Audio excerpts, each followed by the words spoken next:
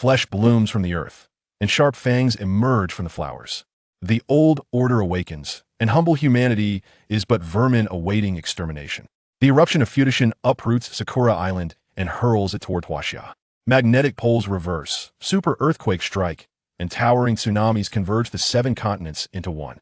Anomalous memes, distorted realities, and layered worlds blur the boundaries between physics and consciousness, rendering even memory untrustworthy.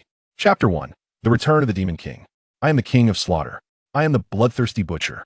I am the embodiment of cruelty. A decade of darkness in the apocalypse. I was betrayed by friends and family, stabbed in the back by brothers. My cheek trampled into the filthy mire of the gutter, my dignity shattered into pieces, leaving only a heart driven by vengeance. In the end, I ascended to the highest throne amidst a mountain of corpses and a sea of blood. Ultimately, I have returned. The stadium. A racing heart. Trembling hands. Yangfeng stood in line for 2 hours, clutching a cup of Trini milk tea, searching near the basketball court. A perfect silhouette caught his eye. Cascading hair like a waterfall fell to the seat, sitting there with a serene grace, warm and innocent. She was none other than the goddess Yangfeng had been pursuing, Xinming Yao. Hey, it's autumn now. Though a bit corny, this counts as the first milk tea of autumn. Yangfeng awkwardly scratched his head, his demeanor somewhat stiff as he uttered the clumsy lines he had picked up somewhere, capable of making anyone cringe. Thank you, Yangfeng. Xinming Yao offered a gentle yet polite smile, her gaze slightly evasive as her delicate fingers tucked a strand of hair behind her ear. This small gesture left Yangfeng momentarily stunned. I'll message you later. Xinming Yao gently waved her hand while holding her phone, subtly indicating for Yangfeng to leave, yet her beautiful eyes inadvertently glanced at a man sweating on the basketball court. All right, we'll talk tonight. Yangfeng's heart swelled with excitement at the prospect of conversing with his goddess. He felt as though he had struck gold. 2 hours of waiting seemed trivial. Even 20 would have been worth it.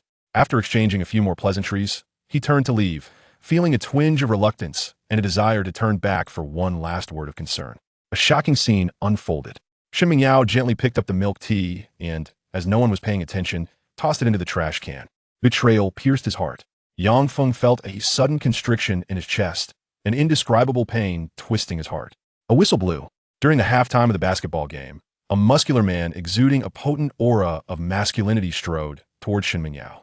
It was Cheng Zijia, the wealthy heir of the basketball team. Xinming Yao immediately grabbed a towel she had prepared and gently offered it to the man, attentively wiping the sweat from his brow. Cheng Zijia wasted no time, pulling Xinming Yao close, his warm sweat soaking her clothes, yet she merely blushed and continued to wipe his sweat away. Why? Why were they so intimate? When did they meet? Could it be that the goddess Xinming Yao did not harbor feelings solely for him? I saw everything just now. That guy brought you milk tea? Ha! Cheng Zijia seemed to sense a gaze upon him, glancing in Yangfeng's direction. As he released Xinming Yao, he picked up a basketball and tossed it towards Yangfeng. Thud! The ball struck him squarely in the face. Blood gushed from Yangfeng's nose, and his entire body fell backward, his head crashing heavily against the cement floor. The world spun. Darkness enveloped him. An overwhelming dizziness, accompanied by an indescribable illusion, radiated a kaleidoscope of colors. Like a revolving lantern, countless dark and bloody images flashed through his mind, a torrent of memories from the future flooding into his brain. The agonizing pain, alongside an influx of memories, made the scenes grow ever clearer. I have returned. Yangfeng opened his eyes, a fierce and resolute glint flashing within, dispelling his earlier naivety. Is this the stadium? Is this before the apocalypse strikes? Yangfeng mused aloud, the metallic scent of blood filling his nostrils. He wiped his nose, realizing he was indeed injured. Yes, the former self was somewhat timid, somewhat juvenile, often bullied. After the apocalypse, having endured countless betrayals, humiliations, and frenzied battles, he carved a bloody path through thorns. You're Yangfeng, right? Cheng Zijia approached slowly, surrounded by several companions from the basketball game, showing no remorse for having just broken Yangfeng's nose. Xinming Yao has quite a few admirers, but your behavior as a sycophant is somewhat repulsive. Consider this a lesson. Do not approach Xinming Yao again. Do you understand? Cheng Zijia slowly crouched down, seizing Yangfeng's collar with a disdainful gaze, as though regarding refuse. The goddess Xinming Yao stood nearby, her cheeks flushed with concern, yet she ultimately bit her lip and turned her face away. Oh, Yangfeng scoffed coldly, his gaze sharpening. Memories faded with time, becoming somewhat blurred. He had once pursued a goddess, and it appeared she did not stand by his side. What are you laughing at? Cheng Zijie was incensed to see him sneering, a surge of wicked fury rising within him as he raised his fist, eager to teach Yang Feng a lesson. At that moment, Yang Feng's peripheral vision caught sight of a discarded skewer nearby. Without hesitation, he grasped it in his palm and struck first with brutal precision. Ruthless and venomous, he acted without hesitation. With a soft sound, the bamboo skewer pierced the throat, entering from one side and emerging from the other. Don't move. I haven't pierced your artery, but if you move around, you might die. The corner of Yang Feng's mouth curled into a devilish smile, his eyes glinting with a sharp and frigid light, akin to a serpent watching its prey. Cheng Zijie clutched his throat, but the fear momentarily obscured his pain and silenced his screams. In disbelief, he gazed into Yang Feng's eyes, which were as cold as blades, rendering him unable to look directly at him. What a pity! The disaster has yet to unfold, making it inconvenient to kill. Otherwise, if I were to be wounded, I would undoubtedly tear you apart. Yang Feng's face leaned close to Cheng Zijie, his upward smile twisting into something grotesque and terrifying, resembling a demon grinning to the roots of his ears. Ah, yeah. The crowd finally reacted, some screaming loudly. Shen Mingyao, unable to believe it, covered her mouth in shock, astonished that Yang Feng, who had always willingly played the sycophant, could commit such a terrifying act. A burly man beside Cheng Zijie, appearing quite capable, was the first to respond. He raised his fist, ready to strike. In that instant, Yang Feng perceived the movement. Despite his poor physical condition, countless battles had honed his exquisite combat skills. Quick-witted and agile, Yang Feng shifted his stance to evade the punch, his hands instinctively reaching forward to grasp the burly man's other arm. With both hands gripping 2 fingers, he exerted force. Crack! Yang Feng's expression hardened as he forcefully bent his hands outward, faintly hearing the sound of bones fracturing, the thick fingers contorting grotesquely. Ah!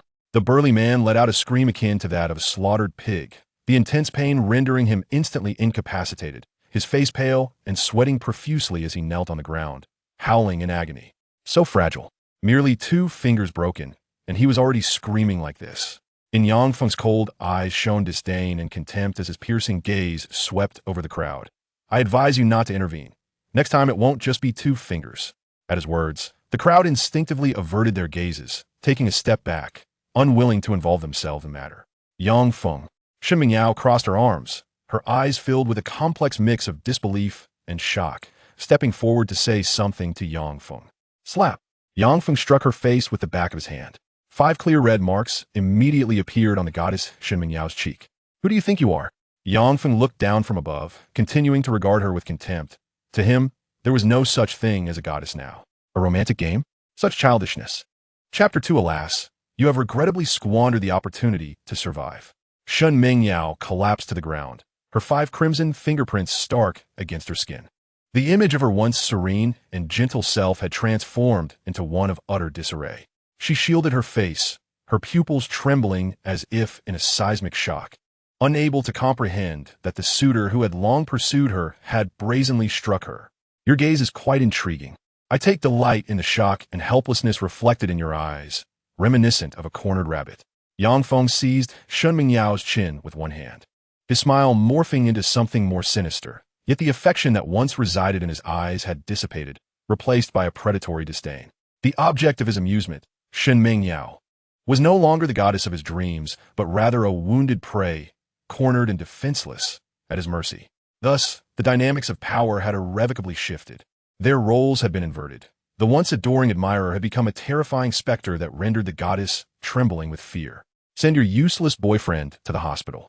The events that are about to unfold will prove to be exceedingly entertaining. I truly hope to encounter the both of you alive once more, as I seek further amusement.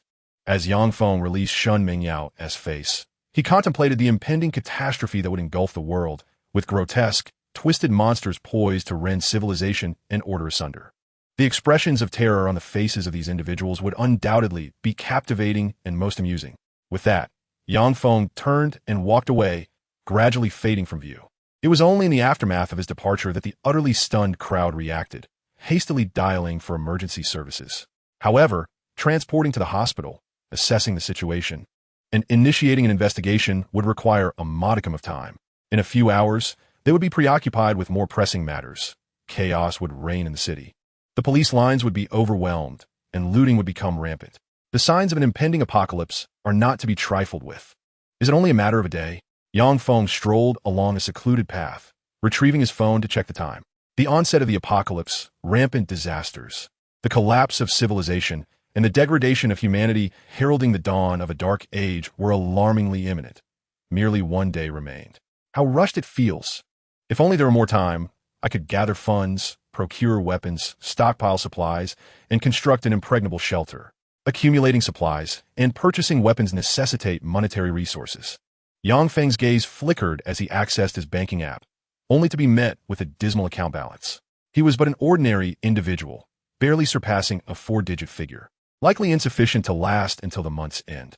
He then opened a loan application, his pupils constricting in horror. He was already deep in debt, with a credit score that rendered him incapable of borrowing another cent. Had I descended to such depths before the apocalypse? Yang Feng's heart was steadfast, unyielding as steel, ruthless and bloodthirsty, yet the world before the cataclysm was not meant to be this way. To appease the so-called goddess, I resorted to various loans, even borrowing money to fulfill her occasional whims. I could have just throttled her. Yang Feng nearly crushed his phone, reflecting on how foolish he had been before the apocalypse. He exhaled a heavy sigh, his cold gaze flickering. I possess no property. I own no vehicle. Without collateral, even the most unscrupulous second-hand agents could not procure funds. This is the stark reality. Yang Feng is not a privileged heir, merely an ordinary individual unable to squander wealth or hoard resources. Desperate times call for desperate measures. The phone rang, and the voice of his uncle came through the line. Yang Feng, what a surprise. How have you been lately? Listening to the insincere pleasantries, Yang Feng cut to the chase.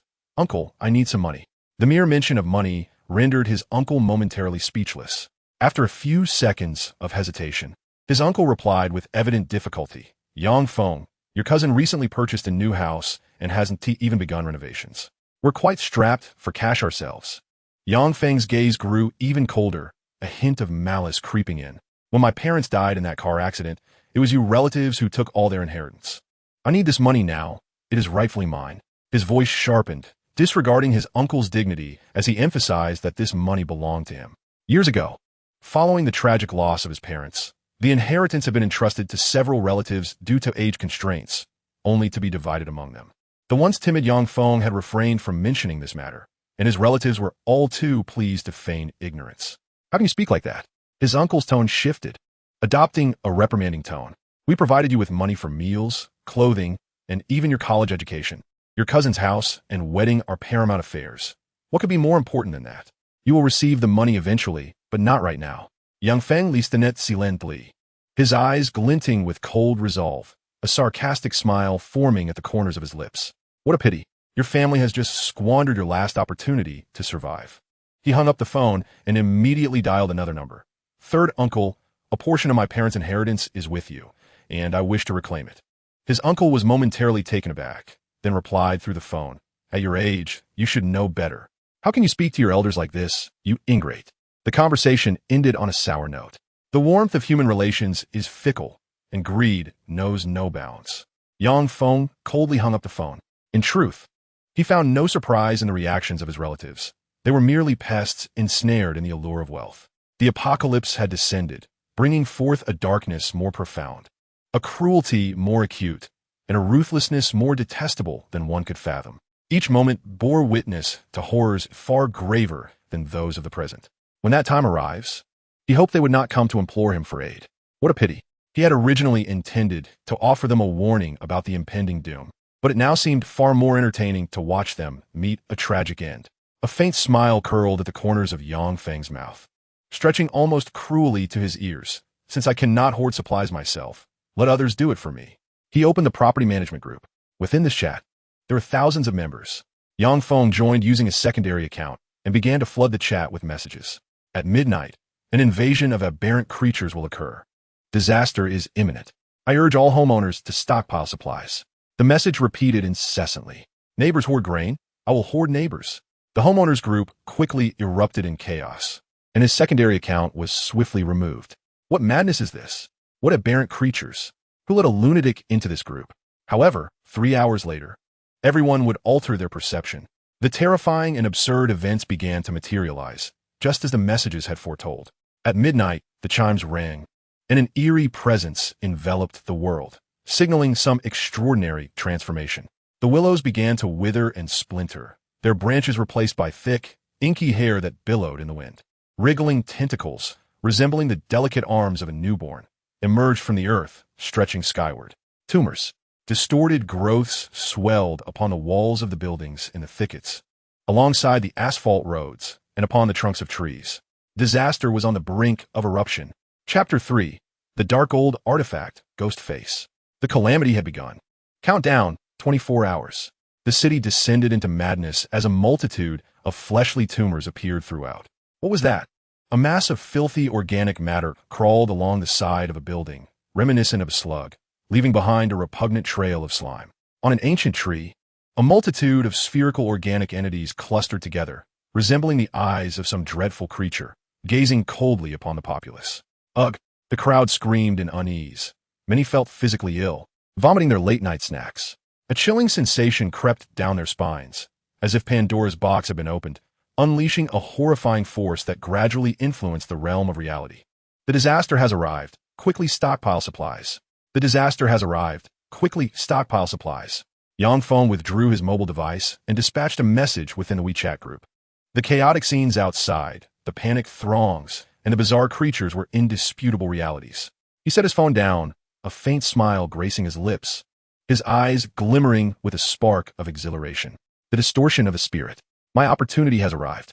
Having endured a decade of a dark apocalypse, with countless sacrifices made, he gradually unraveled the ultimate cause of the mutations. All things possess a spirit. Every thread of consciousness, each fleeting thought, every essence of spirit leaves an imprint upon the world. The death of an individual, the wilting of a tree, the slaughter of livestock all leave behind a residue of decay. Little accumulates to much. Grains of sand build a tower, whether negative or positive. An overwhelming accumulation of energy has rendered the earth incapable of bearing its weight. The river of life has been choked by detritus. It has erupted. The distorted and deformed spirits surge forth as if from a volcanic explosion. This is the cataclysmic deluge of annihilation. This is the meteor that heralded the extinction of the dinosaurs. This is the earth, feeling sullied, indulging in a refreshing plunge into cold waters. I must seek the most suitable supernatural power. Yang Feng searched diligently, observing the writhing organic matter. Organs. Those viscous and filthy organic cysts concealed an even greater reservoir of energy, capable of birthing grotesque and twisted monstrosities. Yang Feng knew that within some tumors lay the coveted abilities that countless evolved beings yearned for, special organs that could greatly enhance human strength. Suddenly, a pool of viscous green liquid came into view, resting near a garbage bin. The energy brewing within was even more refined, as a deformed hand was faintly discernible within the cyst. Green, of emerald quality, far from my requirements. Yang Feng averted his gaze and continued his search for higher-grade tumors, moving against the fleeing crowd in pursuit of the most sinister and formidable variety. Beneath a traffic light, a deep blue tumor hung downward, its energy having attained a certain purity, transforming into a texture reminiscent of oceanic patterns. Inside, a robust leg, akin to that of a beast, began to take shape, the outline becoming increasingly distinct, with sinews protruding densely, exuding a palpable sense of strength. Blue ocean pattern, a commendable quality, yet not immediately useful to me. Yang Feng discovered this superior quality leg, but deemed it inadequate. Having fortuitously returned to the time before the apocalypse, he must find the strongest variant. Behold, what is that? An eye? It appears to be an eye. A throng of people congested near a bar, where atop the roof loomed a large mass of deep purple tumor material, within which formed a circular object. It resembled the eye of some creature, adorned with a peculiar deep purple vertical pupil, sending a chilling shiver through his body upon making eye contact. Profound, malevolent. Yang Feng felt a slight tremor in his heart upon seeing the malevolent vertical pupil. The purple illusion crystal, a rarity of exceptional quality, could empower an aberration to easily overturn an entire legion. In the depths of his memory, he vividly recalled the terror of those aberrations, their horrific abilities effortlessly slaughtering humanity. Even the mobilization of an entire army would be futile against them. The green jade, blue sea pattern, purple illusion, crystal blood body. Corpses of varying purities would give rise to organs of differing strengths, and the powers they bestowed would dictate one's future standing. The strong are sovereign. One must either become prey or hunter, The purple illusion grade is a rarity, while the blood bodhi is even more extraordinary. Young Feng, brimming with ambition, knew that with only 24 hours until the apocalypse, acquiring a blood bodhi level organ would allow him to carve a path through the entire catastrophe. However, there exists a saying, greed can lead one to swallow an elephant whole. The corpse tumors are perilous. They linger within their host, harboring dangerous, tainted consciousness, vying for territory, gnawing and devouring flesh, and poised to seize control of the brain, transforming into grotesque abominations. During the first evolution, one must tread carefully, striving to subdue only a singular ability, with higher quality being preferable. Gritting his teeth, he reluctantly departed from the scene. Yang Feng retrieved his phone, scrolling through social media, where everyone was fervently capturing and sharing various images of bizarre flesh tumors and writhing organic matter. He searched through the pictures, hoping to find the coveted blood bodhi. Suddenly, one photograph caused his body to stiffen. It depicted a tree, renowned locally and said to have lived for over 2,000 years, its bark forming an indistinct dragon pattern. Many referred to it as the dragon pattern ancient tree. At the very center of the tree, a vague black tumor emanated an eerie glow, seemingly enveloped in a nebulous mist. Within the tumor, a distorted visage emerged, exuding an unsettling aura. Could this be dark gold? It is said that beyond the rare blood bodhi purity, there exists an even more extraordinary organ, coalescing pure malevolence, shimmering with a golden hue amidst chaos and darkness. Dark gold, an unparalleled entity, possessing unfathomable power, a mere figment of legend. This is it, is what I seek. Yang Feng's pupils constricted sharply as he swiftly commandeered a nearby electric bike, racing towards the dragon pattern ancient tree. Half an hour later, beneath the dragon pattern ancient tree, people were incessantly capturing images, sharing scenes of wonder on social media. Upon closer inspection, a mass of inky black organic matter writhed beneath, its interior outlining peculiar patterns that gradually formed a twisted human face. It wept at times, and, at others, it erupted in maniacal laughter. It occasionally cast a disdainful glance at the crowd, and, at times, it lowered its eyes as if perceiving the world as futility. The enigmatic dark gold, shrouded in mystery, seemed to exist solely in legends, coveted by countless survivors of the apocalypse. Without hesitation, Yang Feng leaped over the railing, grasped the adjacent ladder, and swiftly ascended to the trunk's heart, approaching the mass of organic matter. With a sudden thrust, his palm plunged directly into the fleshy conglomerate. To his astonishment, he forcefully yanked out the ever-shifting black mass from within the organic substance. "What are you doing? What is that thing? Show us, don't run away." The onlookers, eager for spectacle, attempted to halt Yang Feng, eager to glimpse the object he had seized. Yang Feng wasted no words. He delivered a powerful kick to the abdomen of the ringleader, his heel sinking several centimeters deep, causing excruciating pain that made the man clutch his stomach and writhe on the ground. Get lost. His eyes, sharp with murderous intent, coupled with a thunderous roar, instantly intimidated the surrounding spectators. Yang Feng swiftly mounted a nearby electric scooter and sped back to his apartment with utmost urgency. Chapter 4. Multidimensional Analysis of Superpowers. Dark gold. Good.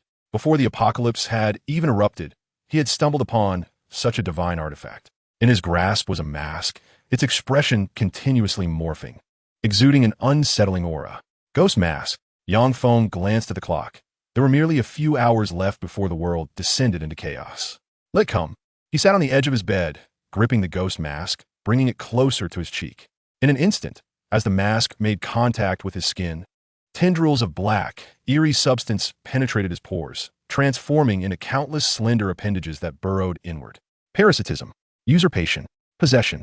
These aberrant substances had the potential to metamorphose humans into terrifying monsters, obliterating the consciousness of the host and supplanting it. As they pierced his brain, a plethora of absurd images cascaded through his mind, simultaneously soothing his emotions while thoroughly anesthetizing the host's consciousness, ultimately leading to its erasure. Ha! Do you intend to annihilate my consciousness? You think you can seize my body? Yang Feng's entire visage, though obscured by the ghost mask, still revealed his grotesquely contorted face, laughing maniacally with exaggerated fervor. Betrayed by all, I have known treachery. I confront monsters and aberrations head-on, yet daggers are thrust from behind. My face pressed into the mire, I lost all dignity amid the laughter of scorn. In the filthy, wretched drainage system, I licked my wounds like a feral dog. Yang Feng spread his arms wide, memories flooding his mind, yet his resolve grew ever more steadfast, as unyielding as forged steel. Do you know how many lives I have taken? Do you comprehend the extent to which I have obliterated your kind? An endless cycle of slaughter, a ceaseless torrent of carnage, and you dare to encroach upon my consciousness? Yang Feng, with one hand covering his face, exhibited an increasingly frenzied gaze, resembling nothing of a mere human. To seize my essence? You are mistaken. It is I who shall harness your power. Yang Feng bellowed, his murderous intent surging forth like a dam bursting, a relentless flood crashing upon the remnants of the ghostly visage, shattering the dark golden artifact with sheer force. Bring it all forth. This is a clash of pure consciousness, where Yang Feng maintained an unequivocal advantage, thoroughly rending the tainted remnants within the ghostly mask to shreds. Power. Dark gold. Ghostly mask youngling. The most enigmatic of artifacts has finally come into his possession. Yang Feng's visage was enveloped in an abyssal blackness, his jaw agape at a near 90-degree angle, revealing a mouthful of razor-sharp teeth. Lacking eyes, nostrils, and ears, yet through this countenance he perceived his surroundings with astonishing clarity. It seemed to conjure a holistic mirror of all existence, akin to radar, rendering all concealment futile, vividly manifesting in his mind. Colors, sounds, tastes, all these are mere information. The multidimensional interpretation of data allowed him to discern the scent and shape of his target through the vibrations of sound, as well as their hue and size. In other words, Yang Feng could hear colors and tastes, see sounds and scents, and savor the fear and consciousness of others. Ah, what a delightful sensation. It was as if he stood as a deity upon the clouds, surveying the world from a third-person perspective. Was this the capability of the ghostly mask? In the wake of apocalyptic calamities, every corner of the world became a battlefield, adhering to the laws of the survival of the fittest in the dark jungle. By mastering information and intelligence, victory was nearly assured. Truly, a testament to the prowess of dark gold capabilities. Remarkably, even in its juvenile form, such strength was evident. Youngling, Yang Feng's memories, forged through a decade of darkness and despair, revealed that parasitic organs, aside from their purity grades, could continually evolve in their forms. Youngling growth phase, mature phase, complete phase, provided sufficient energy and adherence to evolutionary conditions. They could further develop. Certain perilous beings could even transcend the boundaries of completeness. With a mere thought, the black ghostly mask gradually dissipated from his face. A unique ghostly mask emblem now adorned his brow, restoring his visage to a semblance of normalcy, indistinguishable from that of a human. In truth, he had become an evolved being, endowed with the mightiest of artifacts. Is time drawing near? Yang Feng retrieved his phone. Only an hour remained until the stroke of midnight, heralding the onset of the apocalypse. Though his conquest of the ghastly visage appeared fleeting, the battle of wills against the filth had raged for over 10 hours. Fortuitously, the city's law enforcement was engaged in maintaining order. Otherwise, the grievous injury inflicted upon Chang Zijia the previous day could have spiraled into greater turmoil.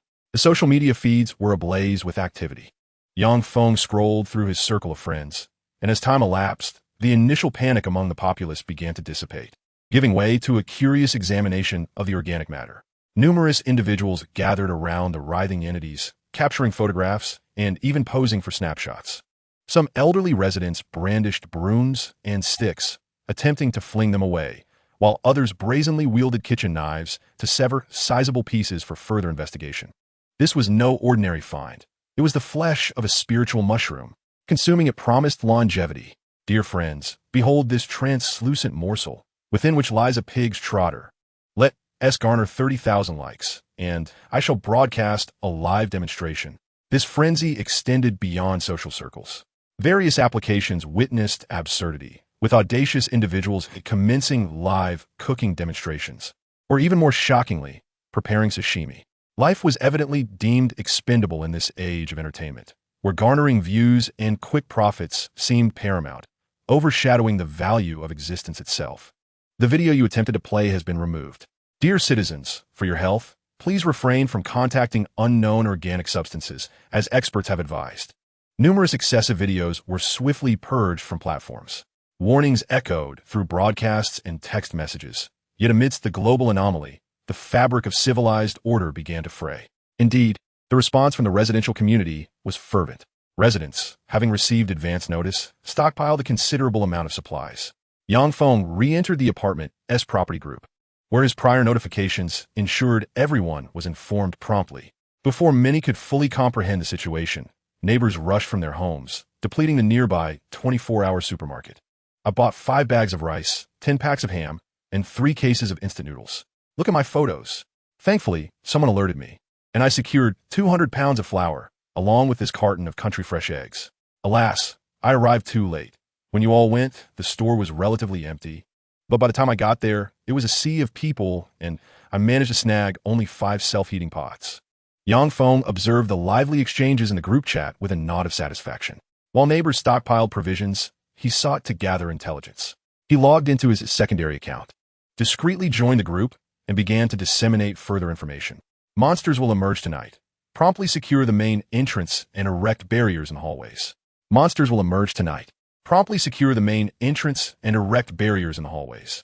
The moment the message was dispatched, it incited a fresh wave of commotion. Monsters appearing? Locking the door? Who was peddling such nonsense? Who was exhibiting signs of madness? Ignore the spam. Expel them. Alas, was this not the very individual who had previously issued warnings? Thank you. Thank you.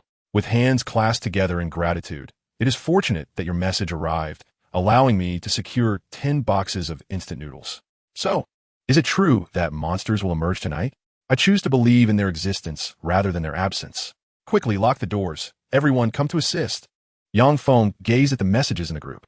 Logically speaking, such erratic information would elicit disbelief. Yet, the circumstances have changed. Having endured the invasion of extraordinary beings and the prior warning, it compelled some individuals to accept the possibility and spring into action. Yes, we must establish defenses in advance. During the initial phase of the apocalypse, we should be able to endure. I hope they prove useful. Yang Feng tossed his phone aside, revealing a cruel smile, then turned to gaze out the window. The apocalypse is upon us. Chapter 5. The Sea of Life, the essence of sand and gravel. It has arrived. The apocalypse has come. Midnight, 12 o'clock. It was as if a deep, resonant bell tolled, echoing throughout the city. A brilliant aurora streaked across the sky, casting a kaleidoscope of colors that seemed to reflect an infinitely extending galaxy, breathtakingly beautiful and intoxicating. Mom, look, the aurora, just like on TV. A pure-hearted little girl pointed at the iridescent lights in the sky, jumping with excitement and drawing her family's attention. Yang Feng squinted at the stunning vista, his emotions a tumultuous mix. The Sea of Life. This was the embodiment of the Sea of Life. Every blade of grass, every tree and flower possesses a spirit, whether human, plant, or animal. Upon death, all return to the primordial Sea of Life. It is omnipresent, belonging to another realm. The residual memories of all living beings are cleansed within this sea, akin to the legendary drink of Meng P's soup, stripping away all impurities. Pure spirits, after undergoing the baptism of the Sea of Life, shall descend once more. They will transform into flowers, grasses, birds, beasts, little worms in the soil, or even children in incubators at hospitals. There is an overwhelming abundance of gravel. Too much gravel requires purification. Entertainment, desire, wealth, power, pain, struggle, helplessness, collapse, extinction. Every thought and emotion that has emerged, the lingering filth, has tainted the entire Sea of Life, bringing the entire ecosystem to the brink of collapse. It tilts. The tainted gravel can only be cast back into the realm of reality. The sky is filled with endless streams of light, akin to a shattered silver vessel, showering countless glimmering grains that descend upon the world like a rain of light. Beautiful, so beautiful.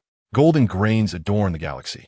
The light rain is so sacred, accompanied by a gentle breeze, gently settling upon the bodies of the people. How delightful! Is this a miracle? Hasten, let us indulge in a libation, for it may well banish ailments and bestow longevity. Beneath the luminous rain, humanity finds itself enveloped in the granules cast from the Sea of Life. A wave of comforting sensations washing over, warm and invigorating to the spirit.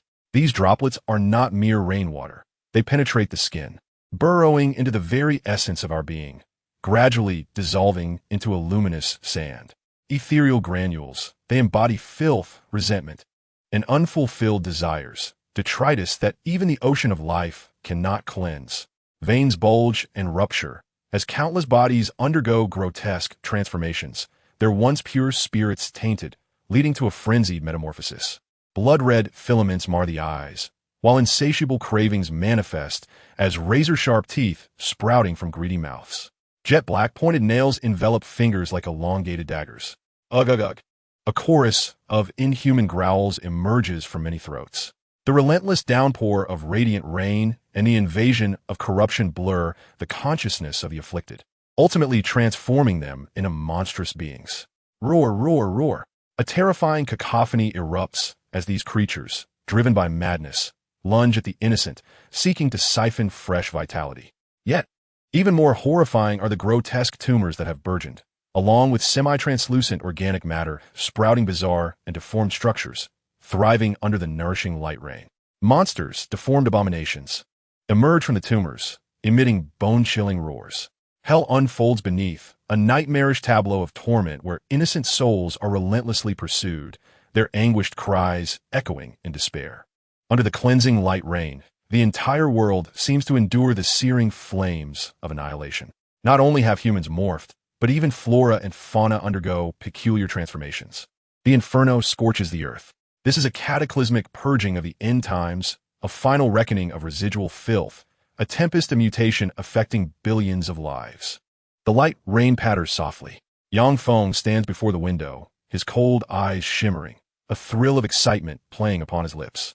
As his thoughts stir, the mark upon his forehead gradually unfolds. The inky darkness envelopes his visage entirely, replacing eyes, nose, and ears with a mirrored abyss. Only an exaggerated mouth dominates his ghastly countenance, a gash extending from one ear to the other. He flings open the window, and with a cavernous maw, Yang Feng extends a viscous tongue to savor the light rain cascading from the eaves. Delicious, truly delectable, ethereal granules harboring the remnants of corrupted consciousness. Whether it is the obsession with wealth, the insatiable thirst for power, or the twisted and frenzied love, these elements serve as the most delectable spices of existence. Such negative emotions fortify my resilience. The rare, dark golden mask possesses the ability to devour these impurities, transforming the grotesque and fearsome essence into a source of sustenance for me. Yang Feng felt an overwhelming sense of satisfaction as the mask once again bestowed upon him a grand surprise. The distortion of the spirit. Some individuals, endowed with unwavering willpower, endure the initial mutations and thereby gain tremendous strength, evolving into the coveted beings that many yearn to become. Yet, among these evolved entities, there exists a spectrum of potency. To attain greater power, one must deepen the degree of distortion. In other words, the more formidable the evolved being, the more one must relinquish their humanity, embracing a unique aberration, with the eventual possibility of transforming into a monster. This is an enigma without resolution. In the dark, apocalyptic decade, people initially crave power, only to later fear it, dreading the day they might succumb to the grotesque and distorted forms of monstrosity. However, the mask is unafraid. It astonishingly feasts upon ethereal gravel. This, perhaps, is the true strength of a dark gold artifact. Hunting, slaughter, not a moment can be squandered. I must embark on a hunt, seizing more of the ethereal essence, striving to become the strongest before anyone else notices. Yang Feng's slick tongue licked his jet-black, mirror-like cheek as he turned to leave the room, preparing to descend stairs. Madness. Outside the apartment, monsters lurked everywhere, alongside even more terrifying aberrations. Yang Feng astonishingly intended to commence his brutal hunting spree on the very first day of this apocalypse. Not a second can be wasted. Strength, strength, strength, strength, strength. I shall make all those who betrayed me, bullied me, and insulted me in my past life suffer the most tragic fates, torn apart by the most merciless methods. Yang Feng arrived at the second floor of the apartment and opened the window. He beheld several decaying corpses below, pursuing unfortunate fleeing humans, their faces grotesquely contorted. He stepped onto the air conditioning unit and leapt down. Chapter 6. The Merciless Battle Machine. Alleyway. The corpses moaned. Jagged teeth protruded irregularly, while brownish-yellow slime oozed through the crevices. The monster, its face grotesquely twisted, stared with bloodshot crimson eyes, searching for prey. Thud! Yang Feng landed on the ground. His knees slightly bent. His body trembled ever so slightly, as the remnants of his humanity instinctively felt fear, quaking in trepidation. Oh, is my body afraid? Yang Feng raised his hand slightly, yet a more exhilarated expression graced his face. Natural enemy. The fledgling bird hides in its nest, sensing innate fear upon seeing the soaring eagle in the sky. The spider emerges from its mother's body, instinctively weaving webs and hunting for sustenance without guidance from its kin, such as the essence of biological instinct. The moment one encounters a formidable foe, the instinct hidden deep within the psyche awakens, instilling a primal fear that compels one to flee. Flee? How mundane. I wish to traverse the razor-thin tightrope, to dance upon the edge of a blade. I yearn to experience the exquisite thrill of slaughter between life and death. Every cell in Yang Feng's body, trembling in the throes of sheer terror, swiftly transforms into exhilaration, as if ignited by flames, surging with newfound strength. Ghost face multidimensional information analysis. Ha ha ha. Yang Feng laughs maniacally, extending his arms wide. The tips of his fingers discern the subtle vibrations in the air, perceiving sound through touch, as information unfolds like a holographic image. The sound reverberates. Shadows flicker. Each molecule of scent is vibrantly alive. The details of 7 decaying corpses materialize in his mind, all surrounding the alley. They approach. They are coming.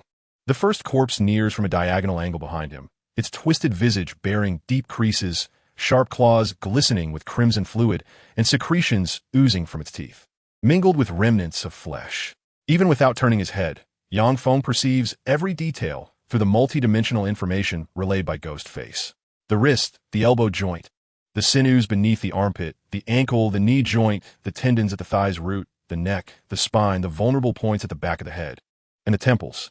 Yang Feng suddenly crouches low, flawlessly evading the strike of the black claw, executing the maneuver with impeccable precision.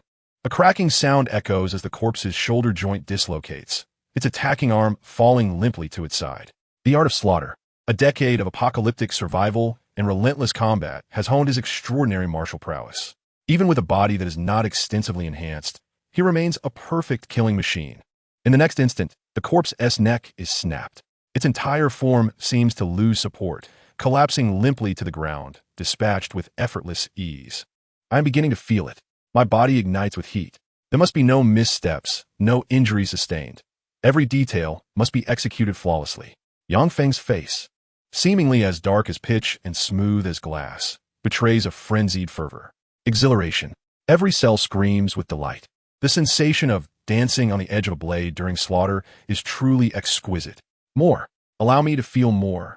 As Yang Feng confronts multiple corpses, the cacophony of battle attracts even more monstrosities rushing towards him. A waltz. Yang Feng appears to be dancing. His footsteps were enigmatic, each evasive maneuver allowing him to narrowly escape the most lethal of strikes. His counterattacks were executed with a finesse that was both ruthless and precise, targeting the enemy's most vulnerable points, often resulting in a swift demise. Thud, hud, hud, hud. One decaying corpse after another collapsed to the ground.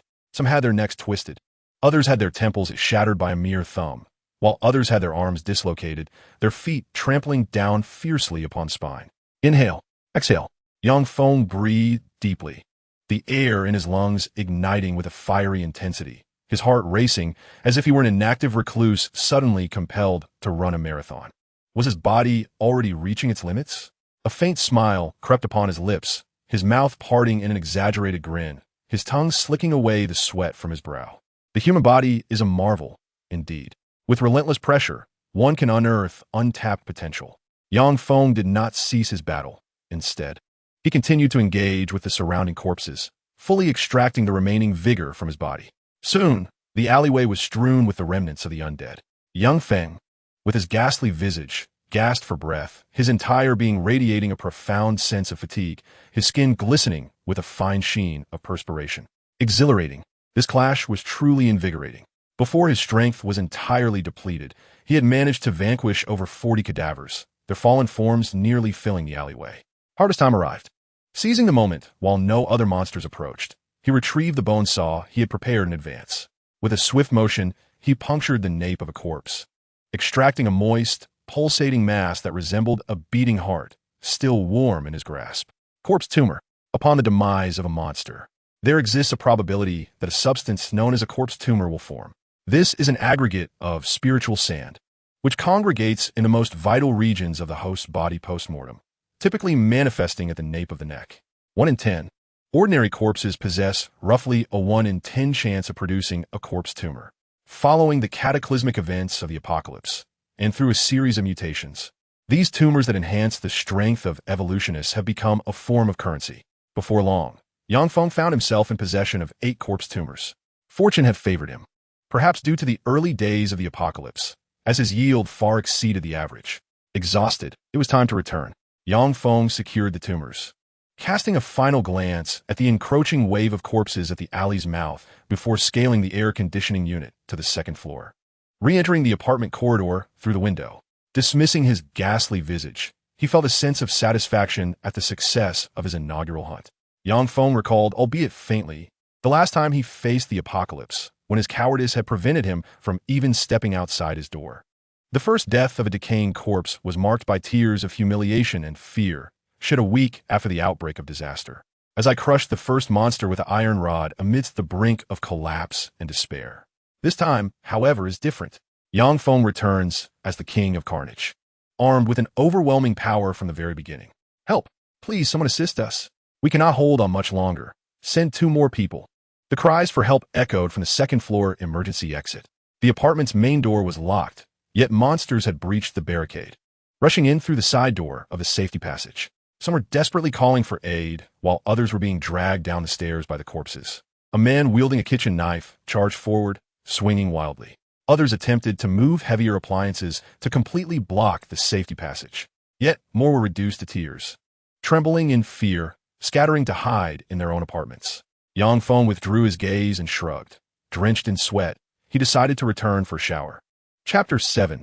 What to do in the apocalypse. An atmosphere of anxiety permeated the air, with screams resonating endlessly. The 2nd floor emergency exit was filled with shouts and roars of men battling monsters. Expensive hardwood tables, luxurious leather sofas, and bookshelves spilling various tomes were all pushed towards the hallway in chaos. Save me. I'm still down here. Don't block the way. Let me up. Let me up. The safety passage on the 2nd floor was ultimately sealed off, but those men who were at the forefront turned back, their eyes filled with extreme fury. Betrayal. A knife in the back. While you were blocking the monsters, others had sealed off the escape route. Amidst curses and cries, a crimson liquid seeped through the cracks of the furniture. The voices of men faded away, replaced by the horrifying sounds of chewing. Such familiar scenes.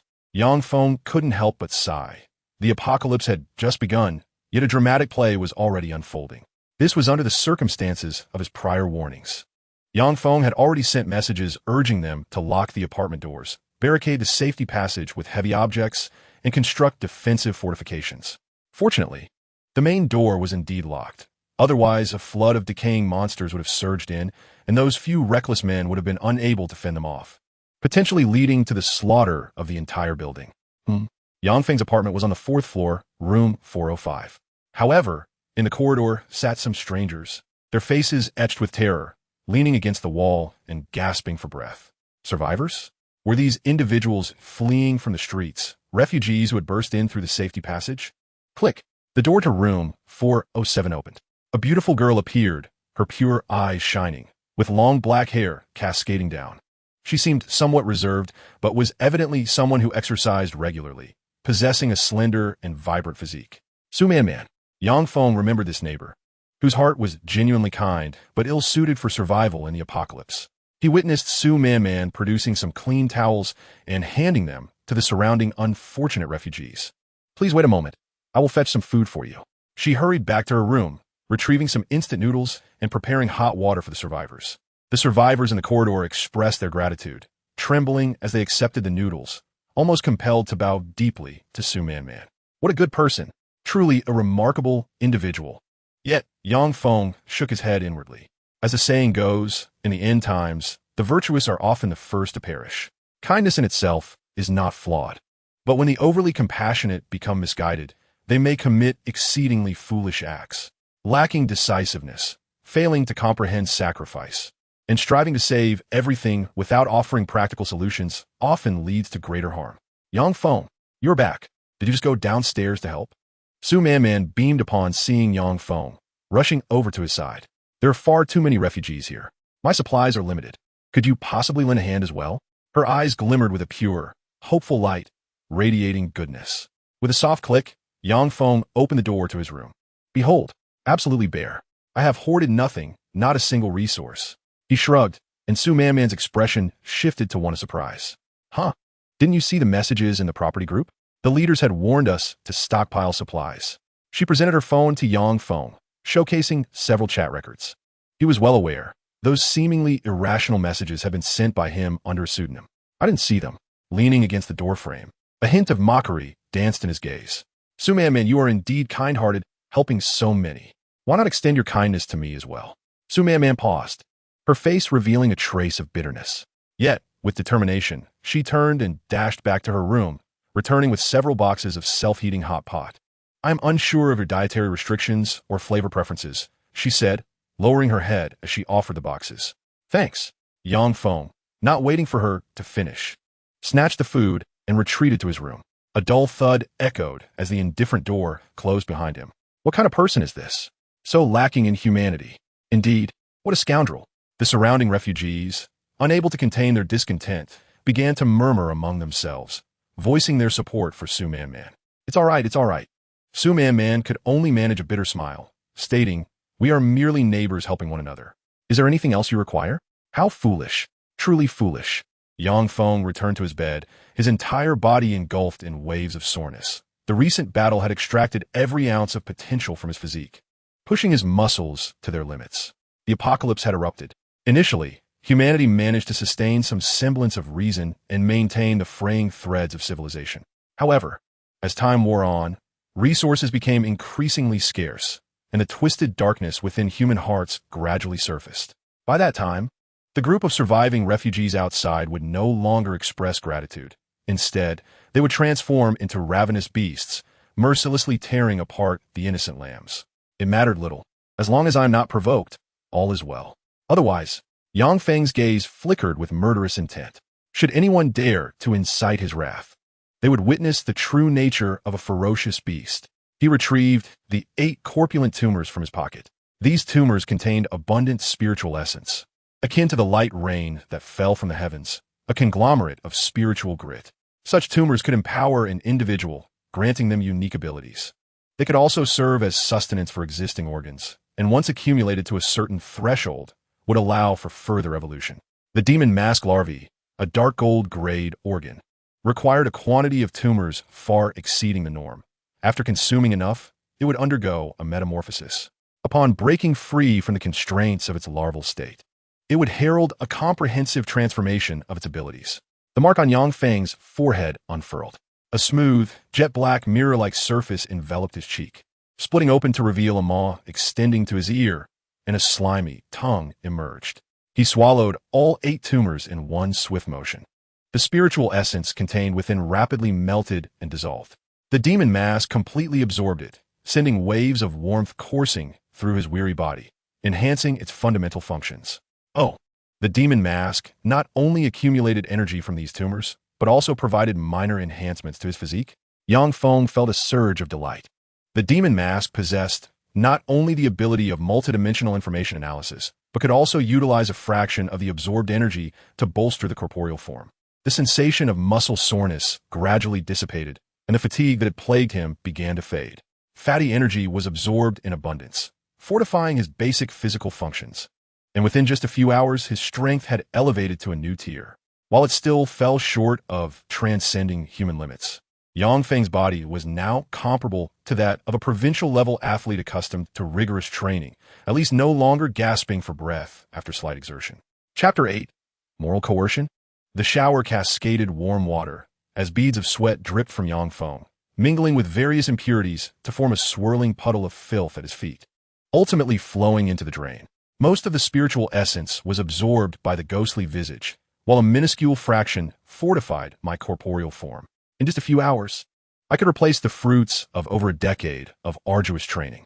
With another session, I might rival national-level athletes and eventually transcend the limits of the human body. Yang Feng contemplated the degree of his physical enhancement. His hunting endeavors must not cease, for he must maintain a position of supremacy. The mark burned with intensity. The ghostly visage had consumed 8 cadaverous tumors. It seemed to be digesting this energy, necessitating a moment of patience. I needed to strategize my time wisely. During the nocturnal hours, when the monsters were most active, would be the opportune moment to venture out for hunting, while ample rest during the day would allow the ghostly visage to assimilate the spiritual essence. My focus should shift to the mightier aberrations. Yang Feng's eyes gleamed. Dispatching a multitude of decaying corpses was trivial, yet those possessing formidable abilities, with grotesquely distorted physiques, were the true quarry. Excitement coursed through him. The mere thought of clashing with more powerful aberrant creatures caused his body to tremble involuntarily. A soft sound echoed as Yang Feng turned off the shower. The apocalypse had just begun, yet water resources remained plentiful. Although the network had collapsed, the electrical and hydraulic systems continued to function automatically. A total power failure would likely ensue 12 weeks into the apocalypse, while the hydraulic system would persist for a while longer, until besieged by the pollution of countless corpses, and the filters were obstructed by aberrant entities. Yang Feng recalled the early days of the catastrophe when humanity still had a breath of respite. Aberrations also required time to mature, from juvenile to adult to fully realized forms. The more formidable the creature, the greater the energy it consumed, implying an increased necessity for human prey. When humans were scarce, powerful aberrations would turn to hunting their own kind, lurking in the darkest recesses, waiting for humans to unwittingly fall into their traps. That was the most perilous phase of the apocalypse. Very well, I shall find every means to grow stronger. With a sense of clarity and purpose, Yang Feng stretched luxuriously. Just then, a knock resounded at the door. Although Yang Feng did not wield the abilities of the ghostly visage, he could still sense that the person outside was Su Man Man. His brow furrowed slightly. He opened the door and coldly inquired, "What do you want?" "I have a favor to ask of you," Su Man Man replied, appearing somewhat shy, as she stepped aside to reveal a mother and child in a distressed state behind her. The child looked terrified. "They have nowhere to stay. May they temporarily lodge with you?" Before Su Man Man could finish, Yang Feng raised a hand and, in a frigid tone, replied no. Su Man Man appeared somewhat grieved.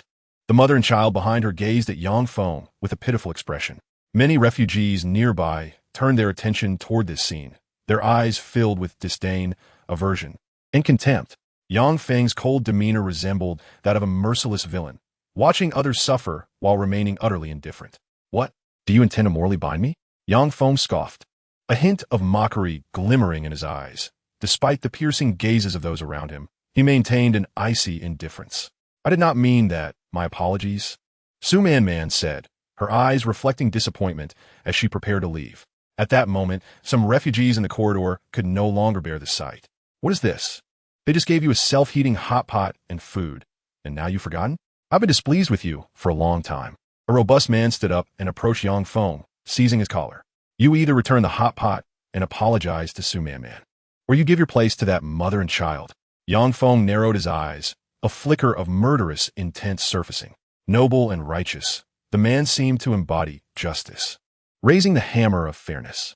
"Let go," Yang Feng stated coolly, his tone leaving no room for negotiation. "What will you do if I don't?" Before he could finish, Yang Feng gripped the man's thumb and forcefully twisted it outward. A sharp crack echoed as the man's sturdy body bent in agony.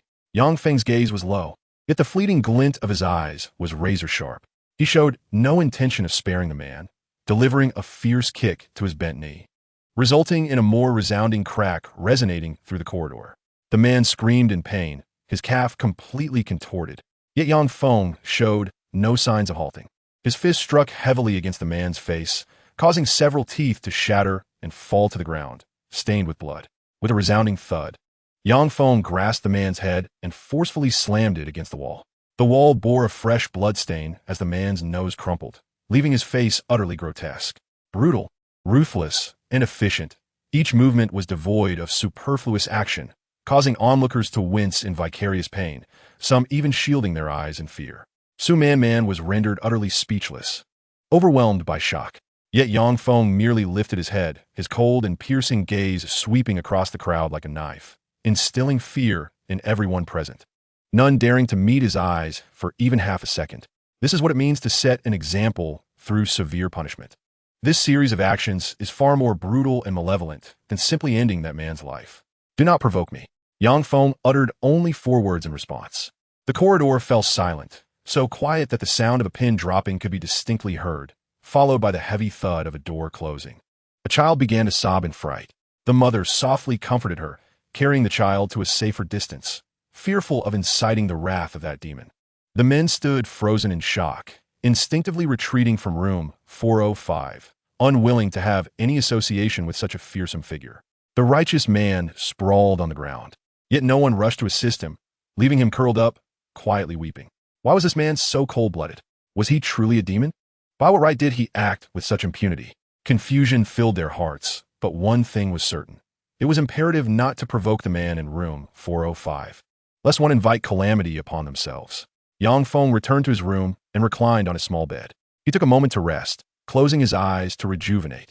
When midnight arrived, it would be time for the next hunt. Chapter 9. Time for the hunt. Midnight. The time for the hunt had arrived. A ghostly mask unfurled, enveloping Yang Feng's visage. Dark as ink and smooth as glass, it bore a vicious, gaping maw, eager to consume its prey.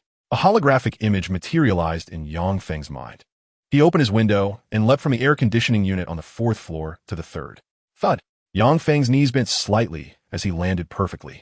This appeared to be a perilous endeavor, yet for one who had complete command over his body and the ability to project holograms, it was a trivial task. He moved with the grace of a cat. With a few agile jumps on the air conditioning unit, he descended from the 4th floor to the ground level. In a shadowy corner, faint rustling sounds emerged. Several decaying corpses lay on the ground, gnawing on something, likely the remains of another unfortunate soul. My physical condition has improved significantly. I should be able to hunt more effectively.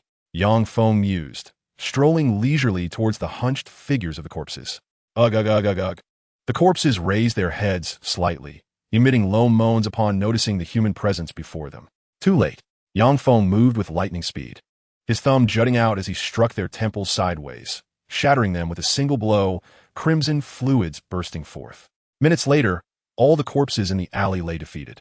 The remnants of yesterday's hunt, combined with today's newly acquired targets, nearly filled the alley with debris. It was time to begin the internal cleansing. This alley connected to the courtyard of the apartment. Let us first eliminate these threats. Yang Feng crouched in the shadows, keenly observing the surroundings. To recklessly appear on the vast street would undoubtedly be a foolish endeavor. First, he needed to cleanse the decaying corpses from the courtyard of his apartment, ensuring that his living environment was rendered significantly safer. A gentle breeze caressed his face, while a row of shared bicycles lay toppled nearby. Electric vehicles, haphazardly parked around the charging station, created a disordered scene, and he could faintly discern the presence of numerous wandering corpses, softly moaning and howling. With a deceptive grace, Yang Feng's footsteps were lighter than a cat's, leaving no trace of sound. He resembled a predator lurking in the darkness, unknowingly closing in on his prey, silently dispatching the corpses near the electric vehicle. He had already eliminated nearly 30 of them without a single monster detecting his presence. Each assassination was executed with remarkable precision. His lungs felt untroubled, and his heartbeat remained steady. Including the several corpses he had dispatched in the alleyway, the total count matched that of the previous day. Yet his body remained in a state of exhilaration, imbued with a lingering sense of unfulfilled desire. Danger. Suddenly, an overwhelming sense of peril enveloped him. Something monstrous lurked in the shadows, waiting for him to fall into its trap. An aberration. This was a creature, a variant of the ordinary corpse, whose body had undergone grotesque mutations. The phantom face. Under the ability of multidimensional information analysis, nothing could hide.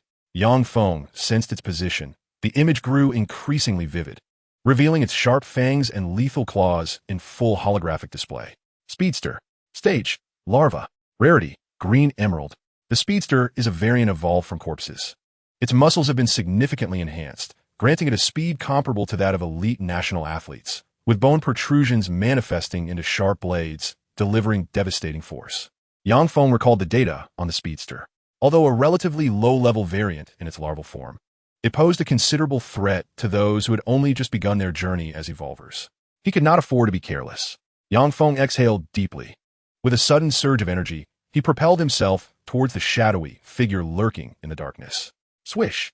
A glint of cold light sliced through the shadows. The Speedster's entire hand coalesced and contracted, spiraling into a bone blade that extended to a length of nearly 1 meter. It transformed into a lethal weapon, narrowly grazing Yang Feng's cheek, even severing a few strands of hair. A perilous, heart-stopping moment. Crack! Yang Feng seized the speedster's arm, his feet planted firmly on the ground. Akin to an ancient tree rooted deep in the earth, a surge of strength erupted from his thighs, coursing through his spine, enabling him to exert tremendous force and twist. With a single strike, the speedster's arm was dislocated. Roar! The Harbinger emitted a pained and furious roar, its gaping maw lunging towards Yang Feng's face in a savage bite. With a thunderous cry, Yang Feng responded, his spectral visage splitting wider, revealing an even more exaggerated mouth as he retaliated with a fierce bite. Bite? Who cannot? Yang Feng's spectral face was of dark gold caliber, and his razor-sharp teeth were undoubtedly far more resilient than those of the Harbinger. With a crisp tearing sound, a foul, crimson liquid erupted as a chunk of flesh was severed and discarded into the nearby thicket, leaving the Harbinger with half a face. Terror gripped it. It was utterly afraid. The Harbinger exhibited a palpable fear, turning to flee, but Yang Feng would not grant it that opportunity. He delivered a swift kick to the back of the Harbinger's knee, forcing it to kneel, its body losing all balance. In a flurry, Yang Feng lunged forward, grasping the remaining arm while his powerful thighs clamped around the Harbinger's neck, unleashing relentless force. At last, a sound akin to shattering porcelain reverberated through the air. The Harbinger ceased its resistance, lying still upon the ground, devoid of life. The hunt was successful. Essence flowed like sand. The green emerald-grade entity, even in its juvenile form, contained an abundance of essence far exceeding that of a decayed corpse. A significant accumulation of essence coalesced, ultimately forming a vibrant green tumor near the tip of his palm. Yang Feng collected it. 7 ordinary tumors and 1 green emerald-grade tumor. Tonight had proven remarkably fruitful.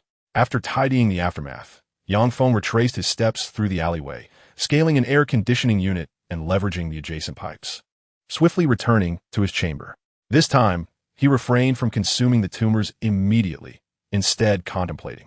With a decade of experience in the apocalypse, Yang Feng understood profoundly that the more powerful an organ, the greater the essence required for its evolution.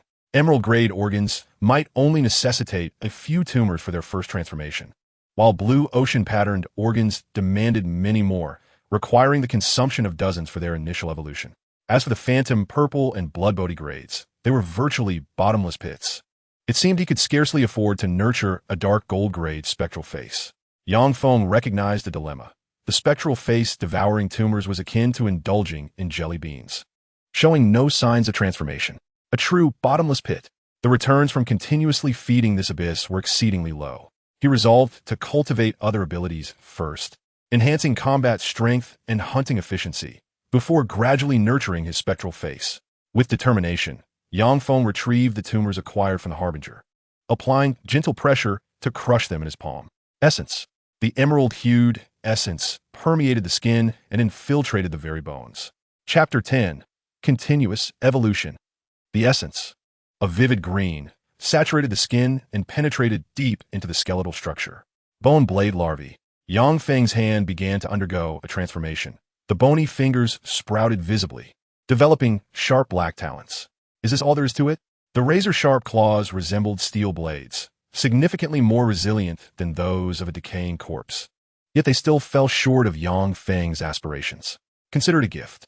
Yang Feng produced the remaining 7 pieces, crushing them and scattering their essence across his palm, which the bone blade voraciously absorbed, triggering an immediate metamorphosis. A transformation. The bone blade, now infused with sufficient energy, commenced a new evolution. No longer mere claws. It sprouted directly from the center of the phalanges, its blade extraordinarily sharp, gleaming like polished steel, reflecting a metallic luster. 5 fingers. 5 bone blades. Bone blade growth stage. A new organ, a new weapon, which transitioned directly from its larval form into a more potent growth phase. The emerald-grade organ, though relatively weak in the latter stages of the apocalypse, still served adequately in the early phases. The bone blade had fully formed. However, this new organ exhibited a rebellious nature, continuing to corrode the bones, seeking to burrow deeper into the forearm, expanding its territory. Organ. These aberrant organs, born from the essence, bestow formidable abilities but also entail profoundly troubling side effects. Disobedient, they may incessantly erode your body until you are entirely transformed into a monstrosity. Do you dare to rebel? Yang Feng's ghostly visage cloaked his face, a slick tongue extending to caress the bone blade, revealing an expression of sheer terror. Little brother, do you think this is your domain? The bone blade instantly ceased its invasive actions, akin to a rookie soldier encountering a five-star general, standing at attention in obedient compliance. A terrifying dominion, an overwhelming aura of oppression. The dark golden visage was sufficient to compel any organ into submission. Failure to comply would result in being consumed. Behave yourself. The bone blade obediently coalesced at his fingertips, 5 slender, sharp daggers poised to strike, yet capable of retracting back into the bones. Exhale. Yang Feng felt a sense of satisfaction. On the second day of the apocalypse, he had acquired another new ability, and it had swiftly reached a growth phase. This bone blade weapon would facilitate future hunts until a suitable replacement was discovered. After a brief respite, Yang Feng first massaged his aching muscles and then performed some stretching exercises. In the face of sustained, high-intensity combat, one must learn to self-regulate. Otherwise, the body would inevitably succumb to collapse. At that moment, a commotion arose from the corridor outside. Why should I yield to you?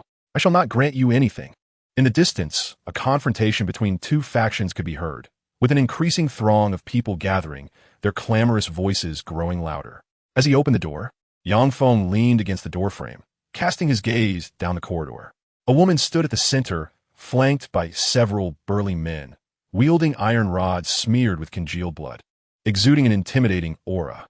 The woman appeared to be in her 30s, adorned with gold-rimmed glasses that accentuated her haughty demeanor, dressed in an elite professional ensemble, with a form-fitting short skirt that revealed an alluring figure. Bai Ting, the property manager of the entire apartment complex, was etched in Yang Feng's memory.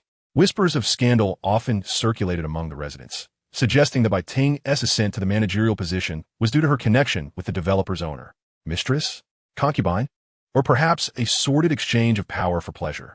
These tales of intrigue were relished and speculated upon by many.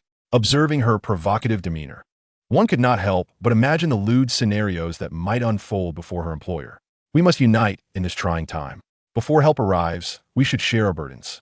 Bai Ting proclaimed with righteous indignation, her intent transparently evident, to collect the supplies hoarded by the residents under the guise of fair distribution. All of these provisions were hard-won in the supermarket. Why should I part with them? Many residents had received advance notice and stockpiled ample supplies, unwilling to share with others. Let's not be so selfish. While you may have hoarded food, many still go hungry. Countless children are starving. Bai Ting played the emotional card, positioning herself on the moral high ground.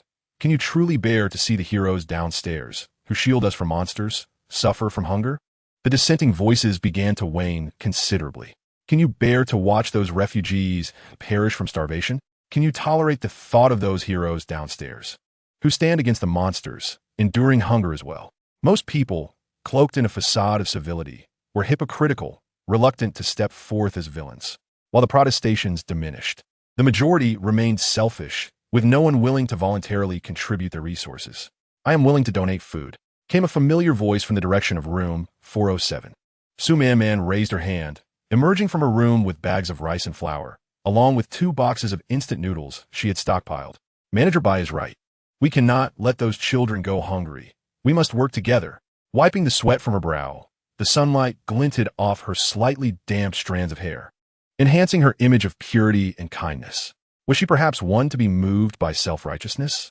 Yang Feng cast a glance at Su Man, revealing a look of disdain. Naive, innocent, and kind-hearted, perhaps untouched by the harsh realities of society? Or maybe she simply enjoyed donning the cloak of benevolence, which, after prolonged wear, had become somewhat difficult to shed. Nevertheless, this homeowner was indeed reasonable. Rest assured, all collected supplies will be reimbursed at 3 times their market value. Our esteemed chairman, Mr. Mo Jianfeng, will certainly not shortchange any of the homeowners. Once the rescue arrives, each individual will also receive a compensation sum. Bai Ting inadvertently displayed a triumphant smile, continuing her grandiose discourse. Mo Jianfeng. Now, there's a figure of considerable repute. He is a well-known local magnate, the very architect behind the residential complex, as well as the nearby shopping mall and the entire commercial street. The mention of compensation caused the previously tense expressions of the crowd to relax slightly. Bai Ting exchanged glances with her subordinates. A burly man grasped a cart, while others followed suit, commencing the collection of supplies from door to door. Refusing to comply? Then you are selfish. You are obstructing our efforts. You are asking for trouble. Several menacingly robust individuals arranged the amassed supplies neatly atop the cart. Even those reluctant to cooperate, upon observing the muscular physique of these men and the blood-stained iron rods in their hands, quickly realized the necessity of compliance. Room 405. Where are your supplies? The leading burly man stood before Yang Feng, blocking his view like a wall. Yang Feng shrugged and casually tossed out the 2 remaining self-heating hot pot boxes, declaring, "It's all here. Feel free to search." The room was devoid of any possessions. The giant glanced into the room, noting its unnaturally clean state, which indeed did not suggest any hidden items. "Kid, you better not try any tricks. If we find out..." The imposing man clenched his fist, producing a crackling sound reminiscent of frying beans, clearly threatening Yang Feng. That should suffice. The cart was soon filled to the brim, resembling a small mountain piled high with various foodstuffs and supplies. Bai Ting wore a satisfied smile, preparing to depart with her subordinates. Wait. At that moment, a voice laced with mockery emanated from room 405. Yang Feng smiled, gesturing towards his own room. "You've collected everything. Now it's time for distribution. As for me, I'm quite impoverished. Would it be too much to ask for a little extra?" Chapter 11. Drenched in sweat, drenched in sweat, drenched in sweat. Mockery. A slight smirk graced Yang Feng's lips, his tone laced with a hint of derision. "I'm quite destitute. Is it too much to request a bit more food?" Yang Feng stated nonchalantly, his demeanor exuding indifference, coupled with a provocative tone that rendered the onlookers momentarily speechless. Bai Ting turned around, gently adjusting her golden-rimmed glasses, her eyes reflecting a hint of confusion, even doubt about whether she had misheard. Without needing to issue a command, the burly leader behind her stepped forward, glaring at Yang Feng with a fiercer intensity. "Kid, I sensed something amiss about you earlier. I advise you to assess the situation clearly. It's best not to stir up trouble." The imposing figure raised his iron rod, pointing it threateningly at Yang Feng's head. Suddenly, a ripping sound pierced the air. It seemed as though Yang Feng had merely lifted his hand slightly, and amidst a fleeting glimmer, a more terrifying occurrence transpired. An arm, wielding the steel pipe, spun through the air before crashing to the ground with a dull thud. The rod clattered to the side, rolling against the wall. Vivid crimson fluid gushed forth like a spring, and it was only then that the burly man reacted, instinctively clutching his shoulder. "Ah!" He shrieked in agony, collapsing to the ground, his eyes filled with profound terror as he gazed at Yang Feng. Had his arm been severed? What had transpired in that brief moment? All that the onlookers witnessed was Yang Feng lifting his hand, and the once fearsome man had lost an arm. "Do not point anything at me." Yang Feng's gaze was icy and merciless, his words chilling the atmosphere, instilling dread in those around him. Stunned, terrified, overwhelmed with fear, Bai Ting, locking eyes with Yang Feng, instinctively retreated several steps until she was pressed against the wall. The remaining burly men also found themselves involuntarily stepping back, beads of cold sweat trickling down their temples. Touching their backs revealed their shirts soaked through with perspiration. They were drenched in sweat, utterly drenched. Just yesterday, he had been the one to strike a man. How brutal. The victim had lost his front teeth, his entire face contorted in agony. Whispers circulated nearby, recounting how the man from room 405 had taught a lesson to an outsider, leaving him in a pitiful state. And today, this man had unleashed his wrath once more. Yang Feng approached a nearby cart and retrieved a perfectly ripened crimson apple from a box of fresh fruit. He then produced a butterfly knife, skillfully twirling it in his hand, creating a dazzling display of blade movements before slicing the apple into equal segments that fell neatly onto a plate. With the tip of a knife piercing a slice of apple, he savored it slowly, revealing his signature devilish grin. "I shall reiterate, all these supplies will remain here. You have no objections, do you?" Yang Feng's cold words were as sharp as blades, and Bai Ting could feel the immense pressure bearing down on her, forcing her to swallow hard. "I cannot explain." Bai Ting's words were left unfinished when a butterfly knife was thrown, striking the wall beside her cheek with deadly accuracy, severing several delicate strands of hair. Had it deviated by mere centimeters, it would have pierced her skull. "Oomph!"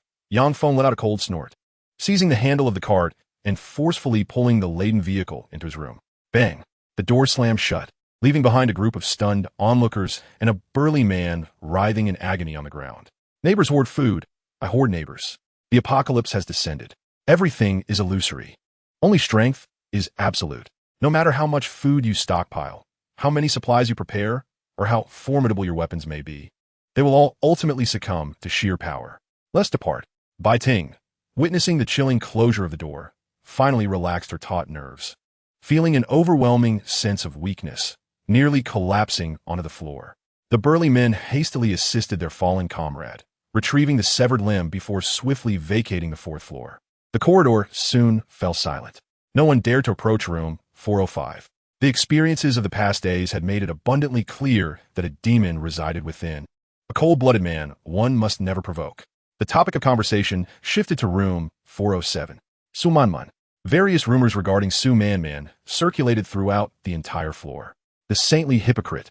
What a facade of goodness. Damn it, when others came to collect supplies, she rushed to comply, ultimately bringing misfortune upon us all. Had we simply united, refusing to submit our provisions, Bai Ting would have certainly said nothing. Would she dare to enforce compliance upon everyone? A malicious figure. A malicious figure. A malicious figure. Su Manman's kindness had rendered her a source of harm. People always seek an excuse, particularly to justify their own cowardice. If it were not for Su Manman, I would never have submitted my supplies. If it were not for Su Manman, I would have fought alongside Bai Ting and the others. If it were not for Su Manman, would we have feared those burly men? If it were not for Su Manman, it would be Bai Ting who should be afraid. Those steel rods do not intimidate me. To rationalize one's cowardice by seeking a scapegoat is undoubtedly the most convenient and self-justifying course of action. The gazes directed at Su Manman shifted, as if she were the root of all evil, the culprit behind the loss of provisions. Yet the reality was far more terrifying. Their food and supplies were indeed in room 405, yet no one dared to lay blame at Yang Feng's feet. No one dared to provoke this demon. I merely wished to assist. Su Manman endured the collective ire of those around her, her eyes filled with confusion. Had she truly erred? Was it wrong to extend a helping hand to others? She generously donated her supplies, yearning for more individuals to receive assistance, wishing for more people to have food. Is there anything wrong with that? She sat helplessly at her doorstep. The initial pair of refugee mother and child sat across from Sumaman, and a rumbling sound from the child's empty stomach broke the silence. "Mom, I'm hungry," the child, not yet 10, lamented once more. The mother, visibly distressed, could only offer comforting words. Once the food is distributed, there will be something to eat. Sumaman gazed at the pair, her heart aching with kindness. Suddenly, an idea struck her, and she hurried to the kitchen, opening the fridge's compartment to find some leftover food. As if seeking redemption, Sumaman warmed the meager remnants and brought them to the mother and child. Let the little one eat his fill first, she thought, her eyes softening. However, the pair accepted the food with indifference, consuming it without gratitude. "You are the cause of our suffering. It's because of you that there is no food." Sumaman heard these grievances, tears of injustice shimmering in her eyes. Just yesterday, she had rescued these refugees, providing them with food and warm water. Yet today, she was labeled the villain. "You are hoarding food, aren't you? I knew you were not clean in your dealings. You preach food donations while keeping a stash for yourself." The surrounding refugees, upon witnessing the mother and child with food, were consumed by envy, clamoring to storm into Sumaman's home. They ransacked it, venting their frustrations, taking everything they could grasp. Sumaman sat helplessly in a corner, tears streaming down her face as she listened to the vitriol of the refugees. She was bewildered, wondering what she had done wrong. This scene resembled a film. When the gun fires, can you see who pulled the trigger? I cannot see clearly. They stand atop their moral high ground, basking in the sunlight. Chapter 12. Expanding the hunting grounds. The night was shrouded in mist. Through the window, one could see numerous corpses wandering aimlessly, mindlessly intruding upon the apartment complex. Groans emanated from the decaying throats of the corpses, and beneath their torn and tattered flesh, a faint glow flickered. Spiritual essence. The distorted spiritual essence had yet to be fully absorbed, rendering the grotesque creatures akin to swathes of glowing sticks, resembling clusters of fireflies gathering together. The corpses, the most primitive of monsters. In a few days, once they completely absorbed the spiritual essence, their physical strength would elevate, making them far more troublesome to deal with. Yang Feng observed from above. As the apocalyptic disaster unfolded, countless beings began a grotesque evolutionary race, whether they were mutated corpses or monstrous creatures, all enhancing their mutations. Rowing against the current, one must either advance or retreat. It is imperative to enhance hunting efficiency. Yang Feng, fully prepared, opened the window and leaped down, expertly landing on the air conditioning unit, and then gracefully descended to the ground using the pipes. The silvery shards of moonlight cascaded down. His visage, shrouded in darkness, resembled a mirror-like mask, absorbing every fragment of silvery light, akin to a black hole devouring all sources of illumination. With a swift motion, his fingertips transformed into bony blades. 5 slender, razor-sharp bone blades protruded, gleaming like tempered steel under the moonlight. They had arrived. A few unfortunate corpses, having wandered into the alley, stumbled over the scattered bodies, drawn towards Yang Feng by the sound. Multidimensional information analysis. A holographic image captured the information within a radius of 100 meters, vividly materializing in Yang Feng's mind. Without hesitation, his steps quickened as he charged towards the approaching corpses. A flash of chilling brilliance illuminated the scene, followed by the thud of round, bulbous objects hitting the ground. Filthy, crimson liquid gushed forth. Spherical masses, akin to watermelons, rolled across the ground, their incisions smooth and even, reflecting a mirror-like sheen that showcased the sharpness of the bone blades. After all, these were specially evolved organs. With ease, Yang Feng wielded his bone blades, making the extermination of monsters remarkably effortless and efficient. A single stroke was sufficient to slay them, far surpassing the speed of employing combat techniques that targeted joints and weaknesses. 2 grotesque tumors were collected. In the early days of the apocalypse, a plethora of spiritual grit had remained unabsorbed, accumulating within the tumors, resulting in a far higher drop rate compared to later periods. First, he would methodically clear the monsters within the apartment complex. Yang Feng cast his gaze towards the inner courtyard. The wandering corpses, having mistakenly intruded, were scattered across the open space, incessantly searching, utilizing their highly developed olfactory systems to capture the scent molecules in the air. Some of these corpses had indeed caught a whiff of living beings, staggering towards the staircase leading to the safe passage. Bang, bang, bang, bang. Several corpses clashed against obstacles, their claws scraping against heavy bookshelves and wooden beds, leaving a multitude of claw marks. The staircase of the passage was obstructed by too many barriers, rendering it impassable. After many futile attempts, a dozen corpses managed only to shatter the outermost bookshelf before returning to their aimless wandering, swaying as they departed from the staircase of the safe passage. In no more than half a month, the apartment could very well fall. Corpses that had fully absorbed the spiritual grit would mutate, giving rise to a horde of grotesque abominations. Yang Feng observed from the shadows, muttering to himself. For now, the apartment appeared impregnable, with the main entrance secured by heavy chains and the safe passage blocked by various obstacles, preventing any monster from breaching the defenses. Yet in a few days, the situation would be different. Numerous monsters have met the conditions for evolution, transforming into extraordinary beings capable of effortlessly shattering locks and tearing through barriers in secure passageways. They surge into the apartment complex like a tiger among sheep. The chilling moonlight cascades upon their razor-sharp bone blades. In the courtyard, decaying corpses are mercilessly hunted down, with a ghostly figure emerging from the shadows, brandishing lethal claws to deliver fatal strikes. 3 corpses have been claimed. Within the confines of the apartment complex, the area has been thoroughly cleansed, a task both simple and effortless. This is merely a warm-up. Yang Feng weighed 5 corpses in his hands. The recent spate of hunting is but an appetizer for him now. It is time to expand outward. Yang Feng's icy gaze fixed beyond the community, signaling the need to broaden the hunting grounds.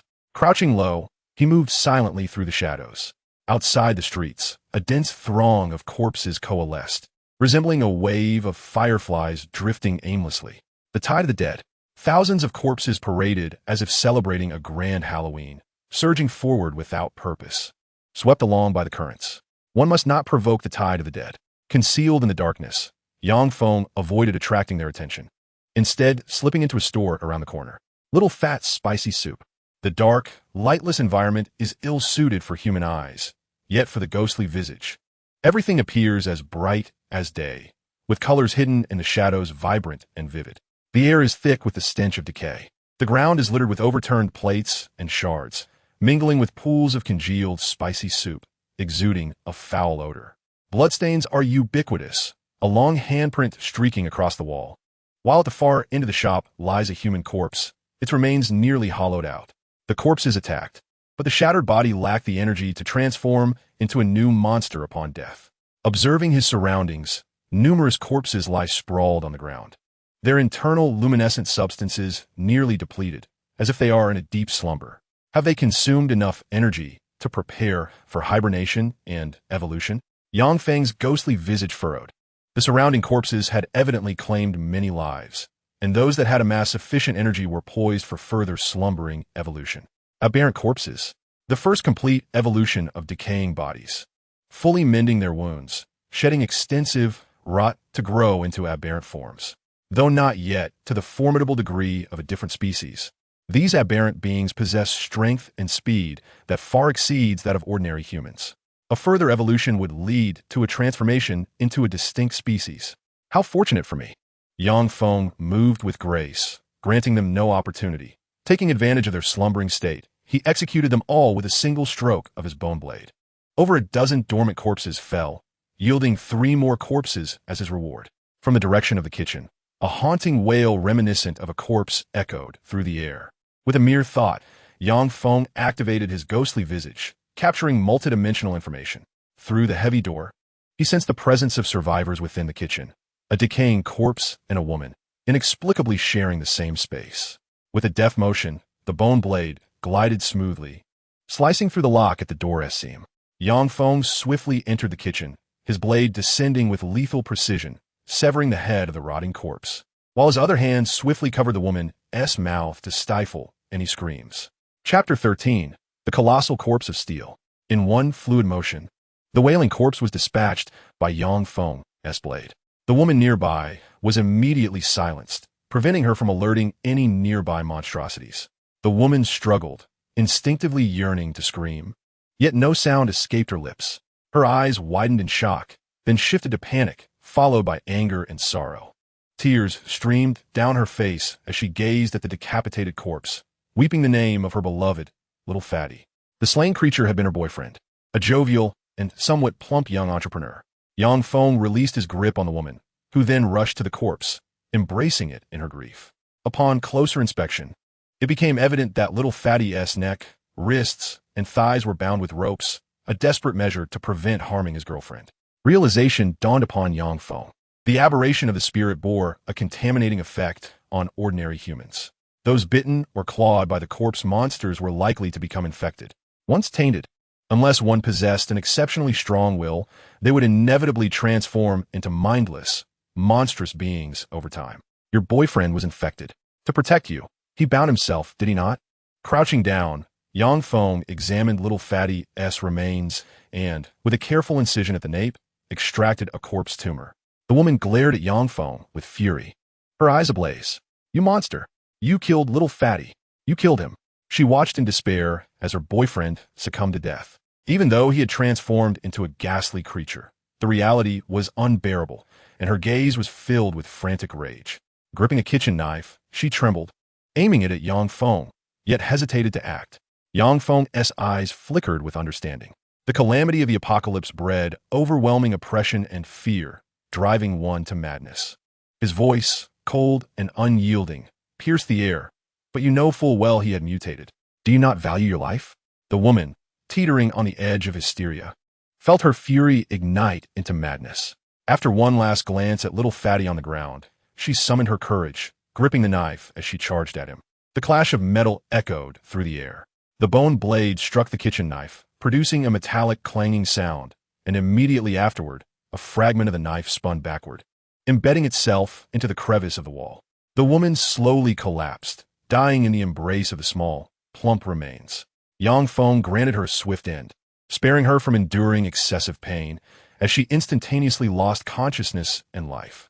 The ill-fated lovebirds, once thriving and brimming with happiness, their love and careers flourishing, met their demise in this cruel and twisted apocalypse. Their actions may seem utterly insane to outsiders, yet Yang Feng understood that the true madness lay within this distorted world. Resources were scarce. The gas canisters, however, could be fashioned into weapons. After a brief moment of reflection, Yang Feng began searching the kitchen for any tools worth collecting, culinary instruments, sharp kitchen knives, and 2 spare gas canisters. Yang Feng possessed the bone blade, rendering weapons unnecessary, but the gas canisters were valuable, capable of being transformed into makeshift explosives. Inside the freezer, there remained some fresh meat and ingredients for Odin. Yang Feng opened the freezer, noting that various meat components for spicy hot pot were stored within. For him, resources were plentiful. He still had a considerable stockpile of food looted from his home. He made a note, pulling out a small notebook to sketch a rudimentary map. Outside the apartment building, he marked the location of the small hot pot shop, recording the details of the 2 gas canisters and the fresh meat, facilitating future collection efforts. The hunt must continue. Yang Feng had already slain nearly 10 corpses that night, yet he felt unsatisfied. His remaining stamina was sufficient for further hunting. The back kitchen had 2 doors, one leading to the shop and the main street, the other to a narrow alley. The alley connected to some older neighborhoods, dilapidated and worn down, housing a few vegetable and butcher shops, as well as several ordinary, budget-friendly supermarkets. With no large waves of corpses, it was relatively safe, making it suitable as a new hunting ground. Something felt amiss. Yang Feng opened the back door, acutely sensing an unusual atmosphere. The ground of the worn alley, long neglected, was riddled with many pits and depressions. The butcher and vegetable shops were adjacent, and years of accumulation had left the signs marred with grime. Despite the decrepit state of the alley, the number of decaying corpses should not have been so sparse. There were only a handful of scattered creatures. Bang, bang, bang, bang. From a nearby butcher shop came the sound of heavy chopping. Yang Feng's heart quivered as he concealed himself in the shadows, edging closer to the shop. The air trembled, transforming into ripples that formed a more vivid three-dimensional image, revealing a colossal figure, a butcher.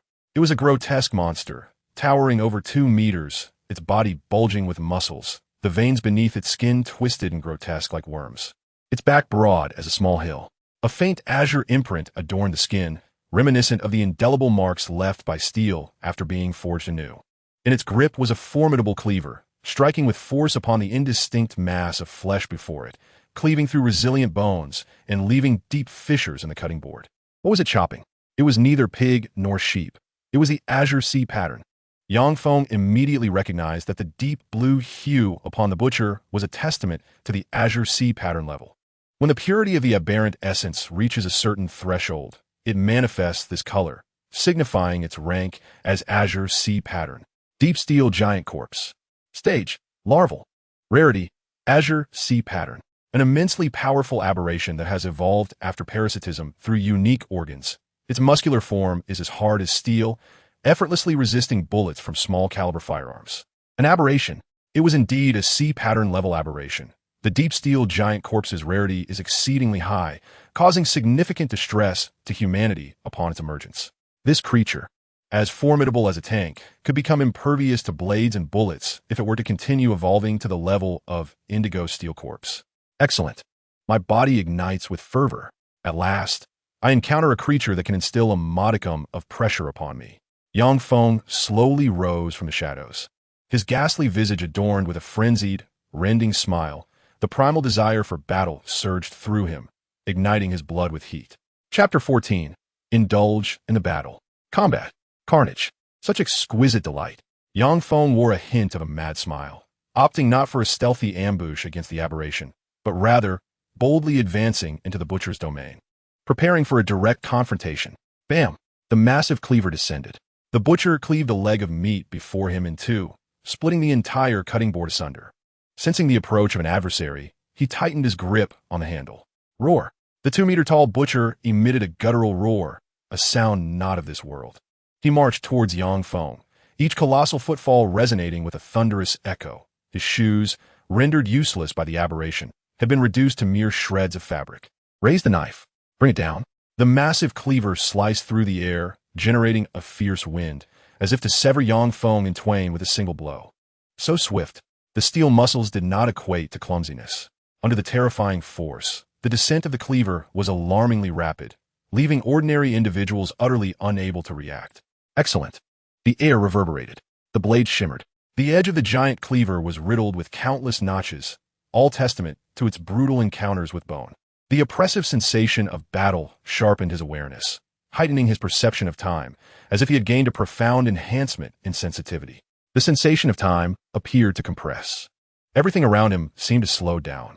Yang Feng's face, as dark as ink and as smooth as a mirror, unexpectedly displayed an expression of extreme exhilaration as he sensed the imminent peril of the blade descending upon him. Indeed. This sensation was utterly intoxicating. In the next heartbeat, he would be cleaved in two. In the next moment, the butcher's knife would sever him, with death looming ever closer. Though Yang Feng's ghastly visage bore no eyes, he could feel the excitement shimmering within him, reveling in the thrill of impending demise. Just a moment longer. Just one more fleeting second. Closer. At the very instant the butcher's knife was about to descend upon his ghostly face, time seemed to compress to the point of explosion, and the sensation of near death reached its zenith. Yang Feng abruptly twisted his foot. In that final moment, he narrowly evaded the lethal strike. A single strand of hair drifted away. Had he hesitated even a fraction longer, his head would have surely been cleaved asunder. It was deliberate. He could have evaded the blow much earlier, yet he consciously chose to wait until the last possible moment to escape. Deviant, distorted, madman. None of these words could adequately encapsulate Yang Feng's recent frenzied actions. He had brushed with death. How utterly fascinating. Hiding aside, he gasped for breath, savoring the thrill of death's proximity, his lips unconsciously stretching into a grin that reached his ears. The butcher, however, offered him no respite. The massive cleaver swung horizontally, aiming to sever Yang Feng at the waist. Clang! Yang Feng's bone blade clashed against the butcher's knife. The collision of metal produced sparks that flew in all directions, and the tremendous force nearly fractured Yang Feng's wrist. The disparity in strength was colossal. Yang Feng's feet pounded against the ground, retreating swiftly as he channeled the recoil into the earth, yet he still felt a tingling numbness in his arms. A drop of blood trickled down. The bone blade was wounded, and his finger bones twisted slightly, crimson droplets seeping through the torn gaps, leaving his forearm in a state of numbness. What a delight! This strike was quite commendable. Yang Feng's face contorted further, savoring the oppressive sensation of his opponent's relentless pursuit, his entire body trembling involuntarily, as if in fear of the butcher before him. Instinct. This body instinctively trembled in fear. Yet, that trembling fear ignited a powerful fighting spirit within him, compelling his body to unearth greater potential. Only by doing so could he survive. Tremble. Fear. Adrenaline surged. The potential of my body is drawn forth by the dread of death. This sensation of teetering on the brink of death, dancing upon the edge of a blade, is truly exhilarating. A decade in the apocalypse. No one could maintain their sanity. How had Yang Feng, once a mere waste, managed to carve a bloody path, surpassing those extraordinary and gifted powerhouses left behind by countless evolvers? Madness. What he relied upon was the unrelenting frenzy of ceaseless slaughter. Now was his turn. Yang Feng felt an exhilarating rush, every cell in his body immersed in a frenzied state. His steps were agile and elusive, the bone blade glistening with a sharp, cold brilliance, deftly dodging the butcher's attacks while striking beneath the raised arm. Resilient, muscles taut and sinewy, the sensation of the strike felt akin to cleaving through steel, as the robust muscle fibers intertwined like twisted steel rebar. This blow merely left a shallow gash upon the butcher.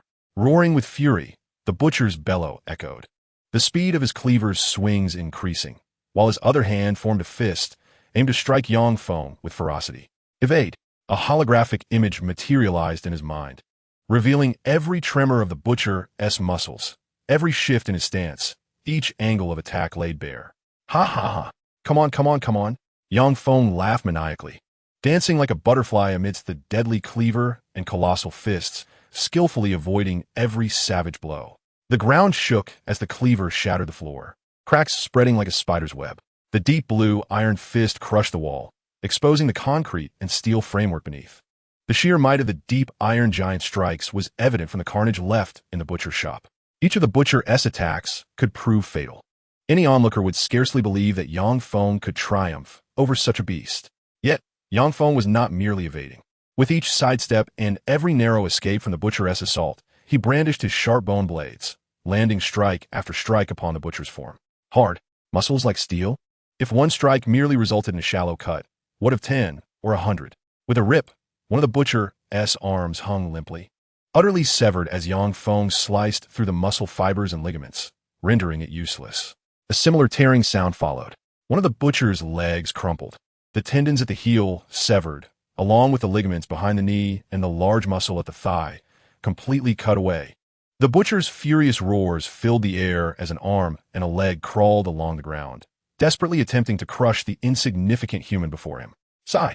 The thrill had waned. Without a threat, there was little enjoyment left. Yang Feng exhaled deeply, the satisfaction of the exhilarating battle now overshadowed by the one-sided slaughter. The victor was clear. The once menacing, deep-ironed giant no longer provided him with joy. What followed was simple. Yang Feng positioned himself behind the butcher, his bone claws severing the vital point at the nape of its neck. Dark blood flowed forth. Ethereal essence shimmered, the deep blue markings fading, as immense energy retreated in a singular direction, ultimately coalescing into a deep blue corpse tumor. The rare blue sea pattern corpse tumor of the rare grade, suitable for augmenting my physique. Chapter 15, Deep Iron Fiber. Apartment. Yang Feng returned to his chamber. After the frenzied slaughter, his taut nerves began to relax slightly, and a tide of bodily soreness surged forth, as if his bones were on the verge of disintegration. The corpse tumor, a deep iron giant corpse, gleamed in his palm under the light, resembling a resplendent sapphire, with its internal distortion radiating a brilliant glow. Organs. Muscle enhancement. This corpse tumor is the epitome of muscle enhancement. Even in its juvenile form, the muscle fibers are capable of withstanding small-caliber firearms, and as its form continues to evolve, it can achieve near invulnerability to blades and bullets. With a sudden crush, Yang Feng shattered the tumor. The dazzling, deep blue essence enveloped his skin, permeating his muscles, bringing forth waves of warmth. Soon, the warmth transformed into excruciating pain. Every muscle in his body erupted with intense, tearing sensations, as if countless worms wriggled beneath his skin, akin to thousands of ants gnawing at his flesh. Yang Feng's complexion turned pale, beads of sweat dotted his ashen face. The power of the blue sea pattern rare grade corpse tumor surged violently within him. It did not merely infiltrate his muscles, it tightened around his bones, even attempting to envelop his organs, seeking to completely dominate this body. You, little one, dare to rebel? Yang Feng's visage twisted into a cruel grin, revealing a malicious crack, his expression contorted with mania. Dark gold, as if a demon king, casting a disdainful gaze upon the world, descended. It was a natural suppression of bloodline, embodying an utterly terrifying dominion. Yang Feng's mouth twisted open, a glistening tongue flicking across his skin, signaling a threat. I shall consume you, tear you apart. I will grind every essence to dust and wholly devour you. The azure essence, radiating a cerulean hue, immediately retreated from its invasion. It obediently heeded the reprimand of the demonic visage, daring only to integrate into the muscles, solidifying its rightful territory. Powerful, robust, resilient, like muscle fibers forged from steel. Deep iron fiber. Yang Feng acquired a third special organ. His muscles underwent a unique enhancement, revealing a deep blue sheen hidden beneath his skin. Gurgle, gurgle, gurgle. Yang Feng seized over 10 ordinary corpse tumors, all consumed by the demonic visage. The face of the demonic visage, polished and dark, shimmered with points of energy from the essence conversion, most of which it absorbed, while a small portion was returned to Yang Feng's body. Comprehensive enhancement. Although the degree of enhancement was modest, it was stable, repairing old injuries in his body and making the other organs more obedient. National-level elite athlete Yang Feng has recently undergone a remarkable transformation, elevating his physical prowess to that of a provincial athlete. The infusion of spiritual essence has catalyzed yet another metamorphosis within his body. Excluding certain specialized organs, his overall physical condition has ascended to the pinnacle of national athletic standards, nearing the utmost limits of human capability. His cardiopulmonary function, bone strength, reflex response speed, and metabolic rate have all seen substantial enhancement. As Yang Feng reclined upon his bed, he succumbed to a profound slumber, his body expending the last vestiges of energy amidst a vigorous evolution.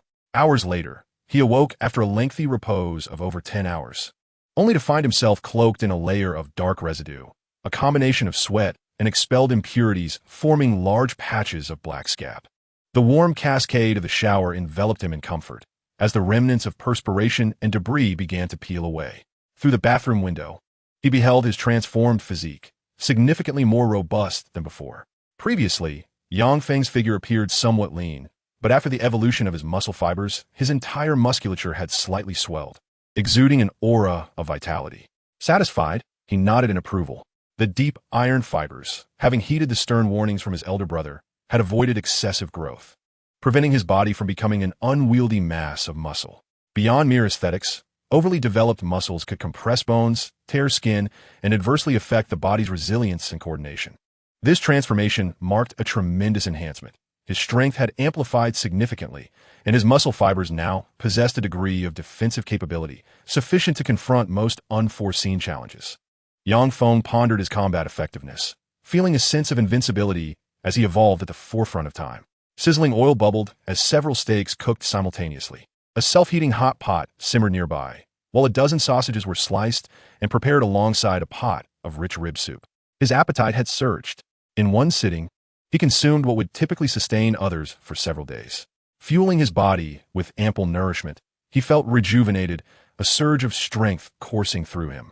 With a satisfied burp, he relished the thrill of battle, the exhilaration of slaughter, the joy of evolution, and the sheer pleasure of a hearty meal. Knock, knock. A sound interrupted his reverie.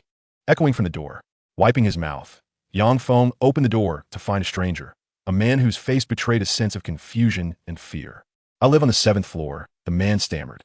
"I came to knock on your door this morning, but received no response, so I waited until now."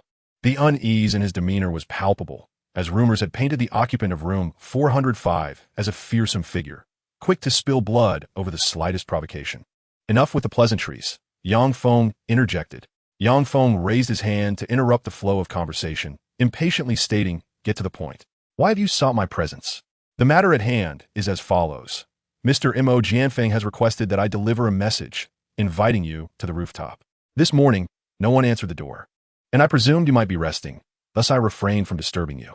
The man appeared excessively anxious, repeatedly emphasizing his reluctance to intrude upon Yang Feng, striving to demonstrate his sincerity, fearful that he might provoke harm. Mo Jianfeng. Yang Feng mused over the name. The last time, when the property manager, Bai Ting, came to collect supplies, she had mentioned this individual. He is the developer of a nearby residential complex, the chairman of a prominent corporation, and has constructed numerous buildings, commanding a significant business empire. Such a notable figure, truly residing within this apartment? Is he here for an inspection, or, as the rumors suggest, engaging in clandestine meetings with Miss Bai Ting? A smirk played on Yang Feng's lips as he entertained the thought of a powerful mogul trapped within the confines of an apartment amidst an apocalyptic crisis. He taunted, his gaze laced with mockery. "Do you think Mo Jianfeng has left a love nest here? After all, manager Bai resides in close proximity as well." The man momentarily froze, taken aback by Yang Feng's sudden descent into crude humor, starkly contrasting his otherwise cold demeanor.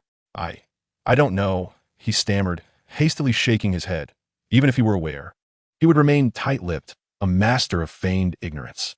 With a crack and a twist of his neck, Yang Feng's eyes glinted with disdain as he continued, "Very well. Relay my message to him. If he wishes to solicit my assistance, he ought to come down and speak to me directly." Chapter 16. Money? Too hard. Such audacity. In the face of a catastrophic apocalypse, does he still fancy himself a powerful tycoon? If he seeks my aid, he should descend and articulate his request himself. Yang Feng's words were undeniably commanding, dismissing the stature of any grand chairman or wealthy proprietor. All must humble themselves before him. "All right, I shall go at once." The man wiped the cold sweat from his brow, hurriedly retreating as if fleeing from a harbinger of doom, eager to escape the presence of this formidable figure. Having dispensed with that insignificant annoyance, Yang Feng's gaze fell upon another sight. A strikingly memorable beauty unexpectedly emerged before him, Su Man. To his astonishment, she was huddled in a corner like the other displaced individuals, her body curled inward, her eyes devoid of luster. "What brings you here?" Yang Feng inquired. Curiosity piqued as he stepped closer, lowering his voice to address Su Man. I was driven out," she responded, fear evident in her shrinking posture, stammering as she relayed her plight, her eyes brimming with indignation and sorrow. Room 407. That seemingly pitiful mother and child, along with a few other refugees, have taken residence in my home. It was painfully clear Su Man was the most vulnerable among them, easily victimized. In the end, she found herself shunned by society, ultimately driven from her own home, becoming a homeless woman who sought refuge in the corners alongside other refugees. A benevolent soul, Su Man provided clean towels, cooked meals, offered hot water, donated supplies, and even opened her home to the unfortunate refugees. Yet, what was the outcome? Her kindness did not yield a favorable return. Rather, it left her destitute, reduced to a wandering refugee, scorned by all, and regarded as a harbinger of misfortune. Merely 3 days had passed since the cataclysm began, and the frailty of human nature had already twisted into the shape of fangs. As time progressed, the dark facets of humanity would sharpen those fangs evermore. With renewed determination, Yang Feng's lips curled into a slight smirk, tinged with mockery, as he patted Su Man's shoulder and remarked, "In these times, being a saint is no easy task." Su Man understood the underlying sarcasm in his words. A slight bite of her lip drew forth a trickle of crimson liquid. Defiant, her eyes sparkled with resilience and tenacity. Yet ultimately, she stifled her tears and turned away, unwilling to retort. Before long, a commotion arose from the safety corridor. A man descended the stairs, akin to a celestial being graced by the stars, presenting himself before the crowd. Clad in a sharply tailored designer suit, with slightly graying hair meticulously styled, he appeared remarkably youthful despite being in his 50s, his posture upright and commanding. This was Mo Jianfeng, the chairman of the conglomerate, a prosperous tycoon responsible for the development of several nearby properties. Close behind him was Bai Ting, the property manager, followed by several robust men, including one whose arm Yang Feng had severed in a previous encounter. What a grand spectacle! Yang Feng lowered his gaze, a cold smirk escaping his lips. Mo Jianfeng approached with measured steps. Years of navigating the tumultuous business world had bestowed upon him a confidence that set him apart from the ordinary. A confidence often mistaken for the demeanor of a superior. "Greetings, survivors," he said, his tone steady and authoritative. "Ia Montag Yanfeng." He extended his hand in a gesture of goodwill. Yang Feng glanced down, showing no intention of reciprocating the handshake. With a scoff, he turned and retreated into the room, saying, "Come in." "You." Bai Ting, standing beside Mo Jianfeng, glared at him with fury, incensed by such audacity, especially since Yang Feng had insulted her esteemed boss, a man she was accustomed to revering. Yang Feng turned back, his icy gaze sharp as a blade, sweeping over Bai Ting and the burly man behind her. Trouble arises from one's words. Bai Ting suddenly recalled the terror she had faced when confronting Yang Feng the previous day. The image of the severed arm of the security captain vivid in her mind. "Do not fear. I am here," Mo Jianfeng reassured her, placing a steadying hand on her shoulder, his words imbued with a sense of security. "Indeed, the formidable boss is right beside us. Moreover, this time, we are well prepared, having not only selected several formidable individuals, but also brought along additional resources." Bai Ting feels a sense of admiration as her fears dissipate significantly, secretly anticipating how the boss will handle this brash young man. Yang Feng's room is in disarray. Numerous food wrappers lie carelessly scattered across the floor, and a table laden with greasy, unwashed dishes stands in disarray. "Make yourselves comfortable," Yang Feng gestures, reclining in his chair, yet there's only one chair available, leaving Mo Jianfeng awkwardly standing. The sycophants who seek to please their superiors are omnipresent. The man responsible for relaying messages hastily retrieves a chair from outside, placing it respectfully behind Mo Jianfeng. Mo Jianfeng feels a twinge of displeasure as he takes a seat on the chair brought by his subordinate and retrieves a box of cigarettes from his pocket. The specially crafted metal box adorned with a series of English letters, each cigarette a bespoke masterpiece. With a crisp sound, Bai Ting steps forward, using an exquisite diamond-encrusted lighter to light Mo Jianfeng's cigarette with intimacy. However, Yang Feng merely responds with a cold chuckle, casually picking up an apple, rubbing it before taking a large bite. "If you have something to say, just say it. Are you here to show off or what?" This remark nearly chokes Mo Jianfeng. Bai Ting is about to retort when Mo Jianfeng slightly gestures for her to hold her tongue. He turns and pulls out a small notebook from his pocket, accompanied by a custom-made gold pen, as he begins to write. "I wish to discuss a business deal with you," Mo Jianfeng states, tearing off the top page of the notebook and extending it toward Yang Feng. It is a check, one for 10 million. For an ordinary person, 10 million is an astronomical figure, a sum that could take a lifetime of hard work to accumulate. This is an advance payment. If you can guarantee my safety before help arrives, I will provide you with another check, and you may fill in any amount you desire. Mo Jianfeng is not here merely to seek vengeance for his subordinate, but rather to attempt to buy Yang Feng as cooperation with money. Yang Feng takes the check, scrutinizing it closely. 10 million is indeed a substantial amount. It is his first encounter with a check and such a significant sum. Like a naive country bumpkin, he holds the check up to the sunlight, examining it with keen interest. Mo Jianfeng smiles. No matter how powerful a person may be, they are merely exhibiting brute strength. What does individual bravery amount to in the face of capital's might? Unfortunately, money has become worthless. This piece of paper is too stiff even to serve as toilet paper. Yang Feng turns, gripping both ends of the check, and with a gentle tug, he tears it in half, simultaneously shredding Mo Jianfeng's dignity. A public slap in the face. Chapter 17. Not tomorrow, not the future, but the present. Money? Indeed, it was a valuable asset before the apocalypse. However, following the catastrophic events that obliterated the fabric of civilization, currency has been rendered utterly worthless, akin to mere scraps of paper devoid of purchasing power. The cataclysm has only transpired 3 days ago, yet many remain ensnared in unrealistic fantasies about the future, believing that money can still be utilized as before. They cling to the hope that civilization will inevitably be restored, that order will be reinstated, and that the currency they possess will once again afford them the luxury to procure any item they desire, as in times past. This sense of false hope resides within each individual to some extent, and Mo Jianfeng exploits this psychology, perpetually spinning grandiose dreams for others. I shall grant you 10 million, and in the future, a house as well. I will give you a shop on that commercial street. You can be your own boss. The most popular bar will soon belong to you. Once the rescue arrives, we shall finalize the paperwork. Mo Jianfeng's unceasing promises entice those robust individuals to follow him and pledge their loyalty. However, Yang Feng comprehends profoundly that, in the wake of the complete collapse of civilized order, the currency of yesteryears has been rendered entirely obsolete. Perhaps, in due course, a new monetary system will emerge.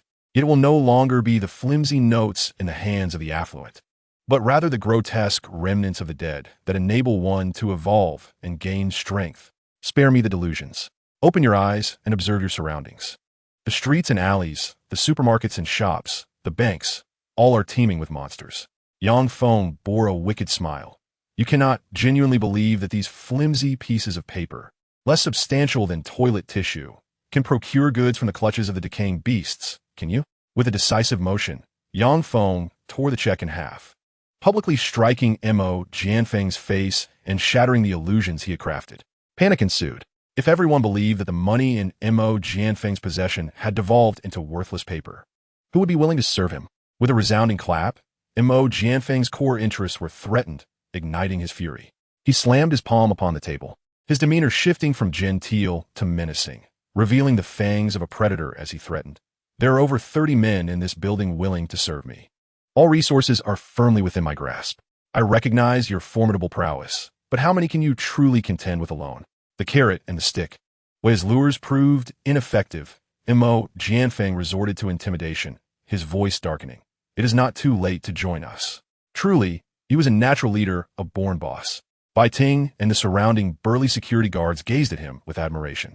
Few could withstand the relentless onslaught of coercion and temptation, ultimately succumbing to his will. You dare threaten me? Yang Feng's reaction defied all expectations.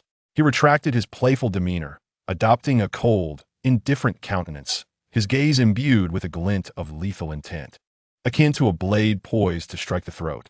For reasons unknown, Mo Jianfeng's heart brimmed with confidence, yet was tinged with a flicker of fear, a fear of death, a fear of the unknown. No matter how wealthy or powerful one might be, standing alone in a desolate wilderness before a ravenous wolf with bloodshot eyes would evoke a profound sense of dread. Yang Feng embodied that very wolf.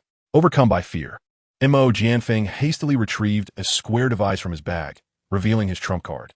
It was a satellite phone. Even before the apocalypse erupted, I had already enlisted a team of professionals. They were driven by money, and I had prepaid a deposit. Even if they could not provide support, they would still come. This unexpected ace up Mo Jianfeng's sleeve was indeed a surprise. The satellite phone could maintain a signal despite the near-total collapse of communication systems. Moreover, Mo Jianfeng had employed a cadre of specialists, likely mercenaries operating in the murky waters of legality. Such individuals were scarce in Hua country. Mo Jianfeng, the chairman of his group, demonstrated remarkable resourcefulness in safeguarding himself. His underlying message was clear. If you dare to harm me, mercenaries will come for you. It was evident. He posed a genuine threat to me. As Yang Feng listened, his gaze grew increasingly cold, his intent to kill crystallizing. He could not allow Mo Jianfeng to live. The man exhibited formidable leadership, swiftly gathering a large following, and had connections to a diverse array of mercenaries. He possessed the potential to become a formidable tyrant. Yang Feng gradually rose to his feet. The night was long and fraught with dreams. He had resolved to eliminate Mo Jianfeng. Although it was their first encounter, it would surely be their last. Wait, what are you doing? Mo Jianfeng instinctively sensed the danger. The chilling sensation of being preyed upon by a hungry wolf. The intent to kill was palpable. Mo Jianfeng felt the stark reality of that murderous intent and instinctively withdrew from his seat, retreating step by step. Have you lost your mind? This is our first meeting. Mo Jianfeng was utterly bewildered. The business negotiations had been progressing smoothly, and he was still employing his tactics of coercion and temptation. How could the other party suddenly turn violent? Of course, Mo Jianfeng's methods were highly effective in a civilized world where everyone aspired for a brighter future. Yet Yang Feng was different. He had survived a decade in a dark apocalypse where the future was shrouded in gloom, and the only thing worth fighting for was the present. When faced with a genuine threat, it was imperative to eradicate it immediately. Not tomorrow, not in the future, but now. The enemy must be dealt with without delay, not a moment to spare. Don't move. I said don't move, do you hear me? The burly man closest to Mo Jianfeng wielded an iron rod, positioning himself protectively in front of the formidable boss, and raised it high to strike at Yang Feng. A resounding thud echoed as the iron rod descended violently, yet it did not meet its target. With a swift motion, Yang Feng extended his hand and grasped the rod. His terrifying strength rendered his palm akin to a steel claw, leaving deep imprints of his fingers upon the iron. This was the manifestation of his evolved faculties. With a mere exertion of force, he seized the rod, and as he gripped both ends, his muscles slightly swelled, twisting it into a U-shape. The iron rod continued to contort, transforming not like steel, but rather resembling twisted dough, ultimately molded into a disc of iron. Clang! The iron disc fell to the ground, reverberating through the hearts of all present. Was this truly human? Could such power be the realm of mankind? A monster! Yang Feng was a creature cloaked in human skin. Protect me, protect me. Mo Jianfeng's complexion turned ashen, evidently terrified by the horrifying spectacle before him. Despite his years of navigating the tumultuous waters of the business world, he had never encountered a being as monstrous as Yang Feng. Clang! Clang! The surrounding bodyguards discarded their weapons, frantically retreating. What madness was this? Money was important, but life was singular. If a steel rod could be crushed into a disc, what fate awaited them if they charged forward? The first to flee was the burly man who had suffered a broken arm, having already experienced Yang Feng's terror and wishing to avoid a second encounter. Even the most loyal mistress, General Manager Bai Ting, cowered in a corner, covering her mouth in a panic. Don't force my hand, Mo Jianfeng bellowed, his expression turning fierce as he revealed his second trump card, a gun. He suddenly brandished a handgun, aiming it at Yang Feng. Chapter 18. The unfortunate success of a failure. A gun? In Huagua, firearms were prohibited. Mo Jianfeng, indeed the chairman of the group, had somehow procured such a weapon, demonstrating his far-reaching influence. Stay back. Mo Jianfeng trembled as he clutched the gun, yet the presence of the firearm lent him a semblance of courage, hardening his resolve and revealing a hint of ruthlessness in his demeanor. I don't wish to kill. Don't force me to pull the trigger. His visage grew somewhat grotesque, the previously composed glint in his eyes now quaking like tectonic plates, lacking the courage to squeeze the trigger. I see now. You lack the nerve to pull the trigger. Yang Feng halted in his tracks, facing the gun with not a shred of fear, but instead, a more exhilarated smile manifested upon his lips. It was a mocking expression, as if he were toying with his prey, his gaze rife with derision. You exerted such tremendous effort to acquire a handgun, yet you cower at the thought of taking a life, lacking even this modicum of courage. It appears you are but a coward, merely fortunate in your successes, yet fundamentally a failure at heart. Yang Feng may present as a madman, yet he possesses profound insight, capable of discerning the essence of an individual. Courage, this is an indispensable trait for those destined for success. Mo Jianfeng may seem remarkably prosperous, his enterprise flourishing, with all around him bowing in servitude. In truth, he is merely a beneficiary of luck, having evaded substantial failures and setbacks, a coward cloaked in continuous success. When confronted with genuine peril, he falters, just as now, indecisive and ensnared in despair, a hapless failure masquerading as a victor. Fire. Yang Feng beckoned with a flick of his finger, his exhilarated and grotesque grin intensifying, his thunderous command nearly causing Mo Jianfeng to drop his firearm. What? Yang Feng audaciously urged his opponent to pull the trigger. A madman, absolutely insane. Mo Jianfeng trembled, nearly casting away his gun. Shoot! Show me your courage. Let us make this affair more intriguing. Will I be felled by your bullet, or shall I reduce you to pulp? In that moment, Yang Feng reveled in the thrill, akin to a frenzied gambler savoring the rush of risk. Intriguing? To wager one's life? Mo Jianfeng was truly rendered speechless, having never encountered such madness. In a fleeting moment, he experienced a disconcerting epiphany, his own insignificance. Power, wealth, and loyal subordinates offered no salvation. In this deadly game of chance, he felt like an ant, manipulated by the man before him. Do not force my hand! Do not force my hand! Mo Jianfeng quaked, despite being the one with the advantage of the gun, retreating until his back met the wall. There was no evasion, no retreat. Coward! Weakling! Failure! Are you still too afraid to pull the trigger?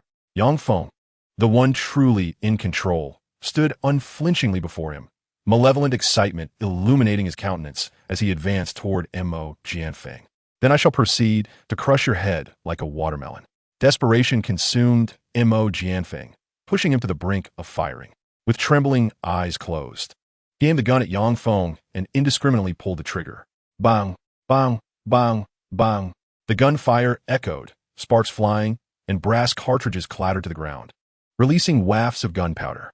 Only when the magazine was expended did Mo Jianfeng dare to open his eyes, yet what he beheld plunged him into utter despair. He had not fallen. Yang Feng, riddled with bullets, stood unwavering. He extended his arms, completely shielding his face as bullets penetrated his skin, leaving behind a series of small punctures from which a trickle of crimson liquid flowed. That was all. Beneath his skin lay a deep blue, iron-like muscle, powerful fibers that astonishingly deflected the bullets. This was the extraordinary musculature, formidable enough to withstand small-caliber projectiles. How could this be? Mo Jianfeng was utterly shocked, his pupils constricting in disbelief at the scene before him. The bullets that failed to pierce through the muscle fell to the ground, producing a crisp sound. They shattered. The sound of those bullets clattering to the floor utterly shattered Mo Jianfeng's psychological defenses. In that moment, his confidence crumbled. His dignity was obliterated. Fear gripped his heart like a suffocating hand, forcing this once successful man to relinquish his lofty position and kneel in submission. Spare me. I beg you, spare me. I am willing to offer all my wealth, all my resources to you. He wept. Mo Jianfeng indeed wept. Tears of fear and despair, mingled with copious amounts of snot, marred his contorted face, erasing the initial bravado of the once mighty man. He knelt, pleading for mercy. In a desperate grasp for salvation, he glanced at his mistress and added, I will give you Bai Ting as well. Upon hearing this, Bai Ting's face turned ashen. Was this still the chairman she revered? Was this still the confident and proud figure who navigated the treacherous waters of commerce? Ah, how satisfying. Each time I witness these so-called powerful figures on their knees, weeping and begging, it fills me with immense satisfaction. Yang Feng's eyes glimmered with deeper mockery. The exhilaration of utterly dismantling a powerful individual's psyche was intoxicating. However, I must admit, I preferred your earlier defiant demeanor. Yang Feng approached Mo Jianfeng, grasping his neck with one hand and slowly lifting him. Or now, it had grown tiresome. With a slight increase of pressure, a sound akin to shattering porcelain echoed, and the once mighty tycoon succumbed, his neck twisted, lifeless. He was discarded like refuse, his face still bearing the expression of tearful entreaty. It was madness. All present cast fearful glances at Yang Feng, their eyes filled with profound dread. What was most terrifying was not his incredible strength, but his sheer, unrestrained madness. No one could fathom his intentions, nor predict his next move, which was anything but mindless impulse. Everything was under control. Those cold, piercing eyes penetrate the most fragile depths of the human heart, and you have been thoroughly seen through. Bang, bang, bang. Bai Ting trembled all over. Without a moment's hesitation, she immediately knelt down and bowed her head. Please don't kill me. I beg you. Spare my life. I am willing to do anything, she cried, tears streaming down her face, falling drop by drop onto the floor, forming small beads. The few bodyguards who had discarded their weapons and were unable to escape also knelt down, trembling in fear, dreading that they might be the next to perish. Yang Feng, however, merely smiled faintly. Do not be afraid. I am not a sadistic monster who takes pleasure in killing. Chapter 19, The Big Stick and the Carrot. Please, spare me. I've always followed Mo Jianfeng's orders. Collecting supplies was his idea. If you're displeased, I will return the food to the people.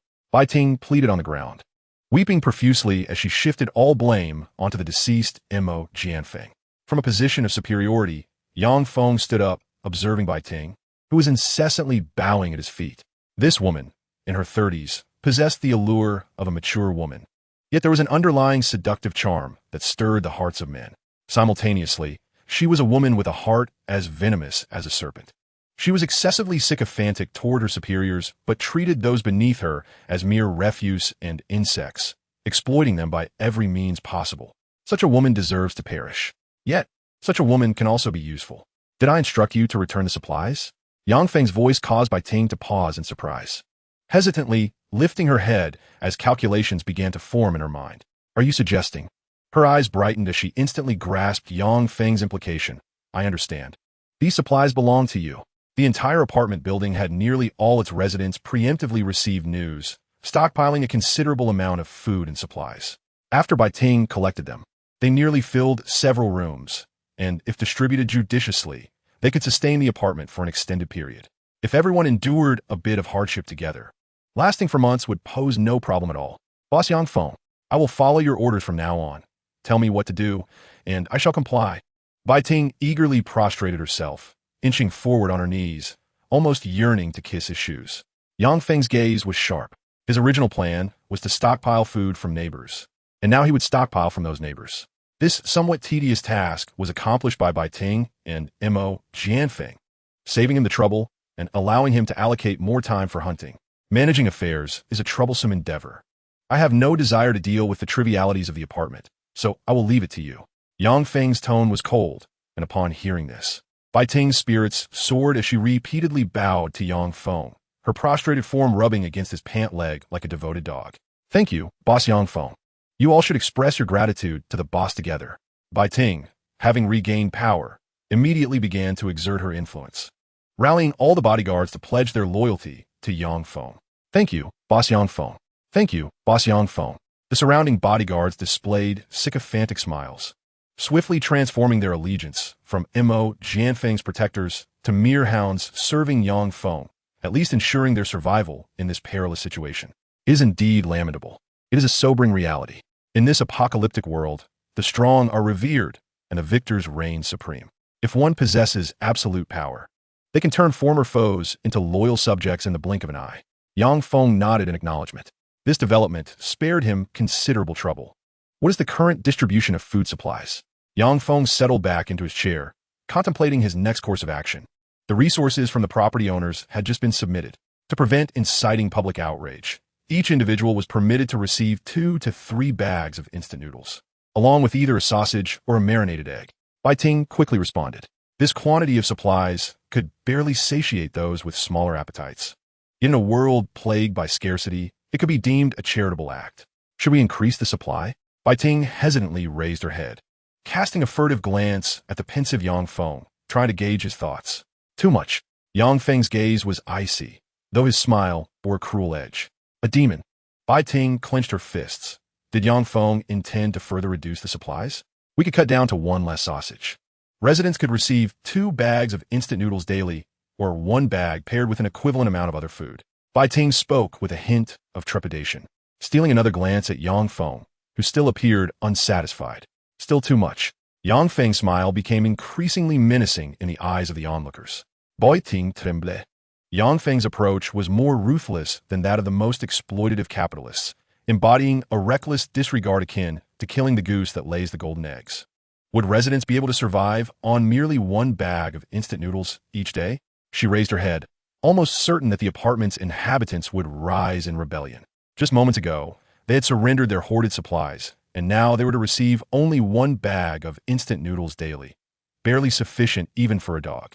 Is one bag of instant noodles still deemed inadequate? Young Feng scoffut, recalling agonizing memories. Within the most harrowing concentration camps of humanity, food supplies had completely ceased, leaving the ground littered with the deceased. One could not even dream of a single bag of instant noodles. Even roots coated in dirt were considered treasures, and, ultimately, they were forced to boil a large pot to recycle the remains of the unfortunate souls who had perished from starvation. Yang Feng bent down and picked up a pistol from the ground, unmistakably the one belonging to Mo Jianfeng. He turned around and seized Bai Ting's hair, forcing her to lift her head to meet his gaze. This is a gun. It is now in your possession. You know how to use it, do you not? Yang Feng placed the weapon in Bai Ting's hand, and the smile on his face grew increasingly sinister, resembling a malevolent spirit from the depths of hell. A demon. He is truly a demon. I will do as you say, Bai Ting replied, gripping the gun, her eyes filled with despair.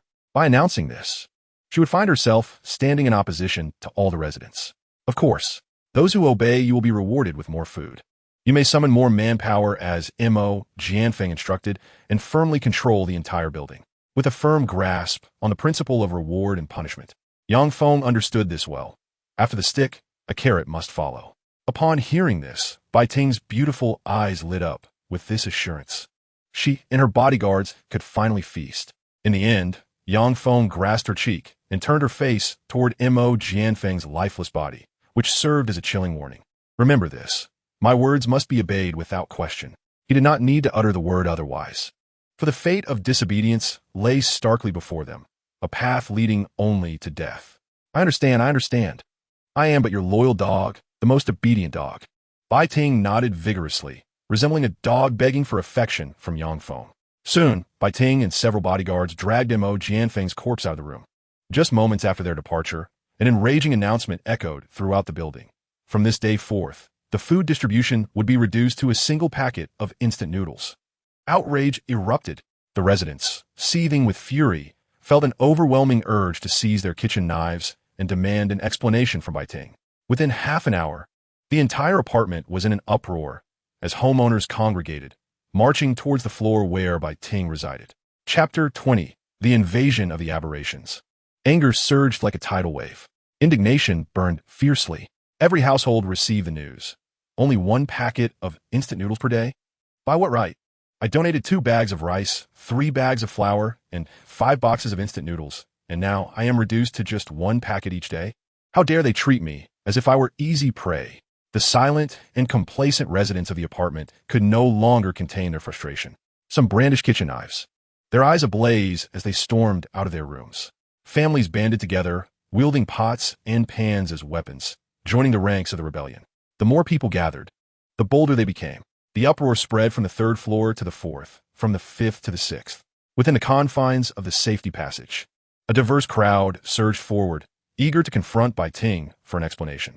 The more individuals present, the greater the collective courage, although they typically cowered at home like turtles. Oppression had ignited their instinct to rebel. Yang Feng leaned against the doorframe, observing the spectacle unfolding in the corridor with an expression of anticipation, curious as to whether Bai Ting would withstand the pressure. On the 19th floor, a stockpile of supplies awaited.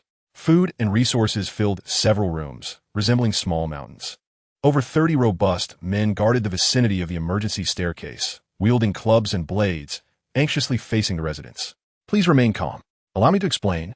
Bai Ting shouted into a megaphone, desperately attempting to maintain order, though the tense atmosphere had caused beads of sweat to form on her forehead. The reduction in resource distribution is due to special circumstances.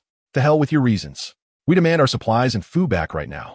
Many surged from the corridor, brandishing various weapons, jostling for space, and occupying a significant portion of the passage.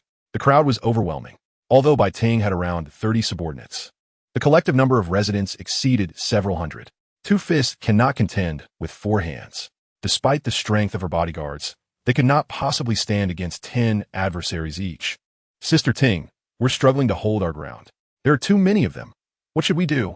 One of the burly bodyguards whispered nervously from the back, his fear palpable at the thought of the mob overwhelming them. News of rescue had yet to arrive. We must conserve every grain of food and allocate it as needed. Bai Ting proclaimed loudly, though her words lacked persuasive power. Damn it, this conniving woman just wants to hoard our supplies. A voice echoed through the crowd. Brothers, let us charge. We have in numbers. The safety passage resonated with invigorating shouts, a rallying cry that spurred more individuals to press forward. Bai Ting felt overwhelmed. In desperation, she retrieved a gun from her bag and aimed it at the throng. A gun. She has a gun. The crowd stirred, particularly those at the forefront, who instinctively recoiled, fearing they would be the first to be shot. Don't retreat. Bai Ting urged. She has only one gun. Can we not overpower her with our numbers? Then you stand at the front. Don't just talk. Amidst the chaos, a comical scene unfolded. Those at the front retreated to evade the gun's aim, while those behind pushed forward, confident that the bullet would strike the foremost individuals first. Clang, clang. In the ebb and flow of confrontation, many fell, their weapons clattering to the ground with a sharp sound. The initial momentum diminished significantly.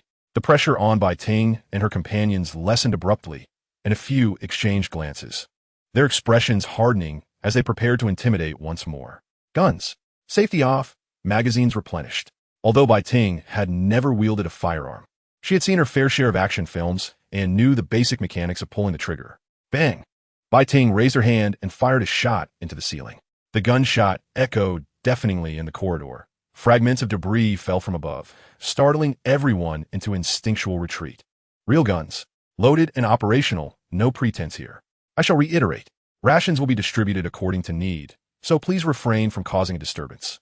Otherwise, the bullets do not discriminate. Bai Ting redirected the gun's muzzle toward the refugees, who, recognizing the threat, hastily discarded their weapons and scrambled backward. However, while the two factions were embroiled in their quarrel, a far graver danger was stealthily approaching. Outside the apartment, the clamor attracted a horde of monsters. Though the rotting corpses could not breach the premises for now, certain aberrant beings lurking in the shadows had already taken notice of the apartment. The blaring of horns, the tumult, and that final gunshot all indicated an abundance of food within the apartment. In the dark recesses, several formidable creatures stirred restlessly, their grotesquely mutated bodies slowly creeping toward the building's walls. Crawling beasts. Stage growth. Rarity, emerald. They were the result of a mutation from a large canid species, possessing immense muscular strength that even tore through their own skin. Notably, these crawling beasts excelled in climbing, capable of swiftly traversing the building's exterior in search of concealed prey. One creature, nearly 2 meters tall, followed the source of the commotion, its sharp, massive claws piercing the apartment's outer wall as it ascended relentlessly. 1, 2, 3. A total of 5 monsters encircled the side of the apartment building, occasionally passing by the glass windows, casting large, dark shadows. Yang Feng awaited the unfolding drama, yet suddenly sensed an unusual threat. He keenly detected a rustling sound emanating from the outer wall, rapidly advancing upwards. Aberrations. Creatures capable of scaling the walls. And there was more than one. Meanwhile, the standoff between Bai Ting and the refugees had reached a fever pitch. Neither side was willing to yield. Yet no one dared to strike first, fearing the fate of the scapegoat. Bang! Suddenly, a loud crash echoed as the glass window outside the emergency exit shattered. A colossal shadow enveloped the surroundings as a robust arm, adorned with barbed claws, swiftly pierced through someone's body. The anguished cries echoed, yet almost immediately, the individual was violently yanked away, followed by the brutal sounds of gnawing, as crimson liquid rained down. What on earth was happening? The people in the safety corridor were engulfed in panic, but this was merely the beginning. The aberrations, having tasted blood, launched their assault. Windows on various floors shattered, unleashing a cacophony of horrific screams. Monsters! The monsters have breached our sanctuary. Chapter 21. The Tiger Among the Sheep. The creature, a crawling beast over 2 meters in length, crushed the glass windows with its immense bulk, leaving exaggerated cracks upon the walls. The sound of crumbling echoed, as large chunks of plaster and ash fell away, revealing the steel and concrete skeleton beneath, and the monstrous entity finally squeezed its way inside. A true tiger among sheep. Its razor-sharp foreclaws, exceeding 50 centimeters in length, swung mercilessly through the crowd, reminiscent of blades forged from steel. With a sickening splatter, the crimson liquid erupted forth as elongated, chunked, and spherical forms were severed within the corridor. The nauseating stench of blood assaulted the senses. Slick and organic matter, mingled with vibrant, colorful entrails, flowed down the stairs, causing many to slip and tumble. A monster! A monster! They cried. Help! Help! Help! A scene reminiscent of hell unfolded as the crawling beast relentlessly pursued the remaining humans, its gaping maw tearing into flesh, the horrifying sounds of chewing incessantly haunting the air. Desperation reigned.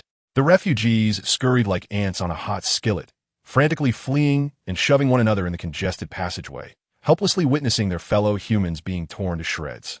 Some were so paralyzed by the nightmarish tableau that they stood frozen, trembling uncontrollably, unable to command their limbs.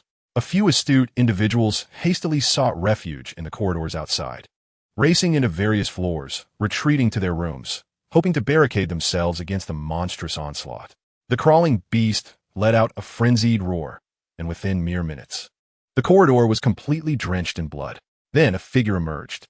While others fled, he moved against the tide, seemingly unperturbed by the monsters lurking in the passage, deliberately advancing toward them. It was Yangfeng. A grotesque smile twisted across his face, tinged with a hint of exhilaration, as he instinctively licked his lips. The visage of a demon. In the inky darkness, a mirror-like visage enveloped Yangfeng's countenance, a holographic three-dimensional image blossoming in his mind, transforming all information into a multidimensional state. Excellent. 5 aberrant creatures. This spares me the trouble of hunting tonight. In Yangfeng's eyes, the crawling beasts became the targets of his pursuit, arriving at the perfect moment. One colossal creature sensed Yangfeng's approach, slowly turning its head, crouching low, and adopting an aggressive stance. It distinctly recognized that this adversary was unlike the previous bipedal sheep. With a thunderous roar, the crawling beast lunged forward, its 3 steel-like claws poised in the air, whipping up a fierce wind, poised to cleave Yangfeng into 4 pieces. A flash of cold light sliced through the air, followed by the resounding clash of metal. After a spark of friction, one enormous claw spiraled skyward, crashing to the ground with a resounding thud. Filthy ichor sprayed forth as the creature's forelimb was severed cleanly. Bone blade growth entity. The tips of Yangfeng's fingers bore slender, sharp bone blades, which he had employed to sever the crawling beast's limb. You possess claws, yet I wield bone blades. The creature let out a pained wail, its tone markedly different from before, and Yangfeng, well versed in the nuances of the apocalypse, understood that it was calling for aid, calling for help. Indeed, aberrations do not lack consciousness or cognitive ability like ordinary monsters. These creatures, having undergone a peculiar mutation, possessed a rudimentary intellect, capable of coordinating hunts akin to wild beasts. Wolf packs. Yangfeng recalled the data on crawling beasts. Had the canine genes manifested? These creatures were social aberrations, inherently bearing the genetic lineage of canines. They instinctively traced back to ancient memories, mastering the hunting strategies of wolf packs, all intricately inscribed within their DNA sequences. Crack! The wall echoed with the sound of fragmentation as another crawling beast dangled from the ceiling, scuttling towards its kin with the agility of a large gecko. Moreover, from the upper echelons of the safety passage, the rapid patter of another crawling beast's approach could be faintly discerned. A third beast was hastening towards this location at breakneck speed. Surrounding the hunt? The smile at the corner of Yangfeng's mouth widened with excitement. The more challenging the battle, the more it ignited his potential. First, I shall dispatch you. Yangfeng surged forward, seizing the opportunity to eliminate the injured crawling beast. However, the creature hanging from the ceiling sought to protect its wounded comrade, immediately pouncing in Yangfeng's direction. Their coordination was remarkably harmonious. Then I shall eliminate you first. Yangfeng gazed at the colossal phantom descending slowly, his peculiar footwork abruptly shifting as he retracted the bone blade in his hand, opting to confront the impending assault with nothing but his bare hands. The deep iron fibers within him tightened, each muscle coalescing like steel rods, unleashing an unparalleled force that echoed with ominous cracks. With a shoulder throw, Yangfeng adjusted his angle, channeling his entire strength into a twisting motion, his hands gripping the front limbs of the crawling beast with the precision of a vice. He twisted his waist, shifted his hips, and with a sharp tilt of his shoulder, hurled the creature forward with immense force. The ground trembled as the beast, exceeding 2 meters in length, was violently slammed down by Yangfeng's technique. The edges of the staircase shattered instantly, splintering into countless cracks, revealing the concrete structure beneath. This single strike showcased the magnitude of Yangfeng's strength and the finesse of his combat skills. Power, courage, patience, technique, coupled with an insane ferocity, render the crawling beast disoriented and dazed. In the distance, the sound of shattering porcelain could be heard, indicating that the beast had not only suffered damage to the staircase, but it also likely sustained numerous broken bones. D. Young Feng led, his fist crashing down upon the incapacitated beast's temple. The bone blade pierced forth, 5 slender and sharp protrusions entering from one side of its temple and emerging from the opposite side of its massive skull, instantly snuffing out its life. Once again, multidimensional information analysis enveloped another crawling beast nearby. Seizing the opportunity presented by its companion's demise, this creature, now with one forelimb severed, launched a ruthless attack. As it swung its claws, it opened its gaping maw to bite at Yang Feng, its sharp teeth glinting ominously as they approached. A moment of vulnerability arose, a window of opportunity for Yang Feng. However, it was apparent that drawing out the bone blade for a counterattack was slightly delayed. Yet, he possessed more than just a bone blade. Rather than retracting his hand, Yang Feng propelled himself into the air, executing a powerful backward kick. The strength of the human thigh surpasses that of the arm by approximately 3-fold. If effectively trained, legs can serve as a more formidable weapon than fists. A resounding thud echoed as Yang Feng's heel struck the crawling beast's jaw with pinpoint accuracy, the force of the kick causing its gaping maw to snap shut, shattering numerous teeth in the process. With a decisive kick, the power of his heel descended like 2 mighty hammers upon the beast's jaw. The splintered teeth scattered in all directions, followed by the cacophony of shattering porcelain as the entire jaw was twisted and obliterated. The terrifying force propelled the crawling beast, crashing it violently against the wall, sending tremors through the corridor as clouds of dust cascaded down. "You shall perish." Without hesitation, Yang Feng struck. His footwork was swift. Taking advantage of the beast's momentary disorientation, he delivered an uppercut that shattered its jaw, followed by the emergence of a bone blade. With a sickening squelch, the blade pierced through its jaw and into its skull. The second crawling beast met a similar fate at Yang Feng's hands, dispatched with precision and efficiency. Devoid of any hesitation, reinforcements arrived swiftly. Yang Feng raised his gaze towards the end of the staircase, where a third crawling beast was approaching, followed by a fourth and a fifth. In total, there were 5 crawling beasts. Notably, the last one was significantly larger, its muscles straining against its skin, coiling together and emanating a dim green luminescence. Even its claws transformed into a vibrant emerald hue. Intriguing, though still in its growth phase. It stood on the brink of metamorphosis. Yang Feng's heart raced. The oppressive aura exuded by this beast was distinctly different from the others. It was a mere step away from evolving into a mature form. Once a creature undergoes such transformation, its power would increase exponentially, breaking free from its cocoon to become a higher existence. "Are you their leader?" Yang Feng straightened, fully aware that the crawling beast could not comprehend his words. Yet he spoke to the unique creature nonetheless. No words were necessary. A true stronghold can often discern intent through mere presence and tone. "Roar." The special crawling beast interpreted Yang Feng's words as a challenge, a declaration of war. Although that was not the intention behind his words. It sensed the human before it was eager to fight. An order. The third crawling beast seemed to heed its leader's command, charging towards Yang Feng with a roar. "I will strike you down." Yang Feng bellowed, his footwork shifting unpredictably as the bone blade shot forth at a cunning angle, aimed at the beast's side. Clang! The clash of steel resounded. Yang Feng's bone blade continuously met the beast's defenses. Yet after just a few exchanges, the sound of tearing flesh filled the air. Thud! Squelch! Squelch! Squelch!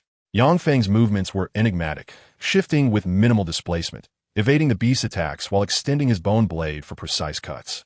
After several maneuvers, Yang Feng circled the crawling beast, and when he halted, the creature stood momentarily stunned. With a cacophony, the severed flesh erupted, a profusion of vibrant, slick organic matter gushed forth from the wounds, cascading downwards as Yang Feng had previously declared. "I will strike you down." He has eviscerated the reptilian beast, a display of brutality. Yang Feng's movements are extraordinarily savage, yet fluid as water. He resembles the legendary chef from ancient tales, effortlessly separating flesh from bone with a single stroke. This is the art of slaughter, even if one were to train for a decade under a master of martial arts. Enduring the trials of winter and summer while relentlessly striking wooden dummies, such proficiency would remain unattainable. Yet, Yang Feng has acquired this skill through self-study. Each day, He dances on the precipice between life and death, honing his combat techniques through relentless battles, ultimately transforming into a merciless machine of slaughter. It is merely a matter of familiarity. The more one strikes, the more one learns the optimal points for incision, where to wield the blade most effortlessly, effectively, and lethally. Now, it is your turn. Yang Feng turned to face the unique reptilian beast that had yet to provide support. It was observing. This special species seemed to possess a heightened intelligence, suppressing its urge to engage in combat, and instead meticulously watching the unfolding battle. Howl! The special reptilian beast, akin to a wild wolf, raised its head and let out a piercing cry, followed by an unexpected action. It fled.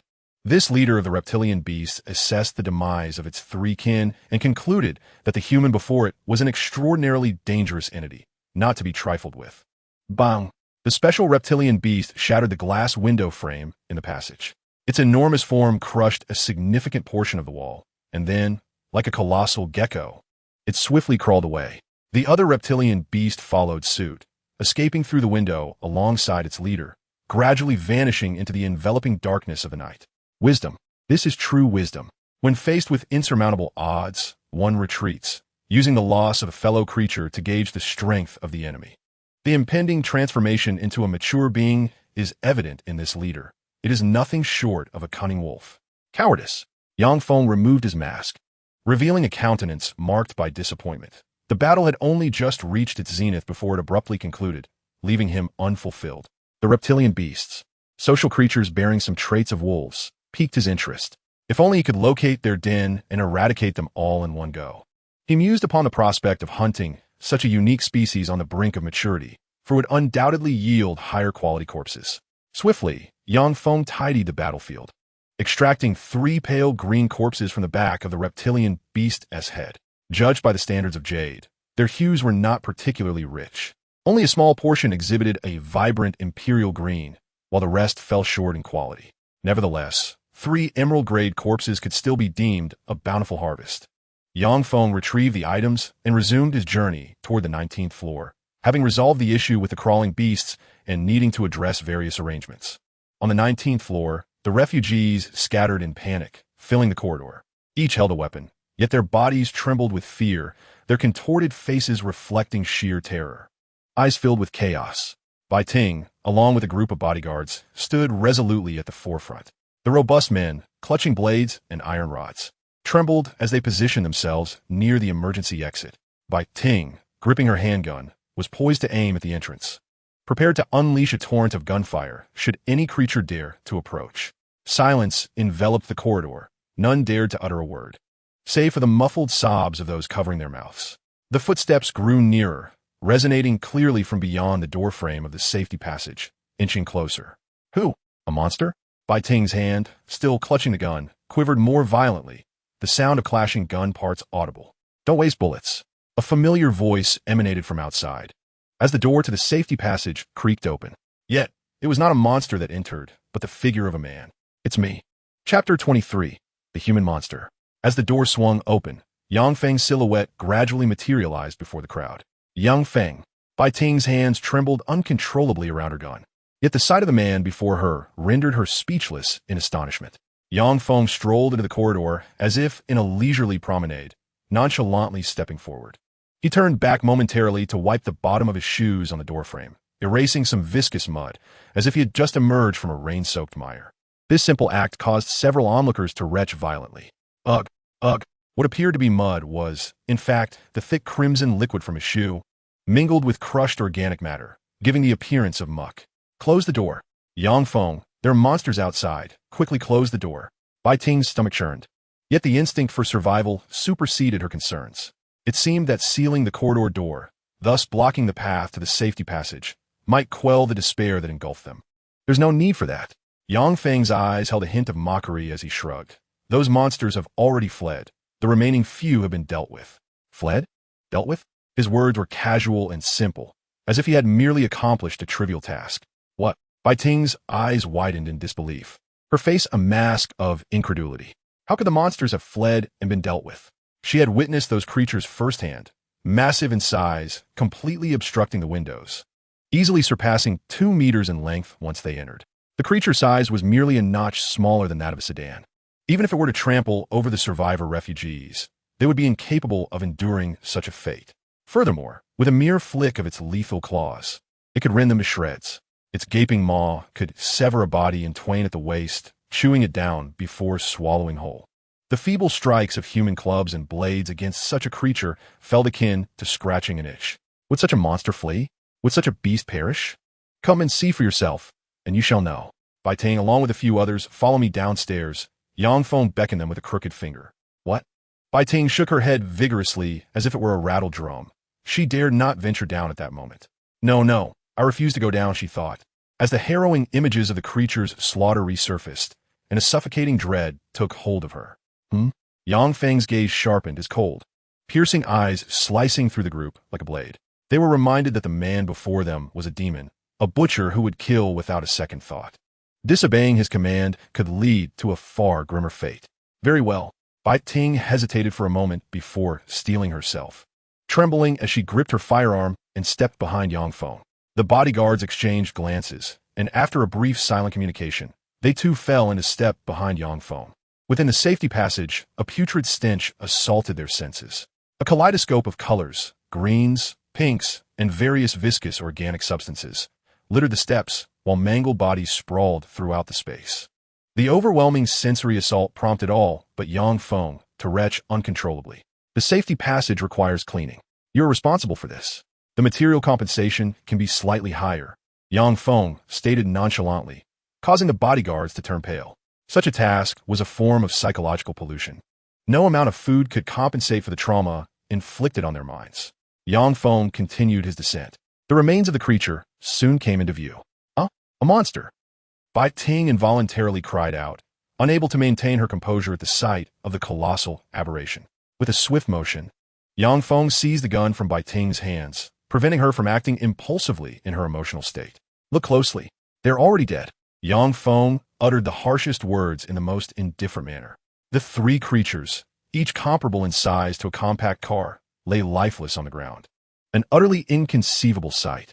They are truly dead. Bai Ting's eyes widened in disbelief, and after a prolonged moment, she finally accepted this staggering reality. Suddenly, it seemed as though she recalled something. Bai Ting abruptly turned her head, gazing at Yang Feng with an expression of heightened terror. Could it be that all the monsters were slain by you? The implication was unmistakable. One could discern Yang Feng's demeanor. He exhibited no signs of anxiety, treating the monsters with utter indifference.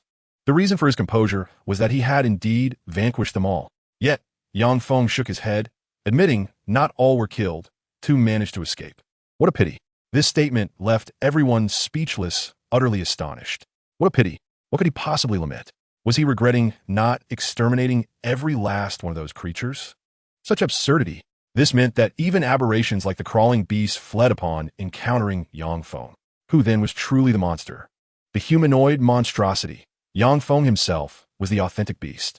Bai Ting and the surrounding bodyguards regarded Yang Feng with a transformed perception.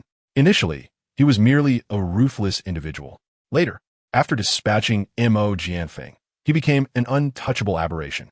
Now, having slain three crawling beasts, he transcended human comprehension, emerging as a veritable humanoid monster. Thud! One of the bodyguards knelt before Yang Feng. He was the security captain who had lost an arm to Yang Feng just days prior. Fear had gripped him utterly. Bo Xiang, I was blind to your prowess and offended you. I bow in apology. Thud, thud, thud. He repeatedly prostrated himself on the ground, his forehead striking the earth with such force that it soon bled. What is your name? Yang Feng inquired with a raised eyebrow, intrigued. I am Miao Zhuang. The one-armed Miao Zhuang slowly lifted his bloodied face. Fear and unease etched into his very bones. Do not take it to heart. I harbor no feelings towards you. Yang Feng casually waved his hand. I regard you merely as a passing ant. This nonchalant remark was not an insult, but a stark truth. Miao Zhuang's life held no significance to him. He was but a transient insect, easily crushed when in a foul mood and spared when Yang Feng felt benevolent. Thank you. I am but an ant. I am grateful for your magnanimity. I shall strive diligently to serve you henceforth. Upon hearing this, Miao Zhuang's face lit up with joy. Being reduced to the status of an ant was a source of elation, for it meant he could survive. At least for the time being. These remains must be removed and burned. The rest is up to you. Yang Feng directed towards the carcasses of the crawling beasts before turning back to Bai Ting. Additionally, Bai Ting, there are a few matters I need to entrust to you. A few matters? Hundreds, or even thousands must be attended to. Regardless of the circumstances, Bai Ting must acquiesce, for the consequences are beyond her imagination. This time, many lives have been lost. You have exploited those refugees. It should be considerably easier now. Yang Feng displayed no psychological burden, his gaze imbued with indifference, as if human lives were merely figures to him. A packet of instant noodles each day should suffice for them. Bai Ting shuddered, hesitating for a fleeting moment, her eyes glinting with a more sinister light. Moreover, with so many dead, the food saved would be even greater. Yang Feng furrowed his brow. Saving food was not his objective. It was merely a cog in his grand design. Lives hold little value. Those who cower in their rooms, trembling like timid turtles, merely consuming and awaiting death, possess no worth. Yang Feng cast a glance beyond the corridor. The apartment hallway stretched long, lined with numerous rooms, where many worthless cowards concealed themselves. Bai Ting smiled nervously beside him, about to utter something, but was interrupted by Yang Feng. Lives are indeed invaluable. Those who dare to fight and confront monstrosities, mustering the courage to wrestle with fate in this apocalypse, hold immense worth. Yang Feng lamented, his eyes flickering with sharp brilliance, as if concocting a more grandiose scheme. I wish to propose a transaction. A subtle smile played at the corners of Yang Feng's mouth as he produced a tumor-like object, resembling a small heart, still warm in his palm. What is this? Bai Ting's eyes widened. The small tumor appeared somewhat repulsive, yet a faint luminescent substance flowed within, mysterious and profound. A corpse tumor. This is the most rudimentary form of a corpse tumor, extracted from the dead's cranial void. Yang Feng's smile took on a more malevolent edge as he continued. I require these small tumors, and am willing to barter them for supplies and food. A corpse tumor. Bai Ting swallowed hard, grasping Yang Feng's intent. Fear filled her gaze. If she understood correctly, the refugees would need to slay the monsters to procure more supplies. Yang Feng's eyes shimmered. His grin became more grotesque as he elaborated. Now, people are starving. A single corpse tumor can be exchanged for 10 packets of instant noodles. Quite a bargain. Would you agree? Bai Ting's beautiful eyes widened in terror, her body trembling uncontrollably as the truth dawned upon her. You wish for the refugees to hunt those monsters? Bai Ting finally comprehended that hoarding all supplies was not Yang Feng's aim. Acquiring a substantial number of corpse tumors was his true intention. This devilish man deliberately reduced food distribution, plunging everyone into a state of hunger, solely to motivate them to engage in combat with the monsters. Yang Feng remained non-chomitao. He maintained his cruel, sinister smile as he continued. There's an abundance of food, steak, pork, chicken legs, red wine, whatever you desire. It's all available. Consumables. They're all mere expendables. The speed at which an individual can amass corpses is ultimately limited. Thus, he must leverage his advantages to collect as many as possible, transforming all the refugees in the building into mere consumables for the relentless pursuit of corpses. However, Yang Feng does not aspire to establish a power nor desires to become a local tyrant. Such endeavors are far too cumbersome, and he finds solace in the path of the lone wolf. Yet, it remains permissible to keep a few slaves to fight and contend for the corpses on his behalf. In his estimation, it is likely that none of the survivors in the apartment will emerge unscathed. As neighbors hoard provisions, he intends to hoard neighbors. What Yang Feng desires extends beyond mere sustenance. He craves their blood, their flesh, their bones, their very lives consumed entirely, leaving nothing but the last drop of blood to nourish the dark golden artifact known as the Ghost Mask. On the 4th floor, anxiety permeates the air. Every door remains tightly secured, lest they fall prey to a monstrous attack. Knock, knock, knock. Su Man and the other refugees pound on the doors, pleading for a compassionate soul to grant them entry. Let me in, please, I implore you. This is my home. Why should I be cast out? She cries, her desperation palpable. I generously took you in. Can I even shelter for a brief moment? Su Man strikes the door of room 407, her tears cascading like pearls, until she finally collapses against the wall in despair. Her condition has grown increasingly dire. A day and night without food has rendered her pallid and frail. Bruises mar her face, and her delicate arms and fair thighs bear signs of swelling, indicative of a recent beating. Were there those who sought to force her? The fabric of her clothing shows evidence of being torn, yet her demeanor suggests she would rather endure pain than succumb to her assailants. With a click, Yang Feng approaches his room and inserts the key into the lock. Upon seeing him return, Su Manman's eyes flicker with a glimmer of hope as she struggles to her feet and approaches him. Yang Feng, can you help me?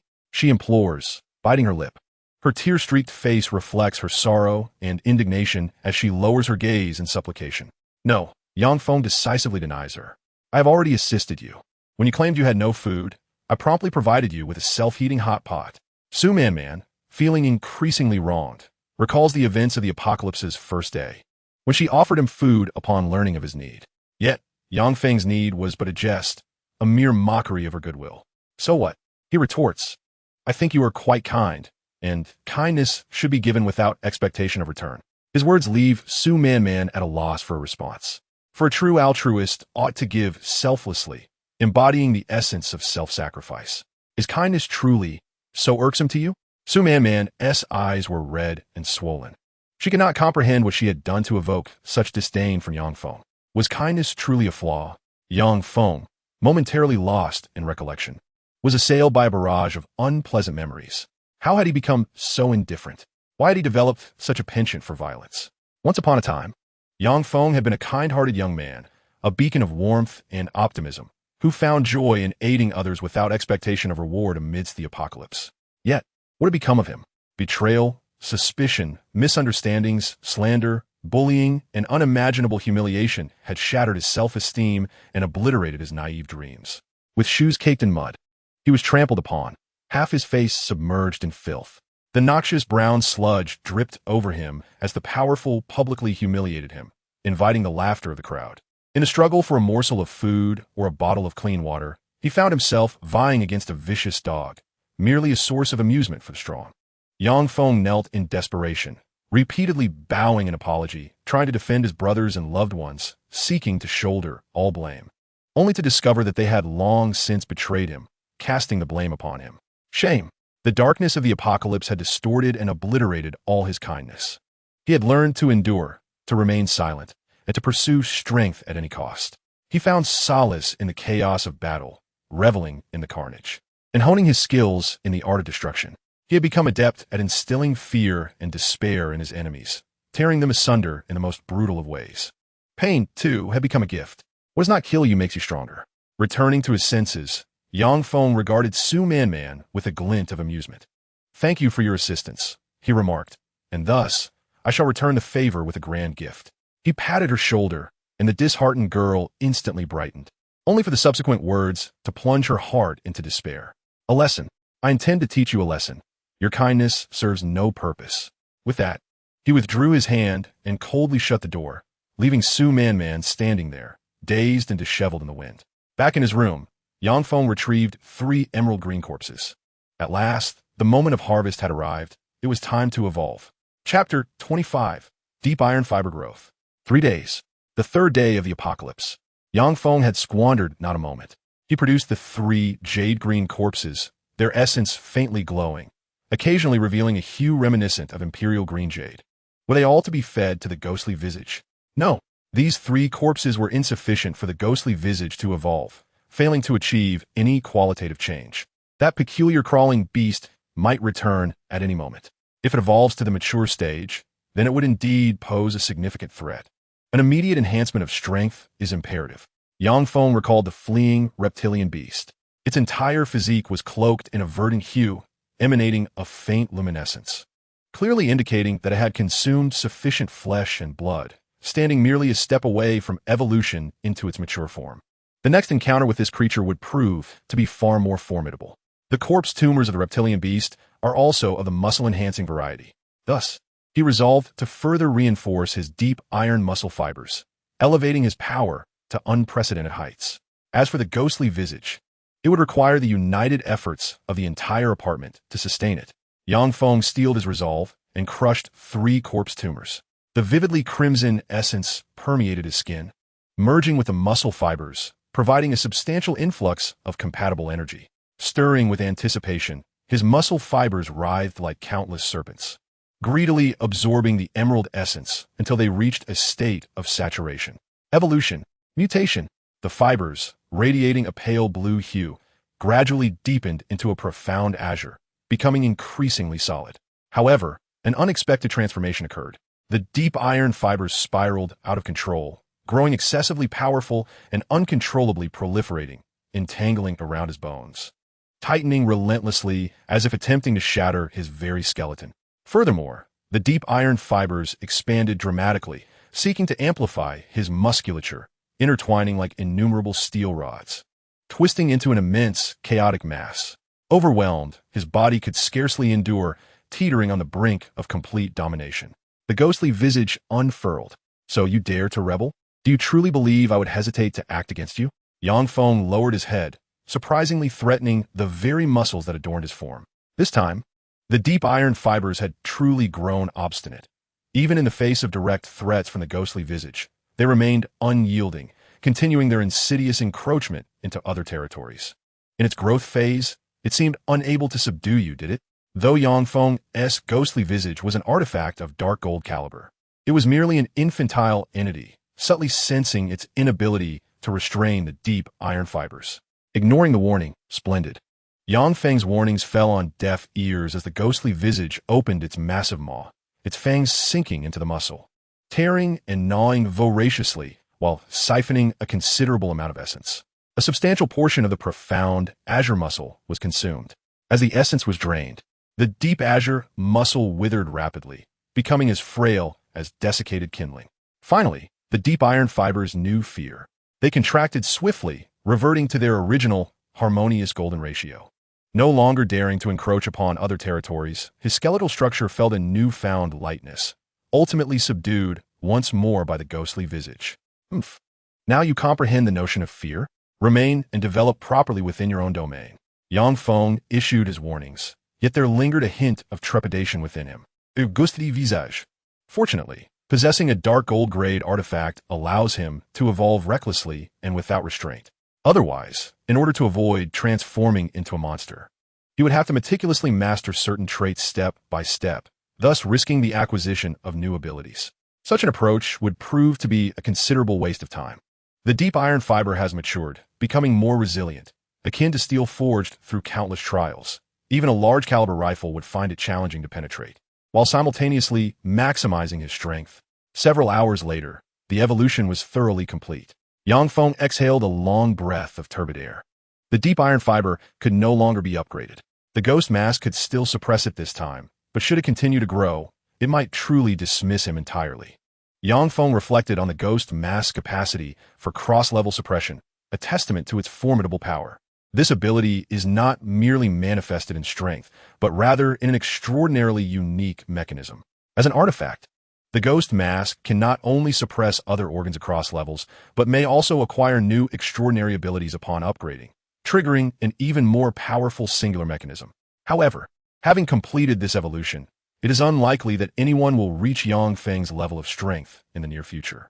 The ghost mask is a dark gold-grade artifact. The bone blade has reached a green jade level, and the deep iron fiber has attained a rare blue sea pattern level. Within just 3 days, Yang Feng has acquired such formidable capabilities. It would be more accurate to say that even if other evolvers were given additional time, it would be exceedingly difficult for them to catch up to his current prowess, perhaps not even catching a glimpse of his tail lights or inhaling his exhaust. On the 4th day of the apocalypse, the apartment complex officially distributed food. This was today's provision. Bai Ting, as the property manager, fulfilled her promise by distributing a whole pack of instant noodles to each resident. Famished, the majority of residents had long been starved to the point of dizziness, eagerly opening their doors to gaze greedily at the food-laden cart behind Bai Ting. No one dared to snatch any. Beside the cart stood several robust men, wielding blades and iron rods, maintaining order. Times have changed. The day before, a multitude had risen in rebellion, emboldened by the collective courage to follow suit. However, today was different. Each person felt weak and isolated, no longer daring to oppose Bai Ting, especially given that she was armed. Is this all there is? Despite the meager rations, many still voiced their complaints. Want me full? Desire more supplies? No problem, as long as you can bring this. Bai Ting produced a corpse tumor, the very sample Yang Feng had given her. The living flesh lump emitted a faint glow, mysterious and peculiar, still retaining a slight warmth in her hand. This is a corpse tumor. From now on, A single corpse tumor can be exchanged for 10 packs of instant noodles or equivalent food. A significant announcement indeed. Bai Ting's words detonated like a deep-sea bomb, instantly igniting a frenzy among the crowd. What sort of absurdity allows for a direct exchange of 10 packets of instant noodles? Killing the undead. They spoke of the fatal weakness at the back of their heads, a rare occurrence of such grotesque tumors. The revelation from Bai Ting left everyone in shock. The tumors were, in fact, rewards for slaying monsters. Are you not sending us to our doom? Indeed, indeed. I could barely evade the threat. Yet you propose we actively hunt those beasts, as if courting death itself. Damn it, you conniving woman. I knew your intentions were nefarious. Conversations about monsters naturally evoked a sense of panic, and from down the corridor, someone pointed at Bai Ting, hurling curses before hastily retreating while her attention was diverted. Nevertheless, under the allure of substantial rewards, brave souls began to emerge. A martial artist, having trained for several years, clenched his fists in eager anticipation. A university student, a member of the archery club, retrieved a longbow and arrows, contemplating the feasibility of engagement. The pillar of a family glanced at his famished wife and child, seemingly steeling himself for the impending challenge. Chapter 26. Either one erupts in silence or dies in silence. News spread quickly, and the residents of the apartment harbored their own secrets. Yang Feng completed his evolution, refreshed his body, and prepared a lavish bowl of seafood noodles, adorned with sausages and generous chunks of beef, savoring every slurp. He opened his door, leaned against the frame, and listened intently to the various rumors swirling outside. Hey, have you heard? Some people have begun to take action. The second floor's emergency exit was crowded with individuals clearing obstacles. The refugees, idling within the apartment, were quick to relay any slight disturbance. Why isn't anyone stopping them? If the barriers are cleared and the monsters attack, it would spell disaster for all. More individuals were concerned about their own safety, indifferent to who might perish. Yet if the passage were to open and the undead surged into the apartment, the consequences will be dire. Recruiting teammates. Recruiting teammates. Is anyone prepared to hunt the monsters? Absurdly, some are shouting for allies, as if embarking on a quest for experience points, completely oblivious to the imminent danger. Intriguing. Yang Feng chewed on a large piece of beef, slurped up some noodles, and took a sip of broth, feeling immensely satisfied. Turning his head, he noticed Su Man from room 407, leaning against the wall, gazing longingly at the delicious food in her hands. You look as though you haven't eaten yet. Wasn't today's food already distributed? Yang Feng inquired with curiosity. But Su Man lowered her head, tears welling in her eyes, and in a voice as faint as a mosquito's buzz replied, I was robbed again. Just as she had received a packet of instant noodles, it was swiftly snatched away by other refugees. Indeed, the benevolent are often taken advantage of, just as a good horse is ridden. It is well known that you possess a kind heart and are easily bullied. In this extreme environment, you naturally become even more reckless and unrestrained. Despair. Her eyes were filled with hopelessness, as if she had relinquished all expectations of this world. Su Man wiped away her tears and slowly rose from the ground, as if she had made a resolute decision, heading towards the direction of the emergency exit. Oh! Yang Feng was somewhat taken aback. In silence, one either erupts or perishes. Su Man might have lost her senses, contemplating leaving the apartment. Believing she could hunt those monsters on her own, Yang Feng averted his gaze and returned to his room, looking down through the window. It was cleared. The obstacles blocking the emergency exit had been removed. Several men, wielding knives and clad in heavy clothing, stealthily emerged from the entrance of the emergency exit. Miao Zhuang? Yang Feng recognized the burly man missing a hand. It was none other than the security team leader, Miao Zhuang, who had also taken risks for sustenance. Fortunately, Yang Feng had already disposed of most of the corpses in the courtyard. Otherwise, they would have encountered the monsters head-on and been immediately surrounded. The corpses. During the day, their mobility becomes relatively sluggish. Their deformed bodies can absorb sunlight to perform a form of photosynthesis, extracting a small amount of energy. Yang Feng glanced again at the side of the courtyard, where the wandering corpses, evidently alerted by sound and scent, sensed the presence of the group. It was daytime. The strength of the corpses would be significantly reduced. If it were night, they would enter a highly active and frenzied state, with all their latent vitality activated. And the chances of obtaining corpse tumors after hunting them would increase. This is why Yang Feng always chose to hunt monsters at night. Attack! Roar! The battle was about to erupt. A few heavily bundled men wielded their machetes against the corpses. The monsters roared in fury, attracting more of their kind, baring their massive jaws and brandishing their dark claws, engaging in a fierce struggle. These men faced monsters for the first time. They fought for their lives for the first time. Their severe lack of experience led to even graver issues. A loose grip on the knife could lead to it slipping from their hands. The sharp blade struck the hardest skull, yet lacked the force to cleave it, instead becoming lodged within the bony crevice. This is reality.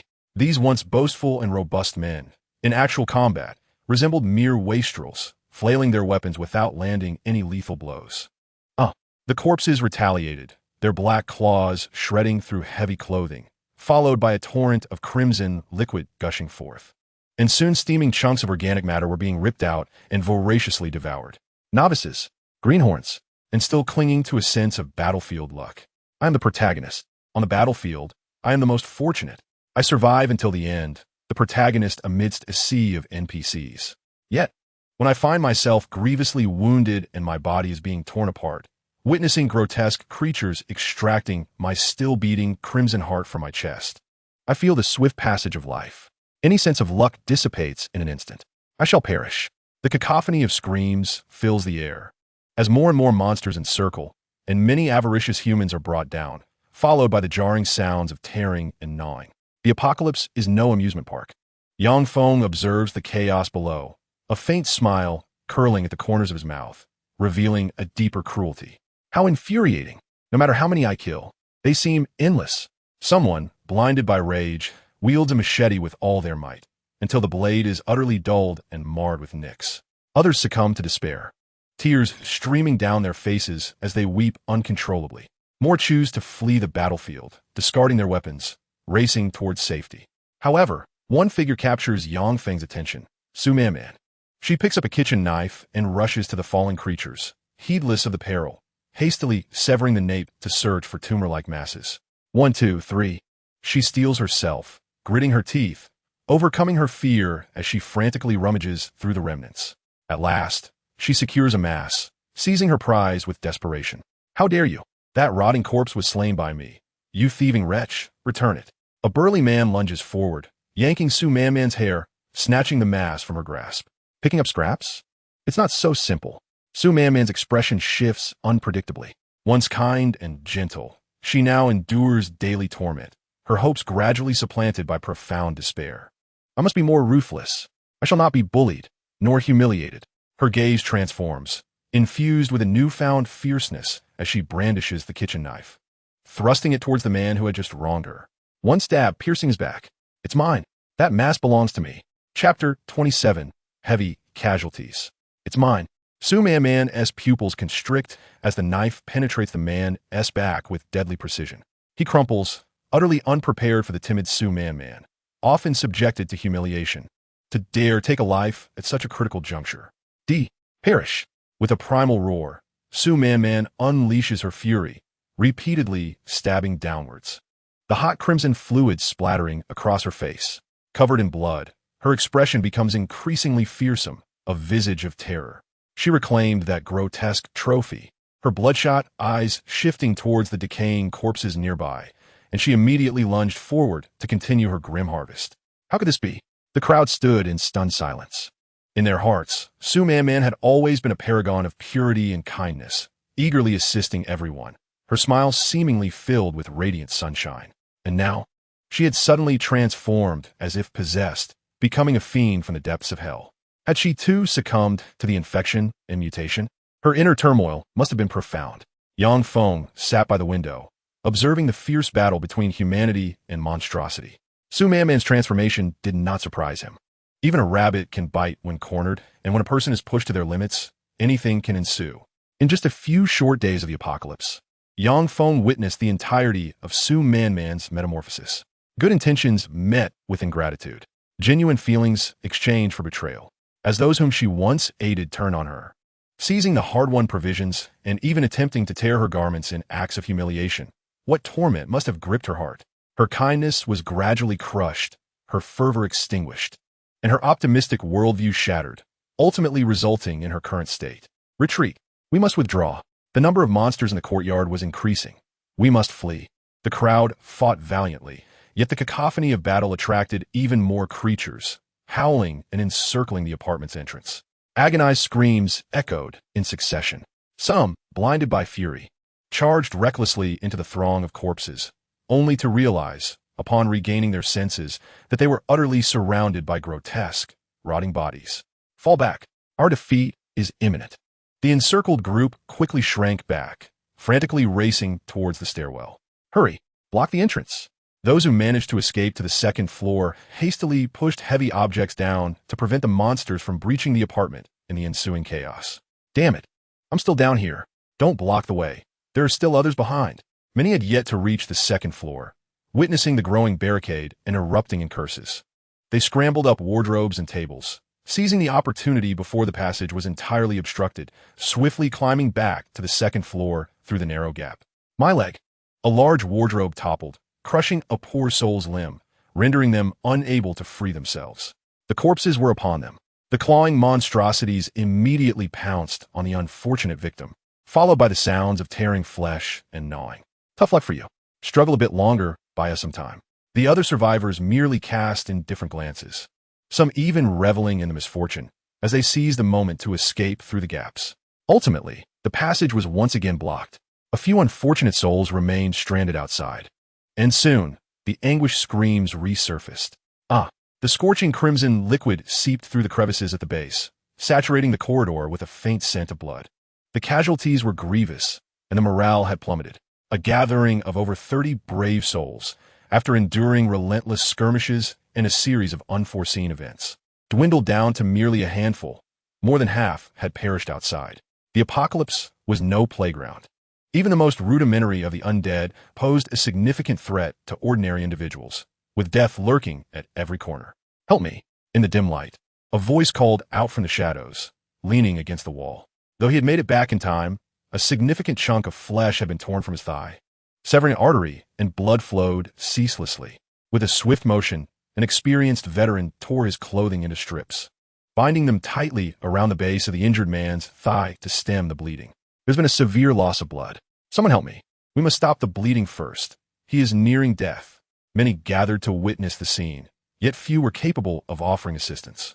Nevertheless, a doctor stepped forward. I have tools in my room. Who will fetch them for me? A young man took the keys and hurried towards the designated floor. Suddenly, the sound of clapping echoed through the corridor. A man approached with a mocking glint in his eye, speaking in a derisive tone. What a shining moment of humanity, uniting to save a corpse. Such brilliance, and yet moments ago, you barred others from entry, allowing them to be torn apart by monsters. Young Feng. His scornful words ignited fury in everyone present. The urgency of the moment had necessitated sealing the passage, as those monsters could invade at any moment. The veteran, maintaining his composure amidst the chaos, glanced at the wounded man. The situation has changed. Saving one is better than saving none. Not a bad excuse, Yang Feng conceded inwardly.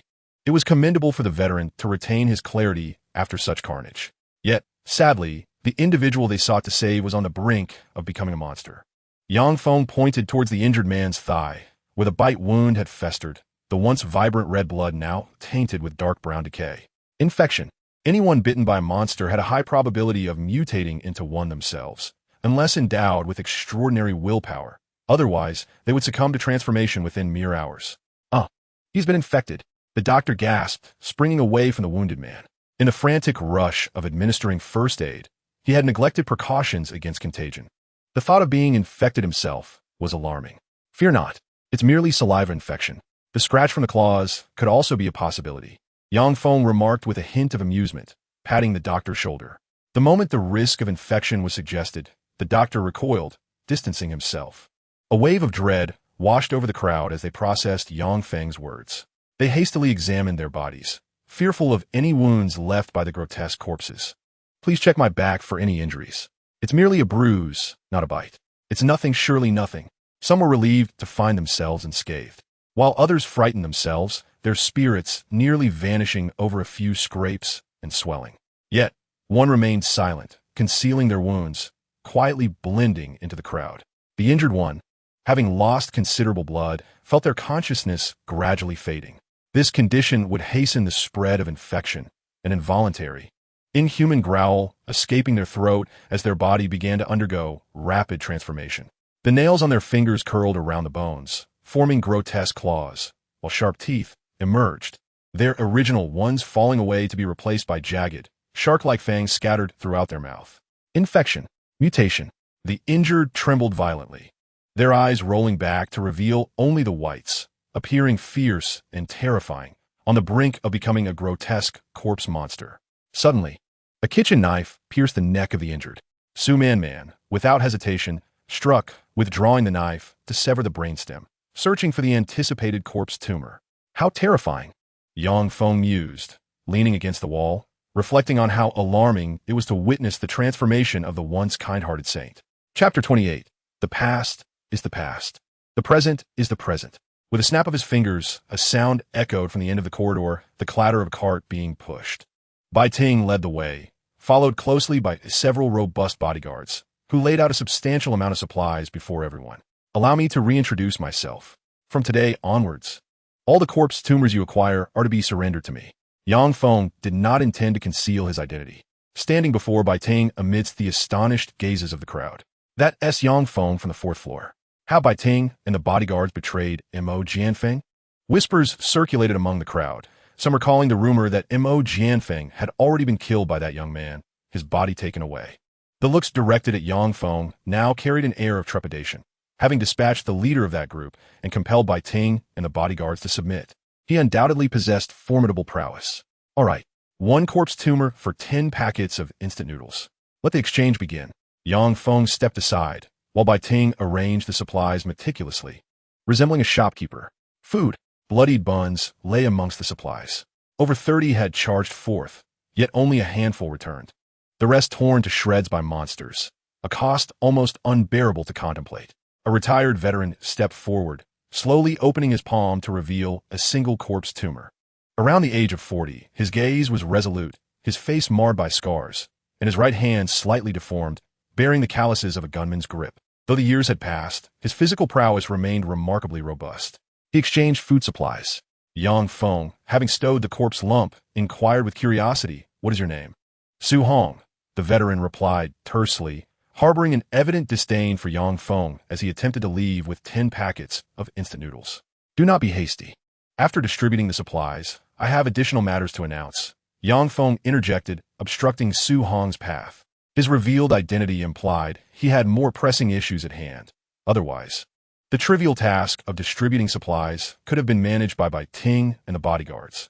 Su Hong scoffed, retreating momentarily to continue his exchange. Yang Feng gestured, and an old acquaintance approached. Miao Zhuang, the man whose arm he had severed. "Boss Yang," Miao Zhuang said, adopting a sycophantic demeanor, bowing and scraping before Yang Feng. Yang Feng narrowed his eyes, feeling a tinge of misjudgment regarding the one-armed Miao Zhuang. This former head of security, now reduced to a pitiful state, knelt before him in desperation, breaking his own skull in an act of abject humility. How could such a coward dare to contend with those monstrous beings? A lump of flesh appeared in Miao Zhuang's open palm. "I do not desire instant noodles. I want beef," he insisted, gesturing toward a large bag of vacuum-sealed cooked beef on the supply cart. His appetite was quite formidable. Yang Feng, intrigued, nodded for Bai Ting to retrieve the beef, then smilingly asked, "What compels you to partake in this operation?" Miao Zhuang hesitated, casting a peculiar glance at the bodyguards behind Bai Ting. "I wish to prove myself. Even with just one arm, I'm the most formidable, the most daring in battle." Thus it was. Once a security captain, Miao Zhuang's stature had diminished significantly after losing his arm. Coupled with his previous subservience to Yang Feng, he had become a target of ridicule. He needed to validate himself to those bodyguards, to show that he remained the fiercest, the bravest among them. With a rip, Miao Zhuang tore open the packaging, stuffing a large piece of beef into his mouth, flaunting it before his former comrades, a delicacy earned at a great cost. Quite intriguing. Yang Feng shifted his gaze to a figure approaching, a graceful silhouette. Man.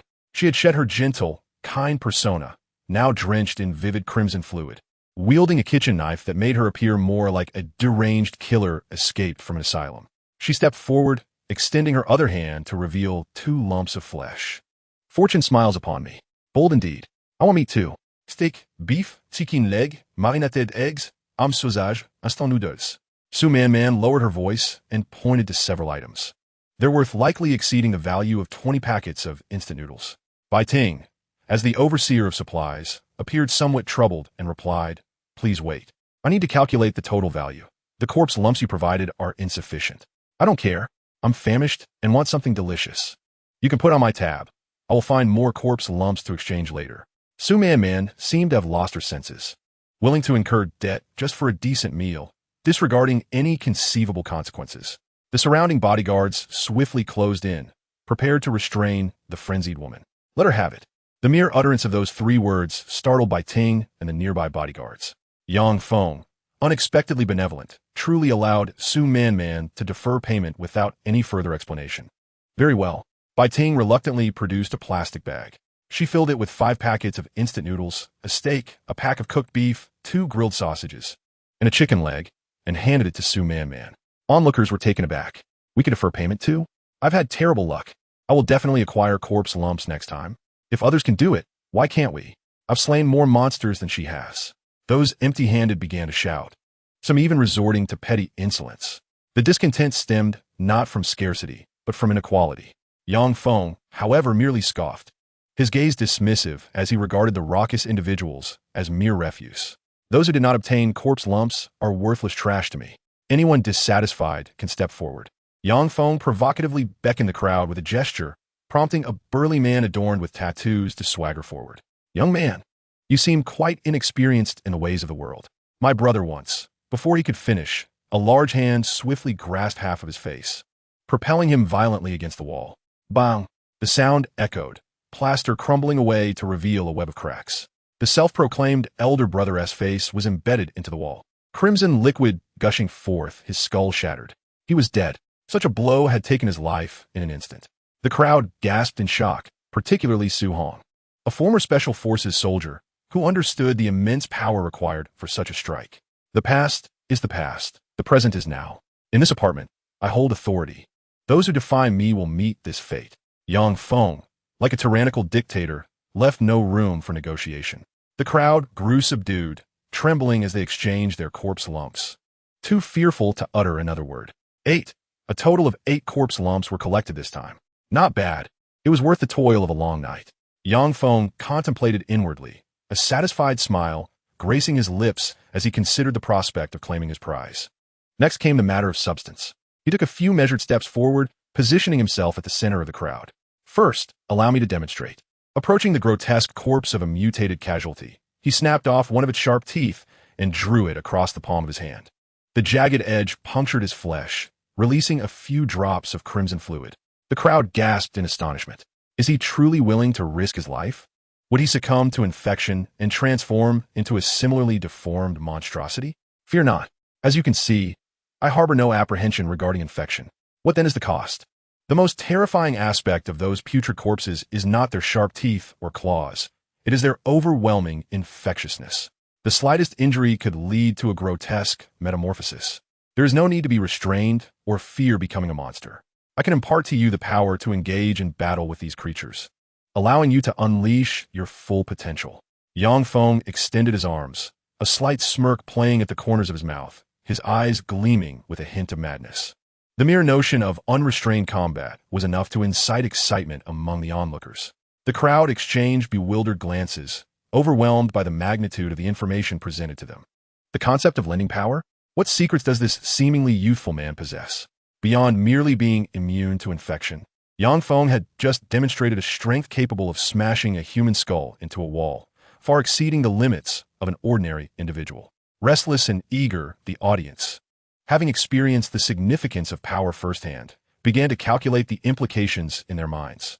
But what is the cost? You mentioned that this power is lent to us. Then is the interest? The veteran Su Hong was the first to respond, acutely aware that there are no free lunches, especially in a world that has descended into chaos, where even crumbs would be withheld. Slavery. Anyone who accepts my power must become a slave. Yang Feng's smile twisted slightly, the content of his proposition growing increasingly outrageous and difficult to accept. There is but one condition: complete obedience to my commands, even if it means sacrificing your life at my behest. Is this the condition? It is nothing short of an insult. The expressions of the gathered individuals were laced with indignation. To be reduced to the status of a slave, catering to the whims of a master, was akin to being less than an animal. Are you angered? Yang Feng let out a cold laugh, far from comforting the crowd. Instead, he stoked the flames of their discontent with even more intolerable stipulations. When besieged by a tide of corpses, a single command would necessitate risking one's life to carve a path for me. In the face of relentless hunters and my command, you must remain behind to buy time for me. On days when I find myself in despair, I feel compelled to witness the brutal clash of my subordinates, who must fight with unwavering fervor. Yang Feng's words grew increasingly outrageous. In his descriptions, slaves were regarded as lesser than beasts, mere expendable pawns, toys for his amusement. I refused to indulge in this madness any longer. The veteran Su Hong could not bear it, seizing his spoils and turning away. Most chose to depart, unwilling to entrust their lives to a madman. The notion of becoming someone's slave, stripped of all freedom, is utterly absurd. While many left, 3 remained, seemingly prepared to accept Yang Feng's terms. The first was Miao Zhuang, whose decision to stay did not surprise Yang Feng. He was well aware of Yang Feng's formidable strength. In an instant, Miao Zhuang's arm was severed by Yang Feng. Miao Zhuang had witnessed the great boss Missouri Jianfeng's demise at Yang Feng's hands and had seen him withstand gunfire with his bare body. He had even encountered the carcasses of crawling beasts. Yang Feng had slain 3 colossal creatures, the size of cars, demonstrating his undeniable power. Thus, Miao Zhuang understood Yang Feng's might deeply, realizing that even as a subordinate, he was firmly grasping a powerful ally. The second was Su Man, whose presence was unexpected. To destroy a person, one only needs to endure the worst day. The harrowing experiences of the apocalypse had gradually transformed Su Man, shattering her once kind and innocent disposition. Betrayal, humiliation, and bullying had caused her worldview to collapse. She had endured until today, and finally, her darker side erupted, becoming ruthless and merciless. Your presence surprises me. Do you not harbor any hatred towards me? Yang Feng mocked, recalling his recent jibes directed at Su Man, which should have fostered resentment within her.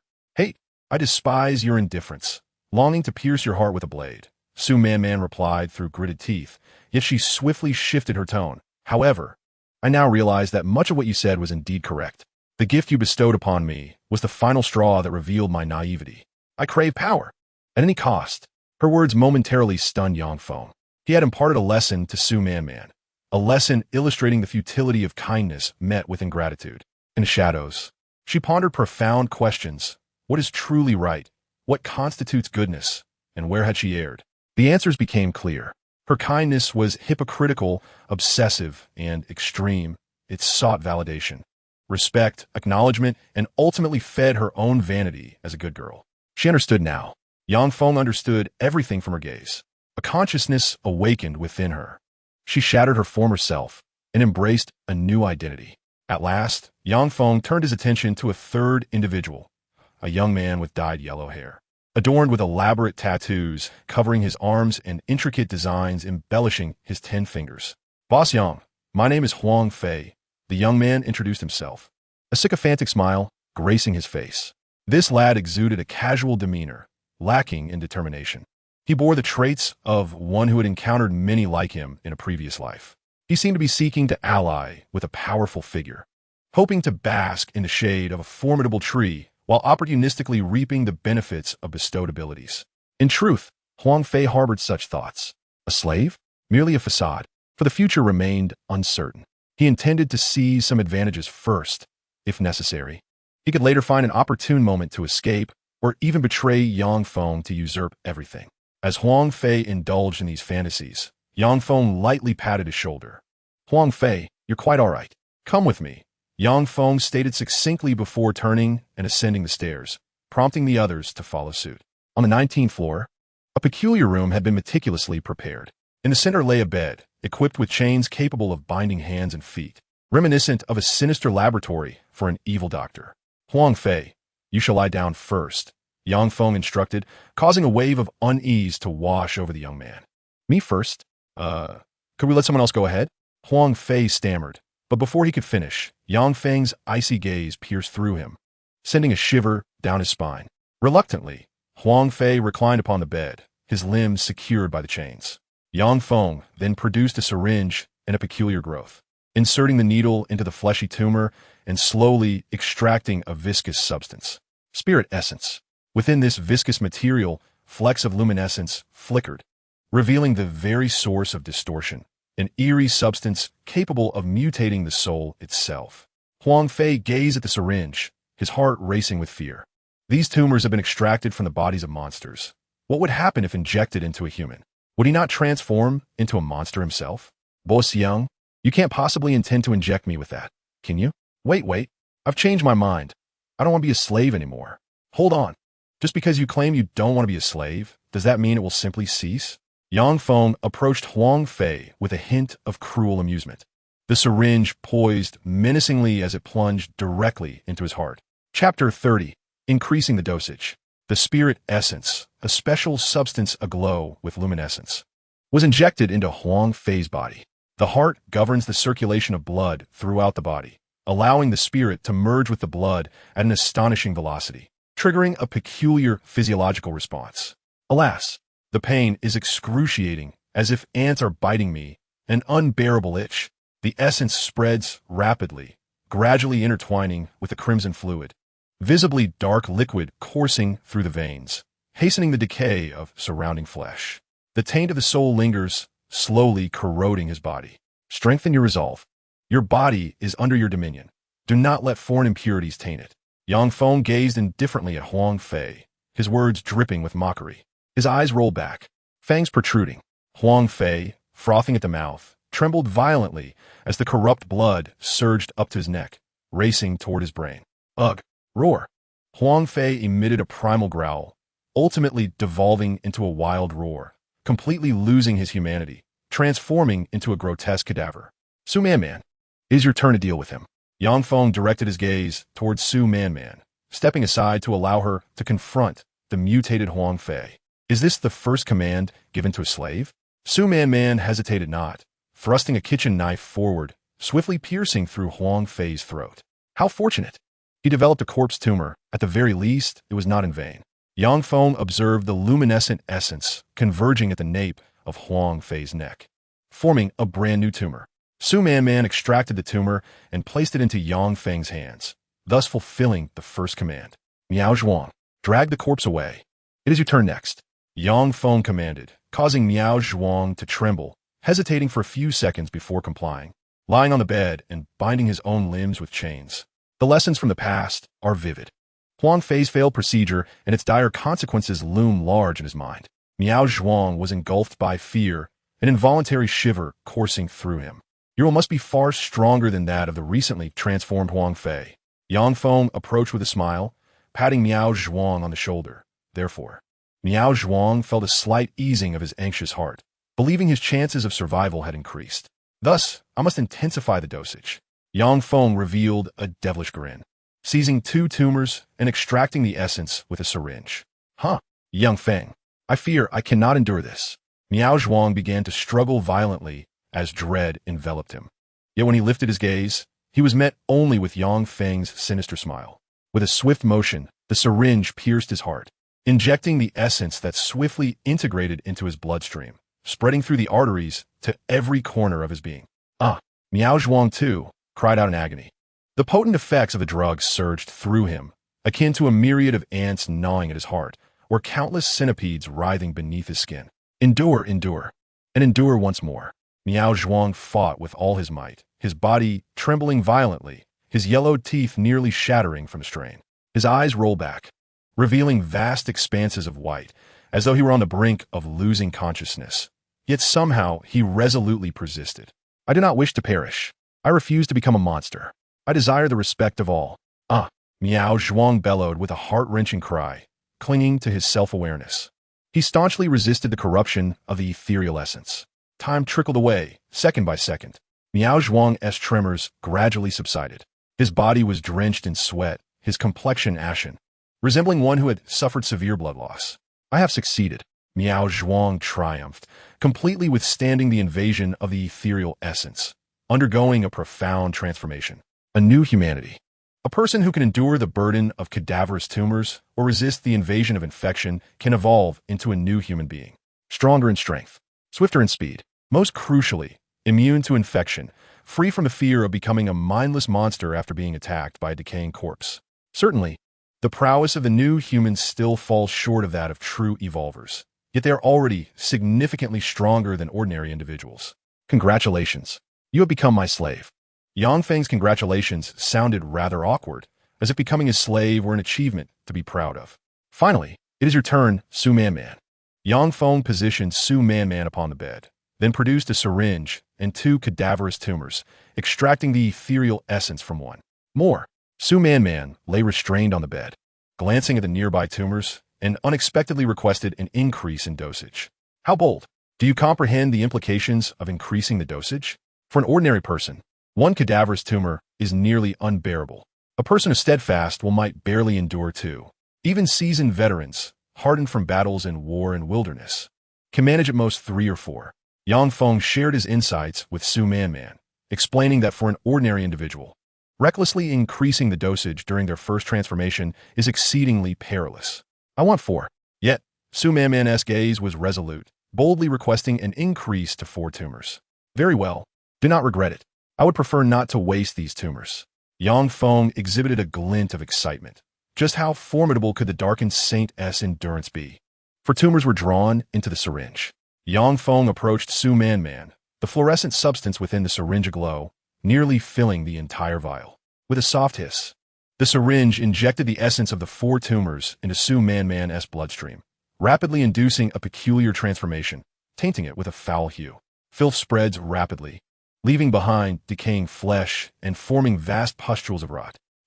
Su Man Man refuses to admit defeat, enduring immense pain, yet her gaze remains unwaveringly resolute. I shall seek vengeance. I shall seek vengeance.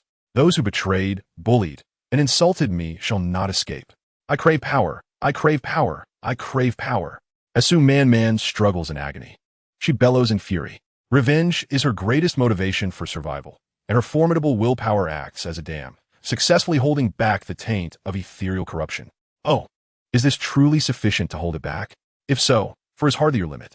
Yang Feng refals a defilis green, producing a syringe to extract 2 more units of the corpse's essence, forcefully injecting it into Su Man Man's artery. Struggle a little more. Be a little more frantic. The more essence you absorb, the stronger you will become upon your first evolution, and it will enhance your capacity to endure power. Yang Feng speaks beside her, seemingly encouraging her to resist as much of the ethereal filth as possible. Consider the mother and child who took your food and your room. Reflect on the refugees who enjoyed your resources and then shoved you into a corner. Remember those who beat, insulted, and abused you. Think of those who conspired against you, wishing to shred your clothes in the dead of night, seeking to utterly humiliate you and unleash their desires. Yang Feng's words pierced Su Man Man's heart like daggers. I must survive, survive, survive. I must seek vengeance, seek vengeance, seek vengeance. Su Man Man roars in fury, the chains binding her clanging loudly, even the bed creaking under the strain. Her body is evolving. Su Man Man is like his beef noodles. Evolution. A single instance of 6 units of corpse essence. This quantity is nearly sufficient to elevate a green jade level special organ. Su Man Man screams with a heart-wrenching intensity, while her youthful body undergoes a series of transformations. Bone density increases, muscle resilience strengthens, lung and heart efficiency improves, and reflex speed accelerates, all progressing in a favorable direction. This is a comprehensive enhancement. The bed beneath Su Man Man is on the verge of breaking, the iron chains ringing out like a furious beast. Until the very end, Su Man Man's evolution is completed. She lies on the bed, gasping for breath, her beautiful eyes filled with weakness and disbelief. Even she perceives her survival as a miracle. Excellent. Su Man Man, you are now my slave. Yang Feng smiles slightly, freeing Su Man Man from her chains. Master. Su Man Man rose from her bed and unexpectedly knelt before Yang Feng, even uttering a most humiliating title. Congratulations, you have become new humans. Your bodies will be significantly stronger than those of ordinary people, immune to infections, and will not succumb to monstrous transformations due to wounds. Yang Feng first applauded Miao Zhuang and Su Man Man, but then his expression shifted, revealing an imposing aura of authority. From this moment on, you shall repay your debts. Yang Feng resembled a dark overlord, displaying a bloodthirsty grin. Miao Zhuang, you must surrender at least 1 tumor daily. Su Man, you are required to submit no less than 2 tumors each day. This is merely a temporary beginner's protection period. After 3 days, the quantity you must submit will double. Yang Feng set rigid quotas for both, establishing a minimum daily requirement. Slaves. High-grade consumables.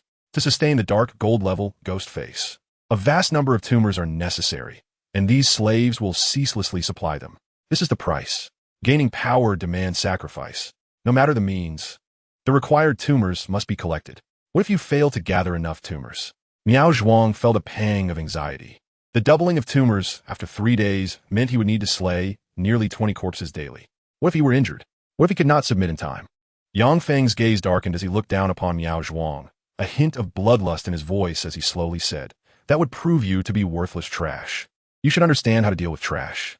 Yang Feng's words sent a shiver through Miao Zhuang, who quickly lowered his head and replied in a tone tinged with fear and respect, "Yes, master."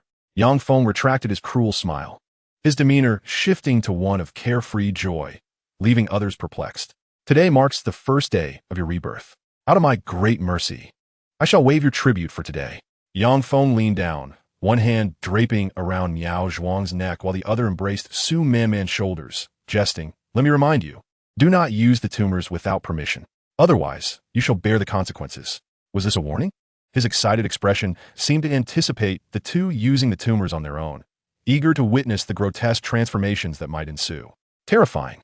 The depth of Yang Feng's fearsome persona was indelibly etched into the hearts of both individuals. On the 4th floor, Su Man returned with her bundled supplies. "Oh, our goddess has returned. Wow, where did you procure all these treasures?"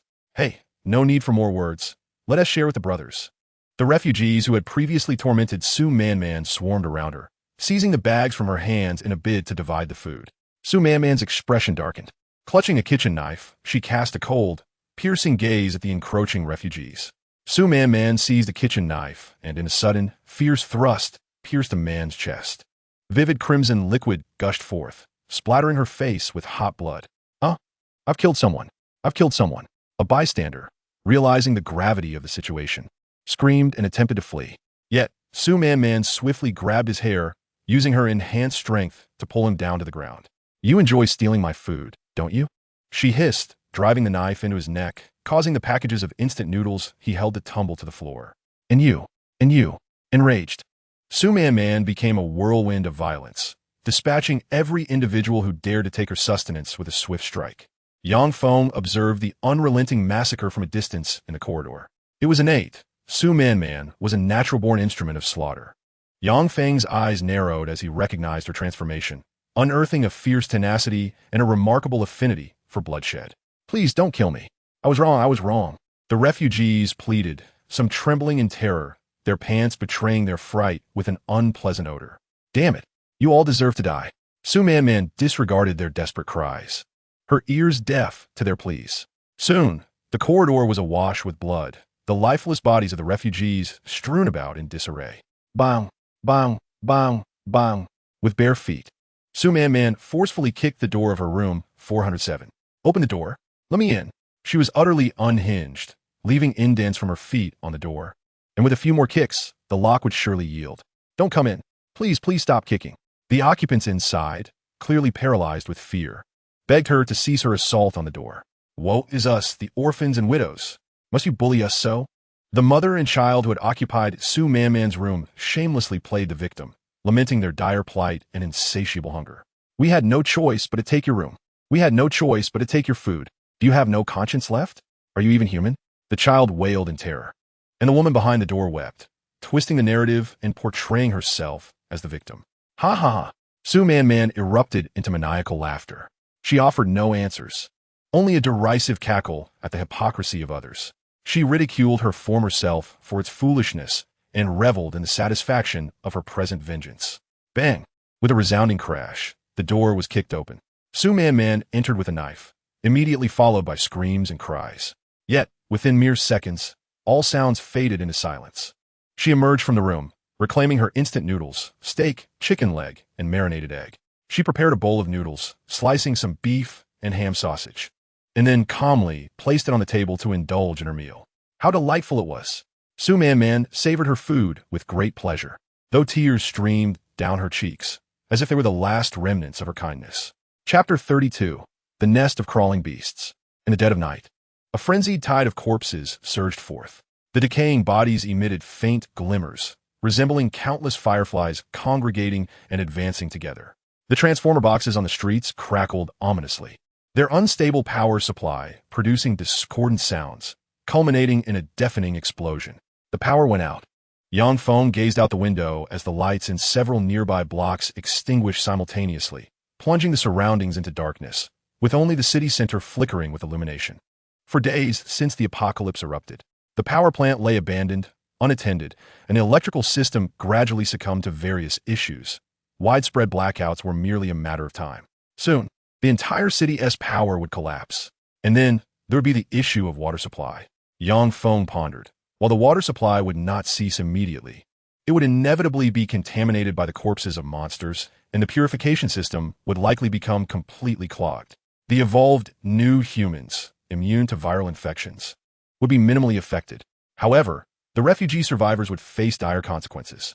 In time, the population would dwindle drastically, with water contamination as the primary culprit, potentially inciting a second wave of mutations. The situation was growing increasingly dire. With the insights from his previous life, Yang Feng understood the horrors of disaster all too well.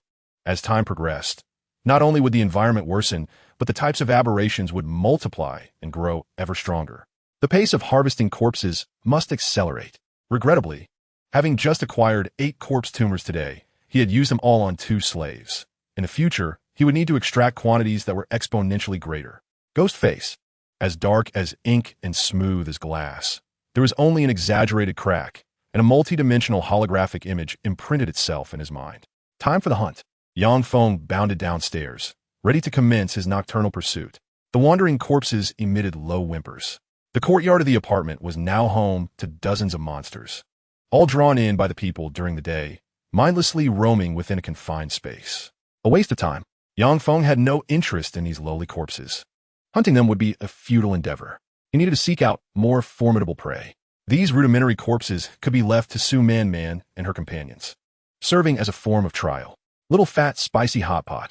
Yang Feng navigated the familiar terrain with ease, utilizing the previous access point to venture into the alley, delving deeper into the shadows. The path was muddied, strewn with fish crates, scales mingling with the sludge. Chicken coops lay twisted and misshapen, feathers stained with blood. All living creatures had been seized by the monstrous entities, devoured entirely, serving as sustenance for their energy. Not far off, a large truck stood idle, its cargo scattered haphazardly. The driver transformed into a beast. A towering figure caught Yang Feng's attention. Giant corpse, stage, larvae, rarity, green jade. This aberrant species was predominantly comprised of mutated humans of robust stature, their muscular strength greatly enhanced, bones having reformed, resulting in an imposing height. A giant corpse? Likely a mutated freight worker, exhibiting considerable strength. Yang Feng concealed himself, observing the transformed laborer, whose height exceeded 2 meters. Exaggerated muscles tearing through the fabric of his work attire. Yet, despite its intimidating appearance, the giant corpse was merely a low-grade aberration. Yang Feng's muscular strength, however, was derived from far superior organs, far more advanced and rare than the creature before him. I'll take you down first. He rose, fearlessly approaching the giant corpse. The colossal monster, towering above him, obscured the moonlight, casting a shadow over Yang Feng's slender frame, rendering him seemingly fragile and insignificant. Look over here. As he stepped beside the hulking figure, his voice pierced the air, causing it to turn abruptly. The giant corpse tilted its head in confusion, staring blankly at Yang Feng for a couple of seconds before erupting into a deafening roar. Without hesitation, the giant corpse swung its massive fist down like a sledgehammer, intent on reducing Yang Feng to a pulp. Huh! Yang Feng's mouth curled into a slight smile of exhilaration as he unleashed a powerful punch of his own. A resounding thud echoed as the giant corpse's enormous fist caved in irregularly, the sound of shattering bone reverberating. It was a stark disparity. Deep iron fiber growth.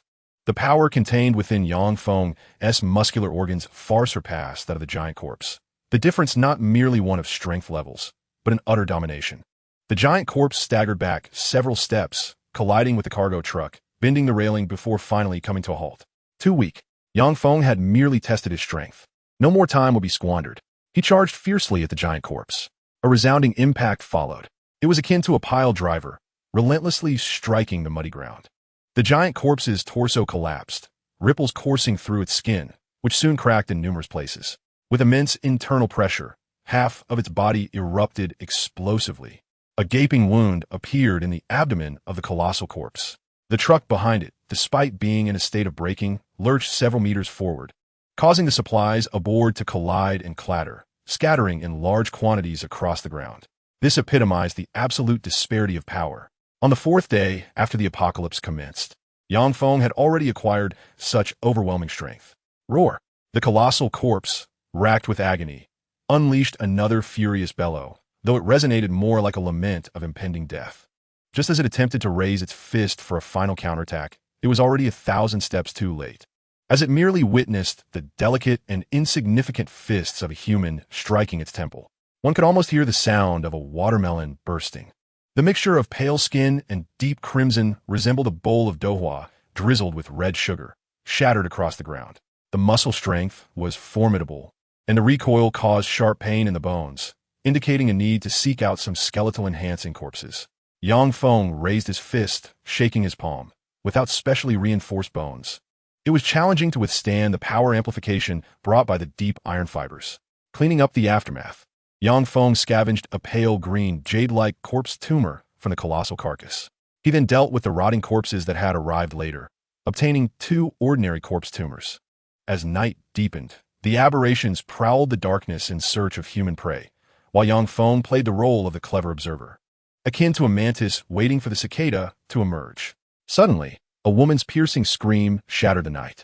A glass window of an old house shattered, and a massive shadow darted inside, followed by a cacophony of smashing sounds, which swiftly descended into silence. The crawling beast, a creature adept at scaling walls, much like a gecko, had emerged from the shadows.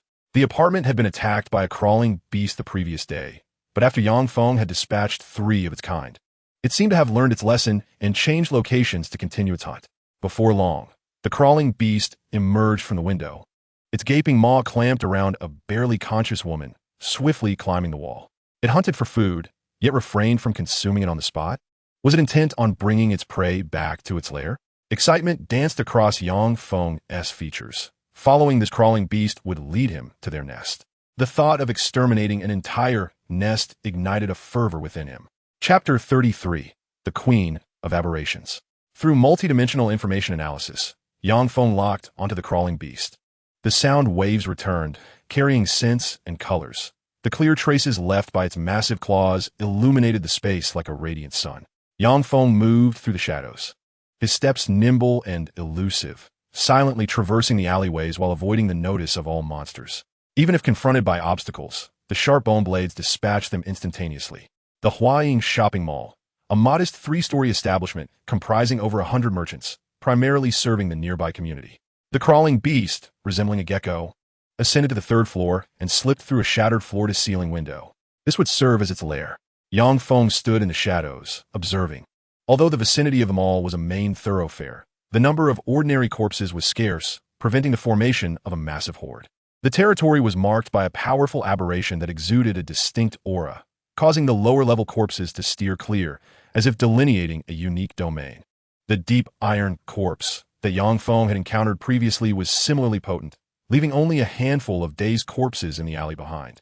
With a deep exhale, Yangfeng took a less frequented path with fewer corpses, stealthily eliminating several obstructions and swiftly nearing them all. The glass entrance was shut, secured by a hefty iron lock. Yet a side door lay shattered, glass shards strewn across the ground, indicative of a forced entry by someone. Yangfeng opted against this route. The crawling beasts were social creatures, adept at hunting in darkness, cunning and insidious, possessing high intelligence. Thus, it was likely that a lurking beast awaited near the entrance. Multidimensional information analysis. Yangfeng focused intently, perceiving even the faintest tremors in the air. The heartbeat and breath of the aberration formed a new 3-dimensional image. Indeed, perched upon one of the stone pillars inside the entrance was a large crawling beast, with another lurking against the side wall. Numerous.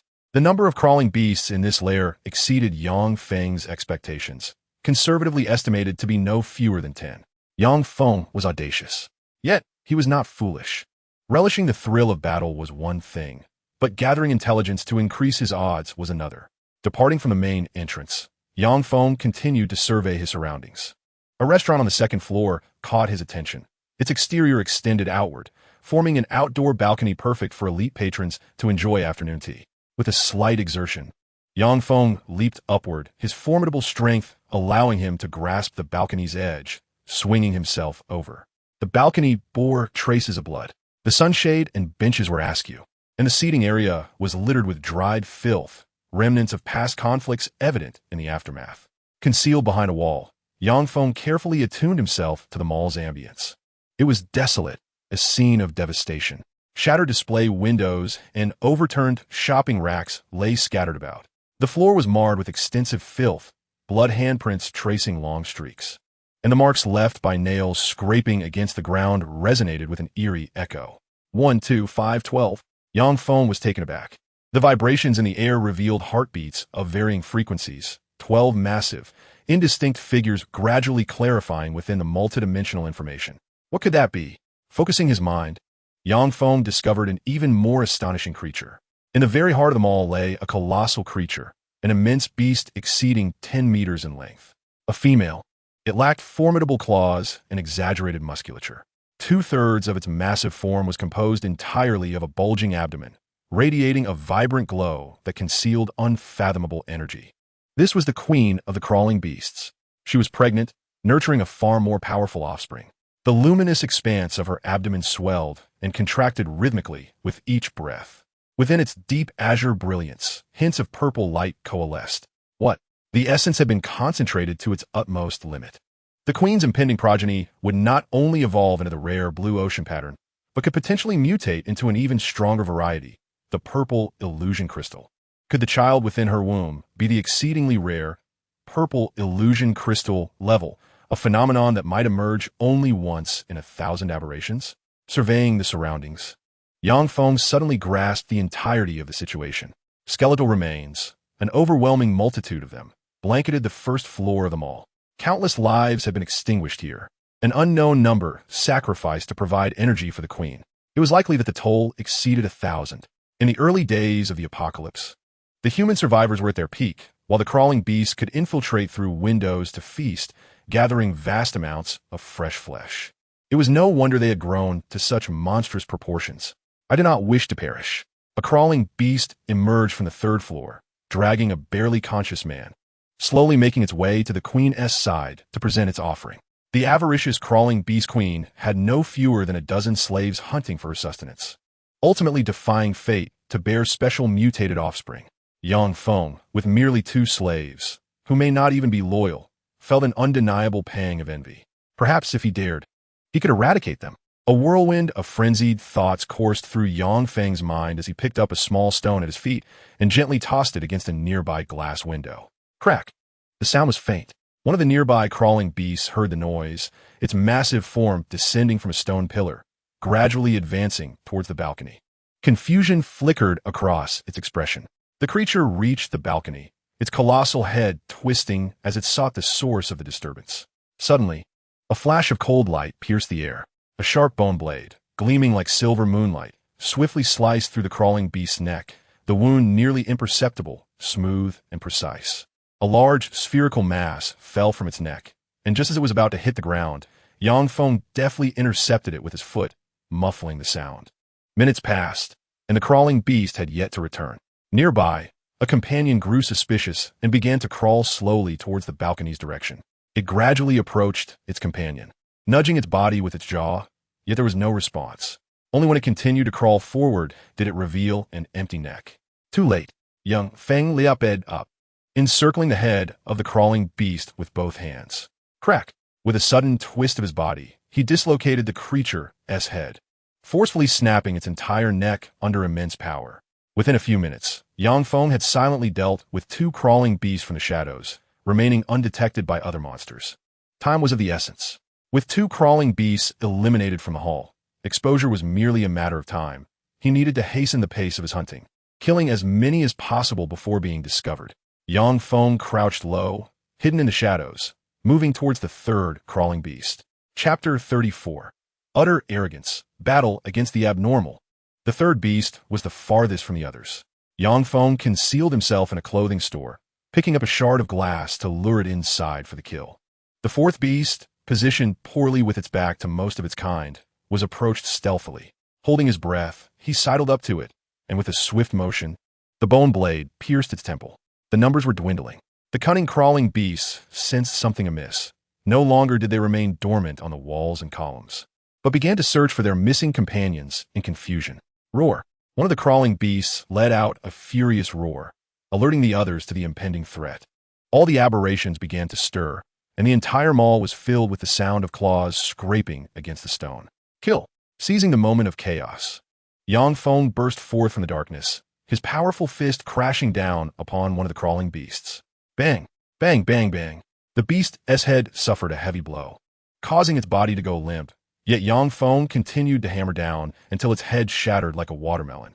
The fifth beast, with a face as smooth as a mirror, Yangfeng's gaping maw extended a slimy tongue, licking the sweet syrup off the brain matter smeared on his cheek.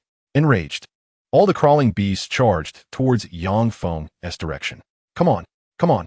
Yangfeng excitedly initiated a countercharge, his muscles tensed like steel cables, making his arms appear thicker. Bang! A shoulder charge sent the foremost crawling beast flying, its chest caving in as it crashed against a nearby wall. The sixth beast.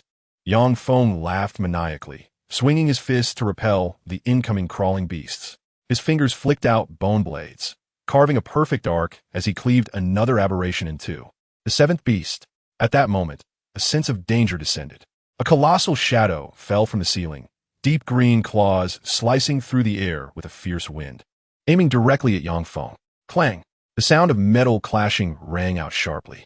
The backlash from the bone blade unexpectedly caused a slight tingling sensation in his arm, and the overwhelming force compelled him to instinctively take a step back. In terms of strength, he had fallen short. The deep iron fiber was an exceptionally rare organ, a true gem among its kind, and in its growth phase it was formidable indeed. Upon closer inspection, he beheld a peculiar reptilian beast, its skin entirely absent, revealing grotesque, deep green musculature beneath. Its entire form resembled a vividly glistening emerald, emanating an aura of extreme danger. This was a mature specimen, having evolved to the third stage. It embodied the pinnacle of predation. The last time Yangfeng had encountered it in the apartment, he had issued a retreat order, and in a mere 2 days, it had undergone a complete transformation into this mature form. It was akin to a youthful boy suddenly maturing into a self-reliant man. Completing such a metamorphosis was no trivial feat. It signified that it had ascended to the apex of its predatory prowess.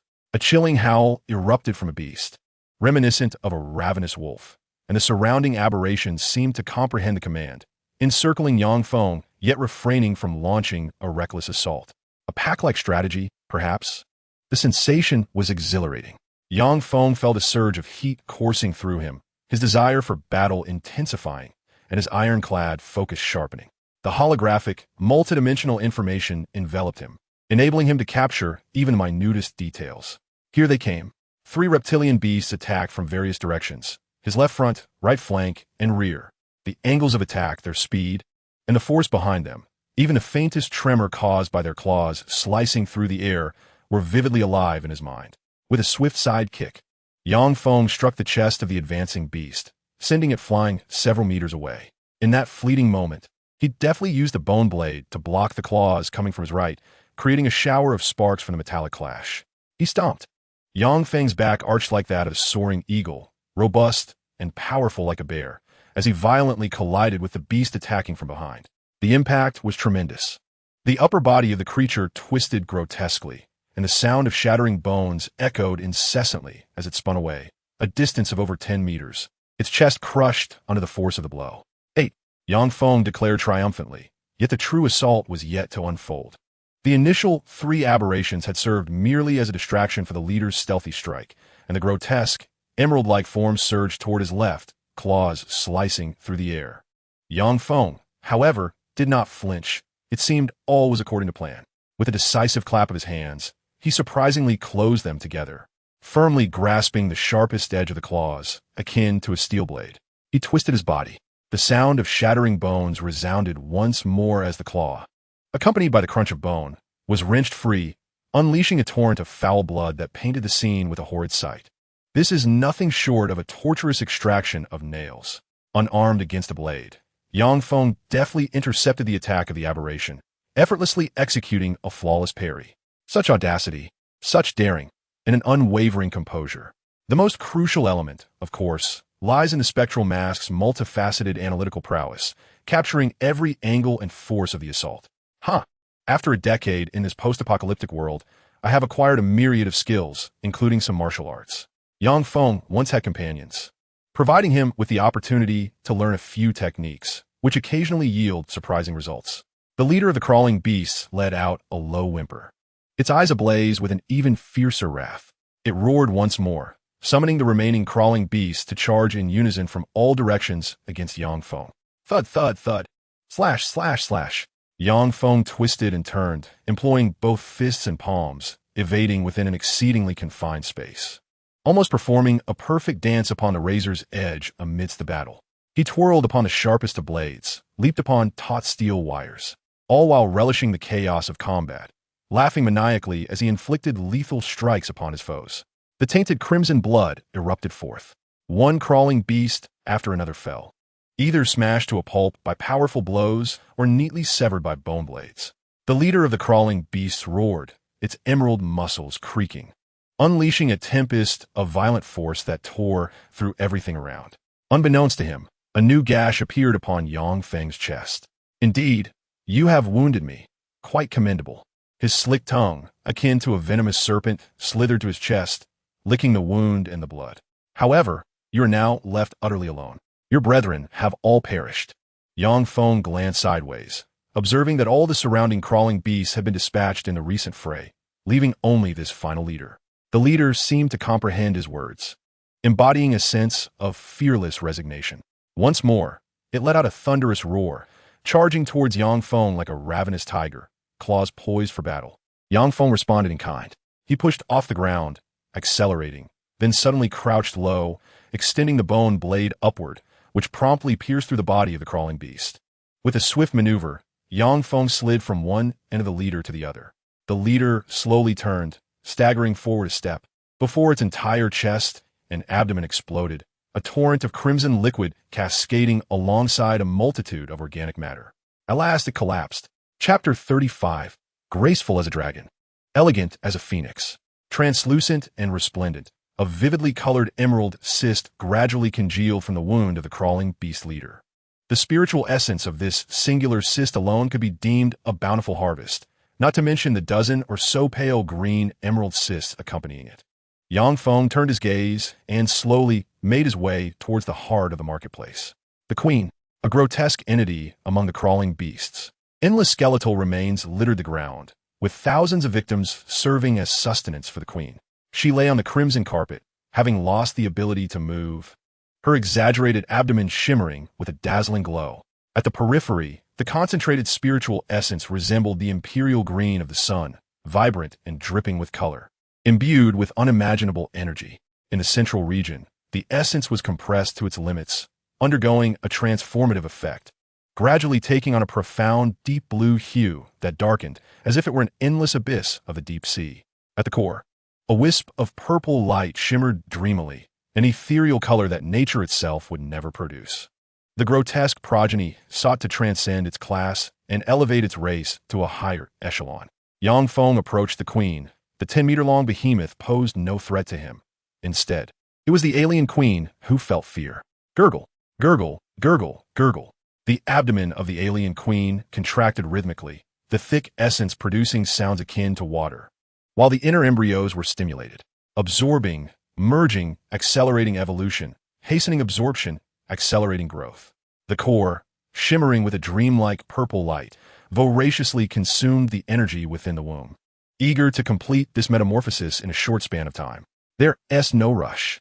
You may evolve slowly. Only then can I acquire a more advanced cyst. Yang Feng was in no haste to attack. Rather, he patiently awaited the evolution of his foe. The stronger the quality of the enemy's evolution, the better. Achieving the level of purple crystal would be a significant gain. Suddenly, a deafening explosion resonated. The abdomen of the alien queen burst open entirely. a uniquely deformed offspring. Sensing the imminent danger, eagerly hatched from its mother-esque body. A humanoid? It possessed not just an upper half resembling a human, but was half human, half crawling beast. Its lower body resembled that of a massive gecko, with bulging muscles akin to deep blue steel bars, heavy like a tank. The upper half of its body had developed a form resembling that of a human, its formless purple flesh covering it, emanating a foul stench and an aura of malevolence. Having absorbed a substantial amount of human DNA, had it also begun to evolve towards a more human-like form? Yang Feng made a rough assessment, his body involuntarily trembling slightly, sensing that the monster before him was far more formidable than any he had encountered before.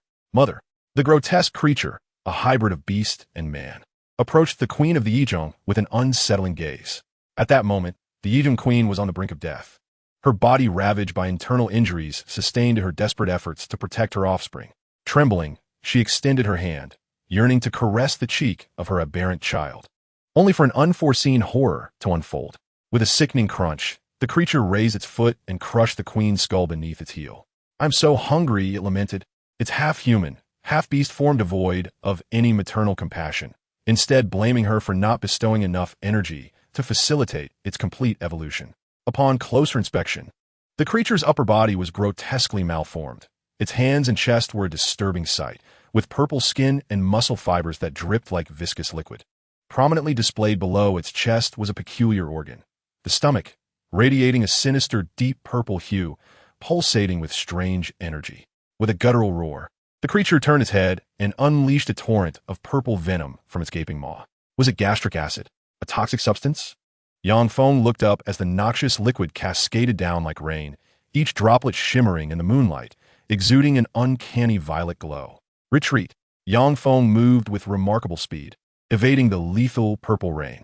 The potent toxin sizzled upon contact with the stone floor, emitting a corrosive hissing sound, as countless small pits quickly marred the ground. The newborn creature, unable to articulate its emotions, roared in fury and wept, charging at Yang Feng with wild abandon. Its massive form shattered the floor beneath it, its enormous, twisted blue claws thrashing in the darkness. Clang! Sparks flew as metal met flesh, the clangor echoing through the hall. Yang Feng's bone blade clashed with the creature's claws, the recoil sending pain coursing through his hand and forearm. With a guttural cry, the creature opened its maw wide once more, spewing forth another wave of toxic purple fluid. Yang Feng, engaged in battle, swiftly dodged, but the creature's claws tore through his garments, leaving 3 deep gashes along his abdomen. Undeterred by the peril, Yang Feng chuckled, a fierce excitement flashing across his face while maintaining an eerie calmness. The battle was nearing its conclusion. "I have deciphered all your attack patterns," he thought, undeterred by his minor injuries, perceiving the creature as a mere prey, for he had unraveled its every move. Upper body, purple illusion crystal level young stage. Lower body, blue ocean pattern level, at least in the growth phase. The nascent creature, still unfamiliar with various offensive techniques, was nearly within reach of demise. Yang Feng, unwilling to hold back any longer, suddenly emanated an overwhelming aura of murderous intent. Focus. Concentrate. The multidimensional analysis of Ghost Face unfolded.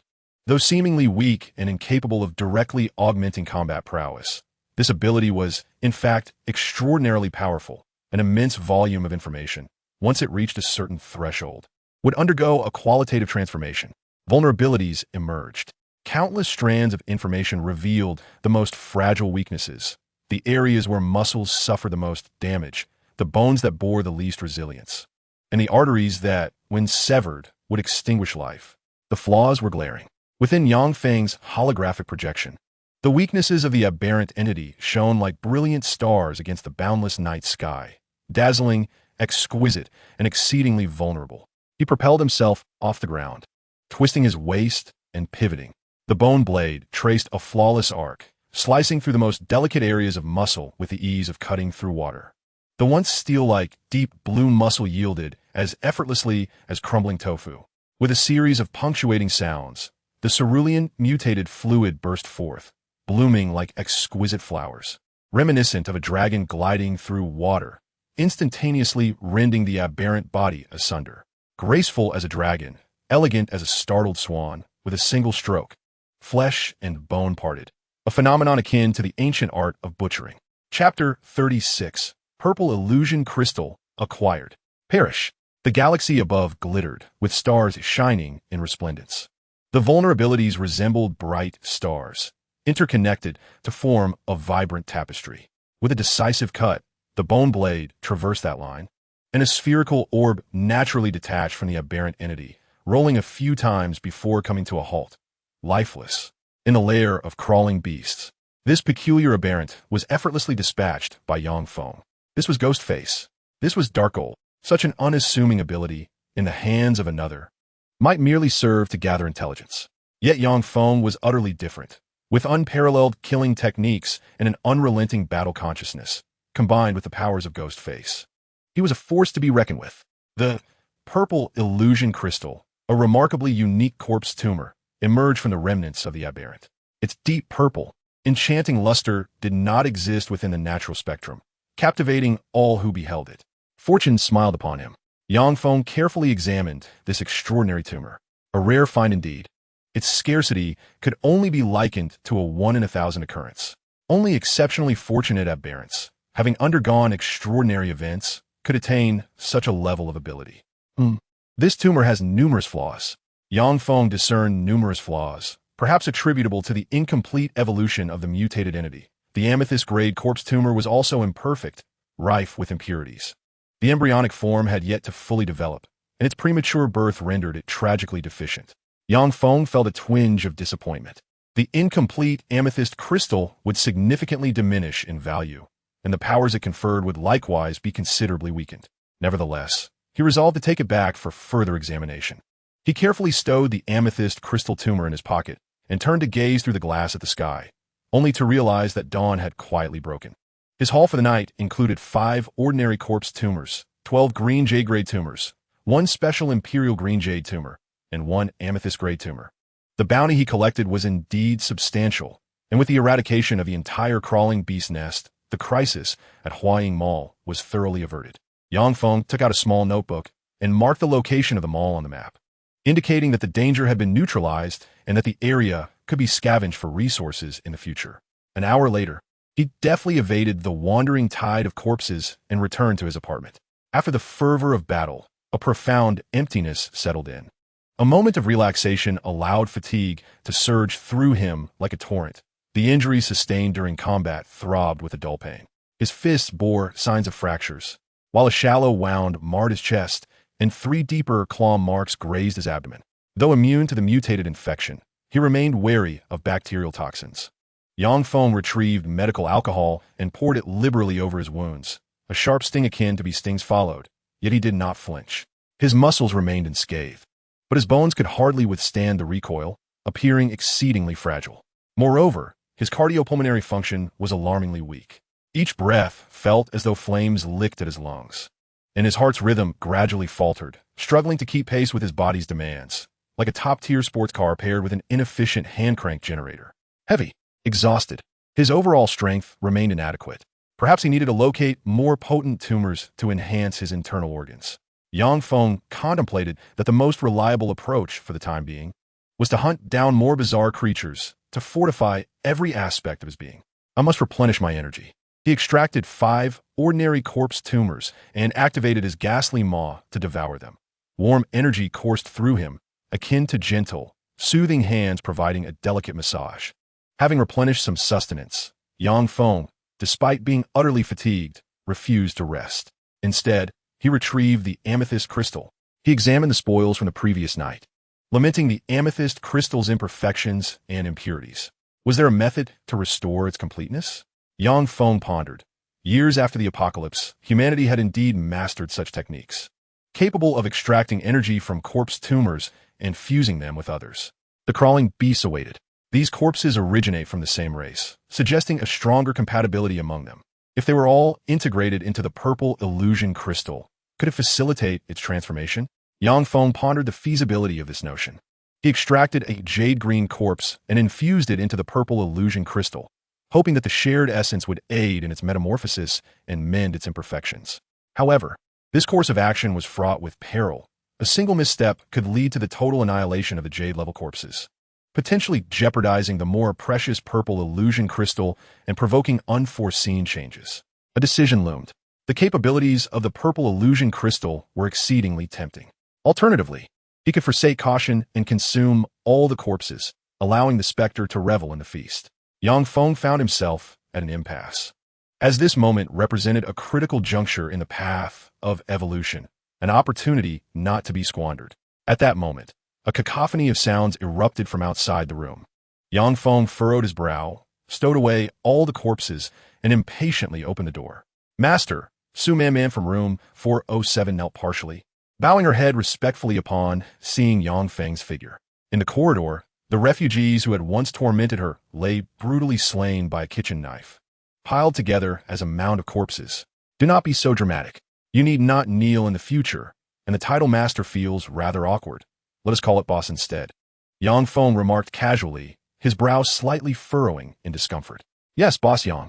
Su Man nodded affirmatively, then wiped her knife clean. Upon closer inspection, Su Man possessed an appearance and physique that could be deemed exceptional. Her youthful, innocent visage evoked a sense of affection, while her vibrant, curvaceous form was striking, her firm, smooth thighs exuding an aura of pure allure. Especially after her transformation, she radiated an inexplicable charm.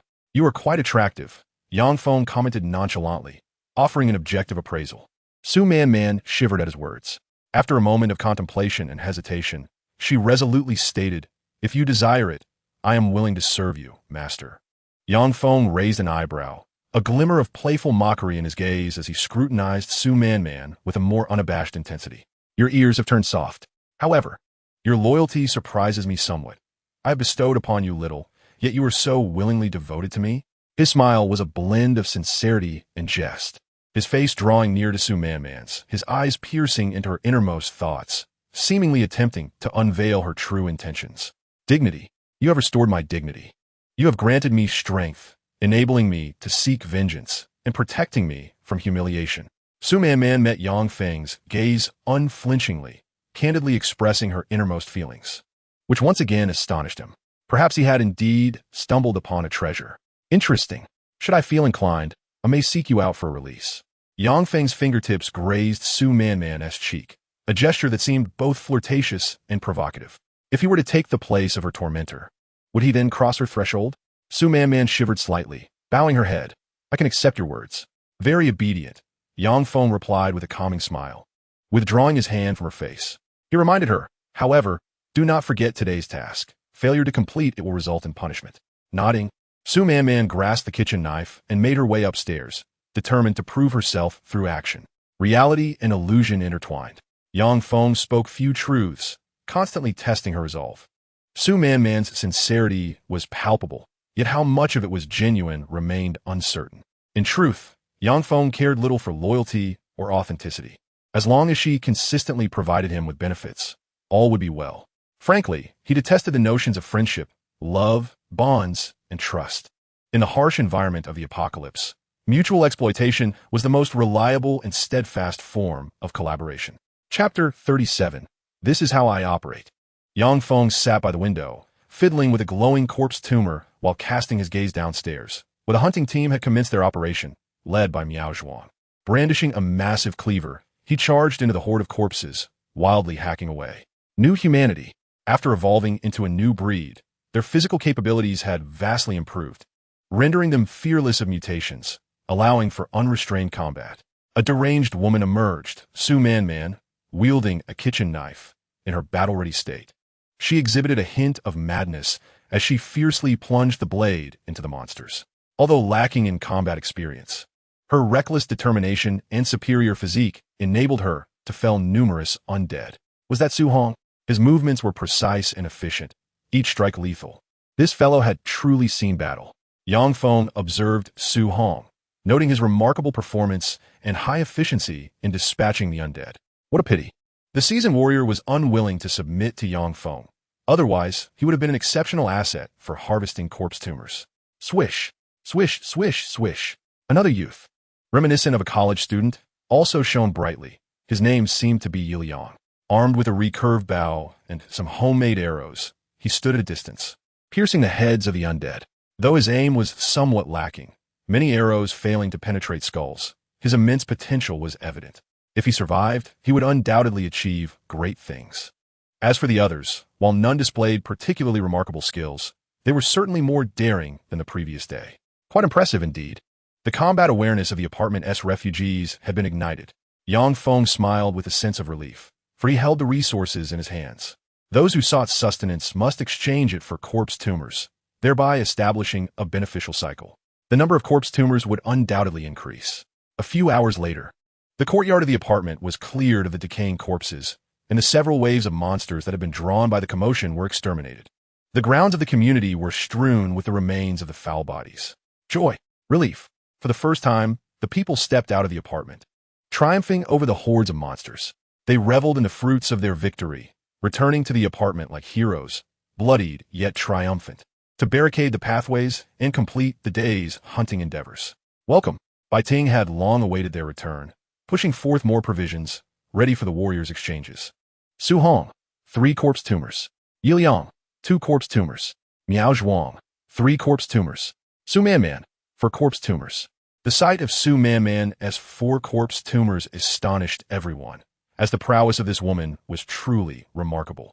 Moreover, Su Man produced 2 additional corpse tumors and approached Yang Feng, saying, "Boss Yang, this is for today." What? She offered 2 more. Altogether, Su Man had hunted a total of 6 corpse tumors. Miao Zhuang stepped forward, presenting a corpse tumor to Yang Feng. "Boss Yang, this is for today." The crowd exchanged glances. The strongest among them, Su Man and Miao Zhuang, had both pledged their allegiance to Yang Feng. They not only completed their tasks, but exceeded expectations. Enough to bring a tear to the eye of any capitalist. Distribute the resources, Yang Feng commanded, satisfied, and instructed Bai Ting to allocate the supplies to everyone.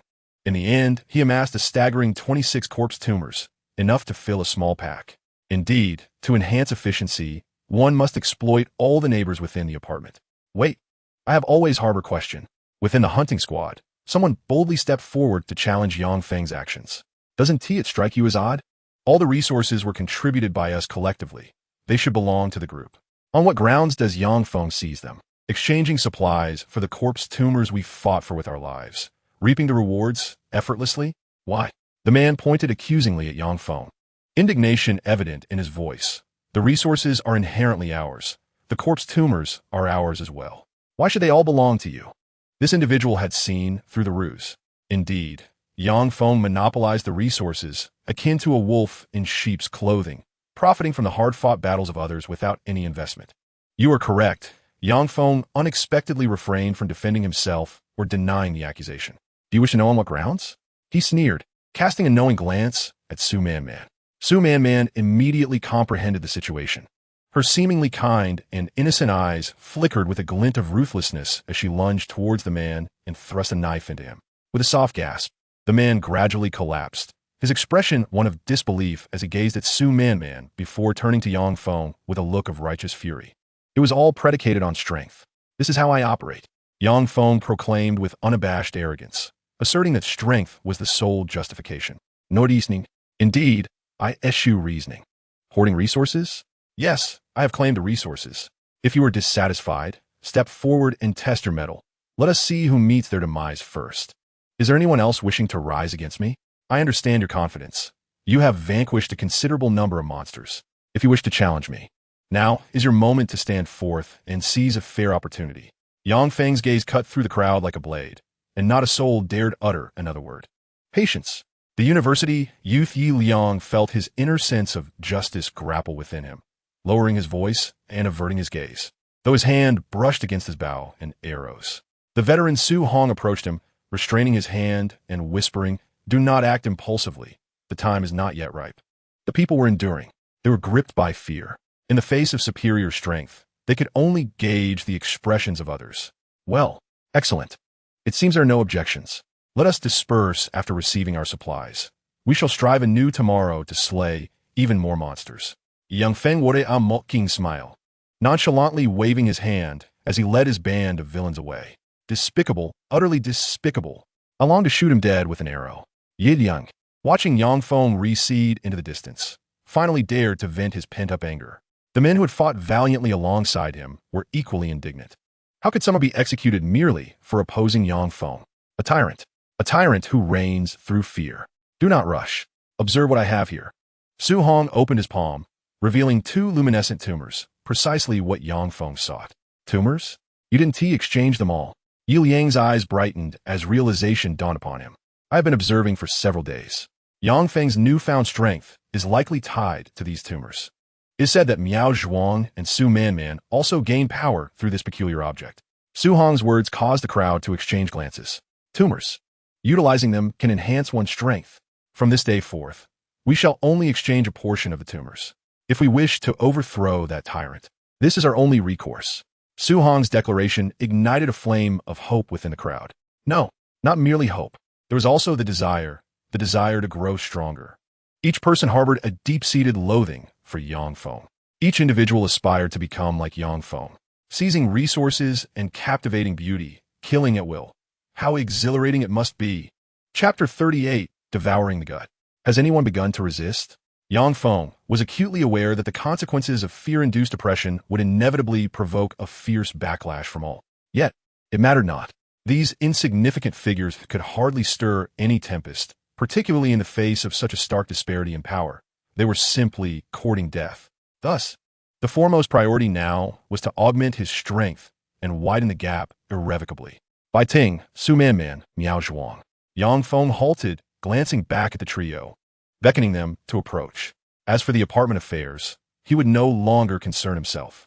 Bai Ting, you shall oversee the resources. Su Manman, you will be in charge of collecting the corpses. Miao Zhuang, continue as the head of security. You may decide matters amongst yourselves. With a languid stretch and a chuckle, Yang Feng assumed the role of a carefree overseer. The three exchanged glances, their expressions varying, yet they promptly responded with nods and expressions of gratitude. Yes, Boss Yang. Yes, Boss Yang. Bai Ting radiated joy. Having control over resources granted her greater authority. It was only natural to receive a larger share, was it not? Miao Zhuang wore a proud countenance. Having previously suffered mockery due to a severed arm, he was now poised to regain his dignity. Su Manman, however, remained placid, dutifully accepting her orders. I shall return to my room. Do not disturb me lightly, Yang Feng declared nonchalantly, waving his hand as he retreated to his chamber, closing the door with a heavy thud. Deception. Everything that had transpired was but a guise. Yang Feng harbored no trust for anyone. He was on the verge of a crucial evolution and could not afford any distractions. Should he assign a heavy guard? Perhaps have Su Manman eliminate any suspicious individuals who dared approach? Such measures would indeed be prudent, yet they would also draw greater scrutiny. A case of revealing too much. An astute mind would swiftly deduce that something was amiss with Yang Feng. The potential for betrayal loomed, with two slaves and the self-serving Bai Ting possibly turning against him. Therefore, Yang Feng concealed all, subtly distributing power and allowing them to bask in joy and satisfaction. Even if calamity were to strike, those who held the semblance of authority as beneficiaries would instinctively position themselves at the forefront to safeguard their status. Terrifying. Yang Feng's meticulous thoughts and understanding of human nature rendered everyone a mere puppet in his hands. Evolution. A dozen corpse tumors, emanating a verdant luminescence, lay upon the table. In his grasp, Yang Feng held a peculiar, deep violet, crystalline-like flesh tumor, contemplating how to preserve it intact. Let us commence with the simplest of methods. He retrieved a syringe, piercing the greenish tumor to extract its essence completely, subsequently injecting it into the purple crystal. The fluorescence flickered. The corpses of the crawling beasts, entwined with one another, gradually concentrate their verdant essence, compensating for various flaws and imperfections. This proves to be quite beneficial. The essence from the corpses of kin merges more readily. Yang Feng extracted several essences from the corpses using a syringe and injected them into the purple phantom crystal, continuously rectifying its defects, rendering it increasingly translucent. It appeared enchanting, alluring, and enigmatic. However, as Yang Feng administered the fifth injection, the deep purple corpse suddenly quivered as if it had transformed into a sentient entity, splitting open in the center. Eyes? A glaring, deep purple eye emerged from the fissure. It had come to life. The purple phantom crystal had awakened. This was troubling. Yang Feng's expression hardened. Under certain circumstances, the corpse could autonomously activate, seeking a new host to parasitize and occupy their body. The successive injections had provided sufficient energy, awakening this purple phantom crystal into an independent embryonic form. Astoundingly, at the end of the corpse, numerous nerve fibers sprouted, writhing like tentacles. The tips of these tentacles bore sharp mandibles, which plunged into Yangfeng's skin, attempting to burrow into his body for forced parasitic transformation. A reckless endeavor. Ghost face. Yangfeng's ghost face unfurled, emanating a more ferocious aura, as a long, viscous tongue extended forth, ensnaring the deep purple ichor and drawing it into his mouth. Outrageous. Within the cavernous maw of the ghost face, specialized fangs pierced through the corpse. The bizarre, deep purple eye struggled, yet the countless tentacles could not inflict any harm upon the ghost face, once ensnared within that mouth. It was beyond escape. Let us add some excitement. Yang Feng seized the verdant corpse from the table and stuffed it into his mouth alongside the tentacles and the purple-eyed mutated tumor. He savagely chewed them together, reducing them to a viscous substance. This was not merely sustenance. I intend to utilize it for evolution. I aim to merge the essences of all corpses, rendering them whole. Yang Feng, controlling the ghost face, did not treat them as mere offerings for direct absorption, but completed the process of merging and rectifying within his mouth. Saliva and mucus. The dark gold-hued ghost face allowed its saliva to drip, mingling with the purple essence. Remarkably, this facilitated the merging process as the purple essence expanded, voraciously devouring and assimilating the surrounding verdant energy of its kin, rectifying its own deficiencies. Flawless. Without defects, the purple essence became increasingly crystalline, and upon absorbing the essences of all the crawling beast kin, it underwent a qualitative leap, achieving the status of the purple phantom crystal. Gulp. The purple essence slid down his throat, instinctively seeking the most suitable organ, embarking on a journey of evolution. The stomach. It turned out to be the optimal organ for this purple tumor. Yang Feng was beset by a wave of intense gastric pain, a searing anguish that threatened to consume him. Within him brewed a peculiar structure producing a violet corrosive toxin, a malevolent deep purple poison. His stomach transformed into a venomous sac, relentlessly generating potent toxins. While this phenomenon intensified the gastric acid, it also irrevocably altered the very architecture of his organs. Even the throat and oral mucosa underwent a profound metamorphosis. The corrosive stomach larva significantly enhanced his resistance to toxins, substantially boosting the efficiency of his digestive system. His stomach now possessed the capacity to produce formidable toxins with exceptional corrosive properties. This ability mirrored the traits exhibited by previous mutated crawling beasts, augmenting the stomach while unleashing a rain of corrosive acid, a mere drop of which could prove fatal. Enduring the excruciating pain, Yang Feng spent an entire day to complete the evolution of his stomach. Fortunately, the dark gold tier ability he possessed spared him from dire consequences. To his astonishment, the ghost face also exhibited the capacity to filter spiritual essence and supplement high-tier corpse tumors. Besides achieving his evolutionary milestone, Yang Feng was unexpectedly delighted to discover that the saliva of the ghost face could indeed filter spiritual essence. Naturally, since it fed on flesh tumors, it could effortlessly devour and purify spiritual essence. Testing his newfound abilities, Yang Feng concentrated, and the restructured stomach contracted violently, expelling droplets of venom. His throat functioned like a gun barrel, the purple toxin coalescing into pellets. Under the pressure within his mouth, they shot forth like bullets, shattering the wall surface with a resounding impact. The pellets transformed into liquid, emitting a hissing sound as they corroded the wall, soon revealing a multitude of tiny holes within the fractured structure. The power was astonishing. Should this penetrate an adversary's body, it would likely dissolve their internal organs. With the evolution complete, Yang Feng retrieved a small pouch containing the spoils he had previously collected, 26 ordinary corpse tumors, stuffing them into his mouth like candy. The ghost face greedily chewed, the surge of fiery energy flowing through him, amplifying his entire being. A sense of looseness began to manifest. After consuming such a multitude of tumors, the bottleneck hindering his advancement had finally begun to ease. Dark gold, divine artifact. Should the ghost face achieve ascension, it would undoubtedly acquire even more extraordinary abilities. Truly, a series of fortuitous events. Thus, my pace of evolution would be unparalleled. Chapter 39. Eliminate Yang Feng, defeat the tyrant. On the 7th day, after the cataclysm of the apocalypse had erupted, a full week had passed. Yang Feng had secluded himself in his room for 2 days, stirring a plethora of rumors. The tyrant, hoarding collective resources, ruthlessly slaughtering surviving refugees. The once oppressed neighbors now endured daily torment, receiving but a single packet of instant noodles, leaving them ravenous and pallid. The tyrant cruelly compels the populace to hunt monstrous creatures, demanding the surrender of their carcasses in exchange for resources and sustenance that rightfully belong to the people. The atrocities are numerous and the sins unforgivable. While openly they dare not speak, whispers of dissent circulate fervently in private. It is evident that someone is deliberately inciting emotions, premeditatedly tarnishing Yang Feng's image, transforming him into a merciless, slaughtering tyrant. Below the apartment building, a throng of humanity, armed with various weapons, fiercely battles the monsters. Su Hong, Ye Liang, Miao Zhuang, and Su Man Man emerge as the most efficient among them. The recent skirmishes have sharpened their combat skills, gradually revealing the weaknesses of the decaying corpses, making their strikes increasingly decisive and ruthless. With a swift motion, Yi Liang, wielding a recurved bow, appears to have bulked up, his arms seemingly thicker.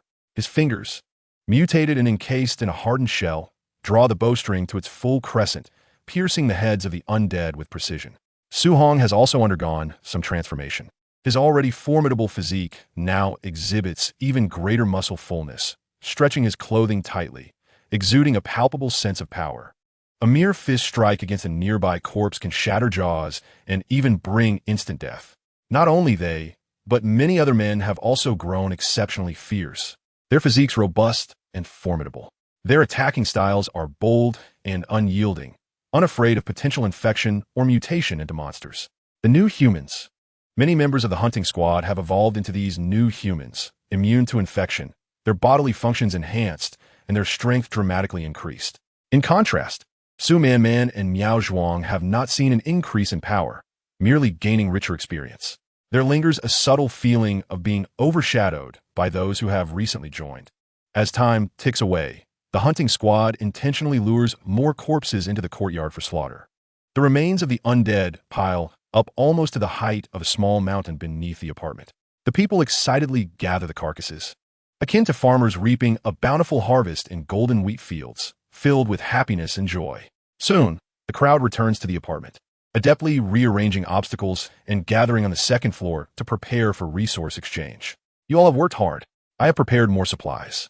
Feel free to exchange for whatever you wish to eat or drink. Bai Ting displays a look of concern, but forces a smile. In recent days, their productivity has surged, and the number of carcasses collected has become overwhelming, nearly filling 2 small carts. Bring forth the corpses, Su Man Man announces, stepping to the front of the line, ready to collect the carcasses obtained by the people.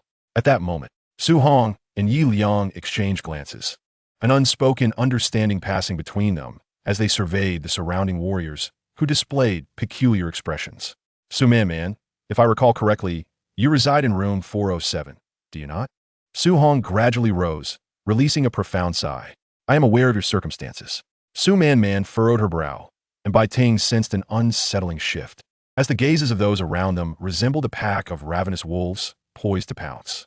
I empathize with you and comprehend your actions against those vile individuals. However, it appears you have been deceived by Yang Feng, who has exploited you all along.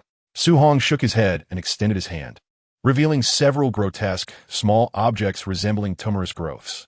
We have uncovered the secret of the corpse tumors. This revelation startled Su Man Man. The secret of the corpse tumors. These entities could facilitate evolution, enhance strength, and confer immunity to infections. Suddenly enlightened, Su Man Man realized why, in recent days, people have been so secretive. Some had grown stronger, their powers surging overnight, while others had vanished. Perhaps they had failed in their evolution, transforming into monsters and being quietly dispatched. In any case, individuals were clandestinely utilizing the corpse tumors. Almost everyone engaged in combat had transformed into a new breed of humanity, acquiring formidable abilities. Will you surrender or not? Su Man Man lowered her voice, her eyes glinting with malice as she issued a final warning. Yi Liang stepped forward, incredulous as he pointed to his head. Sister Man Man, think carefully. If we can gain strength from the corpse tumors, why not use them ourselves? What benefit is there in surrendering them to that tyrant? He is merely exploiting you. Yi Liang's words resonated, and the surrounding warriors nodded in agreement. Su Hong took another step forward. We cannot surrender the corpse tumors. We demand our share of the resources. He raised his fist, determination in his gaze, and shouted, "Eliminate Yang Feng, topple the tyrant." The rallying cry echoed in unison. "Eliminate Yang Feng, topple the tyrant. Eliminate Yang Feng, topple the tyrant. Eliminate Yang Feng, topple the tyrant." The warriors around them vociferously joined in, the entire second floor resonating with their fervent shouts. "What are you trying to do? This is rebellion." Bai Ting, alarmed, seized the arm of Miao Zhuang, her eyes pleading for help. "Brothers, stop them." Miao Zhuang, as the captain of the security team, called upon the bodyguards nearby to position themselves at the forefront, clad in tattoos and golden chains. His subordinates, once enforcers for the notorious boss Missouri Jianfeng, were well-known figures in the underworld. Fierce and imposing, they brandished machetes and iron rods, standing resolutely at the front lines. An arrow was released, piercing the chest of the foremost gang member. Yi Liang drew the bowstring, releasing the arrow with a full moon's grace as it swiftly penetrated flesh, causing crimson blood to spurt forth. Kill. The evolved new humans, having been tempered by battles against the undead, transformed into formidable warriors, swiftly dispatching the gang members who found themselves overwhelmed. The silver-tipped guns, impressive in appearance yet ineffective in function, served only to intimidate the average person. When it came to actual combat, the ostentatious gang leaders, adorned with dragon tattoos and gold chains, crumbled into mere ineffectual beings. "Don't kill me. Help! Help!" The gang's underlings, once brimming with bravado, were now stripped of their armor and fleeing desperately like frightened animals. "I have a gun. Don't move. Don't move." Bai Ting brandished her trump card, a handgun aimed at the crowd. The threat of the firearm proved effective. Those at the forefront hesitated, their eyes aflame with a mix of rage and caution. "What are you afraid of?" "We fear not the undead," a voice bellowed, for all present were desperate men, seasoned in battling monsters. In a frenzy, the crowd surged forward. Bang! Bang! Bang! Gunfire erupted as the first of the new humans fell, riddled with bullet wounds. Whoosh! An arrow was loosed, striking Bai Ting's palm with precision, causing her weapon to clatter to the ground. "Damn you, you harlot!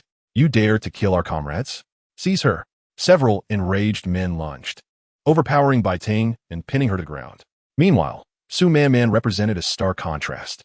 Armed with a kitchen knife, she charged into the fray. A madwoman, akin to a rabid dog, she viciously attacked, the knife aimed at the vital points of those before her. With a sickening sound, she plunged the knife into a man's chest, obliterating his heart. Another guttural rip echoed as the blade found its way into another's neck, blood gushing forth. Such a frenzied woman momentarily drove the surrounding warriors to retreat, none daring to confront her. "I'm coming." Su Hong suddenly intervened, launching an aggressive assault on Su Man. A former Special Forces soldier, he found her ferocity and madness insignificant in comparison to his combat prowess. Clang! The kitchen knife was knocked from Su Man's grasp. Bang! Bang! Bang! Su Hong struck her body relentlessly. One blow to the abdomen caused her to vomit bile, another to her ribs sent her into spasms, and a final strike to her head left her consciousness wavering. With a few punches, Su Man was left battered and bruised. Chapter 40. The hammer of justice has arrived. The madwoman. Is it truly worth it for a scoundrel who deceived you? Su Hong grasped Su Man's neck with one hand, lifting her high into the air, her face turning crimson and purple from lack of oxygen. With a swift motion, Su Hong released her, forcefully slamming her onto the ground. "Take her along. When we meet Yang Feng, I will make her see the reality of the situation." Su Hong, filled with a sense of justice, was determined to tear away Yang Feng's facade, making Su Man understand whether he was truly worthy of her pursuit. Meanwhile, Miao Zhuang was in a desperate flight. A group of burly men wielding knives relentlessly slashed at him, and with only one arm to defend himself, Miao Zhuang could barely block the attacks, sustaining a few wounds in the process. Whoosh!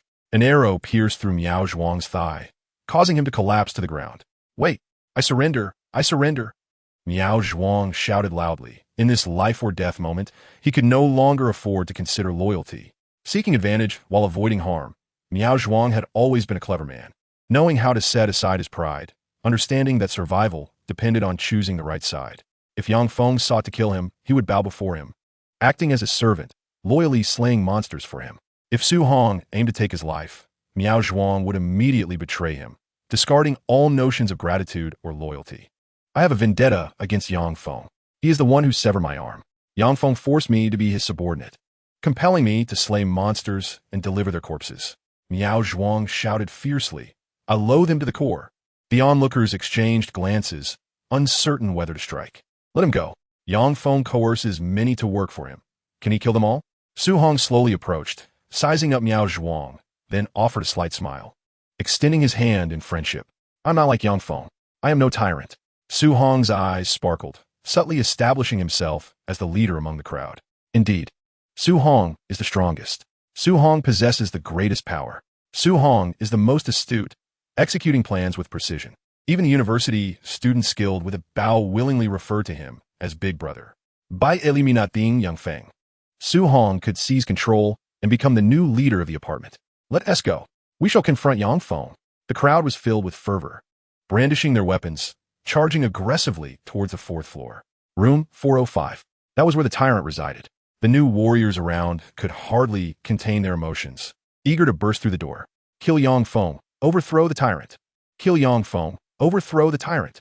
Kill Yang Feng. Overthrow the tyrant. Amidst the fervent chants of the crowd, their enthusiasm reached a fever pitch as dozens of individuals filled the corridor to the brim.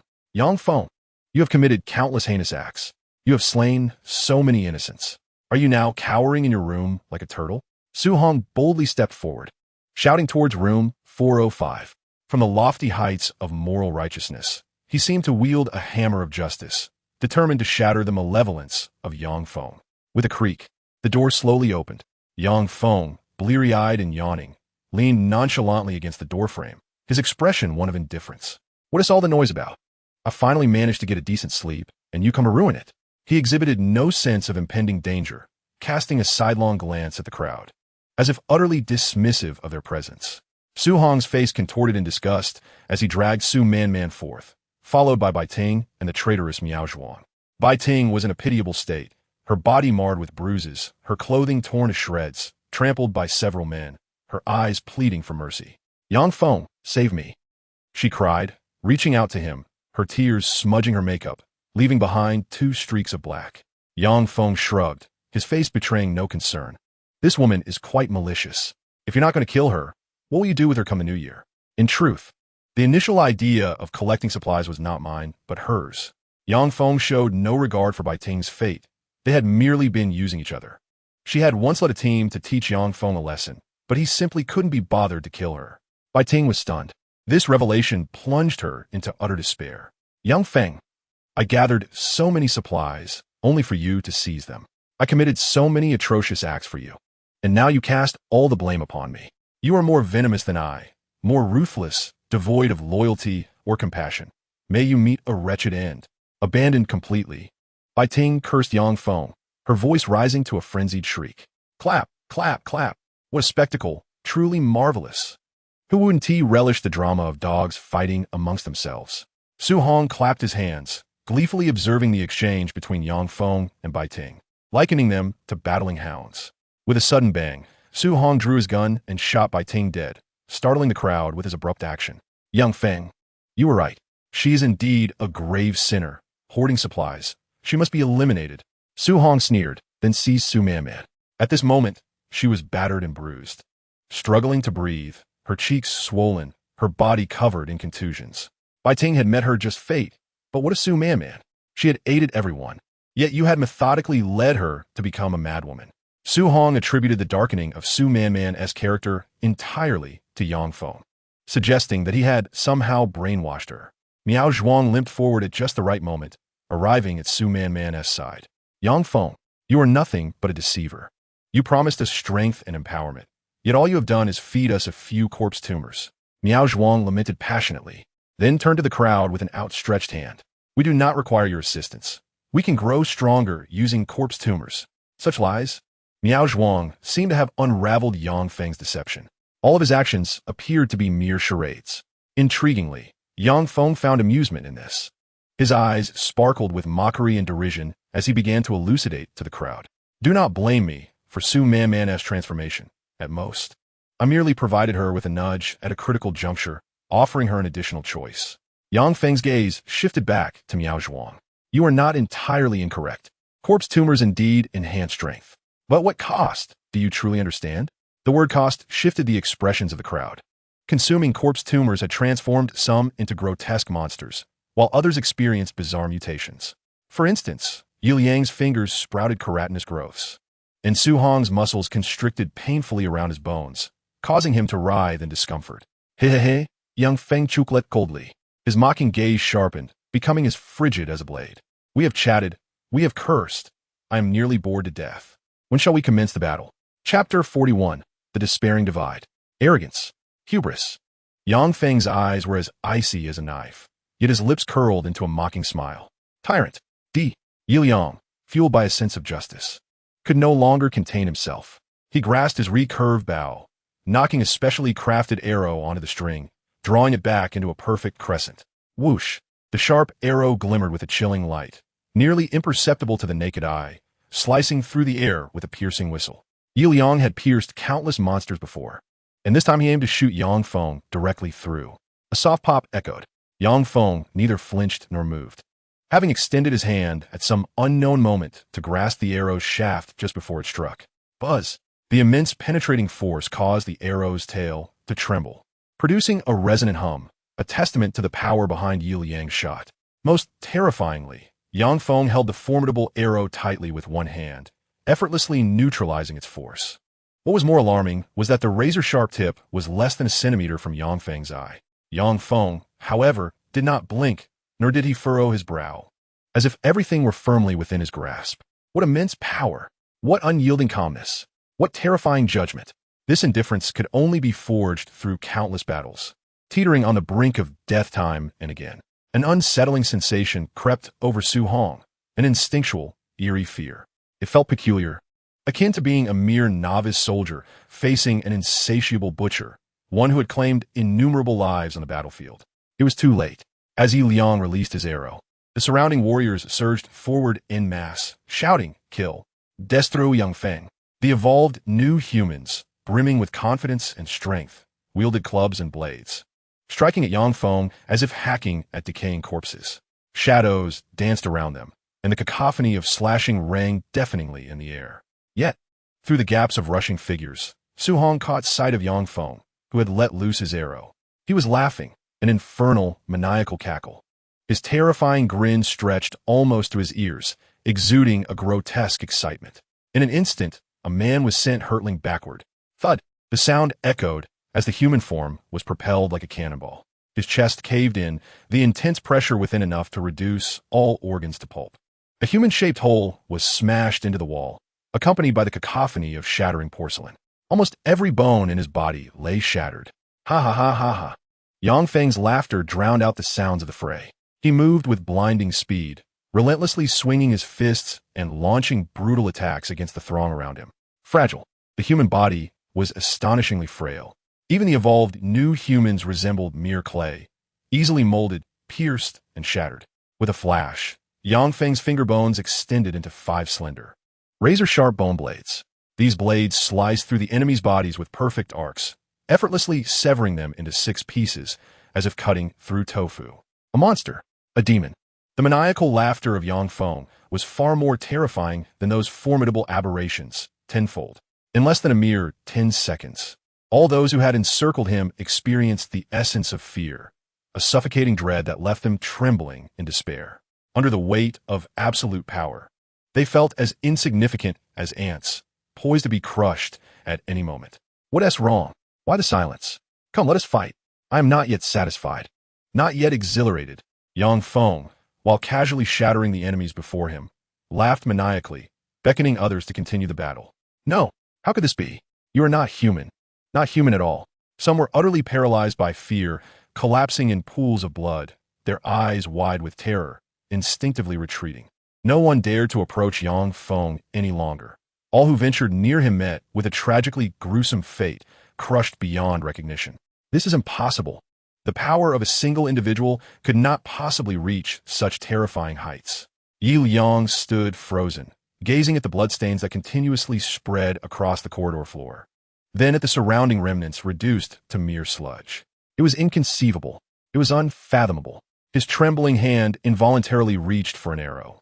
Yi knocked the arrow onto the bowstring, intending to draw it into a full moon, when a purple projectile shot forth, piercing through his wrist as though it were a bullet. Spit. A mouthful of saliva. Yi wrist was instantly shattered, and the arrow fell away. The corrosive liquid, transformed into a projectile, surged through the modified esophagus, gaining potency through a secondary pressurization in the mouth, rivaling that of a small-caliber firearm. Yet, this was not the most horrifying aspect. Poison. A virulent decay spread from the wound. Flesh was laid bare. Yi wrist corroded at a visible rate.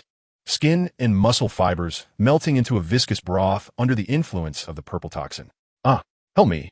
Save me. Save me. In excruciating agony, Yi cried out, desperately reaching for Su Hong with his other hand, only to have him swiftly evade. Upon closer inspection, the veins beneath Yi skin had rapidly turned a deep purple hue, the potent decay spreading swiftly, soon reaching his shoulder. It was terrifying. This was the lethal toxin of the purple illusion crystal grade. Yi was beyond saving. In mere minutes, he would be reduced to a puddle of pus. Su Hong, why do you not save him? Yang Feng pointed at Yi revealing a more mocking and derisive expression. Look at Yi how he suffers, pleading for your help. How can you bear to turn away? Oh, I see. Are you afraid that the poison on him might infect you? Yang Feng spoke with a sardonic tone, each word piercing Su Hong's heart like a dagger. You monster, madman, demon, tyrant, butcher. You are no human. You are a psychologically twisted lunatic. Su Hong clenched his fists. Yet despite his fierce curses, his eyes were already filled with terror. I will fight you. Su Hong could no longer maintain his composure, recklessly charging forward to unleash a frenzied assault. His skill was commendable. Su Hong's combat prowess far exceeded that of an ordinary person. His strikes were fierce, angles astute, and he skillfully interwove feints and genuine attacks, awaiting the opportune moment to deliver the most lethal blow to his adversary. However, the gap remained insurmountable. His exquisite killing techniques were utterly eclipsed. The terrifying physical capabilities were overwhelmingly superior. Su Hong's assault appeared to be vigorous, yet to Yang Feng, it moved as slowly as a snail, feeble and ineffective. With a swift motion, Yang Feng's gaze flickered as he seized Su Hong's forearm. A crunching sound echoed. With a slight exertion of his palm, Su Hong's arm contorted and deformed, rendering him completely captured. What a pity. You could have aided me in acquiring numerous corpse tumors. Chapter 42. The Essence of Corpse Tumors. Alas, such a disappointment. Yang Feng felt a twinge of regret. The man before him held significant value, capable of yielding an abundance of corpse tumors. Corpse tumors! Su Hong seemed to have recalled something. His expression hardened as he brandished a dagger, slashing toward his own arm. The sound of tearing flesh followed as he ruthlessly severed his limb to extricate himself from Yang Feng's grasp. The reason for your superiority over us lies within the corpse tumors. Su Hong clutched his shoulder, leaping back to his original position, then opened his backpack. I too can become stronger. I too possess corpse tumors. From the depths of his bag, he retrieved a jar brimming with numerous corpse tumors, the very collection he had amassed over the past days. So many corpse tumors. Yang Feng's eyes glimmered with surprise. He was about to spit a mouthful of phlegm to interrupt Su Hong's foolishness, but hesitated, opting instead to observe the unfolding events. The act of suicidal consumption of numerous corpse tumors would undoubtedly yield intriguing consequences. Gulp, gulp, gulp. Su Hong swallowed down dozens of corpse tumors in one go. Spiritual essence. A vast quantity of this essence began to erupt within his body. A radiant glow flickered, visible even to the naked eye, cascading throughout his entire being. Ah! Su Hong's screams filled the air. His body began to swell at a visible rate, various strange growths emerging from beneath his skin. Scales. His thighs sprouted a dense array of serpentine scales. Tentacles. Slimy, writhing appendages erupted from his skin, dancing wildly. Beastly eyes. Terrifying vertical pupils pushed forth from around his abdomen, resembling a cluster of adolescent acne. Severed arm.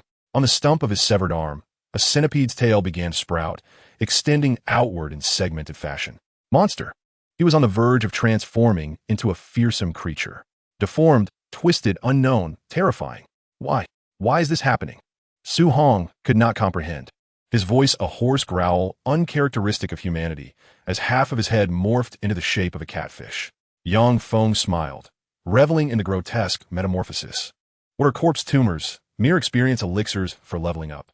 Yang Feng mocked, though his expression grew increasingly serious as he uttered a word: soul gravel. It is the detritus of all living souls. All things possess a spirit. After the demise of living beings, their essence flows back into the ocean of life, akin to returning to the embrace of a mother. Pure and immaculate, crystalline droplets of essence surge forth from the depths, blossoming into myriad forms of life. All creatures on the blue planet adhere to this intricate principle. However, the ocean of life is not entirely pristine. It occasionally harbors impurities: hatred, fear, despair, vengeance, obsession, and even the lingering attachment to loved ones. All memories resemble indelible stains, refusing to dissipate, difficult to purify. They gradually drift in the ocean of life, transforming into the sediment and gravel of the seabed, giving rise to even more wondrous transformations. Those cadaverous tumors, they are the sediment, the remnants. The filth are the most detested and malevolent gravel of all beings. Yang Feng provided an answer and pointed towards Su Hong's body. Those scales might belong to a serpent. The beastly eyes could originate from a pack of wild animals, and the tentacles may belong to an octopus from the deep sea. The misshapen half of the head should be that of a large catfish. Yang Feng then posed a soul-stirring inquiry. Do you feel it? Do you sense their suffering? Do you perceive their memories? Have you truly grasped the deepest filth and the most inextricable obsessions within their souls? His words profoundly shook Su Hong's innermost being. He indeed felt it. Memories of serpents, wild beasts, sea monsters, centipedes, and catfish intertwined chaotically. His thoughts became a tumultuous whirlpool. His consciousness teetered on the brink of destruction. Even Su Hong's soul, under the intense pollution, twisted and contorted, gradually morphing into a conglomerate of monstrosities. Stop speaking. Do not disturb me within my body. Cease your biting. I am in agony, filled with hatred, consumed by hunger, and deeply concerned for my children. Su Hong knelt on the ground, unsure of whom he pleaded with, only to be overwhelmed by a cacophony of voices resonating with the screams of various creatures. 2 streams of blood tears cascaded down his face. Su Hong's consciousness finally shattered completely, unleashing a heart-wrenching roar. Roar! Roar! He had irrevocably transformed into a monster. Aberrant conglomerate. Stage: random. Rarity: random. Typically formed through the excessive use of cadaverous tumors and grotesque mutations by humans. This category of peculiar monsters exhibits vast differences in strength. The greater the number of tumors used, the more potent the aberration produced. Indeed, Su Hong had become a unique aberrant conglomerate. Dozens of cadaverous tumors shattered his soul, leading to an indescribable distortion of his body. In a previous existence, Yang Feng had once witnessed an extraordinary spectacle, an individual consuming hundreds of high-grade corpse tumors in one go, transforming into a terrifying behemoth that obliterated a medium-sized camp. How intriguing! Without hesitation, Yang Feng charged forward, eliciting an immediate response from the roaring aberration. A severed limb morphed into a half-centipede, striking like a steel whip. With a powerful punch, Yang Feng shattered the half-centipede, causing the viscous, venomous substance within to burst forth, splattering across his body. Poison? Ineffective. Yang Feng remained unfazed by the lethal liquid that coated his skin, bolstered by an exceptional resistance to toxins. The purple-hued gastro-erosion was not merely for show. Despite its formidable appearance, the potency of dozens of corpse tumors paled in comparison. Faced with the grotesque monstrosity, Yang Feng wore no semblance of fear, only disdain. Bone blade, deep iron fiber, gastro-erosion, and the most powerful artifact, the dark gold ghost mask. Each of these mutated organs held value far exceeding that of dozens of corpse tumors.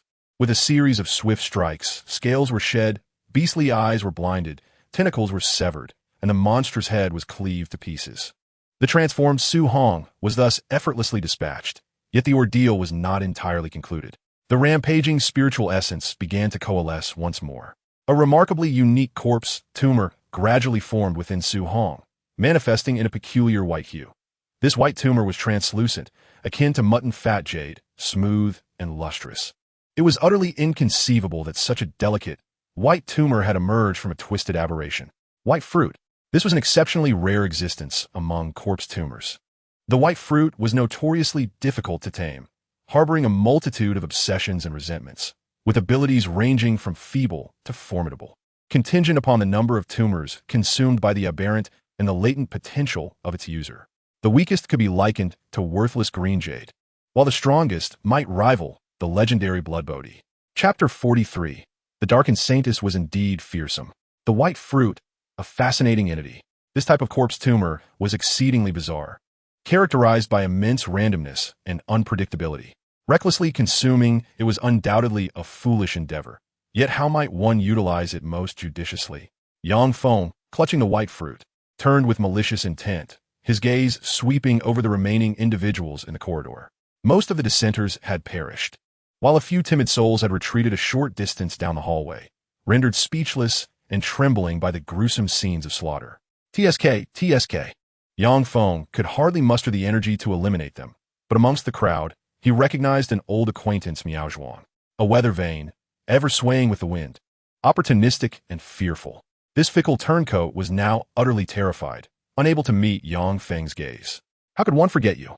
Yang Feng uproared slowly, revealing a row of pearly white teeth, offering a benevolent smile. Stay away, the panic-stricken voices echoed. He is coming, he is really coming. What should we do now? What should we do? Please, I beg you, don't kill me, don't kill me. The remaining few resistors were paralyzed by fear, prostrating themselves on the ground, banging their heads so forcefully that the floor cracked, leaving behind bloody imprints. Thud! Miao Zhuang crawled on the ground, trembling uncontrollably. Boss, I was forced into this. Please, considering all the corpse tumors I've collected, spare my life. Miao Zhuang continued to bow deeply, while a few others struck their heads against the ground like a drum, each one more fervently than the last. As for me, I detest one thing above all, betrayal. Yang Feng remarked nonchalantly, yet Miao Zhuang trembled even more at the words. Cold sweat soaking his clothes. Although you are merely my slave, and I am only utilizing you, betrayal is still betrayal. When you pointed your finger at me, berating me, you had already made your choice, hadn't you? Yang Feng's words plunged Miao Zhuang into despair. Any attempt at rebuttal felt futile. Any resistance proved to be in vain. Boss, Yang Feng, grant me one more chance. I will hunt monsters for you. I will procure corpse tumors. I will work tirelessly for you, not resting for a moment. I beg you. Miao Zhuang understood one crucial truth. His only chance of survival lay in demonstrating his utility, proving he still had worth. Yet, Yang Feng merely chuckled and shook his head. Bah! He suddenly opened his mouth, unleashing a torrent of corrosive venom that splattered everywhere. Ah! The cries of agony filled the air. Those in the corner were all drenched in the caustic poison, their bodies disintegrating like burning candles, turning into pools of putrid liquid. Traitors do not deserve a second chance. Yang Feng had deeply understood this truth during the darkness of his previous life in the apocalypse. Having completed this gruesome task, Yang Feng approached a woman next. Su Manman. Her performance surprised him greatly. Loyalty? Su Hong, leading the new humans, initiated a rebellion. Yet, Su Manman not only refrained from joining, but fiercely fought against Su Hong and his followers. She bore wounds all over, sacrificing much of her life without retreating. Why? Was it merely because Yang Feng had given her a nudge? Was it solely due to the pact of slavery with Yang Feng? Foolishness. Yang Feng, looking down from his elevated position, gently kicked Su Manman. Not dead yet, are you? Ugh. Su Manman emitted a low groan of pain, clearly still alive. Yang Feng crouched down and produced a white corpse tumor. This is a ginkgo. I find such refuse beneath my notice, but I can offer it to you. Yang Feng spoke candidly, revealing it can randomly bestow upon you abilities, transforming you into an evolver. Are you interested? Su Manman, enduring excruciating pain, curled into a ball. Slowly, she extended her hand, resting it upon the white fruit. Yes, a resolute will, as unyielding as iron, is the paramount condition for evolution. Soul grit, tainted remnants. Obsessive memories. One must possess unwavering determination to resist the encroachment of impurities. Patience and perseverance are essential in battling those obsessions and pains. By steadfastly maintaining one's consciousness, shattering the invading spiritual grit, and absorbing the energy within, one shall become even more formidable. Let me make this clear. The daily quota of corpses you must submit has doubled. 10 pieces. Yang Feng crossed his fingers, signifying the number 10. He had audaciously elevated the daily hunting quota by a significant magnitude. All right. Su Manman firmly grasped the white fruit, resolutely affirming her agreement. Yang Feng accepted with pleasure, releasing his hold on the white fruit as she lifted it to her lips. The aberration, the mutation, the white fruit is a product of the aberrant aggregate. It harbors a multitude of taints and fragments of various thoughts. Trembling, Su Man felt as if countless insects writhed beneath her skin, her body emitting an array of strange sounds. Hiss, hiss, hiss, the sound of a serpent's hiss. Gurgle, gurgle, gurgle, a peculiar fish seemingly exhaling bubbles in the liquid, creating a chorus of gurgles. Mom, please don't make me do my homework anymore, wah. A small boy's anguished voice echoed from Su Man's arm. I can't redeem the money I won. A housewife's voice, filled with despair, seemed to reveal the secret ruin of her family's savings. The cacophony of insects, roars, and cries, memories surged forth, overwhelming her. Not just human, but the remnants of other beings. Their tainted pollution threatened to tear Su Man apart completely. Are you unable to hold on any longer? Yang Feng narrowed his eyes, sensing that the rampaging spiritual essence had pushed Su Man to the precipice, with only a step separating her from collapse. I won't accept this. I refuse to accept this. Su Man screamed in desperation. Yet the voice emanating from her throat was distinctly her own. The resentment intensified. The hatred grew stronger. With bloodshot eyes, Su Man harnessed her defiance and grievances to gradually shatter the encroaching thoughts. You are fierce? I am fiercer than you. You harbor resentment? My resentment is greater than yours. The dark and maternal figure is indeed fearsome. A fervent resentment shattered and purified the ethereal grit that had invaded her being, ultimately assimilating it into her essence. The sound of cracking echoed throughout Su Man's body, a symphony of pops and snaps. She had thoroughly absorbed the spirit essence of the white fruit, unlocking the gateway to evolution and stepping boldly towards becoming an evolver. Triumph. Su Man underwent a profound metamorphosis, transcending the realm of the new humans to emerge as a true evolver, endowed with a formidable power. Unbelievable. Yang Feng's eyes sparkled. He realized he had struck gold this time. Su Man was destined to amass an abundance of corpse tumors. Chapter 44. Happy Birthday. Metamorphosis. Evolution. Ultimate aberration.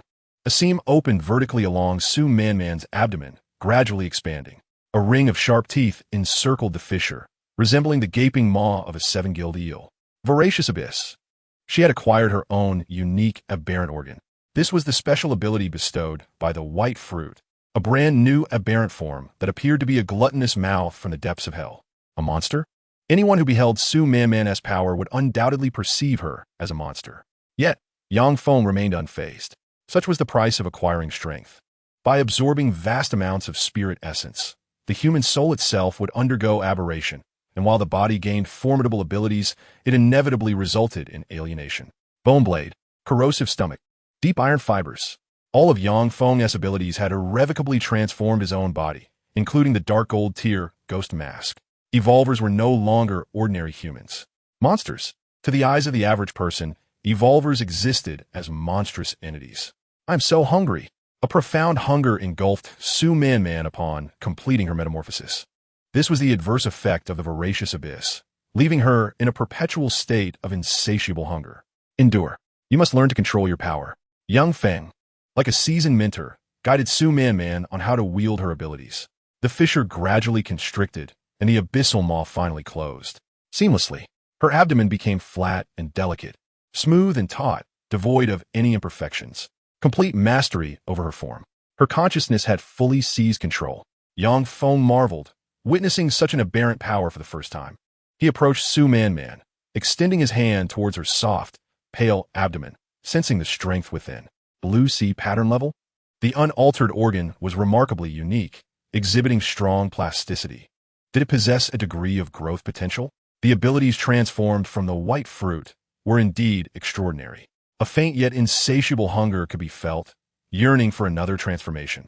Suddenly, Su Man's abdomen opened wide, revealing an exaggerated maw that viciously clamped down on Yang Feng's arm. Sharp teeth, rotating like blades, produced a sound reminiscent of a chainsaw tearing through flesh, frantically grinding against his skin. The flesh was lacerated, exposing sinewy muscles as resilient as steel. The voracious bite slowed, yet left behind a trail of crimson marks. With a sudden surge of strength, Yang Feng's gaze sharpened, he forcefully jerked his arm, shattering several teeth and swiftly withdrawing from the monstrous grip. "My apologies, Yang Feng." Su Man Man immediately knelt, bowing her head. "I was so hungry that I fainted and unconsciously bit you." Yet, Yang Feng did not reprimand her immediately. He raised his arm, contemplating the bloody wound. How intriguing. If you possess no specific cravings for sustenance, he hesitated, casting his gaze upon the surrounding remains of corpses, then down at Su Man Man at his feet. "Help yourself." An hour later, the entire corridor on the 4th floor was immaculate. Su Man Man appeared rejuvenated, her complexion rosy, as if her injuries had completely healed. She radiated youth and vitality, her innocent and beautiful face now adorned with an alluring charm, exuding a newfound temptation tinged with an inexplicable sense of wickedness. Room 405. The golden rays of the setting sun cascaded into the room, elongating Su Man Man's slender shadow as she sat on the edge of the bed. A tantalizing aroma wafted through the air. Yang Feng stood at the gas stove, skillfully stir-frying a dish of twice-cooked pork, his bandaged arm deftly maneuvering the pan. "Yang Feng." Su Man Man felt a twinge of confusion as the once brutal and bloodthirsty tyrant prepared multiple dishes, filling the table to the brim. At last, Yang Feng crafted a meat pie that sizzled with oil, its enticing fragrance rich and robust. A citywide blackout ensued, otherwise he might have baked a cake as well. Emerging from the kitchen, Yang Feng placed the meat pie on the table, then inexplicably produced a candle from somewhere. He inserted the candle into the center of the pie. With a flick of a lighter, the flickering flame cast a warm glow, evoking a candlelit dinner ambience. "What is this?" Su Man Man was utterly bewildered, struggling to believe that Yang Feng had prepared a meal for her. "Congratulations. You have officially become an evolved being," he said warmly. "Su Man Man, you have undergone a rebirth."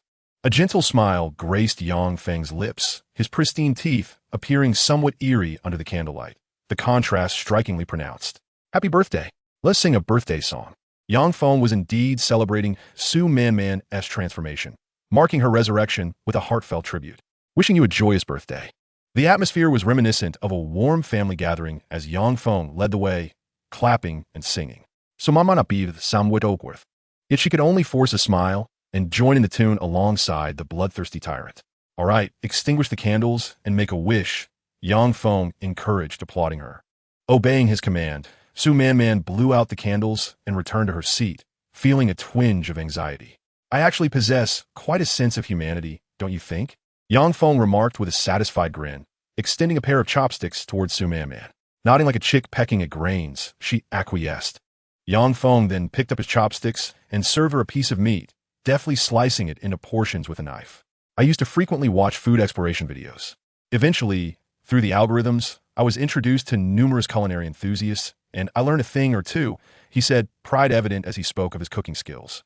Su Man Man continued to nod, yet for reasons unknown, she felt no warmth, only an eerie sensation that sent chills down her spine. The more Yang Feng's tones softened and his demeanor grew warm, the more unsettling it became. The monstrous creature had slaughtered a multitude. Su Hong, Ye Liang, and those brave newcomers perished without a trace. Bai Ting, Miao Zhuang, and dozens of other influential figures had met similar fates. Alas, Yang Feng si gid deeply, seemingly mourning their demise. Such a waste, truly. He produced a large bottle filled to the brim with corpses, over 50 in number. During his brief retreat, the apartment had gathered these remains, yielding a bountiful harvest of more than 20 each day. "Now that the birthday is over, Su Man Man, you must work diligently," he said, rising and placing a hand on her shoulder, offering a gentle and encouraging smile. A devil, a true demon. Su Man Man felt an oppressive weight upon her. It was as if she were bound to a lifetime of servitude, perpetually exploited by the man before her. Gulp, gulp, gulp, gulp. Yang Feng then proceeded to perform an even more shocking act. He seized the bottle overflowing with corpses and consumed them in large gulps. The 50-plus remains reduced to mere morsels. Chapter 45. I am but a blade in your hands. Over 50 corpses. Chewed and crushed, they popped in Yang Feng's mouth like popping candy, releasing a cascade of luminescent essence. What did this signify? Su Hong, after swallowing more than 20 corpses, had transformed into a deformed aggregate. Yang Feng consumed more, yet it elicited no adverse effects. It appeared as though all the spiritual essence had been subdued by the demonic mask. A surge of pure spiritual energy flowed back through his body, resulting in an overall enhancement. The entirety of Yang Feng's corporeal form was gradually and steadily increasing in strength, although not as intense as a mutation. It was rooted in a solid foundation. Delightful. Yang Feng's slick tongue brushed against his cheek before he leaned closely towards Su Man, tilting her chin slightly upwards. Heart-stopping. Su Man's pupils constricted, her entire body trembling uncontrollably. A sense of profound dread enveloped her, akin to a great hand grasping her heart, rendering her breathless. Intent to kill. Danger. The threat of death loomed ever-present. Su Man could sense an exceedingly cold and merciless killing intent enveloping her through the eerie mask. Master. Overcome by impulse, Su Man knelt, addressing him with a newfound respect. Establishing authority.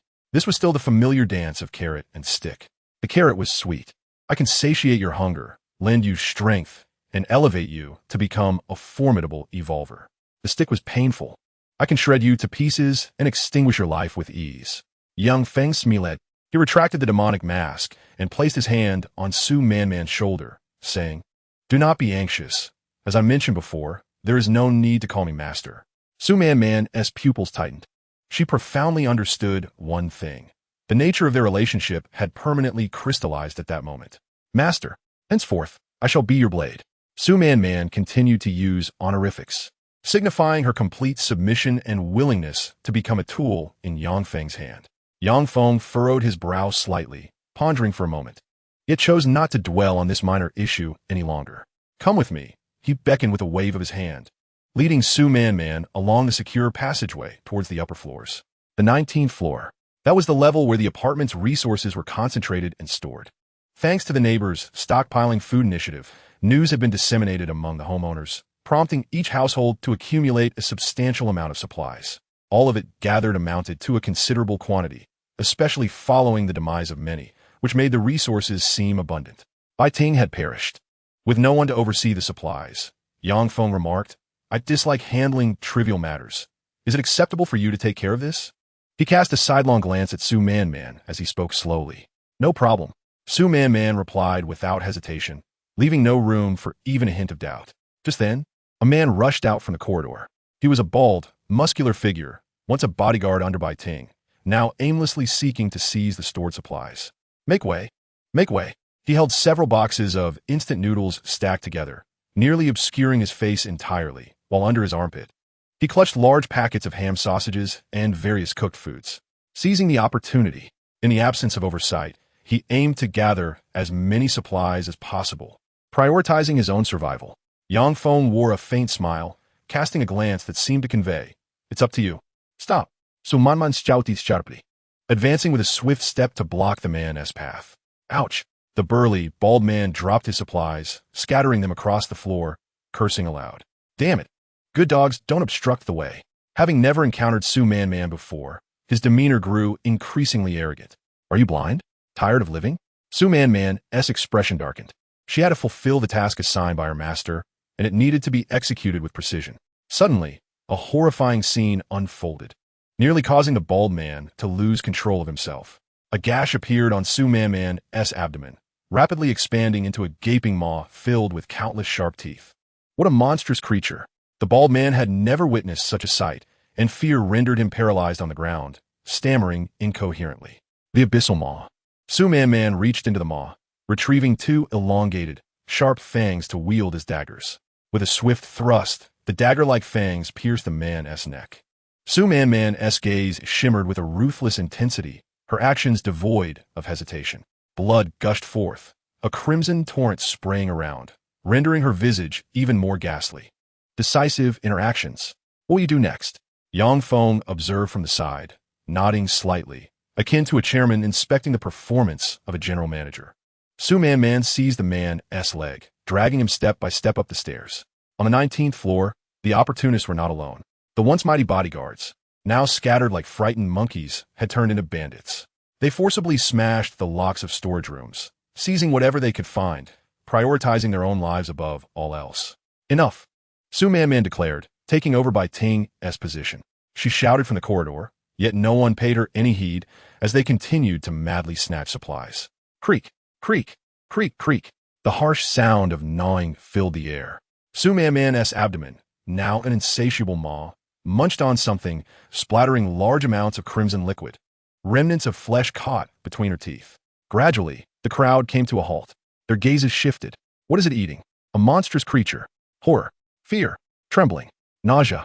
The scene was one of grotesque horror, inducing a visceral discomfort, until the gaping maw of the insatiable behemoth had finished its ghastly feast.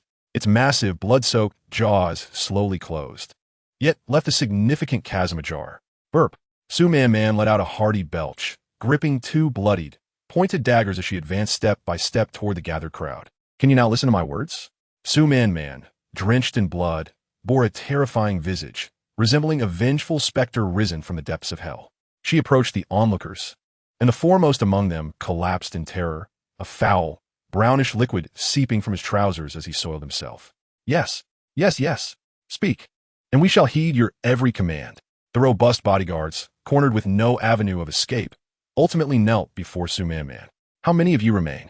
She wiped the blood from her cheek, only to smear it further, leaving a long, gruesome streak that amplified her fearsome countenance. My brothers have all perished downstairs. Only a few of us managed to flee. Perhaps around 10 remain. After the fierce battle, few capable souls were left, and those who survived were merely cowardly deserters. Su Man nodded slightly, her abdomen once again splitting open, revealing rows of jagged teeth that writhed ominously, reminiscent of the terrifying maw of a lamprey, as if ready to rend any prey into mincemeat. Remember this. From this day forth, I hold dominion here. Return all stolen supplies to me, should I discover any transgressions. Your fate shall mirror that of the unfortunate soul from earlier. The sheer terror of Su Man's insatiable maw was overpowering.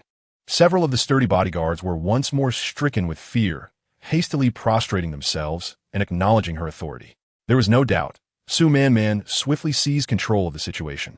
Yang Feng observed from the shadows, his satisfaction with Su Man's performance evident. Yet, he felt compelled to stoke the flames further. Yang Feng uprose its head slowly, a subtly malevolent smile gracing his lips. The apocalypse had unfolded for 7 days. A week of psychological acclimatization should have sufficed. Starting tomorrow, we shall cease all food supplies. His pronouncement sent a tremor through the hearts of all present. Even Su Man cast a look of astonishment in his direction. Cease the supply of resources? What will the weaklings survive on? The complete loss of sustenance would surely drive people to madness. If the timid are not pushed, they will never dare to step outside their confines. To procure food, they must barter with the corpses to engage in battle with the monsters. Let the slaughter commence. Let the fighting begin. To survive, seize the corpses. Chapter 46. The Evolutionary Contest of Infinite Lives. The Tyrant. A true tyrant. In the first week of the apocalyptic disaster, the population of the apartment complex dwindled by more than 2/3. Despair and terror enveloped the people as they anxiously awaited salvation, yet hope was shattered time and again. This was merely a period of novice protection. Engage in battle. Strive for strength. Yang Feng approached the window, gazing at the ravaged city, observing the relentless tide of corpses flooding the streets. The tide of the dead was coalescing. The aberrants were evolving. Above in the heavens, blood-stained wings bore witness to fierce battles among predatory birds. Beneath the soil, the cacophony of insects echoed as monstrous creatures devoured one another. In the depths of the ocean, filth flowed freely, and aquatic monstrosities underwent frenzied mutations. Countless lives were embroiled in a mad competition of evolution, vying for dominance over Blue Star in the next epoch. The law of the jungle prevailed. The weak would perish. The world once dominated by humanity had become a relic of the past. The feeble would either serve as mere prey or muster all their might to carve a bloody path through the thorns. Yang Feng's eyes flickered with determination. The path laid before him, strewn with blood and bones, would undoubtedly be the most arduous. The situation had escalated. The apartment had been thoroughly compromised. Su Man declared the cessation of all food supplies. The sole means of sustenance was to hunt monsters and exchange their remains. This announcement ignited public outrage. Faced with the specter of survival, those who had hidden in their rooms were compelled to emerge and resist fiercely. On the 19th floor, the remaining few dozen residents congregated, protesting against the newly appointed leader. How dare you? Those supplies were contributed by us. Your actions amount to outright robbery. Have you no regard for our lives? Not even a single pack of instant noodles to spare. The populace voiced their grievances, each individual aflame with indignation, yearning for accountability. So Manman stepped forward. Confronted by this unfamiliar leader, the crowd harbored a palpable sense of defiance. A small stone struck Su Man, followed by a putrid egg landing squarely on her face. Starve us, will you? It won't be so easy. With Bai Ting and Mo Jianfeng gone, who do you think you are? The crowd erupted in uproar. And amidst the chaos, someone seized the opportunity to hurl prepared refuse at Su Man. Her expression remained frosty. Slowly, she wiped her cheek, inhaling the stench of the egg. Her demeanor surprisingly calm. You truly have not experienced hunger. She closed her eyes, recalling the betrayal, humiliation, and bullying she endured from those refugees she had once aided. The passage was blocked. Su Man issued a command, uttering just 4 words. A dozen burly men appeared in the corridor, sealing off the only escape route. Su Man flicked her wrist, and a dagger, sharp as a fong, flew towards a certain spot in the crowd. Instantly, a man's forehead was pierced, and he collapsed heavily to the ground, his eyes wide open in death. They are killing. They are killing. The previously aggressive crowd, upon witnessing the murder, trembled in fear and scrambled down the stairs in a panic. They were the weak, the old, the sick, the frail. They were the timid souls hiding in their homes, leading a life of subservience. Just moments ago, they were filled with righteous indignation, but with the death of a single individual, they were reduced to a state of utter disarray. Get back, Su said sharply. I haven't told you to leave. A dozen burly men wielding iron rods and blades menaced the exit, displaying an array of tattoos. They were the local toughs, bodyguards exuding an air of intimidation. With their swagger and weaponry, they were adept at frightening the ordinary folk. Su Man approached the corpse, gently withdrawing the dagger, which unleashed a torrent of crimson liquid from the wound. I shall say this once, she pronounced, enunciating each word for all to hear. From this day forth, there will be no more distribution of food. Only corpses may be exchanged. Wails erupted. How can I dare to confront those monsters? Cried a woman, tears streaming down her face as she pulled her child close, pressing his head down in a gesture of submission. Little Bao, come and bow to your Aunt Su Man. An elderly man, leaning on a cane, also fell to his knees, exclaiming, Esteemed one, look at this frail old body of mine. I cannot possibly compete with the young. Such examples were plentiful. The remaining individuals were mostly the elderly, the weak, and the ailing. Unpleasant memories surged within Su Man. The seemingly pitiful mother and child had greedily taken her food, forcing her from her own home. The seemingly helpless old man had, in the dead of night, reached out with trembling hands, attempting to tear at her clothing, to touch her inappropriately, even to violate her further. Su Man's once kind heart had long since perished. Even if those before her were truly pitiable, genuinely in need of assistance, and utterly incapable of fighting back, she felt no compassion left within her. You may steal. You may rob. You may slaughter one another. You may barter your bodies, your beauty, your youth, your flesh for survival. Su Man's expression twisted into a grimace as she uttered these harsh words, leaving the crowd in stunned silence. They were shocked, unable to believe what they had just heard. Was there still law? Were there still rules? Theft, robbery, harm, and even murder. Such acts were heinous crimes before the apocalypse, unthinkable in their severity. Having vented her emotions, Su Man's tone calmed significantly. Of course, you may also fight against the monsters, just as I do. I shall assemble a hunting squad to lead you in the pursuit of monsters, open to all willing participants. The hunting squad. Su Man has astonishingly established a team dedicated to the extermination of these creatures.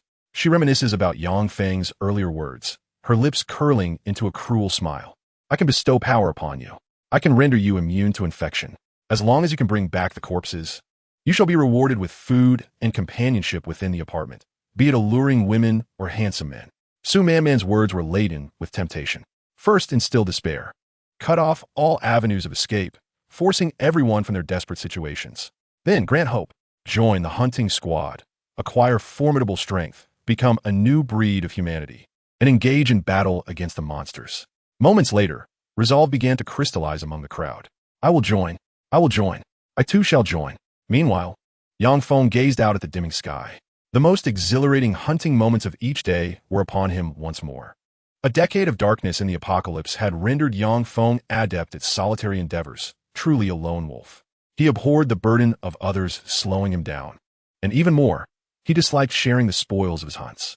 The ghastly visage unfurled, an unusual sensation of restlessness enveloping the entire countenance. The corpses it had devoured had nearly reached 100, a truly terrifying magnitude. Was evolution finally imminent? I eagerly anticipate the second form of the ghastly visage. Chapter 47. The Apocalypse. Let us amplify the intensity. The night was dark and the winds howled. Stars scattered sparsely across the sky. Yangfeng opened the window and leapt onto the air conditioning unit, his steps abruptly halting.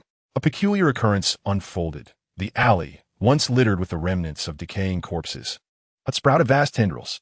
These tendrils, of vivid crimson, climbed the walls of the first and second floors, entwining themselves around hundreds of corpses, writhing like countless blood vessels. Blood-sucking vines? Yangfeng furrowed his brow, immediately recognizing this plant. In the days he had absorbed eroding stomach, the alley had become overrun with blood-sucking vines, siphoning the residual value from the decaying remains. Plant mutation.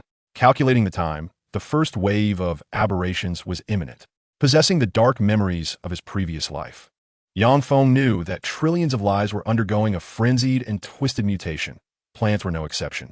In roughly a month's time, various horrific aberrations would meet the conditions for maturity. Countless grotesque and distorted monsters would erupt in a cataclysmic explosion, marking the true crisis for humanity. Ugh, ugh, ugh. The blood-sucking vines penetrated the corpses, managing to exert a degree of control over them.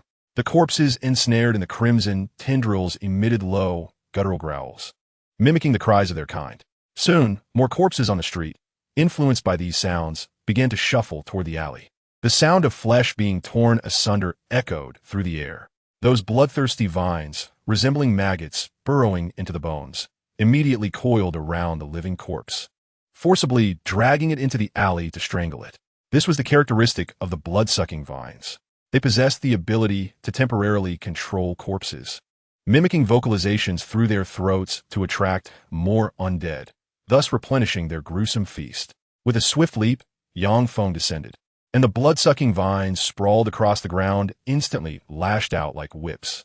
With a sharp command, he crushed the tendrils beneath his feet. The crimson vine shattered, erupting like veins, spewing forth a torrent of putrid liquid. Simultaneously, as he crushed the vines, the controlled corpses seemed to experience excruciating agony, emitting heart-wrenching howls. The blood-sucking vine represented the most rudimentary form of mutated flora. They excelled in hunting the undead, yet posed little threat to a formidable evolved being like Yangfeng. Naturally, an ordinary person ensnared by the blood-sucking vines would likely meet a grim fate. This was troublesome. If these blood-sucking vines continued to proliferate, they might ascend to my level. However, they also served as a deterrent. Yangfeng pondered, with the alley teeming with blood-sucking vines. It was highly improbable for the enemy to launch an assault from the windows, as long as they did not grow beyond the fourth floor. He could disregard them for now. Exiting the alley, Yangfeng gazed at the surging tide of corpses. An endless wave of the undead rolled forth, akin to a flood unleashed in the night, ominously meandering. The amalgamation of the decaying tide formed a murky quagmire, a sinister blend of filth and vengeful spirits. Low groans and furious howls resonated, reminiscent of ancient whispers, an ominous prelude to their most terrifying ritual, as if they were conjuring a greater calamity. The direction of this search needed to be altered. It was time to intensify efforts and venture into more perilous territories. Yangfeng shifted his course, expanding the scope of his hunt. The Jinjiang Manor, a picturesque villa district nestled by mountains and water, boasted splendid scenery and an idyllic environment. The prime location offered convenient transportation and well-equipped amenities, including kindergartens, prestigious middle and high schools, large supermarkets, and even a high-end shopping mall, complemented by a man-made lake. Now endowed with sufficient strength, I am entitled to explore this affluent enclave. Yangfeng moved swiftly in the shadows, dispatching the obstructing corpses before they could utter a sound. Within mere minutes, he arrived at the vicinity of Jinjiang Lake. An overwhelming stench wafted through the air, reminiscent of rotting herring suffocating in a blanket for a month. The once serene surface of the artificial lake now bore a film of oil, with hundreds of bloated corpses grotesquely floating atop the water. Upon closer inspection, beneath the murky waters, the silhouettes of gigantic grotesque fish occasionally break the surface, revealing their grotesque growths. Shadows flit about on either side of the lake. The verdant banks sway in the breeze, the branches of the willows undulating like countless phantoms. Branches? No. What grows upon those willows is unmistakably the hair of women. Strands of black hair cascade down like waterfalls, dancing in the wind, resembling the disheveled locks of vengeful spirits. A mere mortal witnessing such a horrifying scene would likely be paralyzed with terror. Yet, Yang Feng comprehended the phenomenon before him. Scientists had provided numerous explanations a decade into the apocalypse. DNA anomalies abound. Human DNA shares a 41 similarity with that of bananas. In simpler terms, the ancestors of humans and bananas may have been of the same species billions of years ago, albeit evolving in divergent paths since. The willows too share this trait. Their DNA contains similarities to that of humans. The distortion of spirits. The spirits have undergone a peculiar distortion that can induce physical mutations. The DNA of the willows has suffered severe distortions, erroneously activating aspects of human DNA, thus resulting in the growth of human-like hair. A remarkable development. The intensity of the apocalyptic calamity is escalating. Yang Feng felt a twinge of pressure and evaded the encroaching tide of corpses, continuing his exploration. A refreshing breeze caressed his face, rippling the polluted waters, causing more strands of willow hair to sway. Those dark tresses seemed to sense something, intertwining with one another, coalescing, and then peeling away from the willows. Balls. Clusters of black hair formed, rolling swiftly with the wind, akin to tumbleweeds, their trajectory unmistakably aimed at Yang Feng's position. This was truly bizarre. After a decade of the apocalypse, this was the first time he had encountered such phenomena. Despite Yang Feng's extensive survival experience, he had never seen these detached black hairballs in such abundance. Suddenly, a flash of sharp light cut through the air. Yang Feng's bonnet blade emerged, effortlessly slicing through a cluster of black hair, which burst forth, oozing a viscous, ink-like fluid from the severed edges. The blade flickered continuously. The rolling black hairballs were repeatedly cleaved into segments. However, their sheer numbers were overwhelming, with thousands of green willows shedding these black spheres from all directions. For a moment, Yang Feng found himself unable to keep pace. Whoosh!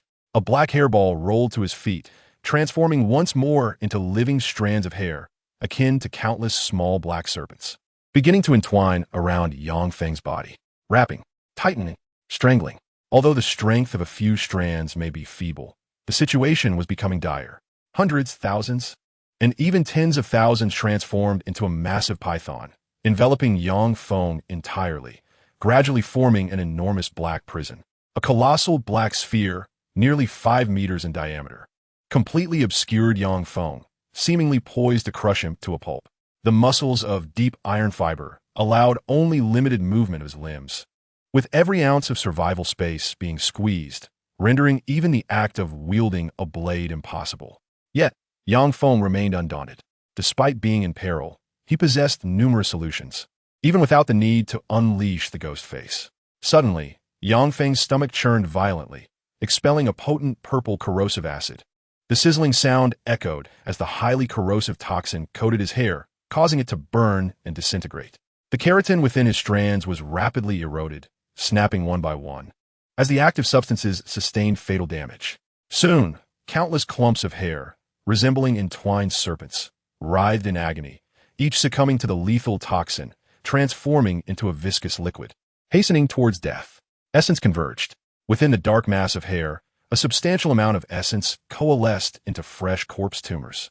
Their number exceeded 20, with 2 shimmering in a jade-green hue, signifying their evolution to the level of emerald. Not bad. Yang Feng collected the tumors. This wave equated to the slaughter of over 200 corpses. At that moment, Yang Feng was suddenly overwhelmed by an instinctual sense of danger. A gaze. Something terrifying was observing him. Ghost face. Ghost face activated, initiating multidimensional information parsing, collecting the minutest details from the surroundings.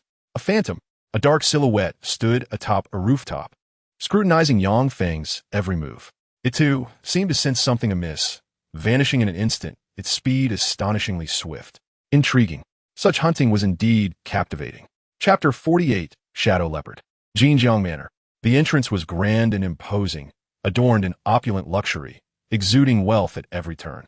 A variety of luxury cars temporarily parked at the entrance, each one worth as much as a common person's lifetime earnings. Yet, Yang Feng paid little heed to these.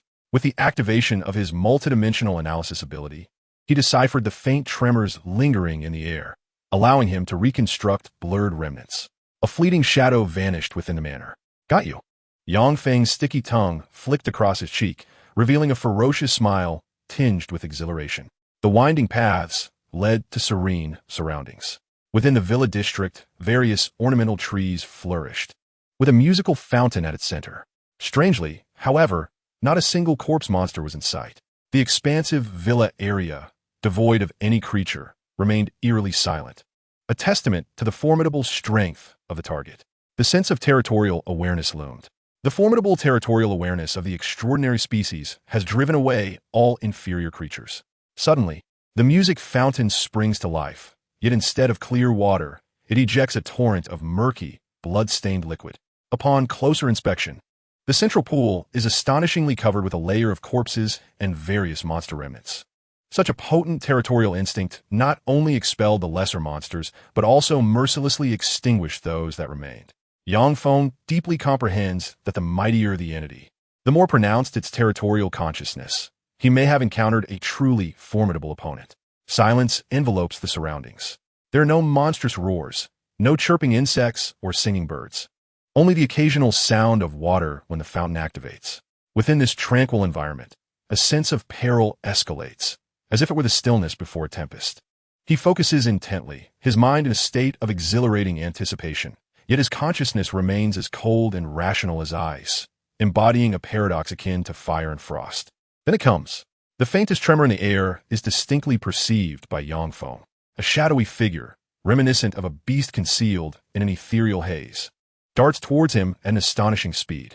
It arrives silently, in the blink of an eye. Yang Feng instinctively reacts, turning to raise his hand in defense. A sickening sound of flesh tearing reverberates through the air. His reflexes falter by a fraction, leaving 3 deep claw marks on his chest, blood oozing forth in crimson streams. Was I slow? Yang Feng, equipped with a ghostly mask and multidimensional analytical capabilities, is able to initiate defensive maneuvers the moment an attack is launched, yet he still faltered. What kind of speed is this? What explosive force?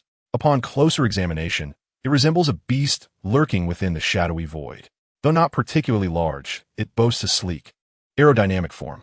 Its perfect curves seem to evade air resistance entirely, adhering impeccably to the principles of aerodynamics, an achievement even the most advanced fighter jets cannot replicate. I've hit the jackpot. The Shadow Leopard. Yang Feng finds it hard to believe he has encountered this exceptionally rare, powerful variant of species. A shadow leopard born from the mutation of a feline creature in this apocalyptic world. Shadow Leopard stage, growth phase rarity grade. Purple illusion crystal, the Shadow Leopard. A formidable variant of felines, is renowned for its incredible speed. Its claws can effortlessly rend steel, and its resilient muscle fibers can withstand heavy firearms. Most formidable, however, is the lethal explosive power of its leg tendons. Silent and unseen, it kills without a trace.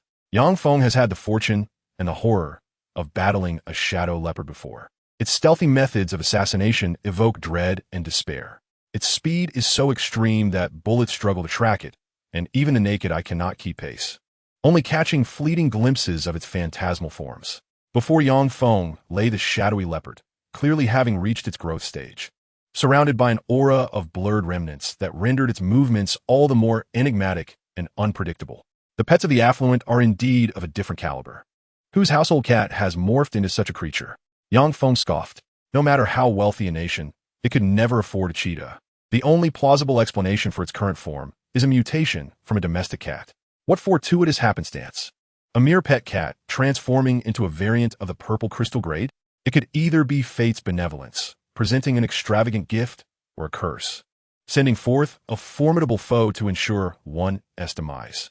Once more, the injuries adorning Yang Feng only served to ignite his warrior spirit. A sensation of danger enveloped him, every cell in his body becoming taut yet exhilarated. Let the fervor rise.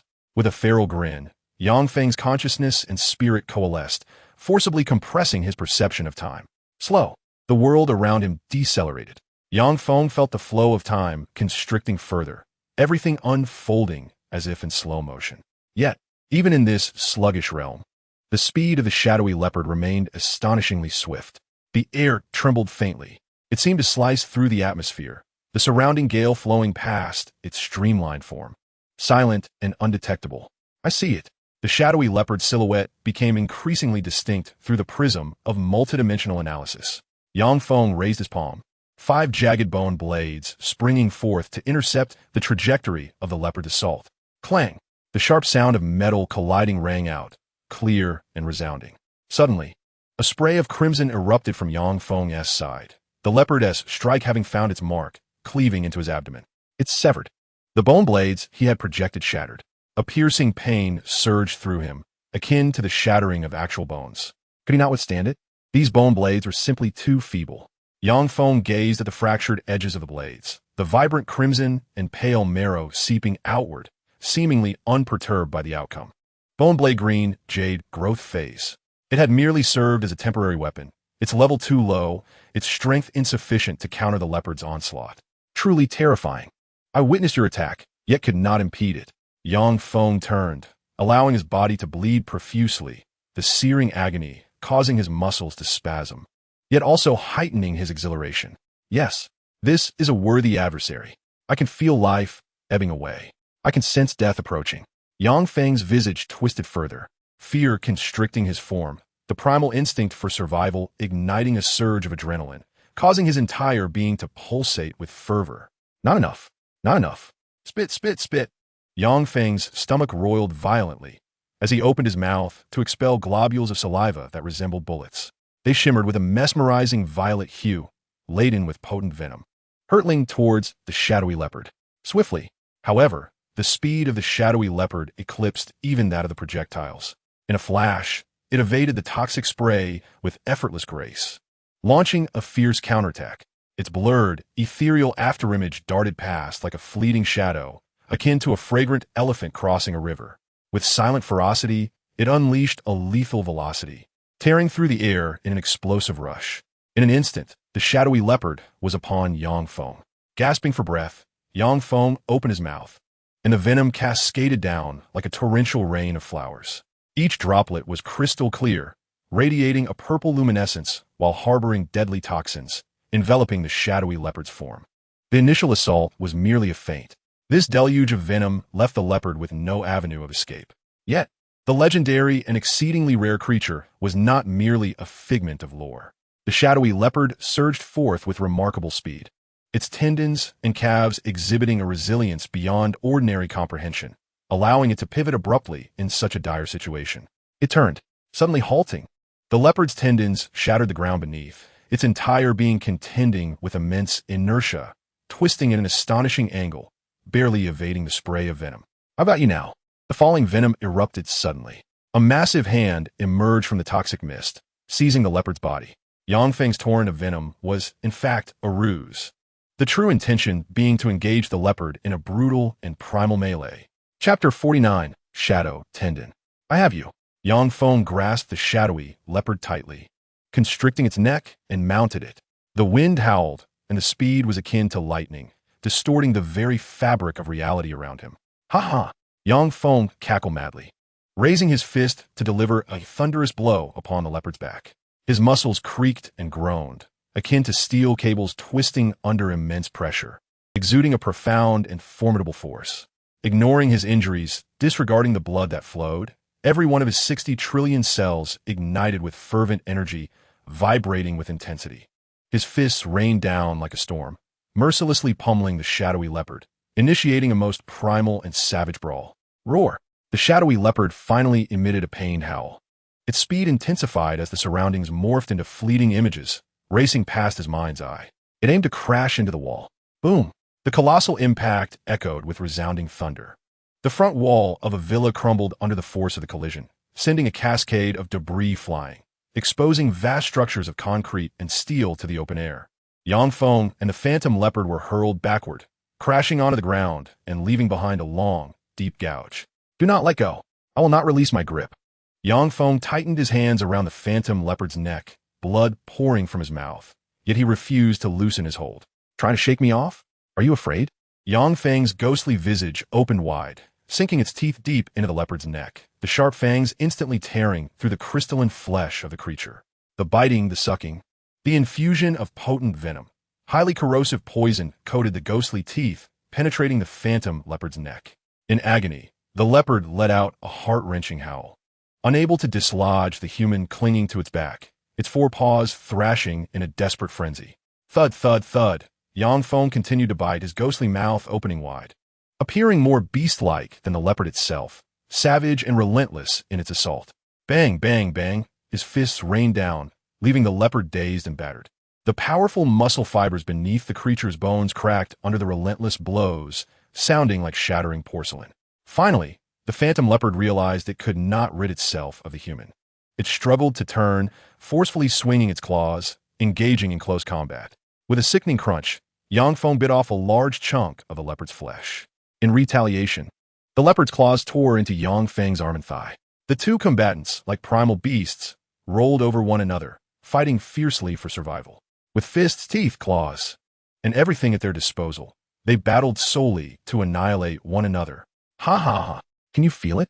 Our lives are so brilliantly vibrant. To live, to spill the last drop of blood, to expend every ounce of strength, to fight recklessly. How exquisite. Yangfeng reveled in the sheer madness of their brutal clash. Alive, pouring every essence of his being into the struggle. It was a matter of life or death. The fear at the edge of mortality was the only way to truly feel the pulse of life. Every cell in his body fought desperately, allowing him to grasp the preciousness of existence. After a while, the sounds of their violent struggle gradually faded. Yangfeng severed the head of the phantom leopard. Standing triumphantly atop its corpse, one hand raised high, drenched in blood, proclaiming his victory. A pure, violet-hued corpse tumor began to coalesce on the leopard's body. A true manifestation of the purple crystal, its quality surpassing that of the previous mutated creature. Excellent. Yangfeng stored away the tumor. But a wave of dizziness washed over him. He was battered and bruised, bleeding profusely. To an ordinary person, he would surely be dead. Yet, with a gurgle, Yangfeng produced more than 20 newly acquired tumors, chewing and swallowing them all at once. A surge of heat and restlessness surged within him. The ghastly visage of the corpse tumors had reached over 100. Warm streams of energy coursed through Yangfeng's body, and miraculously, the wounds that marred his form ceased to deteriorate. The platelets within him became exceedingly active, and a temporary membrane swiftly formed over the surface of his wounds, staunching the flow of blood and averting the peril of excessive hemorrhage. This place is unsafe. I must return at once.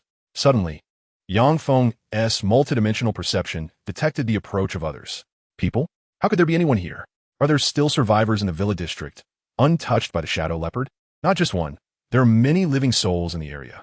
Emerging from the crumbled wall, Yangfeng surveyed his surroundings. The doors of several villas creaked open, revealing anxious, terrified faces of humanity. Mimi is dead. That monster killed Mimi. A sudden cry pierced the air, and the gaze of the onlookers turned towards Yangfeng, filled with heightened fear. At this moment, with the ghostly mask adorning his visage, his body drenched in blood, and his form battered and bruised, he indeed resembled a monstrous entity. But Mimi? Could it refer to the shadow leopard he had slain? Never mind.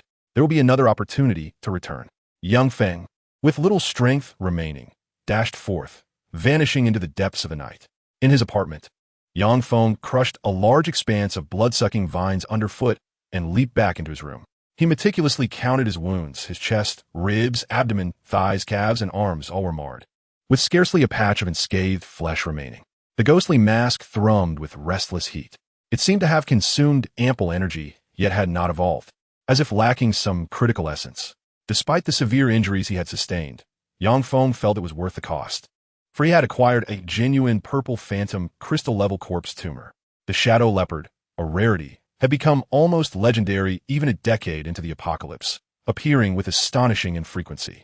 It bestowed upon its possessor a unique ability. He retrieved the purple phantom crystal tumor, hesitating for a few moments before shoving it into his mouth. Chew! Yangfeng commanded the ghostly mask to crush the tumor. The lingering thoughts of the shadow leopard, imbued with a fierce malice, surged within the pure purple essence, intent on clashing with Yangfeng's consciousness. Huh! You didn't even manage to harm me before, and now you dare to seek your demise on my territory. With the ghostly mask's inherent trait of obliterating all impurities, Yangfeng devoured the remnants of the shadow leopard's consciousness. The deep, enchanting purple essence, under his precise control, began to descend gradually. The essence shifted to envelop his lower legs, covering his feet and Achilles tendon, initiating a profound transformation. The soles of his feet, his ankles, and tendons underwent an intense metamorphosis. The musculature and skeletal structure of the calf. The most formidable ability of the shadow leopard lies in its tendons, possessing lethal explosive power coupled with an uncanny silence, establishing it as a true shadow assassin. Shadow tendon. This is the ability Yang Feng yearns to acquire from the shadow leopard. Chapter 50. The bell rings. Shadow tendon. Lethal explosive power. Silent footsteps, as if treading upon shadows. The atmosphere is filled with enigmas, and autumn clouds leave no trace. Yang Feng's footfalls struck the ground, producing an utterly soundless effect. With the slightest movement, he shot forth like an arrow. The whip kick. Yang Feng pivoted and executed a whip kick. A barely perceptible shadow of the whip flashed by, tracing a flawless arc, slicing through the air like a blade, and leaving behind a faint sound of rupture. Observing the wall, a deep incision appeared, smooth as a mirror. The footblade. A casual whip kick from the shadow tendon truly resembled a knife, cleaving through the air with a tearing effect. Impressive. Yang Feng was exceedingly satisfied with the shadow tendon ability. His speed of movement had surged to an entirely new level, and the power of his leg attacks had significantly increased, accompanied by effects such as stealth and silence. However, the price paid was monumental. Yang Feng was battered and bruised, sustaining severe injuries, and even his bone blade was severed, rendering one of his abilities useless. Bone blade. My apologies. Yang Feng extended his finger, and the fractured bone blade sprang forth, its edge shattered in the middle, eliciting waves of pain. Ghost face. Yang Feng unveiled the ghost face, a gaping maw enveloping his palm, voraciously siphoning the marrow and spiritual essence from the bone blade. Soon, the entire bone blade was obliterated, the bone material gradually decaying, and the internal spiritual essence was completely devoured, ultimately shedding from his palm. Recovery. Since the ghost face could consume spiritual essence, it could also reclaim mutated organs. The bone blade was due for retirement. Its strength and grade had been vastly surpassed by other abilities, rendering it ineffective in high-intensity combat. Ultimately, the ghost face consumed the bone blade. It grew increasingly agitated, its seemingly smooth visage concealing tumultuous waves within, as if it were brewing a far more formidable and terrifying ability. A metamorphosis awaited. An evolution loomed. The ghost face was amassing power, harboring its own capabilities. It perpetually lacked a crucial opportunity, as if waiting for something. It was somewhat uncomfortable. However, given that it was a dark gold-grade artifact, it was only natural for the triggering conditions to be somewhat challenging. Yang Feng reassured himself. Yet the sensation of accumulation reaching its zenith without the possibility of eruption was indeed rather unsettling. At that moment, sounds of slaughter echoed from downstairs. As dawn broke, the hunting team had already commenced their work. Leading the charge was Su Man, wielding two sharp-toothed daggers akin to a fierce beast, as she pounced upon the monstrous adversaries before her. However, aside from Su Man, the remaining frail and ailing individuals dared not take action. If one desires sustenance, one must slay the monsters. If one wishes to grow stronger, one must vanquish the beasts. Su Man, drenched in blood, turned to gaze at a slender, bespectacled man of delicate constitution. Do you not wish to protect your wife and daughter? They are on the brink of starvation, and yet you hesitate? Her words, sharp as daggers, pierced the man's heart. Ultimately, he gripped the blade in his hand and lunged at a nearby decaying corpse. Crack! The blade lodged itself in the bone, and despite his efforts, he could not extricate it. In the next instant, the corpse emitted a furious roar and pounced upon him, followed by the horrific sounds of flesh being torn apart, mingled with the man's despairing screams. So weak, to rely solely on fervor in the pursuit of slaughter is naively optimistic. Such instances are all too common. This new batch of hunting teams possesses lamentable physical prowess, and soon, over half of them succumbed, becoming fodder for the monstrous corpses. Some despaired, others wept, some discarded their weapons and fled, while others stood frozen in confusion, only to be overwhelmed and slain by the creatures. A pity. Yang Feng stood on the upper floor, observing the gruesome scenes unfolding below, shaking his head. This batch of expendables harbored few true warriors. The remaining value of the apartment seemed to dwindle. His eyes reflected indifference. After 10 dark years in this apocalypse, scenes like these had become far too frequent. Human life was as worthless as grass.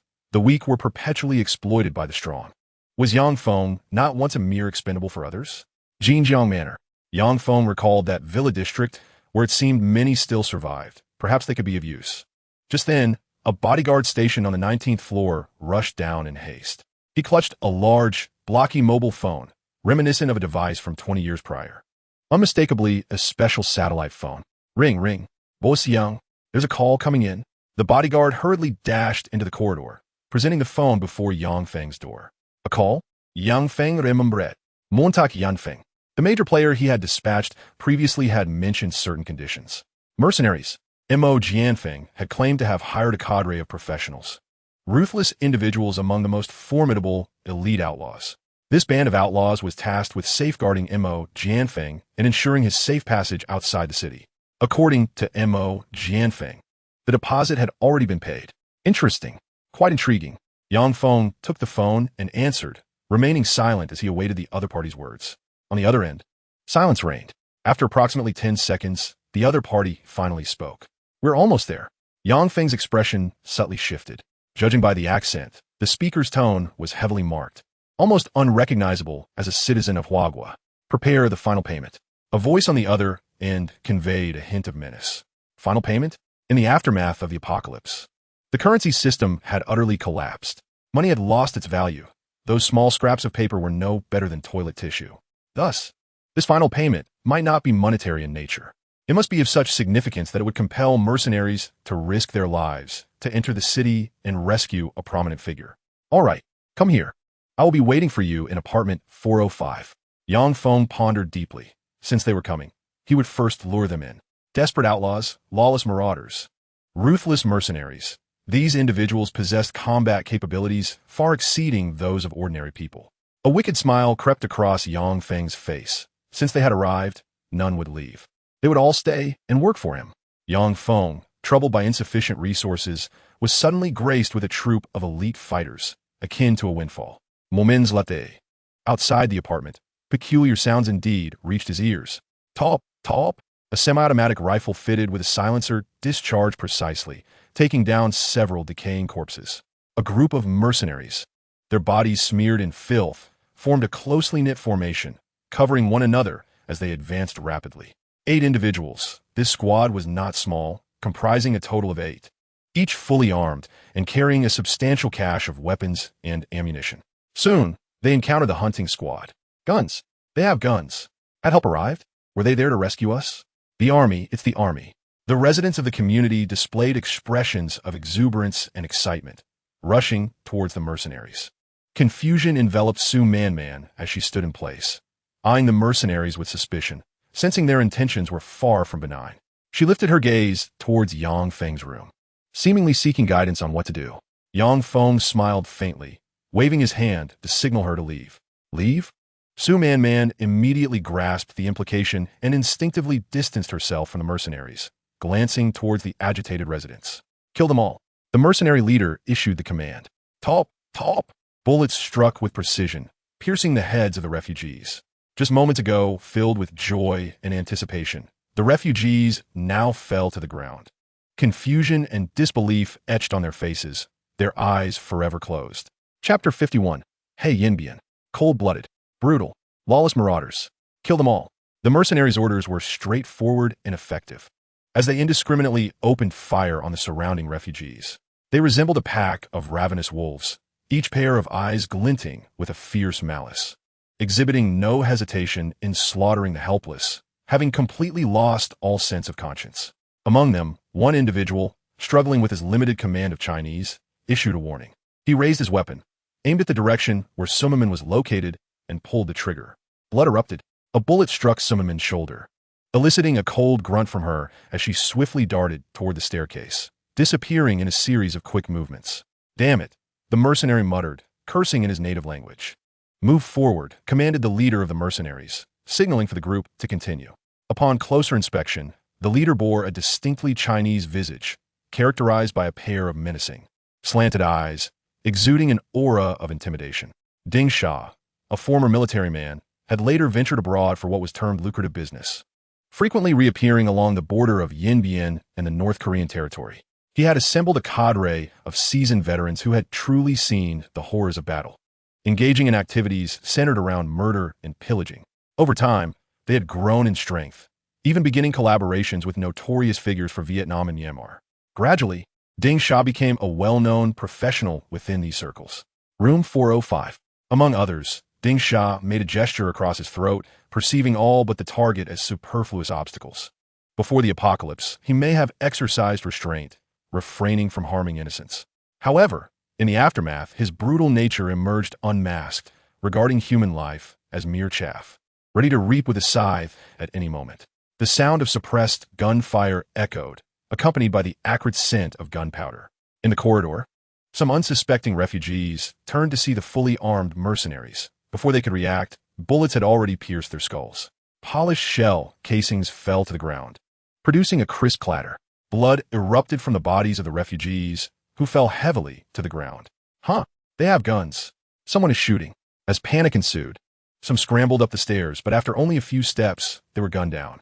Others flung open doors, eager to discern the commotion outside, only to be instantly met with bullets that pierced their bodies. A man with a scarred face noticed an ajar door. The man at the threshold had already been shot, but within stood a young woman cradling her child, trembling slightly.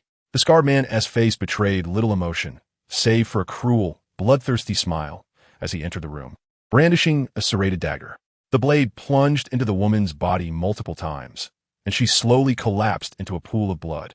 Yet she clung desperately to her child until her last breath. The scarred man flipped her over and seized the child from her grasp.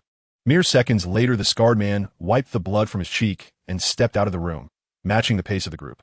On the fourth floor, the door to room 405 stood ajar. Yang Feng tore open Su Man's blouse, wielding a small knife to extract a bullet from the bloodied wound on her shoulder. "Who shot you? I presume you had a clear view," he remarked with a faint smile. Su Man nodded, her eyes glinting with a hint of malevolence. Soon, Ding Sha, accompanied by his team, arrived near room 405. "This is it," Ding Sha signaled for everyone to temporarily lower their weapons. He entered the room, scrutinizing Yang Feng and the injured woman behind him. "Mr. M.O. Jianfeng?" Ding Sha inquired tentatively, his Mandarin tinged with a noticeable accent, likely a result of prolonged time abroad, making his speech sound somewhat awkward. Yang Feng rose and approached the sink, washing his hands to cleanse them of the bloodstains. "You are quite formidable, dismembering a corpse and smearing the flesh and filth upon yourselves to mask your scent. It is no small feat to navigate through so many monsters outside and reach this place," he complimented, sidestepping the question and acknowledging their prowess. Ding Sha narrowed his eyes, sensing something amiss. According to the intermediary, the esteemed M.O. Jianfeng should not be so youthful. Moreover, this young man exuded an air of composure, entirely devoid of any sense of urgency or fear, even in the presence of his armed wolves. "You are not M.O. Jianfeng," Ding Sha concluded with certainty, his triangular eyes now glinting with anger. "M.O. Jianfeng is dead. I deliberately lured you here." Yang Feng turned his head, a smirk gracing his lips, exuding a self-assured mockery. Ding Sha's expression shifted dramatically. "Do you dare to toy with us?" He gestured, prompting two mercenaries behind him to rush into the room, guns trained on Yang Feng. "Stay calm. I summoned you to discuss a collaboration." Yang Feng spread his hands, as if indicating that he bore no ill will. "Collaboration? What kind of collaboration do you propose?" Ding Sha, cautious not to act rashly after the arduous journey into the city, pondered the situation. "I find myself short-handed and seek some slaves. You lot seem capable enough. No need to trouble yourselves returning." Yang Feng's gaze swept over them, his tone friendly as he continued. "If you remain as my slaves, I assure you, you will not be mistreated." "Slaves? To work for this young man? Has he lost his mind or is his brain addled?" Laughter erupted. "You, young man, are quite amusing." Upon hearing these words, Ding Sha erupted into laughter. However, just moments later, his expression shifted dramatically, and his laughter abruptly ceased. He patted the old mercenary beside him and issued a calm order: "Eliminate him." The mercenary raised his firearm, aimed it at Yang Feng's head, and decisively pulled the trigger. A sickening sound echoed. Yang Feng was unharmed, yet the head of the man before him had vanished. The melon burst apart, and steaming white brain matter, mingled with crimson syrup, splattered across the room. What transpired? What had Yang Feng done? It seemed he had executed a swift kick, but the details were indistinct. The human eye barely perceived the blurred afterimage of a whip-like form striking his companion's head, resulting in a gruesome scene. With the neck left eerily vacant and crimson liquid gushing forth like a fountain. Listen well. I advise you not to attack. Yang Feng maintained an air of nonchalance, continuing with an unperturbed demeanor. Otherwise, you shall meet your demise. A sense of threat loomed. An oppressive aura enveloped the young man, radiating an intense sense of danger. If the mercenaries were akin to a pack of ravenous wolves, then this young man before them resembled a ferocious tiger. No, not merely a tiger.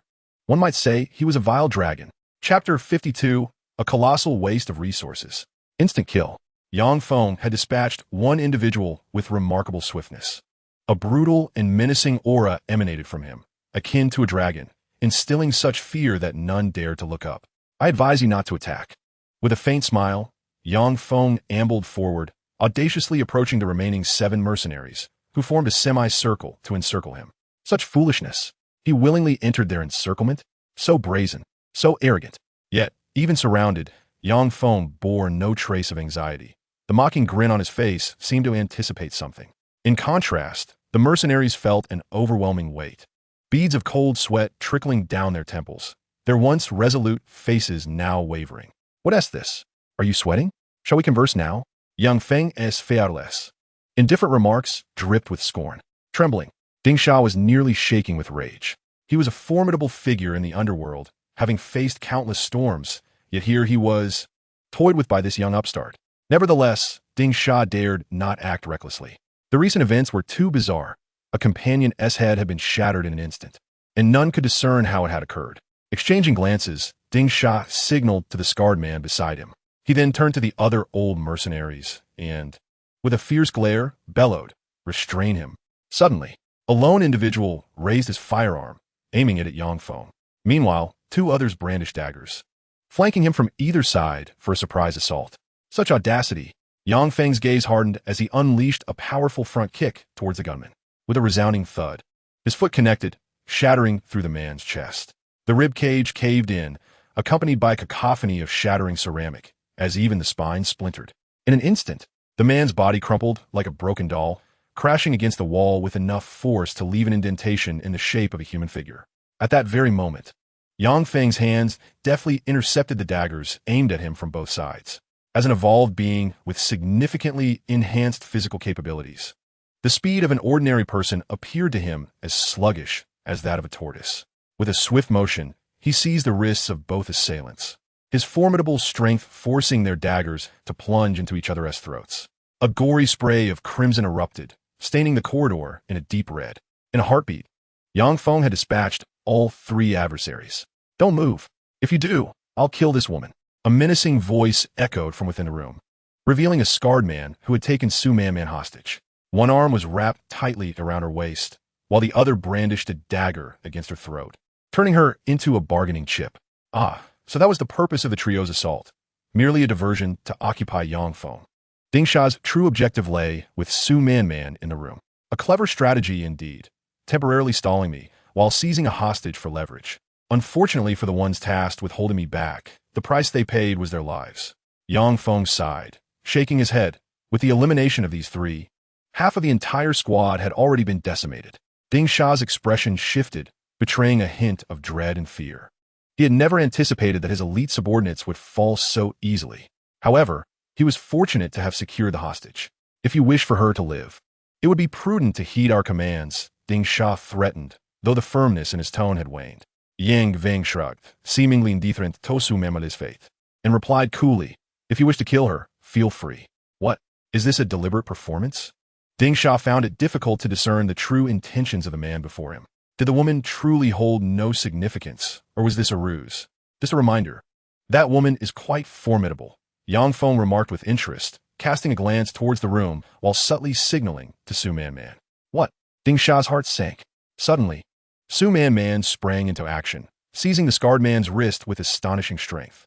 The scarred man clutched a dagger, yet found himself unable to advance even an inch, his strength utterly eclipsed by the woman in his embrace. Moreover, as he tightened his grip around Su Man's waist, an odd sensation coursed through his arm. Sharp teeth?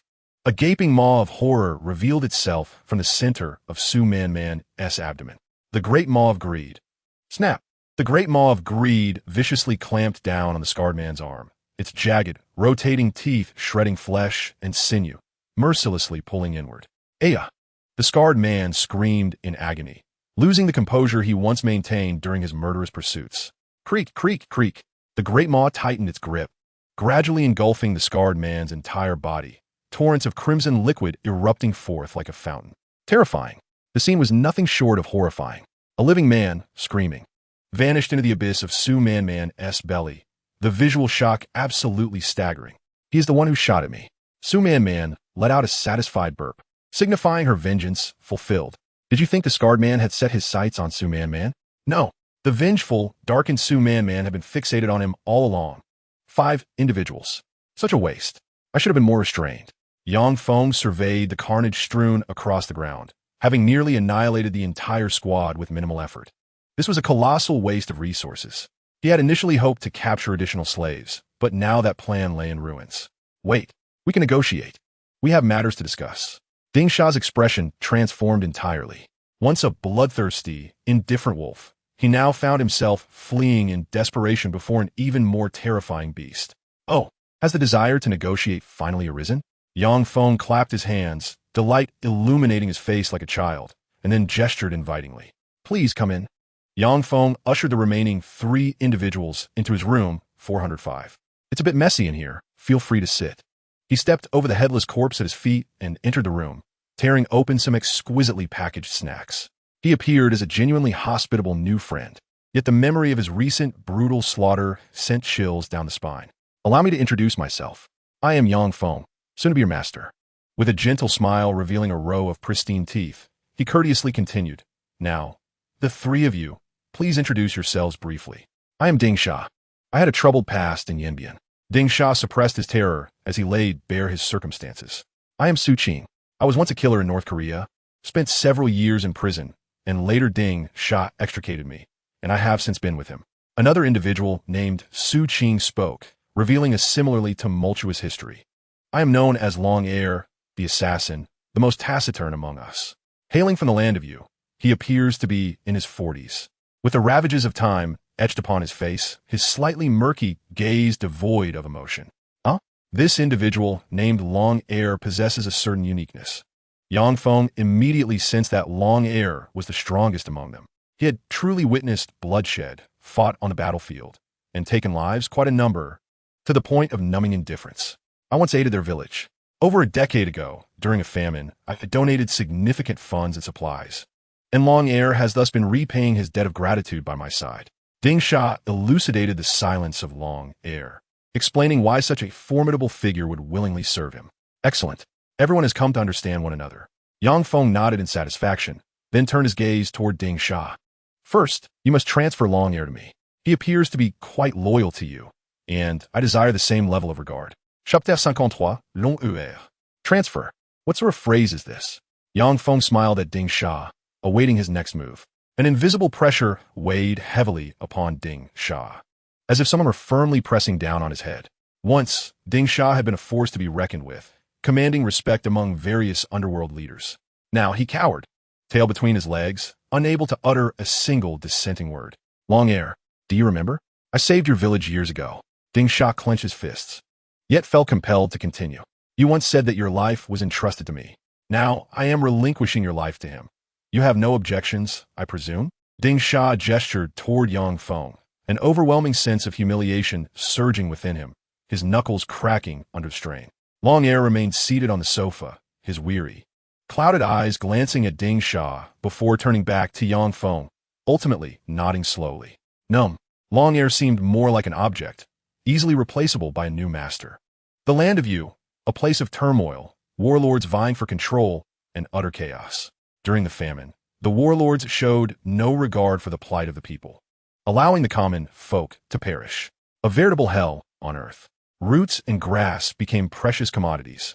People even resorted to exchanging children, unwilling to consume their own offspring, opting instead to swap with neighbors. Lives could be sold. Dignity could be sold. Everything was up for barter. It was during such times that Long Air sold himself. Indeed, From now on, you shall heed my commands. Young Feng felt ill at that. In this world, few truly honor their promises. And Long Air happened to be one of those rare individuals. Long Air, with a penchant for bloodshed, would ensure that orders were fulfilled. He had long since lost hope for the future, having bartered away his soul and dignity, with the sole impetus for survival perhaps being the adherence to a final promise. Long Air is yours now. This time, we concede defeat. Ding Sha once again softened, suppressing the ferocity in his gaze, bowing his head in submission. Boss, the three of us will follow you. Young Feng remained silent. Can he be trusted? Of course not. Ding Sha is capricious, treacherous, and cunning. Most crucially, he had once been the leader among this group of mercenaries, possessing formidable organizational skills and an adeptness at inciting betrayal. Thus, Yang Feng revealed a cruel smile. Long Air, eliminate him. With that command, Yang Feng ordered Long Air to slay the former leader. Ding Sha's expression changed dramatically. He never anticipated that the man before him could be so venomous and ruthless. You can't go back on your word. Ding Sha kicked over the table in front of him, reaching for the pistol and dagger at his waist. At that moment, however, Long Air's strike was swifter. Without hesitation, he turned against his former boss. With a swift thrust, Long Air's dagger sliced through Ding Sha's wrist, preventing him from reaching for his weapons. He then twisted Ding Sha's arm, breaking the joint, and with another swift stroke, severed the major artery beneath Ding Sha's armpit. It was clean and decisive. Each move executed with brutal efficiency, all within a mere 2 seconds, irrevocably cutting off any chance of resistance for Ding Sha. Long Air, I am Ding Sha. I am your benefactor. You should be killing him. Ding Sha invoked his past identity as a benefactor, his eyes filled with terror. He understood all too well the lethal prowess of this assassin who had followed him for years. Yet Long Air remained unfazed. His allegiance had unmistakably shifted to Yang Feng. Severing all ties with Ding Sha, in a single stride, Long Air's dagger slashed across Ding Sha's throat, and with a swift turn, he thrust forward, piercing Ding Sha's back. Murder, a finishing blow, all executed seamlessly. Yang Feng's gaze flickered. He could not deny Long Air's formidable strength, although he had yet to evolve into a true fighter. With his lethal skills and that unsettlingly stoic demeanor, he had already become a killing machine. Blood gushed forth. In his final moments, Ding Sha, still clinging to life, pressed his hands against his neck to staunch the arterial blood flow, his eyes brimming with hatred and resentment. The law of the jungle prevails.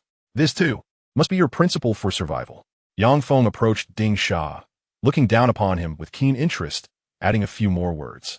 If I were truly Mo Jianfeng, once my value had been drained, would you not also bring about my demise?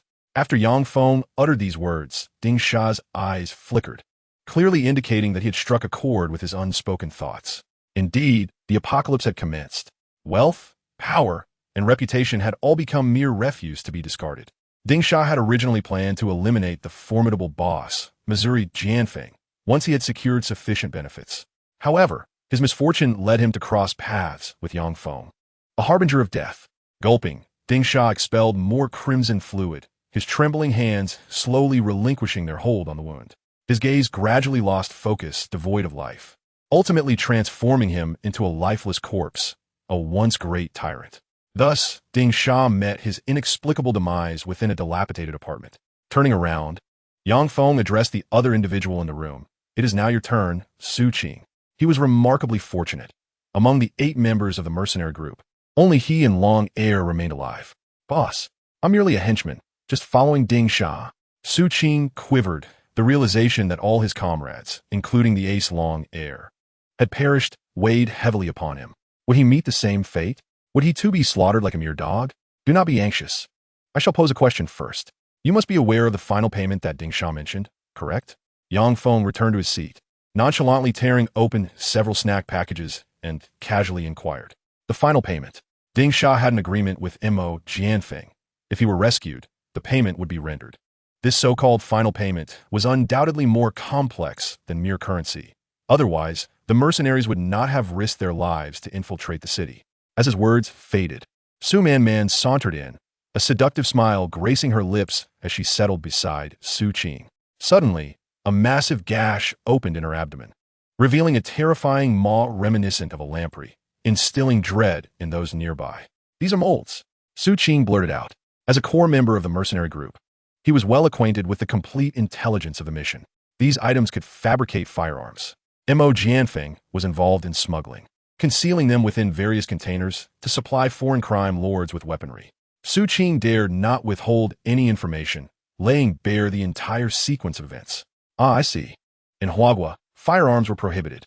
The fact that Mo Jianfeng had previously managed to obtain a single firearm indicated his extensive connections. Little did anyone suspect that this so-called real estate magnate was not only well-connected, but also engaged in the arms trade, which explained his immense profits. The precision 3D printer and various gun manufacturing molds, once fully assembled, resembled a small-scale arms factory. It was no wonder the mercenary team was so eager to risk their lives for this batch of final payments. The apocalypse had indeed arrived. Who wields power holds the initiative. Weapons, particularly firearms, are the most direct manifestation of such power. Excellent. Yang Feng nodet in satisfaction. I shall present you with two paths. The first, serve me and become my subordinate. The second, continue to linger with him. As he mentioned the second option, he gestured towards the distant corpse of Ding Sha. Clearly, the latter choice would lead you to meet Ding Sha.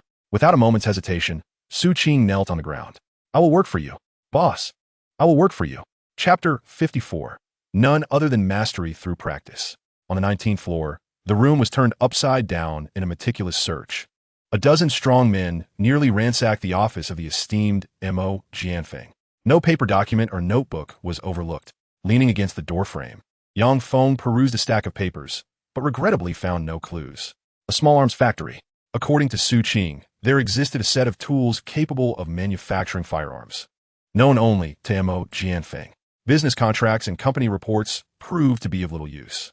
Disheartened, Yang Feng discarded the documents. Perhaps the crucial information was stored within a mobile device or computer. Perhaps Mo Jianfeng had not even recorded such data. Never mind. Yang Feng was prepared to abandon the search when Su Man made a discovery. Master, I found these in Bai Ting's apartment. Su Man presented a small notebook containing several shipping manifests. Datong Cloud Warehouse. This stack of shipping manifests cataloged a variety of items: steel bars, cement, copper and iron, mixers, rebar cutters, and casting molds. Yang Feng's eyes brightened. On the surface, these seemed merely conventional materials and tools for construction. However, they likely concealed deeper secrets. The molds for firearms, manufacturing materials, and 3D metal printers mentioned in the final payments might be hidden within. This is likely it. Firearms are valuable assets. They will undoubtedly prove useful in the future. Yang Feng collected the manifests and then unfolded a city map, marking the location of this large warehouse. Firearms. The pinnacle of human ingenuity. In the wake of apocalyptic calamities, as time progresses, new forms of currency will replace money, corpses, bullets, and food. The corpses required by the evolved are undoubtedly the most precious currency. Next in value are weapons and ammunition. Possessing firearms grants even an ordinary individual a modicum of self-defense, allowing them to threaten the lives of others. Food and women follow last in importance. On the 4th floor, Su Qing meticulously inventoried all the mercenary equipment. 10 handguns, 2 rifles for submachine guns, and several military knives, accompanied by thousands of assorted ammunition. You certainly possess considerable strength. 8 individuals combined have brought along a small arsenal. Yang Feng crouched down, meticulously inspecting these weapons. He picked up a handgun and skillfully disassembled it, arranging each component in an orderly and logical manner. After his examination, Yang Feng swiftly reassembled the firearm with clean and precise movements, exhibiting a level of professionalism that left no room for superfluous actions. Beside him, the taciturn Long Air could not help but display a glimmer of admiration in his murky eyes, evidently impressed by the young man before him. Boss, are you also a professional in firearms? Su Qing exclaimed, his face a portrait of astonishment. Judging by the finesse of the boss's technique, he was undoubtedly a consummate expert, at the very least, a seasoned veteran. Yet, his age seemed incongruous with such experience. I've dabbled for a while, Yang Feng said, a mysterious smile gracing his lips, further shrouding his past in an enigmatic veil. Long Air, it is said that you are an assassin from the Kingdom of Vietnam. Yang Feng returned the handgun to its rightful place, then turned to Long Air, beckoning him with a finger. Let us engage in a spar. A spar? Yang Feng intended to tame Long Air. Although Long Air had already pledged allegiance to Yang Feng, such elite individuals possess an inherent pride. To earn Long Air's genuine submission, he would need to be thoroughly subdued. Of course, I do not wish to overpower you with brute strength and speed, Yang Feng declared, a confident and proud smile illuminating his face. Instead, let us compare our skills in the art of killing. The art of killing? Long Air's eyes sharpened with interest. This meant targeting the most lethal areas, employing the most cunning angles, and utilizing the simplest, most effective, and brutal methods of assassination. As a seasoned assassin, Long Air had endured rigorous and torturous training since childhood. He had taken countless lives, and his understanding of the human body's vulnerabilities was etched indelibly in his mind. Man, do you have any lipstick? Please hand me a stick, Yang Feng suddenly requested. Startled, Man quickly retreated to her room and returned with a tube of lipstick, presenting it with respect. Here, this must be your personal dagger, correct? Yang Feng tossed Long Air's concealed weapon towards him from the array of weapons. Meanwhile, he unscrewed Man's lipstick and applied it to his fingers, seemingly preparing to face Long Air unarmed. Be careful, Long Air cautioned, his murky eyes gradually clearing. Suddenly, a surge of murderous intent erupted as he charged at Yang Feng. When an expert makes their move, the outcome is immediately discernible. Long Air's assault was ferociously swift, each strike aimed to be fatal. The angles of his knife attacks were exceptionally cunning, complemented by a myriad of variations. A thrust aimed at Yang Feng's heart missed, sliding downward to target the tendons of his wrist and arm, before pivoting to stab towards his side, aiming for the kidney. Yang Feng adeptly defended against the treacherous maneuvers. In the desolate aftermath of a decade shrouded in darkness, countless acts of slaughter have honed Yang Feng's unparalleled combat skills. The number of grotesque undead he has vanquished is beyond reckoning, as is the tally of human filth he has dispatched. Lacking the torment of hellish training or convoluted tactics, he relies solely on the mastery of his hands. Through sheer repetition, he instinctively knows where to strike. Through relentless practice, he discerns the most effective points of attack. The act of killing has become second nature, a visceral response that requires no conscious thought, akin to a conditioned reflex. Even without overwhelming strength to crush or terrifying speed to rend, Yang Feng's instinct for slaughter effectively counters Long Air's assaults, gradually tipping the scales in his favor. Lipstick. Long Air bears the marks of Yang Feng's fingers, one upon his wrist, another upon his chest, and yet another on his neck. Each mark serves as testament to the encounter's ferocity. As their figures flicker amidst the chaos, they reach a boiling point before parting in an instant. I have lost, Long Air concedes, glancing down at the lipstick stains adorning his body. Had Yang Feng wielded a blade, his life would have been forfeit. You performed admirably. Yang Feng acknowledges with high regard, noting the gaping wound on his own abdomen, a testament to Long Air's lethal prowess. It is clear that Long Air possesses formidable skills, capable of inflicting harm even in defeat. Man, come here. Yang Feng beckons her with a gesture. From this moment forth, you shall train daily with Long Air, learning his combat techniques. Training. The prowess of an evolver is often intertwined with their unique abilities. Yet, no matter how robust the physique, without the knowledge of application, such power is rendered futile. Learning, training, and enhancement are essential. It is imperative to master one's body and refine combat skills. Long Air undoubtedly represents the ideal training partner in the finest manner, in pursuit of greater efficiency in hunting monsters and acquiring more corpses. Yang Feng begins to cultivate loyal subordinates around him. Furthermore, tonight, you will accompany me on a hunt. Chapter 55, The Pack Hunt. Night descends. Yang Feng is a lone wolf. Since the onset of the apocalypse, every evening he has embarked on his solitary hunting expeditions. Yet tonight is different. Weakened from his battle with the shadow leopard, he is ill-suited for high-intensity combat. A pack of wolves, Man, Long Air, and Su Qing. These three are Yang Feng's servants, the strongest among his ranks, as a collective hunt is about to commence. Man, the strongest in physical prowess, shall lead the charge. Su Qing, skilled with firearms, will provide cover. Long Air, it is your task to identify any gaps. Yang Feng has roughly devised a tactical arrangement. The three of them formed a temporary team, resembling a stable triangle. Man charged forward, while Su Qing provided gunfire support, and Long Air assumed the role of a free agent. Moments later, they descended to the lower floor, where a number of decaying corpses emitted a faint luminescent hue. Tap, tap. Su Qing's rifle, equipped with a suppressor, produced a subdued thud. After the gunfire, droplets of blood blossomed upon the foreheads of several corpses, which then slowly toppled to the ground. The The wandering corpses seemed to have detected some disturbance. A few of the creatures lifted their heads in confusion, moving towards the direction of the fallen bodies. In a flash, Su-Man, gripping two sharp, fawn-like daggers, lunged forward, piercing the vital spots of the corpses. She exhibited a frenzied intensity, dispatching one corpse before swiftly pouncing on another, akin to a lioness relentlessly hunting. At that moment, one of the corpses finally reacted, opening its gaping maw to unleash a roar. Suddenly, a splatter of blood appeared on its brow as Long Air, wielding a silenced pistol, struck its skull and swiftly plunged his dagger into another creature, eliminating the imminent threat. Approximately a minute later, they had dispatched over a dozen monsters without uttering a single sound. Not bad, Yang Feng observed from the shadows, showing no intention of joining the fray. His role was merely to oversee the operation, guiding them on how to exterminate the monsters more efficiently.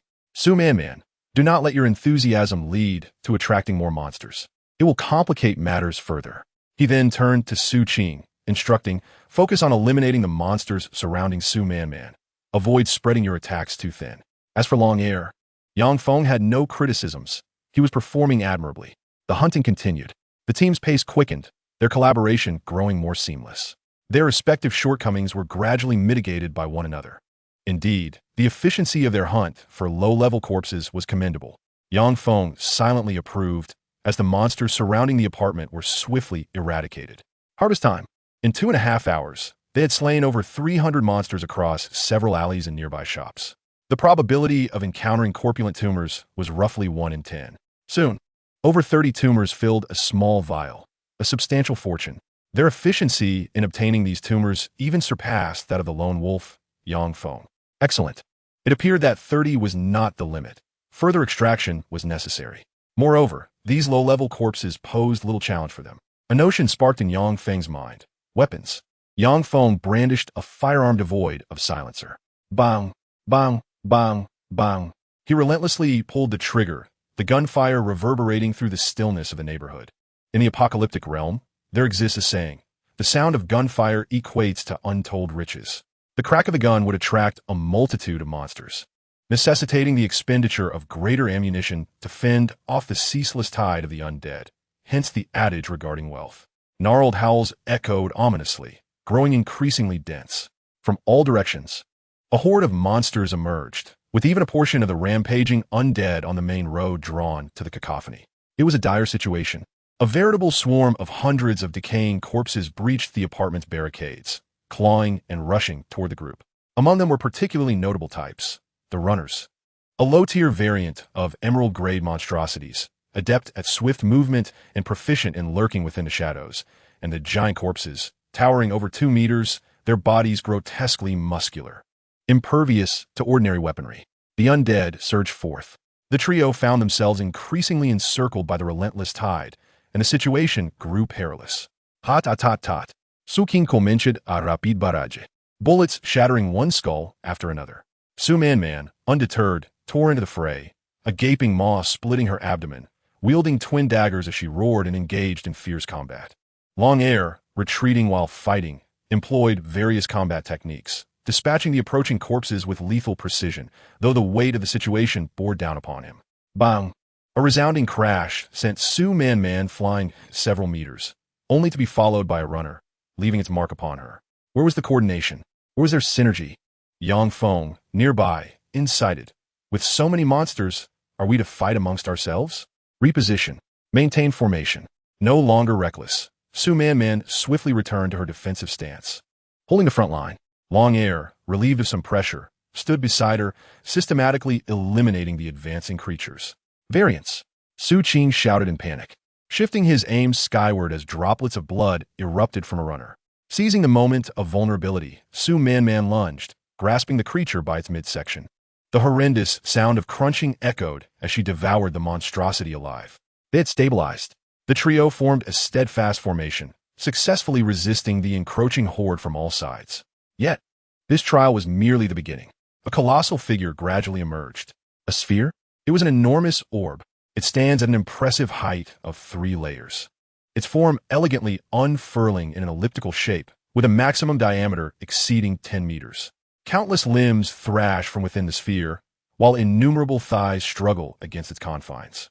It seems to possess a peculiar adhesive ability, assimilating every decaying corpse it encounters into its mass, thus forming a colossal elliptical entity, the Thousand Corpses Sphere. Stage: growth phase. Rarity: blue sea pattern. Composed of a multitude of decomposed bodies that have been melted and reconstituted, it often manifests amidst the tide of corpses, growing more formidable with each creature it consumes. Pain: wails of despair echo from the countless corpses within as they articulate human speech, their lamentations resonating in chilling howls. The Thousand Corpses Sphere rolls incessantly, its palms and thighs covering the base, propelling it forward with relentless speed towards the gathered individuals. A massive creature approaches, and they may not be able to contend with it. Yang Feng's expression shifted, yet he refrained from immediate action, opting instead to observe the unfolding situation and assess the capabilities of those present. Struggle as you might, let us see how long you can endure. Chapter 56. Thousand Corpses Sphere. The grotesque, undulating sphere extends countless hands, incessantly clawing its way forward. Its interior is utterly putrid.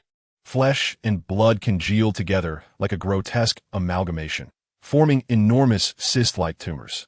The sound of gunfire erupts as bullets rain down upon the Thousand Corpses Sphere, erupting in gory splatters and scattering debris. Yet ultimately, it reacts as if plunging into a quagmire, offering no response. Tsunamis stands resolutely at the forefront. Filthy hands twist into grotesque masses, relentlessly reaching for her.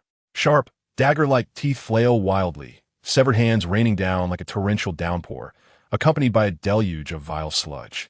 Wait for me. At a critical moment, Long Air suddenly breaks away from the group, fleeing in a specific direction. I can't hold on.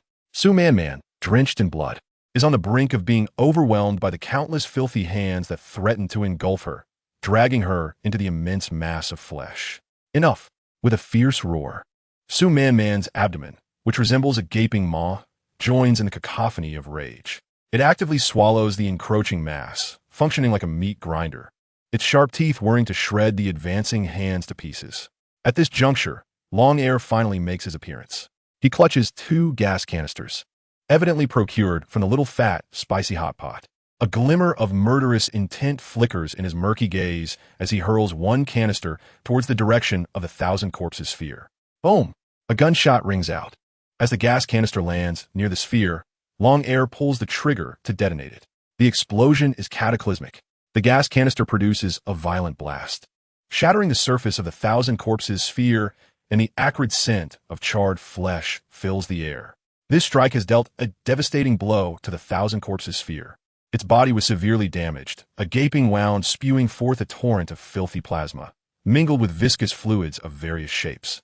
The second canister, Long Air lifted another gas cylinder and charged towards the wound of the corpse sphere. His murky eyes flashed with a hint of ferocity. With a powerful kick, he sent the gas canister hurtling into the bloodied abyss of the corpse sphere. Dodge! Long Air warned Tsunamis, who was nearby. He drew his pistol, aimed at the canister, now increasingly submerged in the foul blood, and finally pulled the trigger. A resounding explosion erupted from within the corpse sphere. The immense sphere burst apart like a celestial display, filth raining down from the grotesque growths, saturating the entire yard with repugnance. Yet even then, the corpse sphere showed no signs of demise. Its largest mass continued to spew forth copious amounts of viscous sludge, attempting to reassemble the severed limbs surrounding it. Such tenacity of life was astonishing. The struggle to recover would not be so simple. Tsunamis' abdomen gaped open like an insatiable maw, greedily devouring everything in its path. Countless hands clawed at her body, yet she pressed forward to the core mass, tearing at it with her voracious mouth. Help her! Long Air, in a moment of urgency, ceased to hold back. He rushed to Tsunamis' side, his dagger slicing through the decaying hands like a gardener pruning weeds. Shielding her from a myriad of assaults, Su Qing crouched in the distance, taking aim, his gun belching flames, complimenting Tsunamis' efforts as he turned many rotten hands into mere pulp. Tsunamis, fully consumed by rage, gradually devoured and tore apart the core mass. The corpse sphere fell silent. A deep blue mass coalesced near the core, emanating an eerie glow. We did it! Master, we did it! Tsunamis raised the mass triumphantly above her head, presenting it to Yang Feng. To his surprise, Yang Feng's eyes flickered with astonishment at the trio's performance. He had anticipated that they would last only a moment before needing his assistance, viewing it as a mere training exercise. Yet, he never imagined they would succeed in vanquishing a blue-striped corpse sphere. A true treasure. Yang Feng's satisfied smile revealed his contentment. If nurtured further, they would undoubtedly yield greater rewards. Keep it up. With this aberration dealt with, the remaining decaying corpses would pose no challenge. Yang Feng spoke nonchalantly as the crisis loomed. More putrid monstrosities were surging from all directions. The explosions from the 2 gas canisters had drawn every nearby creature, including some aberrant beings. The 3 warriors endured unimaginable hardships. Their physical and mental limits had been thoroughly tested. The annihilation of a single corpse was a gruesome affair, yet now they were besieged by even more foes. They exerted every ounce of their strength and shed every drop of blood. However, the extreme conditions of survival served to unearth their latent potential. Forming a cohesive formation, they grew increasingly synchronized under the weight of pressure, standing shoulder to shoulder, back to back, compensating for one another's deficiencies. Su Man and Long Air managed to hold their ground, albeit with Su Qing showing signs of weakness and his rifle nearly out of ammunition. Yang Feng observed as small mountains of corpses began to pile around them.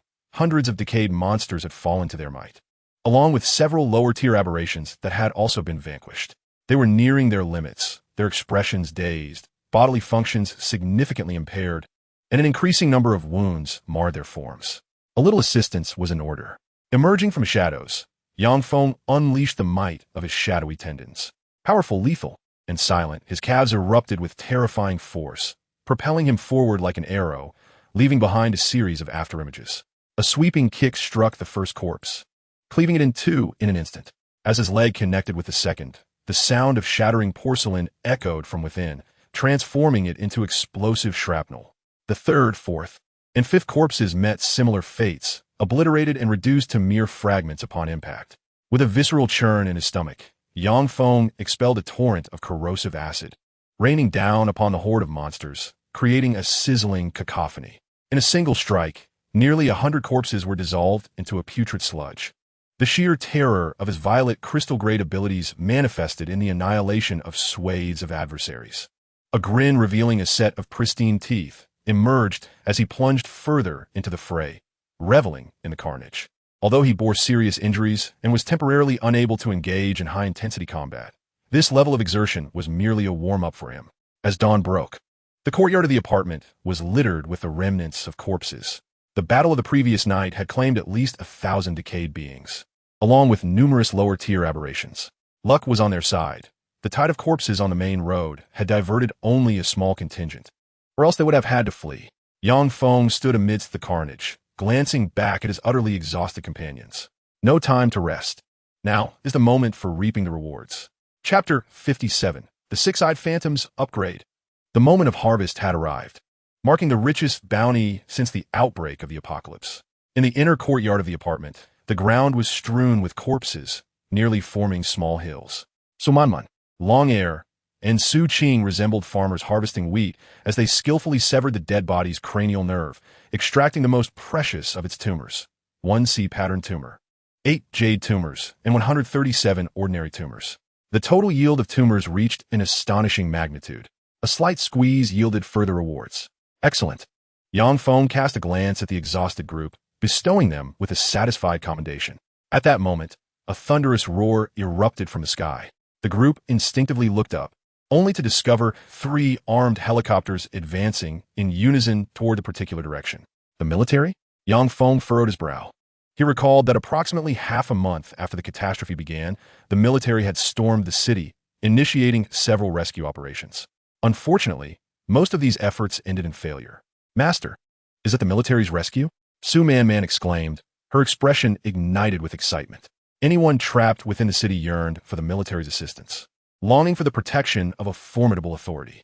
Indeed, Yang Feng nodded, but doused Su Man's enthusiasm with a dose of cold reality. Do not be deceived. Those helicopters are not here to rescue you. Their primary target is undoubtedly the experts at the Disease Control Center, along with biologists and scientists from other fields. The secondary target might include some crucial decision-makers. A hint of mockery danced upon Yang Feng's lips, reminiscent of his earlier words. human life is as worthless as grass, easily trampled and insulted, allowed to flourish and perish. Yet, human life can also be as precious as gold, worthy of sacrificing 100 to save one. It depends on the kind of person you are and the position you occupy. Do not harbor any illusions. I have no intention of engaging with the military, nor do I plan to leave this place. Yang Feng's declaration sent shockwaves through the group. What? The notion that Yang Feng did not wish to interact with the military was somewhat understandable. A cold-blooded tyrant would naturally harbor distrust. However, his refusal to leave the city, this veritable hell teeming with monstrous aberrations, where danger lurked at every corner, was incomprehensible. Why would he choose to remain? Did he intend to continue hunting indefinitely? I'm heading back. Additionally, I require some time to rest in my room. Do not disturb me. Anyone daring to approach my quarters will face dire consequences. Yang Feng commanded the group as they returned to the apartment. Long Air and Su Man, whose chances of simultaneous betrayal seemed slim, along with Yang Feng's overwhelming strength, would likely refrain from interrupting him during his evolution. Understood. Yes, master. No problem, boss. The trio responded in unison, nodding earnestly. Before Yang Feng departed, he turned back, a cruel smile gracing his lips as he proclaimed, "Moreover, the hunt for monsters must not cease. Exploitation. Relentless exploitation." After expending such immense effort to cultivate a hunting squad, it is imperative to squeeze every ounce of strength from them. Ruthless slaughter until the very last drop of blood is extracted, until life reaches its final breath. Evolution. How to choose? Yang Feng sensed that the ghost face was teetering on the brink of evolution, its spiritual essence nearly overflowing. Shadow tendon. Corroded stomach. These two special organs were still in their juvenile stages. Enhancing them would indeed be a judicious choice. No, the dark golden-grade artifact is his greatest reliance. Ghost face. It was on the verge of evolution, merely a step away. Accumulating more spiritual essence could certainly yield benefits. With resolve, Yang Feng activated the ghost face. Over 100 corpse tumors were devoured. As if they were free, he chewed voraciously. Gulp, gulp, gulp. The luminescent spiritual essence erupted with potent energy, obliterating the residual filth, entirely consuming and absorbing it. However, the ghost face upon Yang Feng's visage began to evoke a novel sensation. Remorse, obsession, resentment, greed, fury, slaughter. A multitude of negative emotions coalesced upon the ghost face, seemingly brewing something far more terrifying. The once smooth, mirror-like visage now bore irregular bumps. The cheeks of the ghost face contorted grotesquely. Insufficient, the emotions were still lacking. Yang Feng gradually comprehended that it was not a deficiency of spiritual essence, but rather the lingering filth and twisted negative emotions that were far from adequate. Yang Feng produced the blue sea pattern tumor, the thousand corpses sphere. Though it was of the blue sea pattern grade, within it lay the remnants of thousands of rotting corpses, their resentments nearly wholly tainting the spiritual essence. Gulp! He swallowed the thousand corpses sphere, chewing it heartily. Thousands of vengeful spirits, thousands of remnants, they were torn apart and crushed by the ghost face, greedily absorbed, then melded into the newly formed cheeks. Eyes. 6 small bumps slowly tore apart, forming distorted orbs of vision. Incredibly dark, utterly malevolent, exceedingly filthy, immaculately pure, supremely sacred, incomparably bright. Each twisted magical eye, profound as an endless abyss, ensnared the gaze of any who beheld them. The Buddha possesses 6 eyes. Sight, hearing, smell, taste, touch, mind. 6 eyes, 6 senses, 6 perceptions, 6 desires, 6 intentions, 6 roots, 6 dusts, 6 heavens. There are countless words to describe them, each embodying the ability to perceive the surrounding world and serving as the fundamental source of desire. 6 eyes symbolize yearning. 6 eyes signify wisdom. 6 eyes represent the sacred. 6 eyes embody malevolence. The 6 eyes on Yang Feng's mask slowly opened. Distorted gazes simultaneously fixed upon Yang Feng, ensnaring him within an abyss. Sight vanished. Sound dissipated. There was no scent, no flavor. The body felt devoid of tactile sensation. Consciousness seemed to plunge into a state of numbness. Yang Feng appeared to descend into an endless chasm, engulfed by absolute darkness and profound emptiness. Time flowed endlessly. In this void, it felt as though the concept of time was non-existent, each second stretching into infinity. Who am I? Where do I come from? Where am I destined to go? Everything became imperceptible. In this realm of utter darkness and nothingness, doubts arose regarding everything, even the certainty of one's own existence. It was unclear how long this state persisted. Perhaps a second, perhaps an hour, a day, a month, or even a year. Suddenly, Yang Feng regained a sensation. Yet, it was not his own. It belonged to a woman. The woman struggled desperately, yet was overwhelmed by a horde of monsters. Sharp claws pierced her body, extracting her organs, stained with crimson fluid. Pain. Excruciating pain. Is this me? No, this is not me. This is a woman besieged by rotting corpses, one among countless victims. In a haze, Yang Feng transformed into a small boy. His parents were lost, surrounded by the cries of despair, while distant roars of monsters echoed. He began to weep, feeling utterly lost. In the vast crowd, he sought his mother, but collided with a blood-soaked beast. It slowly turned its head, viscous fluid dripping from its bloodied fangs, regarding him as prey. In its murky eyes, his reflection flickered. Pain. His fragile form was torn apart. Upon opening his eyes once more, he found himself changed again. He was a decaying corpse, driven mad by hunger. Greedily, he sought out prey. He spotted a man collapsing to the ground, the scent of flesh wafting from him. Unbelievable scenes unfolded, immersing Yang Feng in their sensations, their desires, their suffering, their despair. Everything manifested vividly within Yang Feng's consciousness.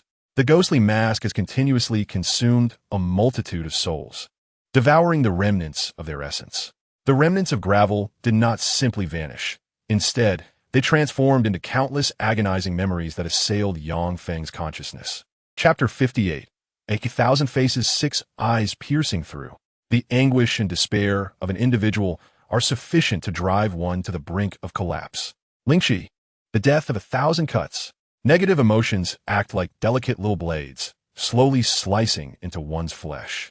The specter accumulated the negative emotions of thousands, cascading upon Yang Feng like a torrential waterfall, overwhelming and tearing apart his consciousness. Yet, Yang Feng remained seated beneath the waterfall like a stoic monk, enduring the excruciating torment of his flesh being flayed. These sufferings were trivial. These pains were inconsequential. Yang Feng ceased to resist, allowing the winds to batter him, the rain to pelt him, and the arrows to pierce his heart, permitting the dull blades to carve into his skin. His past experiences were drenched in brutality and bloodshed. His previous steps were profoundly heavy and resolute. 6 eyes. Endless torment could not truly shatter Yang Feng. Instead, he appeared to have attained enlightenment, embracing everything with equanimity and feeling everything deeply. At last, the final grain of soul gravel struck Yang Feng, the last flicker of opportunity entirely within his grasp. The trial of the specter was thoroughly completed. He opened his eyes. 6 twisted, malevolent, yet sacred gazes emerged from the specter. The world became clearer. It seemed he could perceive breaths, or perhaps the essence of souls. The 6 eyes, imbued with profound wisdom, could penetrate the desires of others, akin to mind-reading, striking at the very depths of the soul. Moreover, as Yang Feng sat beneath the gravel waterfall, his consciousness awakened like that of a venerable ascetic. After repeated trials, he had become more resilient, more refined, and more formidable. Mental assaults, psychic strikes. Through the 6 eyes, Yang Feng acquired unique methods of attack, awaiting his gradual exploration. 66 hours? Yang Feng glanced at the electronic clock by the bedside. Immersed in the dark void, he felt the passage of time elude him. Each second seemed infinitely prolonged.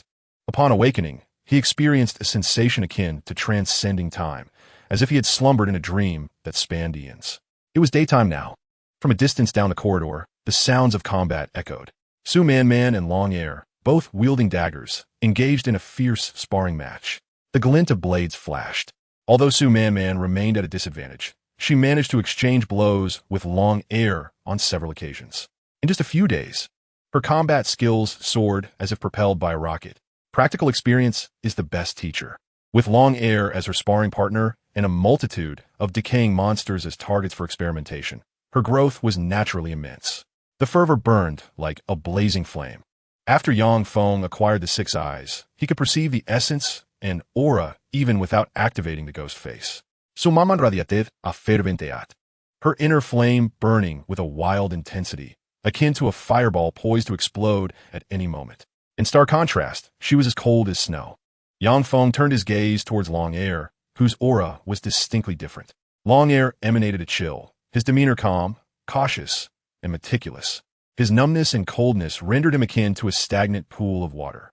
Su Qing, on the other hand, exhibited an aura that was mottled and impure, suggesting a multitude of cunning thoughts and schemes. The six eyes proved to be advantageous, allowing Yang Feng to see through both essence and aura while functioning similarly to a mind-reading ability. He sensed the remarkable utility of the six eyes. Su Qing, with his myriad of ulterior motives, would undoubtedly resort to any means necessary to ensure his survival. However, Yang Feng did not require his loyalty at this moment. He merely needed to create benefits for himself. Boss, you finally figured it out. Su Qing Hu Den Apocalyptic. Master, Su Man and Long Air also ceased their sparring. Hastening to Yang Feng's side, without any preamble, Yang Feng smiled slightly, revealing a row of pearly white teeth. It has been over 2 days. What about the corpses you promised? The insatiable greed of capitalism. The ruthless tyrant obsessed with profit, he mused. Su Man produced a vial filled with corpses, counting approximately 70. Is this a bit lacking? Yang Feng expressed his dissatisfaction. Just 2 days prior, they had amassed over 100 corpses in a single bountiful harvest. Now, after 2 days, they had barely half that amount. Apologies, Su Man explained. This area has been thoroughly cleansed of nearby, scattered monsters. Cleansed? Yang Feng pondered. He had been hunting nightly. The trio had executed a comprehensive sweep of the nearby apartment complex and the secluded alleys, effectively establishing a safety zone. It was time to consider relocating. After a few moments of contemplation, Yang Feng concluded that this area had lost its value. The remaining residents of the apartments were primarily the elderly, weak, and ill. The aberrations and decaying corpses had also been hunted to near extinction. Staying here held little purpose. Moreover, Long Air and Su Qing had consumed several corpses. Su Man lowered her head and continued to report on the events of the past 2 days. Long Air and Su Qing had sustained injuries that led to severe infections, and at a critical moment, they had followed Yang Feng's advice and consumed a batch of corpses. Now, they had both transformed into new humans, on the verge of becoming evolved beings. Very good. You are now learning to make decisions on my behalf. Yang Feng remarked with a smile, his cheek almost brushing against Su Man's, allowing him to feel her breath. A sense of danger enveloped him, as if a tangible veil was tightening around his body, inducing a suffocating sensation. The stakes had escalated. They had grown even stronger. Although Yang Feng did not exhibit any new abilities, an even more ominous sense of danger permeated the air. Master, please forgive me. Su Man involuntarily knelt on the ground, trembling all over. It's inconsequential. Such trivial matters. You may decide in the future, Yang Feng reassured, concealing his aura and ceasing to intimidate Su Man. He merely sought to deepen her trepidation, ensuring she could not entertain thoughts of betrayal. There was also another matter. Su Man paused for a few seconds, her expression growing more solemn. Speak, Yang Feng said, slightly furrowing his brow as he sensed her heightened emotional turmoil. While we were clearing out the monsters, we reached the lower level of another apartment complex. The monsters there were sparse, but there were clear signs of battle. Then we encountered a group of individuals. Su Man hesitated momentarily before continuing, or rather, they should be referred to as a severely mutated group of monsters. At this point, Yang Feng comprehended fully another group, and their bodies had undergone severe mutations. They must have discovered the remarkable uses of corpse tumors and utilized them in excess, resulting in their grotesque transformations. Get to the point. Did you suffer any losses? Yang Feng interjected succinctly, halting Su Man's narrative. Su Man shook her head. Su Qing sustained minor injuries, but he has healed completely after evolving. They lost several members in the chaos of battle. Although they outnumbered us, their quality was far inferior to us, leading to the demise of several on their side. Boss, many of them haven't even engaged yet. That leader vowed to find us and annihilate us. Su Qing interjected, visibly displeased. He had faced numerous setbacks in battle and felt particularly aggrieved, eagerly continuing, when shall we strike? With a swift motion, Yang Feng delivered a sharp slap, sending Su Qing crashing to the ground, 2 of his teeth flying out, blood streaming from his mouth. You worthless fool, Yang Feng, he said, stepping forward to place his foot upon Su Qing's face. I'm not a weapon for you to wield. Su Qing's earlier words were rife with provocation. Yang Feng detested being manipulated and abhorred any influence over his judgment. I will kill those who need to be killed without your reminders, though the outcome remains the same. Know when to keep your mouth shut, do you understand? Yang Feng's shoe pressed down a few times on Su Qing's face. Su Qing immediately prostrated himself, pleading for mercy. Boss, I was wrong. I won't dare to speak out again. Yang Feng lifted his foot. Were it not for the shortage of manpower, he would have already ended Su Qing's life. Prepare yourselves. We will confront them. I wish to see what unfolds. Chapter 59.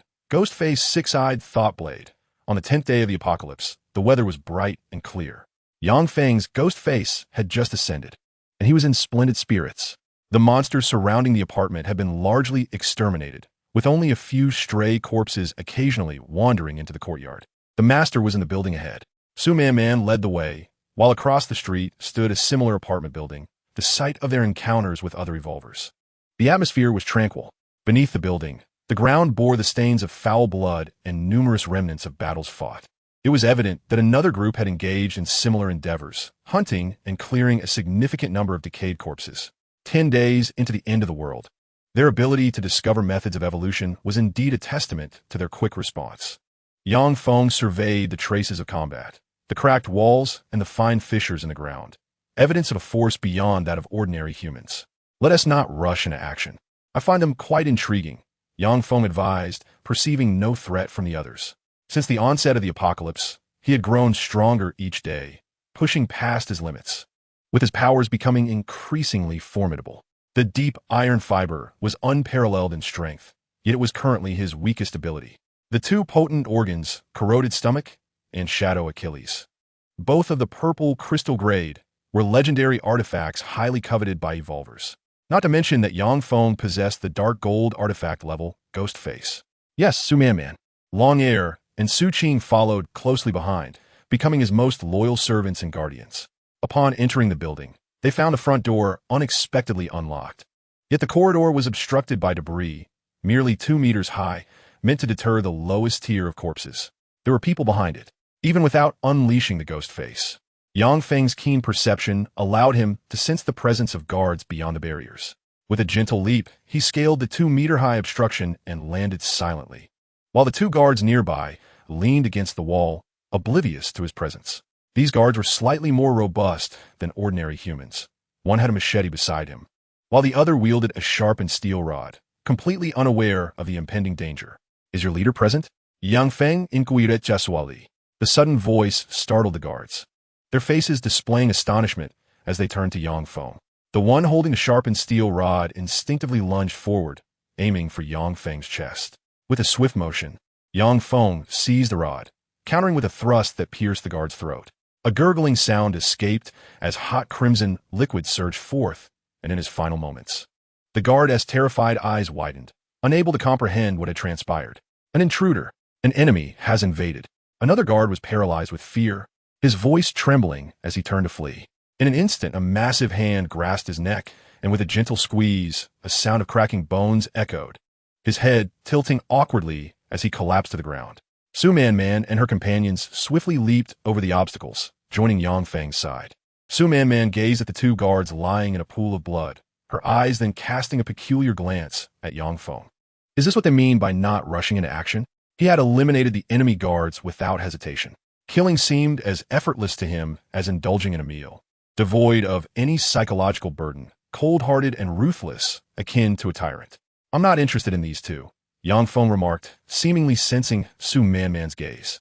He turned, revealing a row of pristine white teeth, his smile possessing an unsettling quality. The group ascended the staircase. The apartment was sparsely populated, permeated by a pungent scent of blood. Bloodstains were strewn across the corridor, and numerous handprints stained the walls, suggesting that something had been dragged along, leading around the corner. Spare me. Please, spare me. The sounds of pleading echoed near the 3rd floor, where several men trembled on their knees, facing a monstrous figure. Monster? It was a humanoid creature, standing at nearly 2 meters tall, its body a grotesque mass of muscles. Emerging from its back were 2 exceptionally thick, mismatched arms, creating an unsettling imbalance. Moreover, around its collarbone, a circle of fingers sprouted, countless digits intertwined like a peculiar garland, cradling its head. Deformed, twisted. A mere glance at its appearance sent shivers down the spine. Yet, It was not merely a monster, but an evolved being. Consume it. The four-armed abomination brandished a tumor, compelling the kneeling man before it to eat. No, I want to eat. I refuse to become a monster. Tears streamed down the man's face as he desperately shook his head, resisting the small flesh tumor the creature held.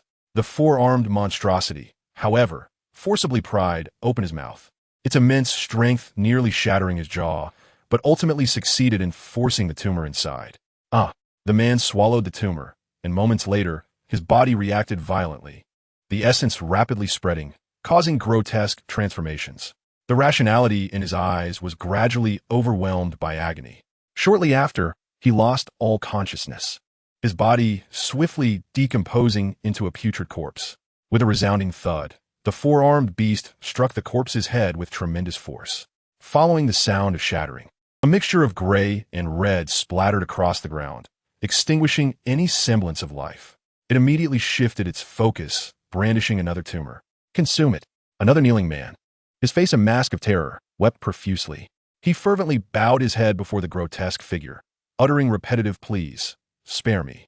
I do not wish to become a monster. It appeared that the creature intended to transform all the men kneeling before him into grotesque beings, leaving the successful ones intact while mercilessly slaying the failures. The Evolver, as Yang Feng emerged from the shadows, audaciously referred to the monster as such. Could one, having mutated to this extent, still be considered human? Indeed, regardless of how grotesque or distorted the physical form may be, or how exaggerated the degree of aberration, as long as the consciousness remains human, one is still deemed a so-called human. You are the invaders. The four-armed Evolver, though unfamiliar with Yang Feng, recognized Su Man and her companions. They had previously clashed in battle, leading to the demise of several of their own. With a mighty roar, the four-armed Evolver charged towards them, his exceptionally robust arms swinging like four hammers, ready to strike. With a thunderous crash, Yang Feng slightly tilted his head, narrowly avoiding the full force of the blow. Yet the fist embedded itself deeply into the wall, revealing the concrete and steel rebar within. Do not rush into combat. I have inquiries to make, Yang Feng stated calmly. However, the four-armed Evolver showed no sign of deference. Another iron fist came crashing towards Yang Feng's face with even greater force. With a soft sound, Yang Feng effortlessly raised his arm, blocking the strike with a palm that was 3 sizes smaller than his opponent's. The four-armed creature persisted, unleashing his remaining arms at various angles in an attempt to exploit his numerical advantage for victory. How ungrateful! Yang Feng, now somewhat annoyed, felt a flash of murderous intent in his gaze. Suddenly, a fissure split open on his cheek, revealing a deep crimson vertical eye, dark and terrifying. With a sickening sound, the upper half of the four-armed Evolver was cleaved apart, the wound smooth and pristine, resembling a mirror. Mind Blade. This was the new ability of the six-eyed. Yang Feng's consciousness, resilient and formidable, coalesced into an intangible blade that erupted through one of his 6 eyes, striking down his foe without a trace. Chapter 60. Blur Boundaries. Mind Blade. Pure intent. Pure mental power, pure murderous intent. After a decade in the apocalypse, his unyielding consciousness, steeped in slaughter, had grown increasingly frenzied with the desire to kill. They were all being gradually tempered beneath a waterfall of grit and filth, ultimately achieving a state of enlightenment akin to that of a meditative monk. The fissure on Yang Feng's cheek, now adorned with blood-red filaments from the demonic eye, gazed down with a terrifying and brutal gaze. As the mind blade sliced through, the wound extended from the shoulder down to the abdomen. The four-armed Evolver's body was abruptly cleaved in twain, the wound smooth and even, toppling at a slant. You too. The four-armed Evolver's face was etched with disbelief. The blade of thought moved with such swiftness that he scarcely had time to feel pain. Only sensing his life fleeting away, even uttering a single word proved to be a formidable task. Yes, I too am an Evolver. Yang Feng completed his sentence for him. The horrific eyes on his cheeks slowly closed, the crevices entirely vanishing, returning to their original state. Turning around, Long Air, Su Man, and Su Qing were equally taken aback. They had not grasped what had transpired, nor did they comprehend the method by which Yang Feng had bisected their foe. Stop dawdling. Yang Feng commanded, search his body. Long Air stepped forward, rifling through the pockets, and indeed discovered a small vial containing a dozen or so corpse tumors. A bounty for murder. An unexpected find.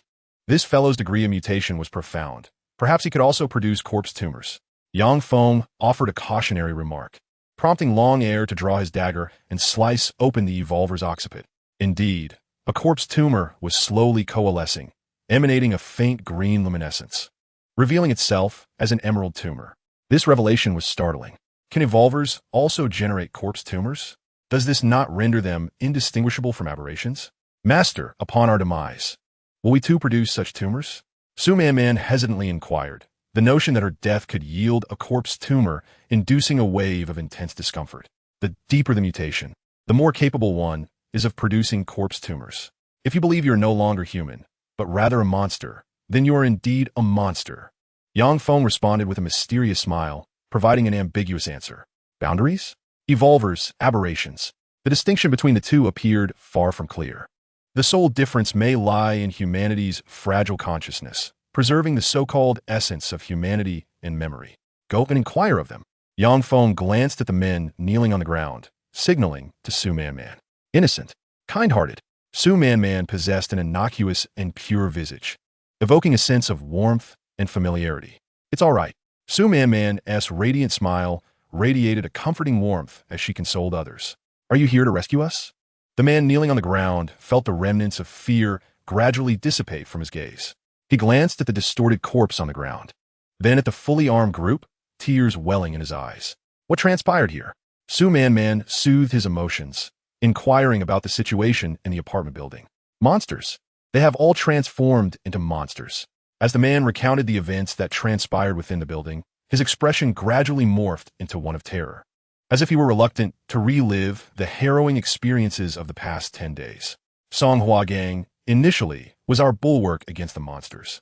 Yet, for reasons unknown, one day he exhibited an immense surge of strength and displayed no fear of infection, even leading others in a battle. The man narrated the occurrences of the past few days, and Yang Feng immediately grasped the unfolding reality.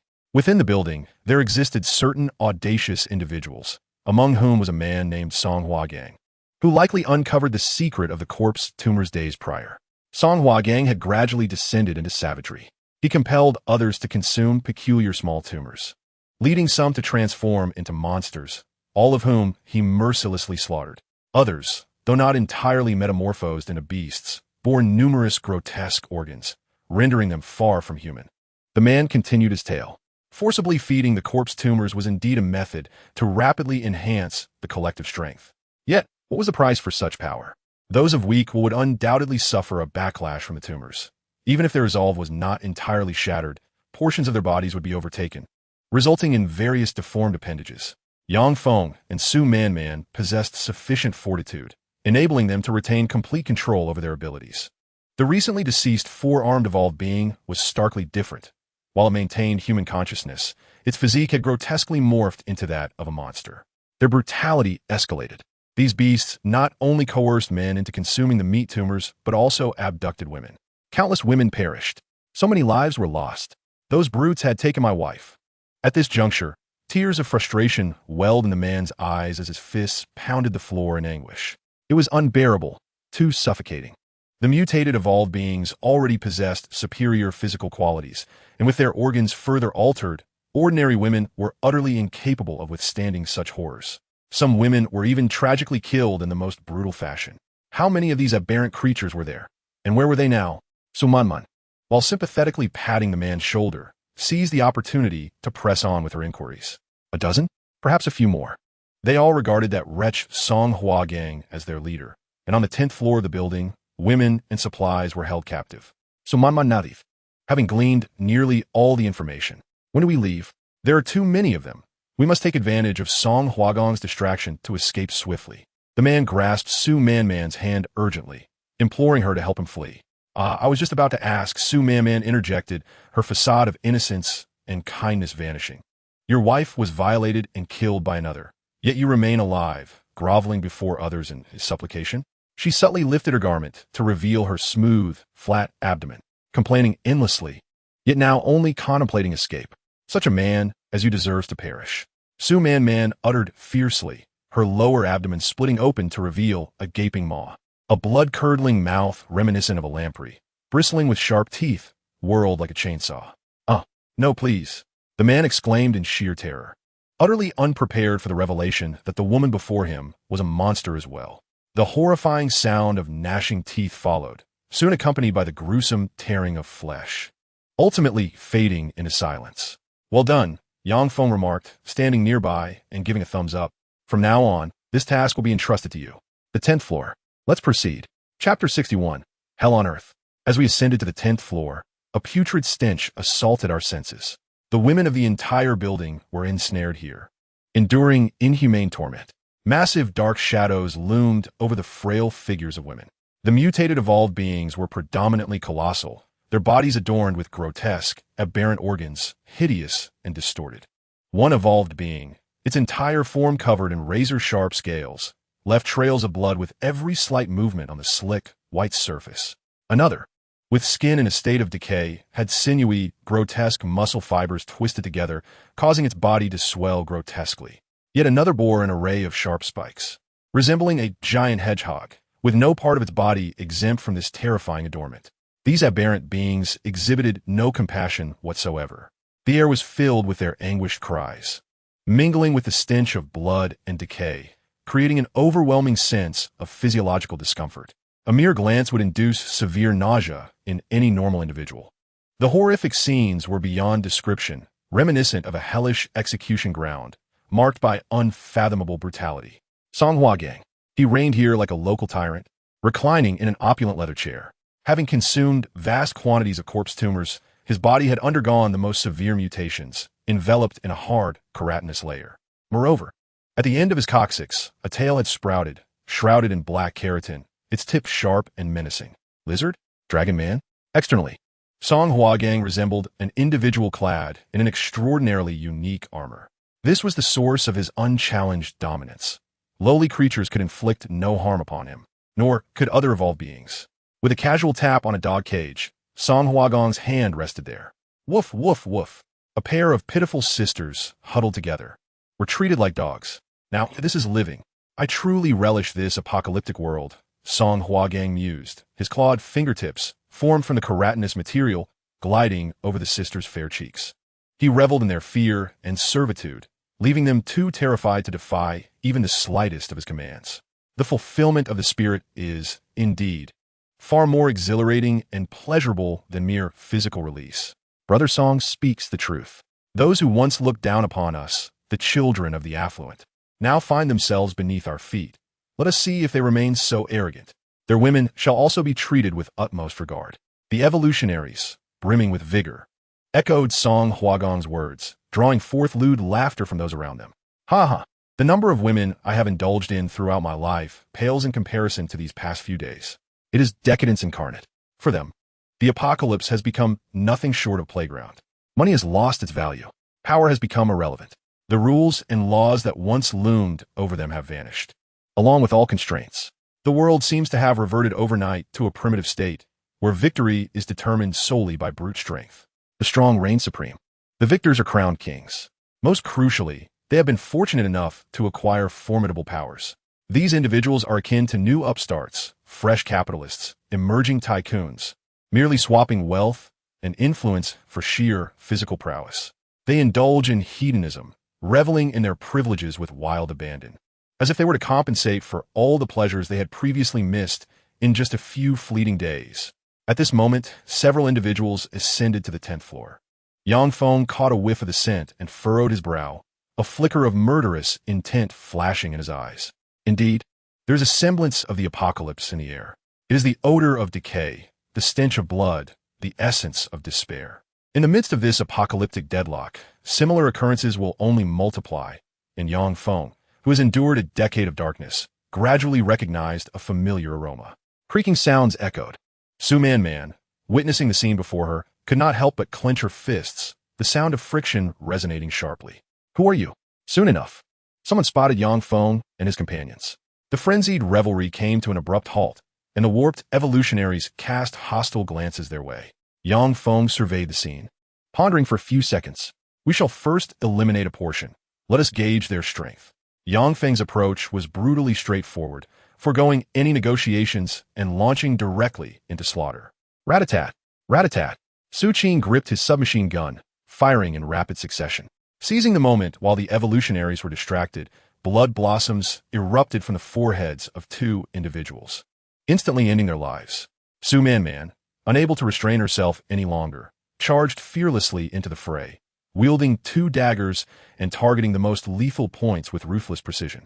With a swift thrust, she pierced the massive muscle-bound man, severing his legs at the sinews, causing him to collapse involuntarily. As his form twisted, she executed a decisive strike, cleaving through his life force.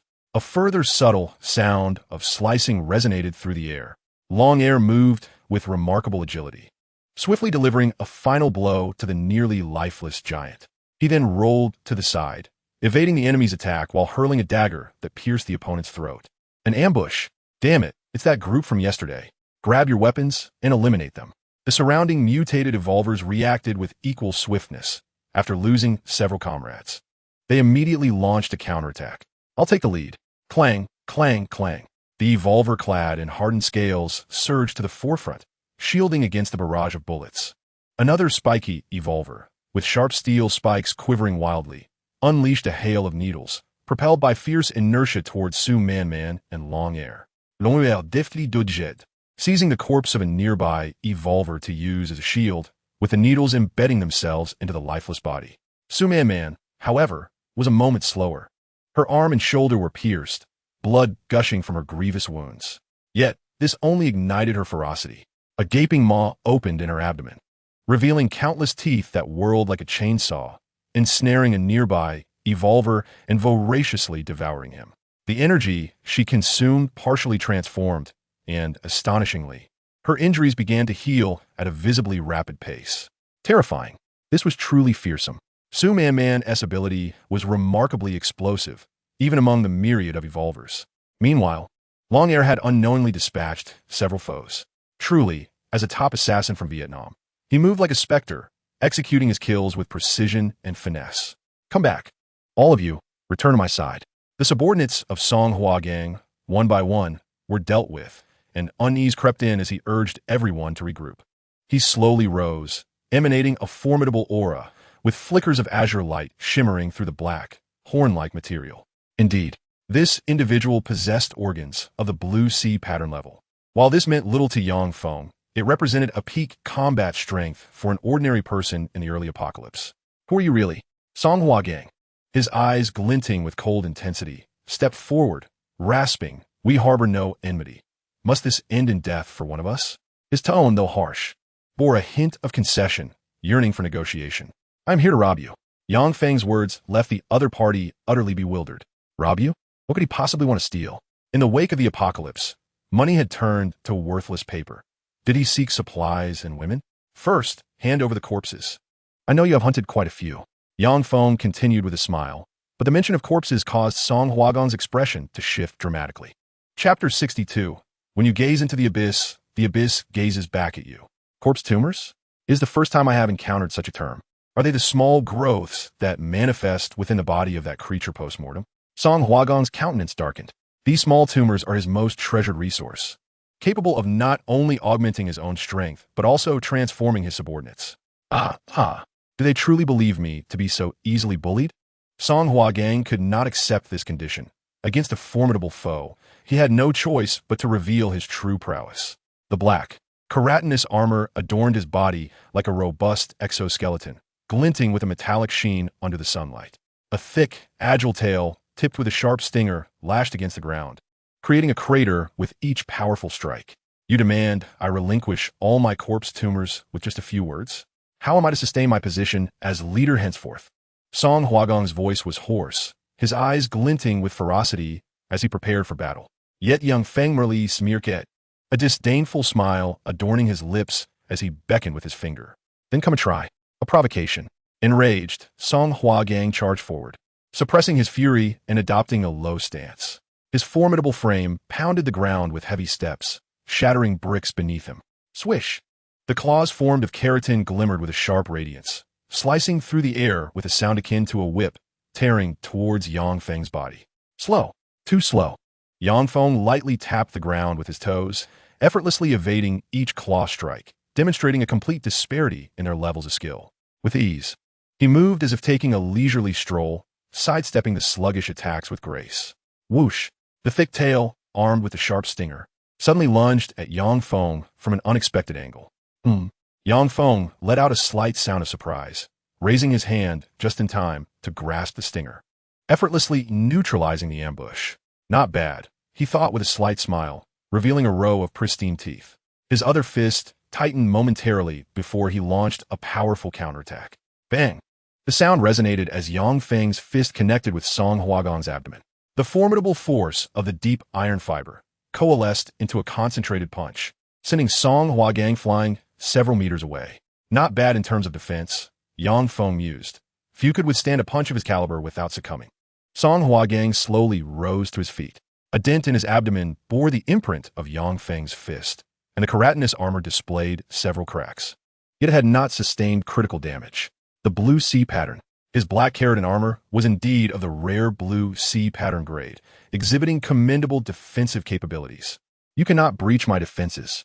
As Song Huagong finished speaking, a trickle of fresh blood seeped from the corner of his mouth. The force of his punch not only damaging the armor, but also penetrating his body and injuring his internal organs. His expression remained resolute. Yang Feng's smile grew increasingly mocking. In the next instant, Yang Feng's figure seemed to vanish. Disappeared? No, it was merely the illusion created by his breathtaking speed, with the technique known as shadow tendon. His lethal burst of power transformed him into a mere afterimage, nearly eluding the gaze of onlookers. A dull thud resonated through the air as Yang Feng delivered a powerful kick directly to Song Huagong's chest. The terrifying force of his foot struck like a heavy pile driver, sending Song Huagong's body flying backward like a cannonball. With a resounding crash, he collided with the wall, causing it to collapse in ruins. Debris and rubble shattered, concrete structures crumbled, and steel reinforcements bent and broke under the impact. The force of this kick was undoubtedly far greater than that of the previous punch. How about that? Can your defenses withstand this? Yang Feng reveled in the pure joy of his dominance, embodying the essence of a child at play in an amusement park, taunting his opponent with a primal malice. The disparity was stark. A mere shift to a more advanced attack technique had caused his adversary to unravel instantaneously, akin to a poorly made toy falling apart. Coughing violently, Song Huagong expelled a copious amount of blood, mixed with clots, his condition utterly dismal. His chest was caved in, large portions of his armored exterior shattered, and a deep imprint from a foot was left behind, reminiscent of a child's mark in soft clay. Impossible. How many carcasses have you consumed to become so powerful? And yet, you have not undergone any mutation. Blood flowed from Song Huagong's lips, disbelief etched across his face. He was endowed with extraordinary talent and fortune, having stumbled upon a piece of azure chitin on his balcony, which fused with his body to form a powerful exoskeleton. Later, he consumed dozens of carcasses, upgrading his armor further. A series of fortuitous encounters and relentless battles allowed him to amass a multitude of followers. Song Huagong had believed he could stride boldly through this apocalyptic world, only to have his dreams shattered in an instant by Yang Feng's overwhelming might. Moreover, Yang Feng appeared entirely ordinary, devoid of any severe mutations, which defied all logic. The more carcasses one consumed, the stronger their evolutionary abilities became. Yet this came with pronounced side effects: loss of reason, transformation into a monster, and an intensifying deterioration of the body leading to grotesque mutations. Why? How could someone as formidable as Yang Feng show no signs of mutation whatsoever? There was no reason. Yang Feng shrugged nonchalantly and provided a candid response. Your will is too frail. Ultimately, it is not you who controls the power. Rather, it is the power that dominates you. With these words, Yang Feng unveiled the crux of the matter. Do you believe you have evolved and gained formidable strength? No. In truth, you are merely parasitized by a peculiar organ, becoming a mere pawn of the very power you sought to wield. When you gaze into the abyss gazes back at you. When you acquire power that is mismatched with your essence, it will ultimately backfire. Song Huagong slowly rose to his feet, his eyes reflecting a newfound desolation. As if he comprehended Yang Feng's words, he approached a room and retrieved a large vial, brimming with corpse tumors, nearly 100 in number, accumulated from the recent hunts of several evolutionists. Here are the corpse tumors. We have gathered them all for you. Will you spare our lives? Song Huagong coughed up blood, placing the vial on the ground, pleading for Yang Feng to grant them mercy. Very well. Toiling for these corpse tumors is far more gratifying than any robbery, Yang Feng acknowledged with a nod of satisfaction. Suddenly, a narrow fissure split open beneath his eyes, from which a distorted vertical eye emerged, its pupil glimmering with a sanguine hue. Blade of thought. Silently, a blade of light flickered in the air. Song Huagang wore a perplexed expression, instinctively reaching for his neck. This gesture caused a slight dislocation, and crimson fluid erupted forth as his round head rolled to the ground. Confusion enveloped him. He could not grasp the reason for his demise, even in death. I regret to inform you, but as their leader, you cannot be permitted to live. It would create complications. Yang Feng feigned regret, yet his tone bore no trace of remorse. He bent down to retrieve the large vial of corpse tumors and coldly stated, "Your leader has perished. Those who wish to survive, cower and cover your heads." Chapter 63. Surrender or be slain. Song Huagang lay dead, and his subordinates stood in shock at the sight of their leader's severed head. "Those who wish to survive, cower and cover your heads," Yang Feng repeated, his voice steady and unyielding, yet resonating clearly among all present. "Kill." Yang Feng made a slicing gesture across his throat. Su Man, long air, and Su Qing instantly understood the command. "Spare none who do not comply." The sound of yellow bullet casings clattering to the ground echoed sharply. Two figures surged into the crowd with remarkable speed, unleashing a fierce onslaught. Evolutionists? They are merely sudden tycoons of power.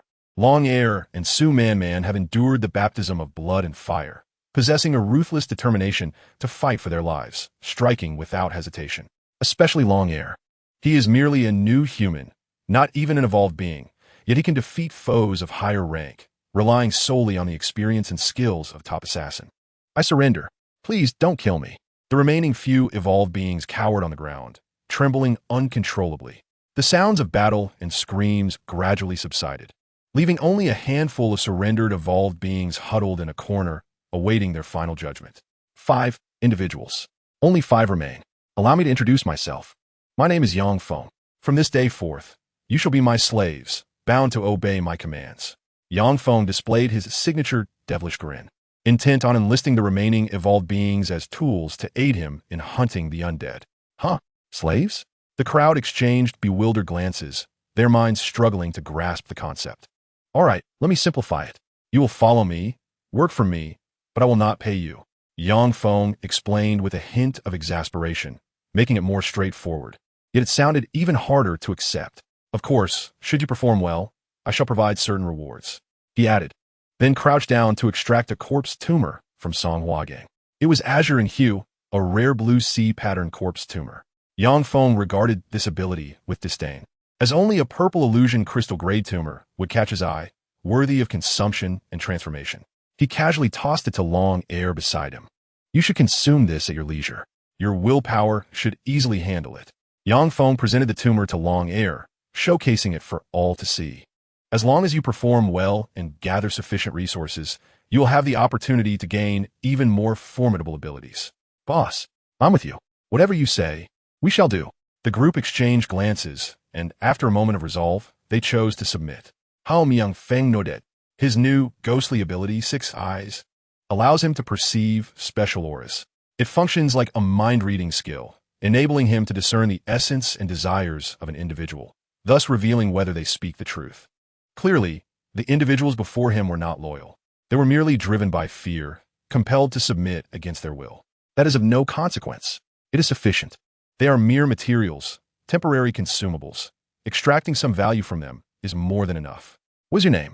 Yang Feng approached the evolutionist covered in sharp spines and inquired about his name. I am called Wang, the man began, but Yang Feng swiftly interrupted him. From this day forth, you shall be known as Hedgehog. He assigned the new name with a simplicity that belied its significance. Turning to another individual clad in scales, he casually bestowed upon him the name Beetle. A sense of harsh reality dawned upon the evolutionists as they realized that the tyrant before them exhibited no concern for their fates, not even bothering to remember their original names. From now on, the 5 of you will be under her command, Yang Feng declared, gesturing towards Su Man, relinquishing their oversight to her with a wave of his hand. Yes, master, Su Man replied, stepping forward with a gaze filled with cold malice that swept over the group. rendering them too intimidated to lift their heads. Dragon 2, he continued, should anyone entertain thoughts of escape or betrayal, you are responsible for their elimination. He assigned Dragon 2 the role of their overseer, where any act of treachery would lead to certain death. Understood, Dragon 2 responded, his voice steady and devoid of emotion, his sunken cheeks betraying no hint of feeling. This was the epitome of an efficient enforcer. The two commanders were well-defined in their roles, poised to become the most effective hunting machines imaginable. Take what you can carry. We are preparing to depart, Yang Feng commanded, instructing the group to transport the supplies from the building. The haul was substantial, yielding not only an abundance of carcasses, but also several evolutionist slaves. Indeed, it was clear that wealth does not come without external resources, and seizing the riches of others is the swiftest path to prosperity. Boss, what shall we do with them? Hedgehog and Beetle, newly inducted, hesitated to ask. This place held not only evolutionists but also women captured by them, such as the two sisters confined in dog cages, who had been well trained. They were reluctant to part with them, still yearning for the pleasures they provided. What should we do? Yang Feng turned to Su Man, adopting the role of a mere spectator, amusedly observing her as she contemplated the situation. A chilling resolve settled upon Su Man's face. She gazed at the women, tortured to the brink of humanity, her expression darkening with each passing moment. The kindness she once possessed had long since dissipated with her final tear. However, the abuse of the most vulnerable women remained the act that repulsed her the most. With a swift motion, she approached a despairing, numb woman, gently twisting her hand to snap the neck, ending the wretched life in an instant. The sound echoed ominously, marking the conclusion of suffering. She approached each of the women, granting the bloodied souls the most merciful release. With every life extinguished, the hearts of the evolved grew heavier. Please do not kill us, came the pitiful cries of some women who, even after enduring relentless torment, still clung desperately to life. Among them were the two sisters confined in a cage, their fierce will to survive unbroken despite their suffering. Su Man paused her hand, refraining from total annihilation, and sorrowfully remarked, "Let nature take its course. Do not allow yourselves to be captured by men again." Turning away, she walked before several of the evolved and lowered her voice, asking, "Is there anyone else you wish to take? Speak again." No, we will take no one." The evolved were visibly shaken, acutely aware of their superior's murderous intent. They feared that even the slightest dissent might bring about their own demise. "Master, we have no objections," they submitted respectfully to the tyrant before them. "Well done. You may return now. It is time for us to prepare for relocation." Yang Feng responded with a slight smile, ready to lead the others to a new sanctuary. Jinjiang Manor seems like a promising place. Chapter 64, The Broadcast News. The haul was bountiful. They returned from their plunder with 100 corpse tumors. Once in his room, Yang Feng donned the ghost mask and consumed all the tumors in one go, savoring the feast. Following his evolution, the ghost mask had significantly increased its efficiency in absorbing and purifying energy. The abilities of corroded stomach and shadow Achilles eagerly craved energy, aspiring to evolve to the second stage. Pure energy flowed into the stomach and near the Achilles, gradually nourishing them and prompting a transformation. With an imposing presence, the evolved ghost mass displayed its true power, suppressing the aberrant organs throughout its body. The once rebellious, deep iron fiber trembled in fear, wary of being consumed just as the bone blade had been. The dark gold-grade artifact began to exert its influence, its capabilities far surpassing those of other organs. Yang Feng was immensely pleased with the ghost mass performance. Even the purple crystal-grade organs found themselves compelled to submit and seek a share of the spiritual essence. Yang Feng retrieved another jar, containing the 50 corpse tumors previously offered by Su Man and her companions, and swallowed them whole. The corroded stomach and shadow Achilles, having received ample pure spiritual essence, began their own evolutionary transformations. They quivered, daring only to develop steadily within their domain, elevating their abilities to the second stage of growth. After a brief span of hours, evolution reached its culmination. The refined essence of the ghostly visage proved more conducive to absorption and under the vigilant watch of the leader. None dared to act rashly. It was a gratifying experience. This evolution unfolded remarkably smoothly, far simpler than the previous attempts. Yang Feng sensed the transformations within his body, noting a significant enhancement in the overall functionality provided by the ghostly visage. Each day brought newfound strength. Each day marked a step further in evolution. In a mere 10 days, he had ascended to such a remarkable state. Next, it would be ideal to locate corpse tumors that could fortify his skeletal structure. Additionally, he desired enhancements for his heart, lungs, kidneys, and pancreas, each endowed with special strengthening capabilities.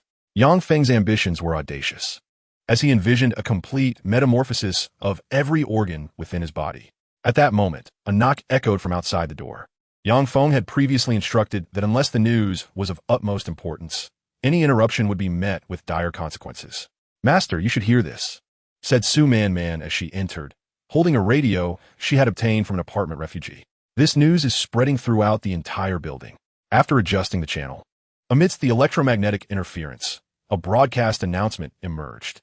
"Attention all citizens, attention all citizens. The military will enter the city in 1 week to commence rescue operations." Rescue? Yang Feng's gaze flickered at the announcement. Finally, the moment had arrived. He recalled that the military was expected to initiate city-wide rescues approximately half a month after the outbreak. Calculating the time, 1 week would correspond to the 17th day since the apocalypse began, aligning perfectly with his memories. "Let me adjust it," he said, taking the radio to fine-tune the channel for clarity. "Please make the most of this rescue opportunity. Wear warm clothing and carry appropriate weapons to the designated assembly points. The following are our military action routes. The first rescue point is the Zhongshan Disease Control Center. The second is the Chuanling Technology Park. And the third is..." Indeed, the apocalyptic calamity had descended.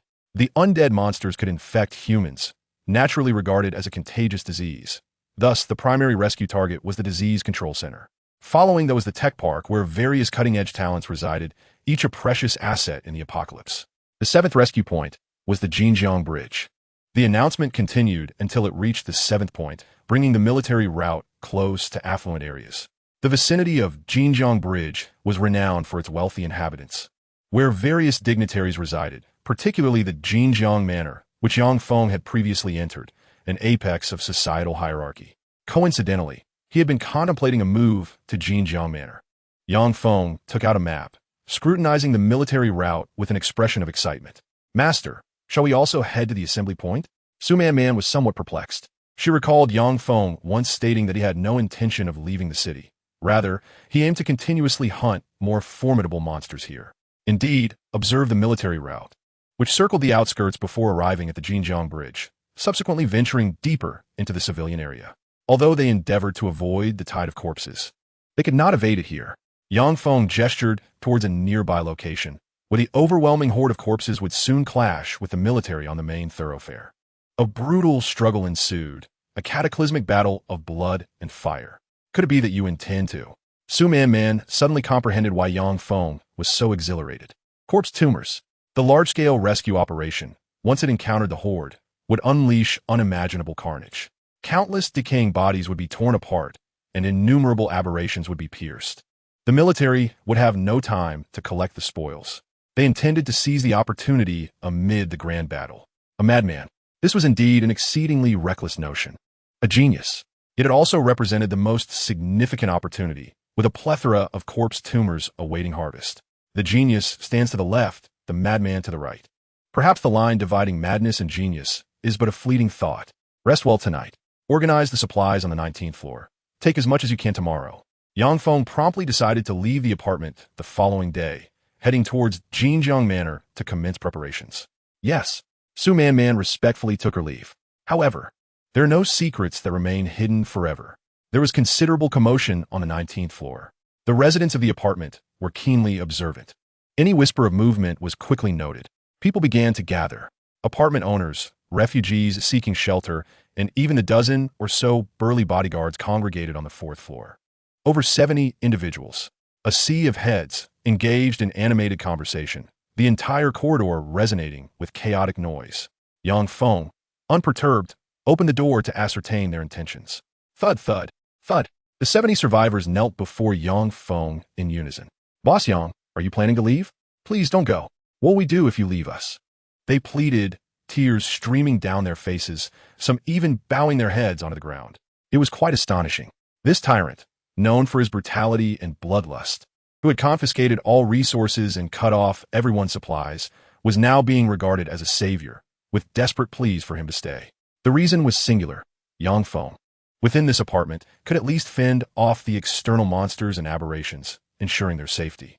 Boss Yang, can you take me with you? A young and stunning beauty suddenly changed her tone, her fair and smooth thighs gliding across the floor, her eyes filled with a pitiful plea. I'm still quite pure, having only had one boyfriend. You can do whatever you desire with me. As soon as she finished speaking, another girl immediately responded, Boss Yang Feng, please take me along as well. I assure you I can serve you comfortably. I am very obedient and will not be a burden, so please, I beg you, let me come with you. The girl, in a fluster, tugged at her collar, revealing a wide expanse of soft, white skin.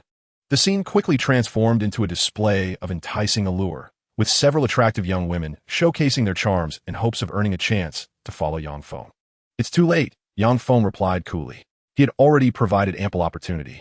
People could join the hunting party at any time to grow stronger. Unfortunately, they had squandered that chance.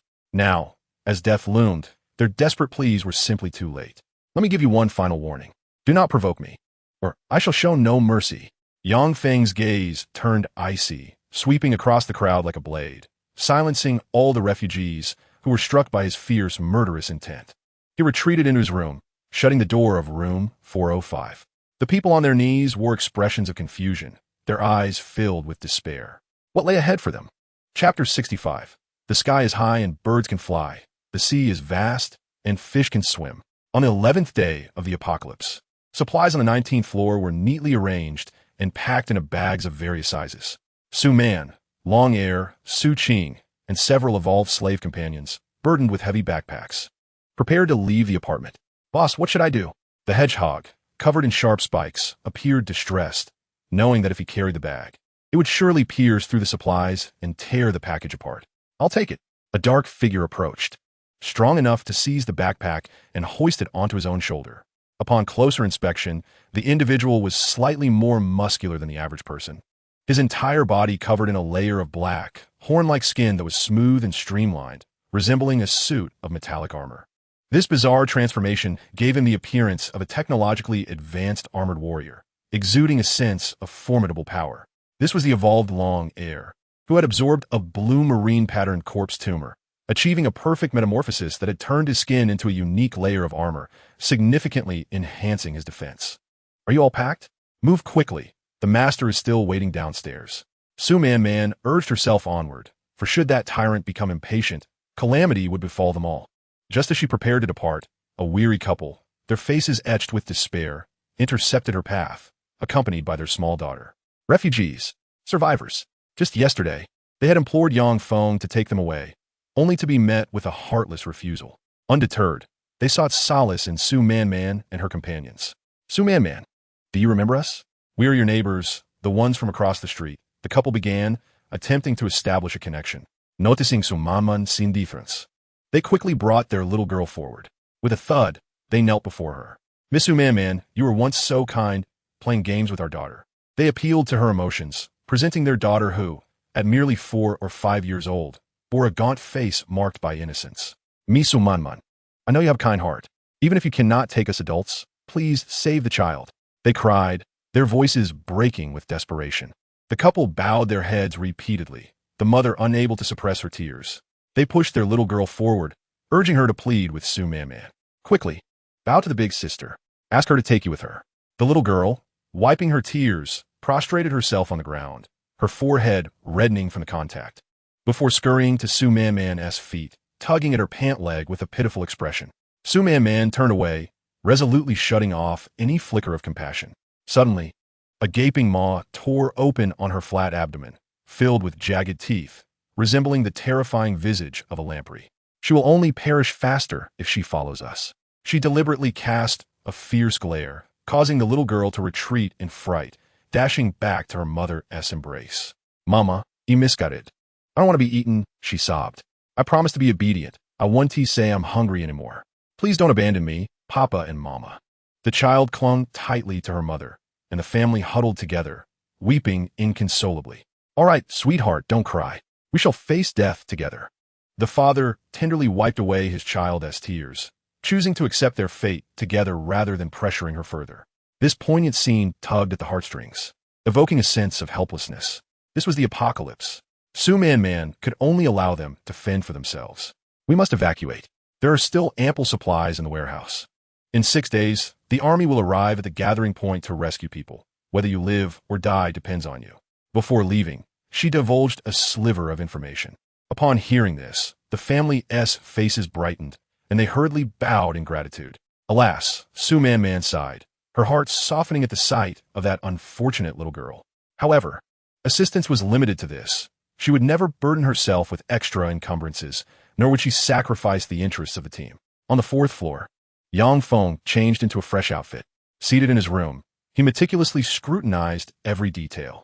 The most valuable item in the room was a reasonably well-equipped computer. Posters of game characters adorned the walls. His wardrobe contained but a few articles of clothing, merely 2 or 3 sets per season, while the shoe cabinet held only the most ordinary of sneakers. Mediocre. His past was utterly unremarkable. Farewell. Yang Feng spoke softly, as if bidding adieu to his past, or perhaps to his former self. Exiting room 405, he felt the sky was vast for birds to soar and the sea boundless for fish to swim. From this moment forth, his life would be entirely transformed. Let's embark. Yang Feng approached the crowd, resolutely issuing commands. The group, laden with their belongings, departed the dim apartment under the watchful eyes of numerous refugees. It was over. Doom had arrived.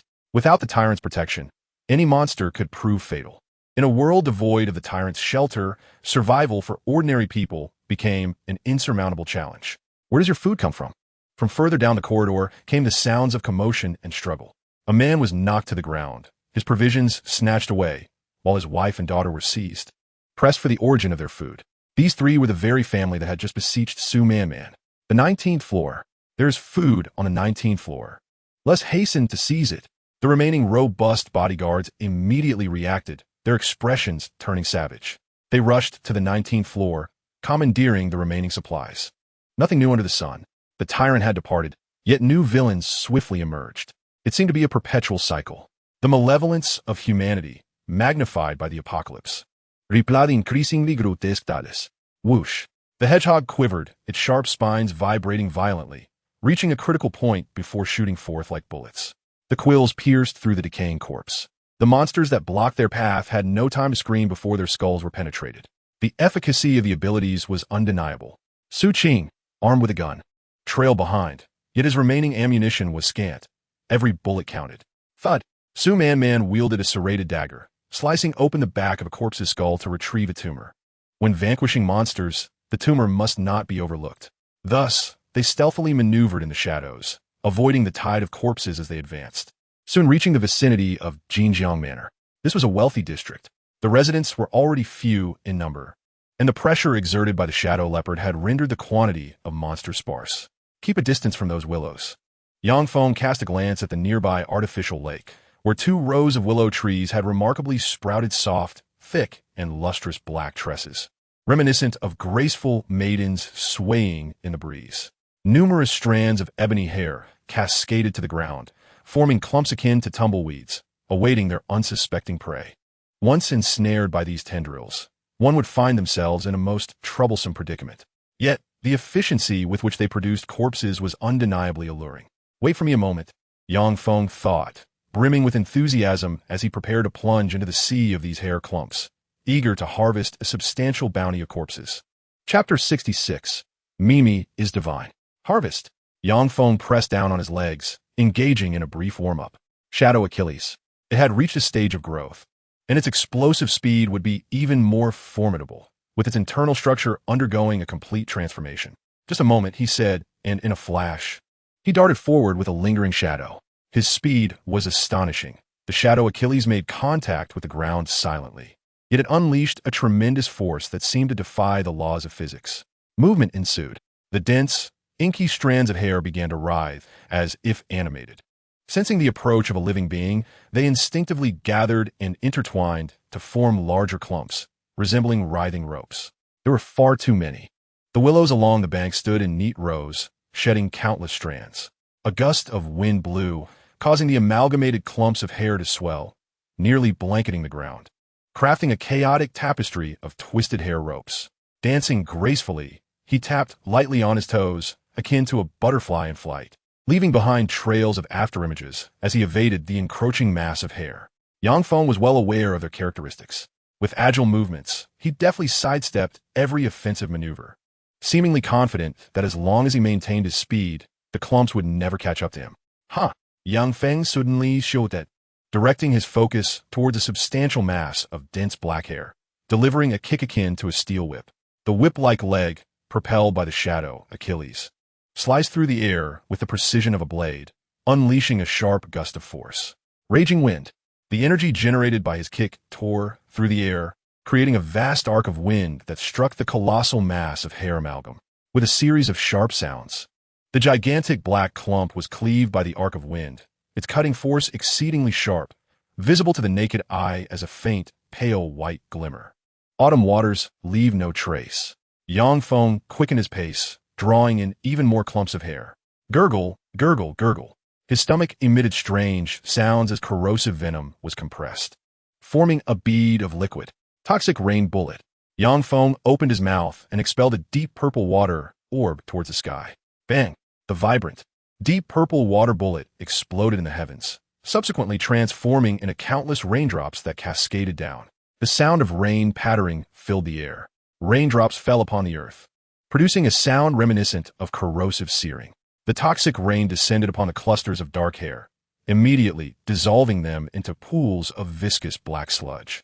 Indeed, the two purple-hued, crystalline aberrant organs exhibited remarkable enhancements in capability as they transitioned from larval to mature forms. How formidable they were!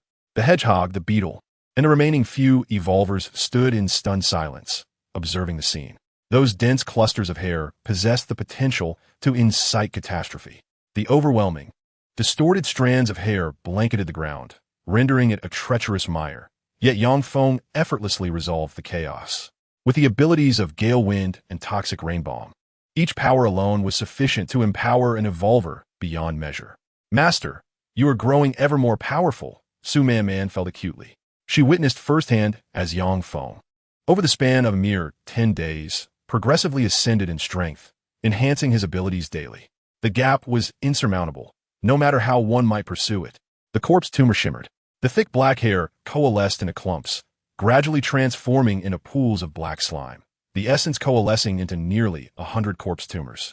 Initially, Yang Feng could only seize fewer than 10 tumors after a night of arduous battle.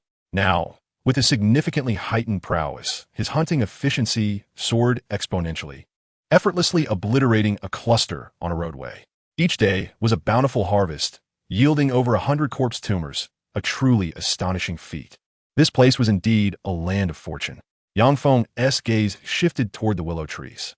They thirstily absorbed sunlight and greedily consumed the subterranean water, their thick tendrils slowly growing. In due time, they would likely be overtaken by a sea of tumbleweeds. A sustainable harvest? The willows could be reaped periodically, making this site a veritable treasure trove. Gather the corpse tumors. We are nearing our destination, Yang Feng commanded, directing the group to collect the tumors scattered on the ground. His eyes fixed on a luxurious villa district in the distance. It was time to relocate. The Jinjiang Manor, with its grand and opulent entrance, winding path shrouded in mystery, and meticulously manicured vibrant gardens beckoned. The group, burdened by their heavy packs, finally arrived at the affluent enclave of the city. There was electricity. Someone noticed that the villas still glimmered with light. Truly, this high-end residential area had not succumbed to the collapse of its power system, relying instead on independent cabling. Peach Blossom Spring. This place resembled an untainted paradise, free from decay and monstrous entities. The wealthy inhabitants remained undisturbed by any threats, and the entire community exuded tranquility, as if the apocalypse had yet to arrive. Even more peculiarly, in the direction of the musical fountain, flickering flames danced. Someone had lit numerous candles. People. A multitude of shadows converged, encircling a certain object, their lips moving in whispered incantations as they knelt upon the ground in fervent supplication. Mimi, bless us. Mimi, bless us. Please safeguard us from the onslaught of monsters. Upon concluding their prayers, they bowed deeply, prostrating themselves, then offering cans of cat food into a nearby fire pit where the flames danced. Upon closer inspection, it became evident that the object of their veneration was none other than the remains of the shadow leopard. Indeed, the very creature hunted by Yang Feng had become In death, a figure of worship akin to a guardian deity. The offerings of cat food, catnip, and fish strips were tributes to Mimi. Were they truly venerating the corpse of an otherworldly being? The crowd exchanged bewildered glances, unable to fathom the spectacle before them. Yet Yang Feng narrowed his eyes, recognizing the superstition at play. In desperate circumstances, individuals often seek a spiritual refuge, leading to the emergence of cults that provide psychological solace through deception. Typically, these groups would espouse narratives of divine retribution for humanity's transgressions, invoking the specter of a great flood as punishment. However, the scene unfolding was far more intricate. The worship of an aberrant entity. This shadow leopard, it seemed, had mutated from a stray cat, having cultivated an affection for humans through their frequent offerings of food. After the apocalypse, the shadow leopard had guarded this territory until its demise at the hands of Yang Feng. Though the leopard was dead, the people clung to the hope of their guardian's continued protection over their community. Mimi, this is your favorite treat. I shall offer you more. They prayed, weaving absurd fabrications that ultimately ensnared the belief of all present. Mimi still lives. Mimi continues to protect us. Mimi is the divine guardian of our community. Beneath the flickering glow of candles, the expressions of the crowd twisted into something grotesque. Chapter 67 Anomalumem. Approaching, Yang Feng and his companions gradually neared the makeshift altar. The affluent kneeling in prayer appeared somewhat dulled in their perception, oblivious to the unfolding events. Suddenly, with a resounding bang, Yang Feng drew a handgun and fired into the air.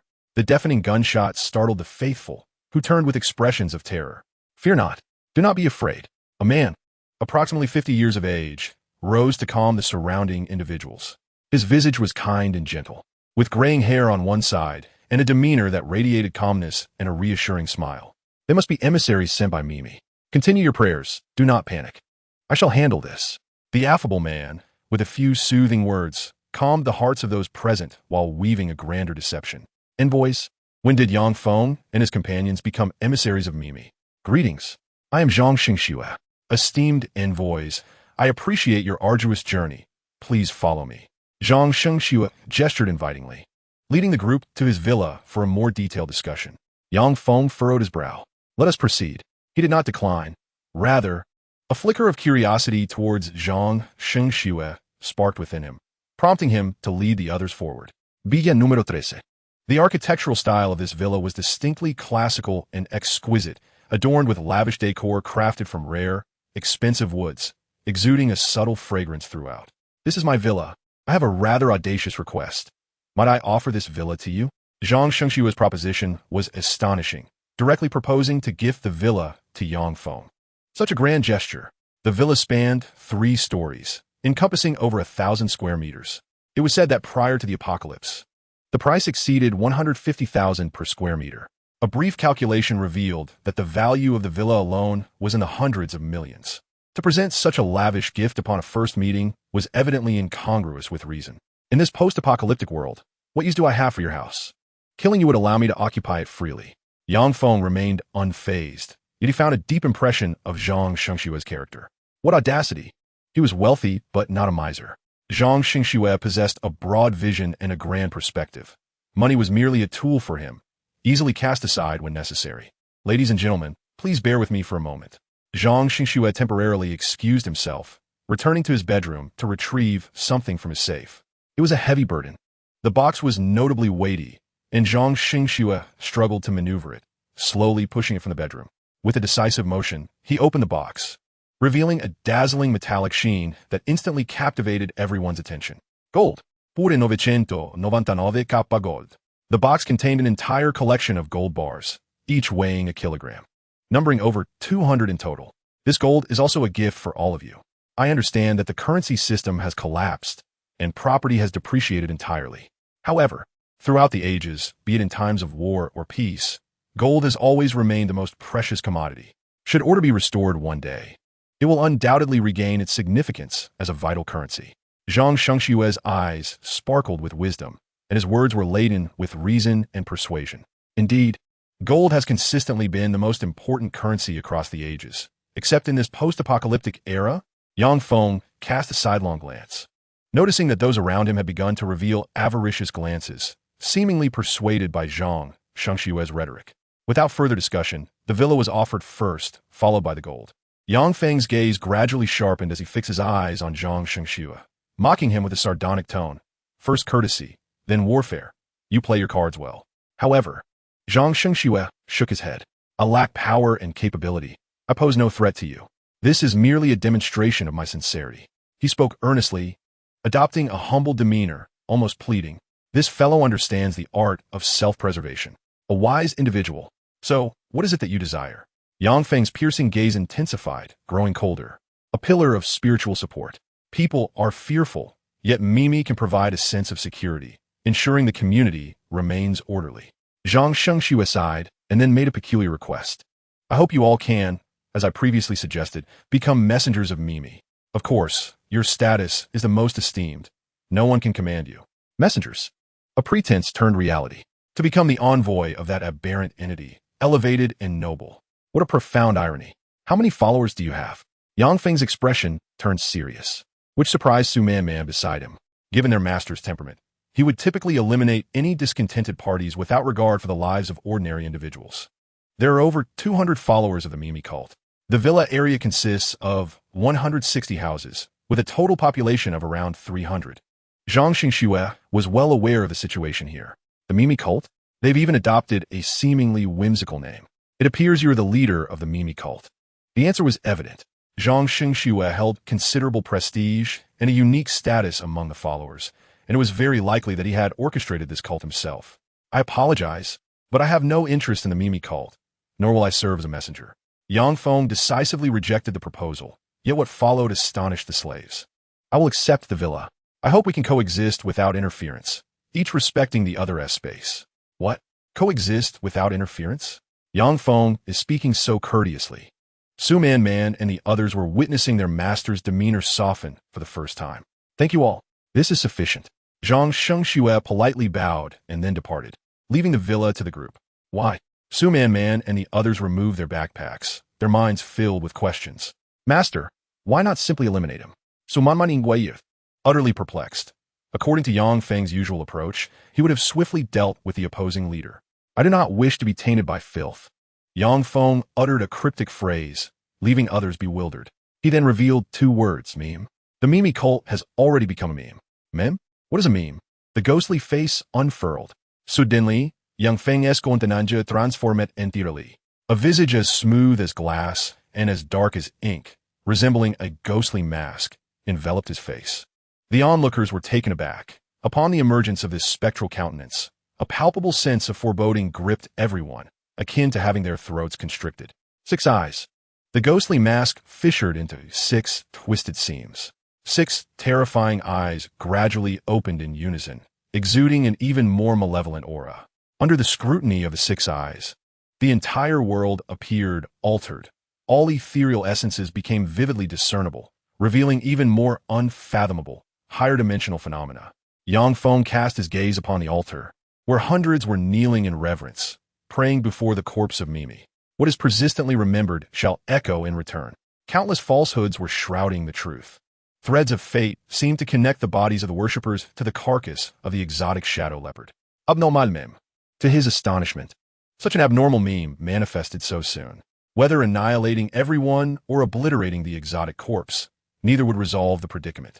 It would be prudent to avoid contamination by such vile entities. Otherwise, the situation would become exceedingly troublesome. Yang Feng's ghostly visage slowly receded, possessing insight into all things. He felt a profound headache. The crowd was utterly bewildered. Meme. Abnormal meme. The foul entities to be avoided. What precisely was Yang Feng articulating? What had he witnessed? Chapter 68. Departing from the logical trajectory of reality. Meme. What constitutes a meme? Everything is a meme. A meme could be a videotape, a notebook, a piece of paper, a phrase, or a word. A meme can also represent an abstract concept, a vague memory, or an unspeakable name. I am an intern with 2.5 years of practice. My interests lie in singing, dancing, rapping, and basketball. This brief statement is itself a meme. Chicken, you're too beautiful. My tender father. Practice more if you're weak. If you can't bear to lose, then don't play. The past is the past, and the present is the present. I have just turned 18. Over the years, have wages increased? Have you worked diligently? A simple phrase or a meme from the internet can spread virally with astounding rapidity. That is the essence of a meme. Its transmission is remarkably swift, leaving an indelible imprint on people's minds, yet it does not pose a significant threat. Thus, this type of meme is benign and shows no signs of distorting reality. Moreover, there exists a far more terrifying entity, abnormal meme. To draw an inappropriate analogy, the cursed videotape from a horror film is a form of an abnormal meme. Once you view the tape, you become infected by the meme, summoning the vengeful spirit to claim your life. Such abnormal memes also exist in the real world, and they're even more abstract. For instance, law. This world, in its essence, was devoid of law. 1 billion years ago, Earth was devoid of humanity, and, consequently, the concept of law was non-existent. 200,000 years ago, the first Homo sapiens emerged, yet the act of murder was not considered a crime. Thousands of years later, laws materialized, evolving from an abstract notion into a universally accepted constraint. Today, every individual perceives murder as a transgression. This intangible concept has metamorphosed into a tangible regulation, becoming an integral part of reality. Law has nearly solidified into a corporeal form, evident in books, courts, online platforms, and within our minds. If this trajectory continues, one day it may evolve into an anomalous meme, attaining a substantive existence. Yang Feng sat on the sofa, elucidating the concept of memes to the audience. His expression darkened as he uttered a phrase even more perplexing. A meme is, in itself, a meme. This notion was excessively abstract, too convoluted to grasp. What exactly is an anomalous meme? The crowd remained bewildered, struggling to comprehend. Yang Feng's eyes flickered as he recalled a decade of dark memories.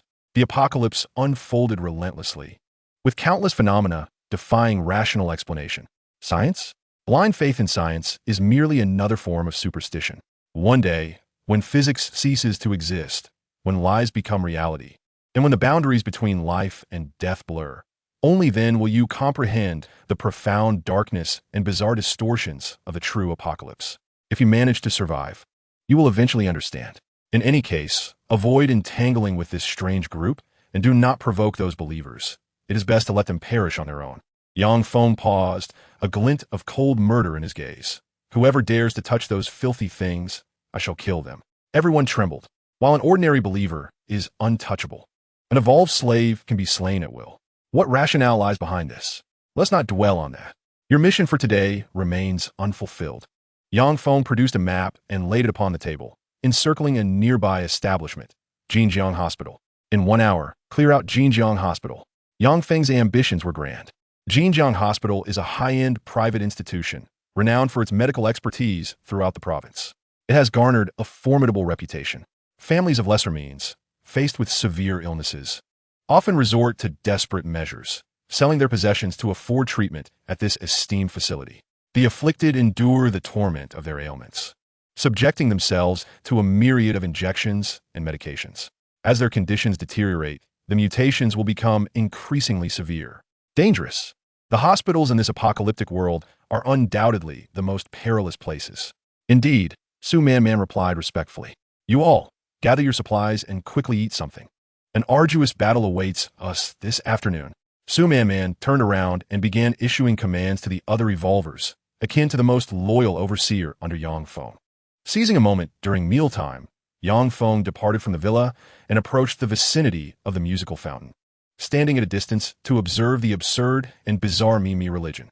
As time passed, an increasing number of devotees gathered around the corpse of the shadow leopard, their ranks gradually swelling to nearly 200. Flowers, sausages, dried fish, and cat food were cast into the bonfire as they chanted fervently in search of protection. With ample water and electricity and no monster incursions, Yang Feng gazed at the lifeless form of the shadow leopard, lost in contemplation. The wealthy individuals here typically employed nannies and regularly procured food supplies for their villas, thus temporarily avoiding a crisis of resources. However, the shadow leopard had been dead for several days, and still, no monsters had invaded. Not even a wandering corpse had appeared. Was this a strange coincidence? In the unseen realm, those prayers and offerings seemed to have genuinely borne fruit. Suddenly, a woman appeared to lose her mind, exclaiming, Mimi, my beloved Mimi. Poor Mimi. Tears streaming down her face, she ran towards the enormous bonfire, engulfed by flames amidst the flowers. What? A sacrifice. An absurd and bizarre Mimi religion, woven from many laughable lies, merely a spiritual refuge for the people. Yet someone had suddenly gone mad and offered her own life. The flames blazed even higher. Many relatively sane devotees, witnessing this scene, turned pale with terror and began to scream. "Mad woman! What's she doing? Quick, save her! Pull her out!" Even the followers of the Mimi religion were bewildered, their faces a mixture of shock and fear. "Wa, por Mimi. Mimi is so adorable. So pitiful." Even more bizarre occurrences unfolded.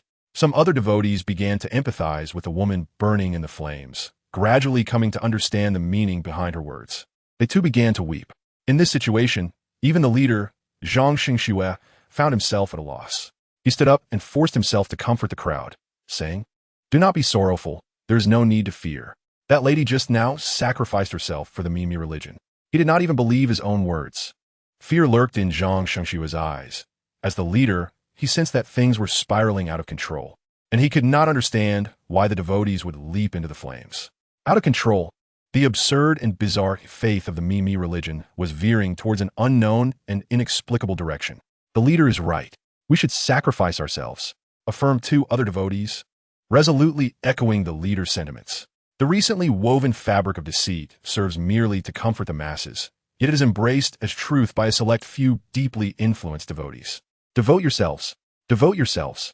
Soon, yet another soul plunges into the inferno. The fierce flames blaze voraciously, yet those who have offered themselves do not scream in agony. Instead, they huddle together, kneeling on the ground, weeping. Thus begins the descent.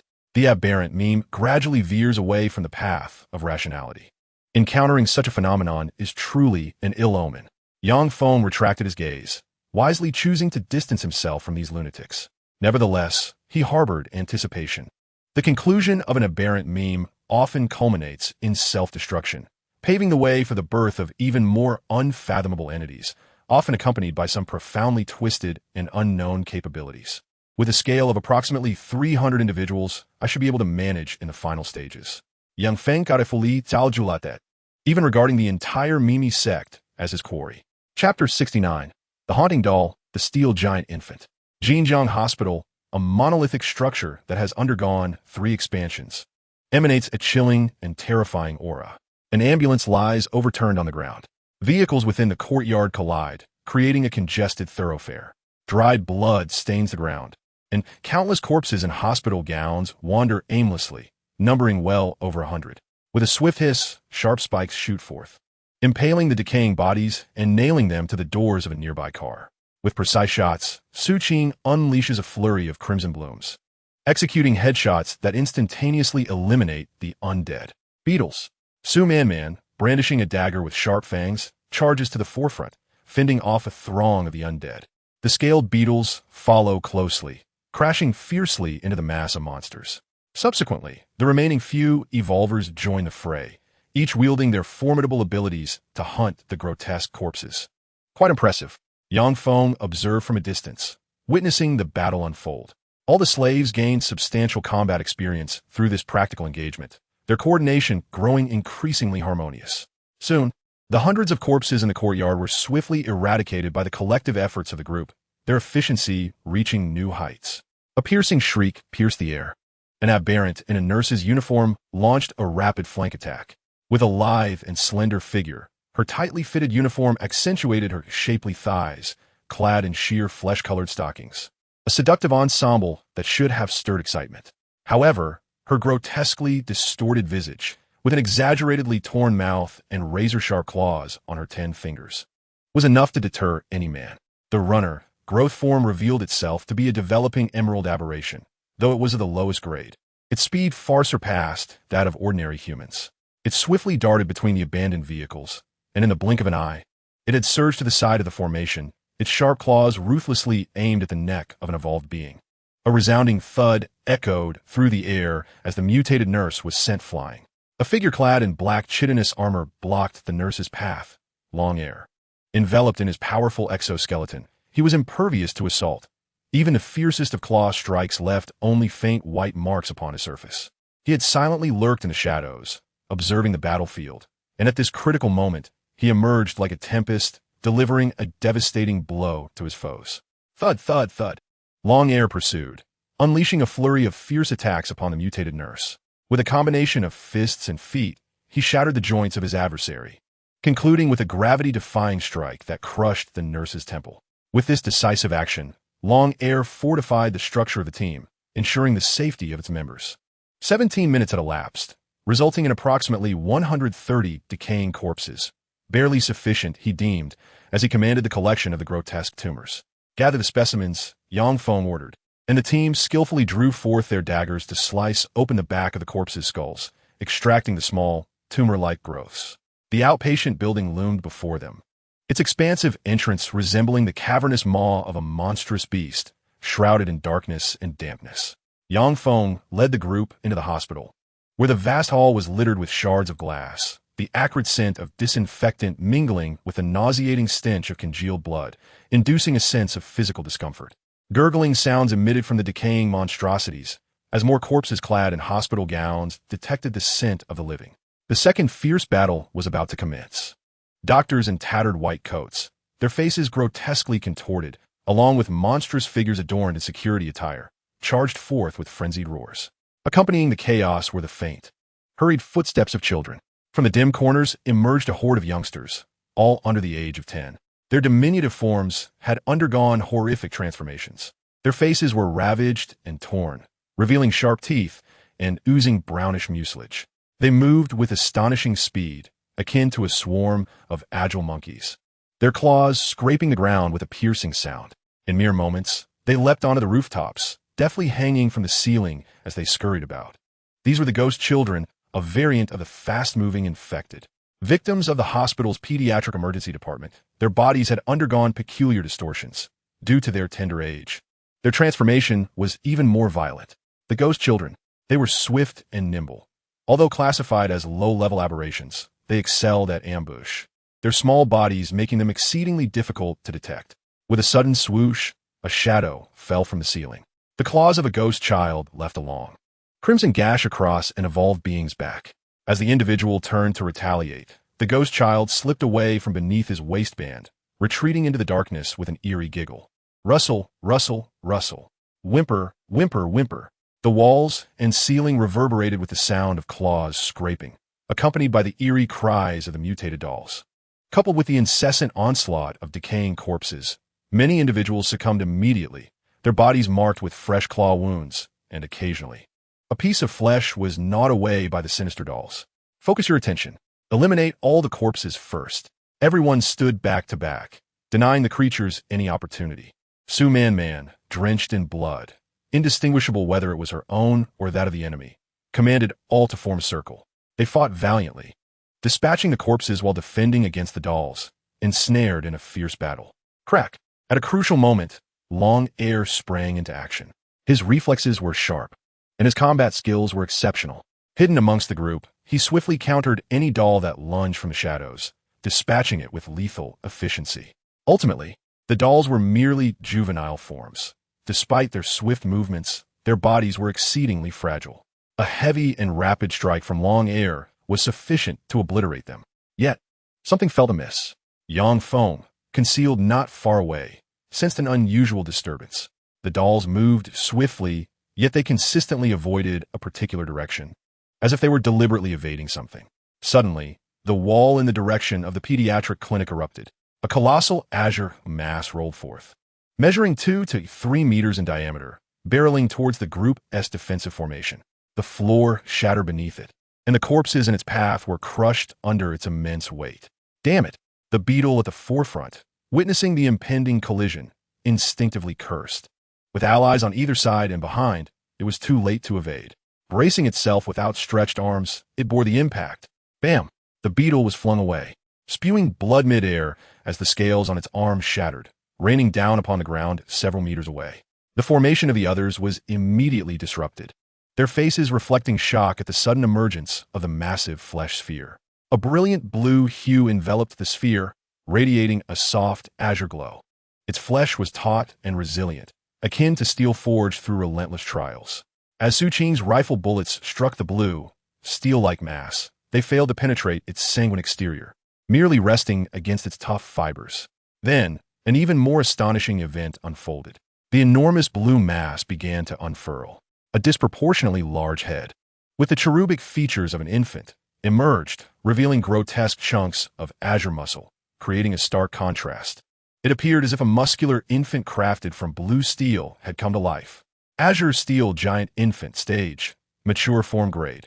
Blue Ocean Pattern, a unique aberration of a colossal corpse, having absorbed vast amounts of spiritual essence, resulting in a complete mutation. The compatibility of its deformity is extraordinarily high, bestowing it with immense physical strength and making it impervious to blades and bullets. Azure Steel Giant Infant. This is an exceedingly rare aberration. The infant is directly deformed, predominantly appearing in hospitals or gynecological care facilities. The mature form. Do not be deceived by its appearance as merely an infant. In reality, its body has already undergone significant development, completing a remarkable metamorphosis. Not even a rifle could pierce its muscular frame, illustrating the formidable strength of this steel-skinned giant infant. Such a creature surpasses their capacity to handle. Yang Feng emerged slowly from the shadows, prepared to intervene personally. After all, a mature steel giant infant could effortlessly obliterate the newly established hunting squad, resulting in a tremendous loss. You few, focus on dealing with the rotting corpses and the ghostly dolls. This formidable creature is my responsibility. Chapter 70. Layers of Crisis. Bang! A streak of light flashed by. Yang Feng left behind a series of afterimages as he delivered a powerful kick to the steel giant infant. The shadow tendon. With lethal explosive force, he sent the giant infant flying, crashing onto the ground several meters away and creating a shallow crater. Such impressive defensive capabilities. Any ordinary monster struck by such a blow would likely be pierced through instantly. However, the giant infant's body resembled a massive block of iron. The force merely propelled it through inertia. Mature form. When the aberration enters its mature stage, it undergoes a significant qualitative transformation. If the growth phase is akin to a child, then the mature phase resembles a robust man. It has absorbed more spiritual energy, enduring a prolonged growth period, and has metamorphosed into a truly mature and powerful predator. Gale Wind. Yang Feng unleashed a surge of lethal speed once more, his foot tracing a perfect arc, instantly tearing through the surrounding air and generating a fierce gale. Swoosh! A shallow crimson mark appeared on the giant infant's steel blue body, a trickle of blue ichor flowing forth. The injury is not severe. Yang Feng assessed that while the gale had grazed its form, it had not inflicted a fatal wound. Wah wah wah wah. The giant infant, having sustained a minor injury, began to wail, large tears streaming down its face. It became frenzied, its entire blue muscular frame taut, bulging veins protruding as it commenced a relentless and indiscriminate assault. Bang, bang, bang. The ground was pounded into deep craters, and the surrounding corpses suffered as well, all being dispatched with a single swipe. As the giant infant vented its rage, it charged towards Yang Feng. The blue behemoth struck downwards with tremendous force, yet failed to grasp even a corner of Yang Feng's attire. At this moment, poison proved exceedingly useful. Those colossal adversaries, boasting formidable defenses, would gradually wither away upon contact with the potent toxin. Spit, spit, spit. Yang Feng unleashed a stream of deep purple corrosive liquid. It splattered onto the giant infant, producing a sizzling sound as it corroded its iron-like muscles. Not only that, the giant infant, with its water-filled, expressive eyes, became a primary target for attention. Corrosive liquid enveloped its eyeballs, immediately igniting a searing dissolution that transformed into a copious flow of organic matter, cascading from its eye sockets. Such treachery. This method of combat is undeniably ruthless, yet it proves to be remarkably effective. The giant infant emitted anguished cries, writhing in torment upon the ground. It relentlessly clawed at its own decaying flesh, excavating the viscous substance from its eye sockets along with it. The visage of a specter unfolded. A multidimensional analysis commenced. An abundance of information about the giant infant coalesced, rendering every detail of its form distinctly visible. Vulnerabilities and weaknesses became increasingly apparent, manifesting like crimson threads tracing the contours of the robust giant infant's body. With the wind howling, Yang Feng moved swiftly, unleashing a torrent of slicing gales beneath his feet. The air reverberated with piercing shrieks as pale blades of energy relentlessly struck the giant infant, tearing through its frailties and flaws. Its joints, arteries, and ligaments were relentlessly severed. The final blow landed upon its chest, with a corrosive venom, had already eroded substantial portions of its iron-like musculature, shattering bones and obliterating its heart. Annihilation. The mature form of the robust giant infant, despite its formidable defenses, was rendered utterly powerless against Yang Feng's myriad abilities. A luminescent blue tumor emerged, crystalline and translucent. The mature form, nearly devoid of flesh, replaced entirely by a viscous azure essence, likely equivalent to 10 ordinary sea tumors. Yang Feng lifted his gaze towards his companions. The battle on the other front was drawing to a close. Most of the corrupted corpses had been dealt with, and dozens of specters had perished, with the remaining ones being encircled and systematically eliminated. After more than 10 minutes, the battle finally subsided. The group, drenched in blood, gathered together, panting heavily. What? Is this all you can manage? Yang Feng raised an eyebrow, casting a scornful glance at his companions, standing atop the corpse of the giant infant. A stark contrast to their condition. Boss, you are truly formidable. We simply cannot compare. Slaying these smaller ones has already drained us, the hedgehog remarked with a wry smile, his spines having been significantly dulled. In the effort to hunt the surrounding monsters, most of his spines were expended, resulting in a patchy appearance. Coughing, the beetle clutched his chest and spat out a mouthful of blood. Boss, I'm struggling to hold on. Could we perhaps take a moment to rest? He was not alone. The others bore numerous wounds, remnants of the giant infant's ambushes. Rest too long, and you may not rise again. Let us harvest the tumor first. Consider it your reprieve. Yang Feng's foot departed from the giant infant as he approached the structural map of the hospital, observing it for a brief moment.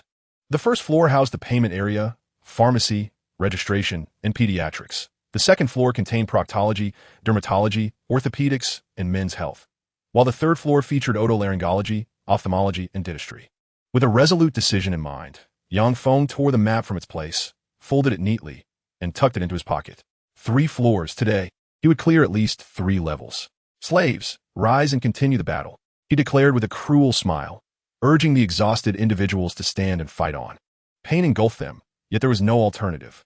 The evolved beings, dragging their wounded and weary bodies, ascended the stairs once more. On the second floor, a new round of carnage commenced. Their gazes dulled, expressions vacant, and the motions of their weapons grew sluggish. Waves of monsters were felled, as though they operated on mechanical instinct. Suddenly, the previously silent long air spoke up, careful. The door to the proctology department burst open, revealing an extraordinarily rotund creature that squeezed through the doorway. A thunderous eruption followed. Before anyone could react, the massive figure exploded, spewing forth filthy, greasy, and slimy tendrils. The shockwave propelled several individuals at the front, tearing the floor and ripping the walls apart. Coughing violently, a few spat blood. Yet Yang Feng was quick on his feet, darting forward to seize the rifle from Su Qing's grasp. Do not fire. Methane. The exploded creature's corpulent belly had generated a vast quantity of methane gas. Firing a weapon would trigger an even more violent chain explosion. Tumor exploder. Stage. Larval. Grade. Green emerald. An exceptionally unique aberration. The essence altered the flesh and blood structure, producing a special living seed that would cause the host body to swell grotesquely and generate copious methane. This monster would detonate upon encountering an enemy, wielding destructive power akin to ordinary explosives, surpassing that of typical aberrations. Without hesitation, Yang Feng swiftly approached Su Man, seizing a short knife to pierce her arm. With a gentle incision, a clump of a living seed, glued to the flesh, was extracted. This living seed, resembling a pulsating mass of filthy flesh, would burrow into any wound it touched, subsequently parasitizing within a new host. It propagated in this manner, continuously generating new offspring. If you wish to survive, remove these living seeds, he urged. Possessing memories from a past life, Yang Feng understood the characteristics of most monsters, and this single act saved everyone's lives. Several slaves, in a frenzy, drew forth their blades to excise the living seeds that had recently tainted their bodies. The threat was insidious. In this apocalyptic realm, a multitude of bizarre and exotic species lurked, ready to deliver a fatal blow at the slightest misstep. Just then, a peculiar purulent fluid seeped in from another department, the dermatology unit. This viscous substance resembled a living entity, spreading across the ground and gradually forming a distinctive crust while emanating a pungent and repugnant odor.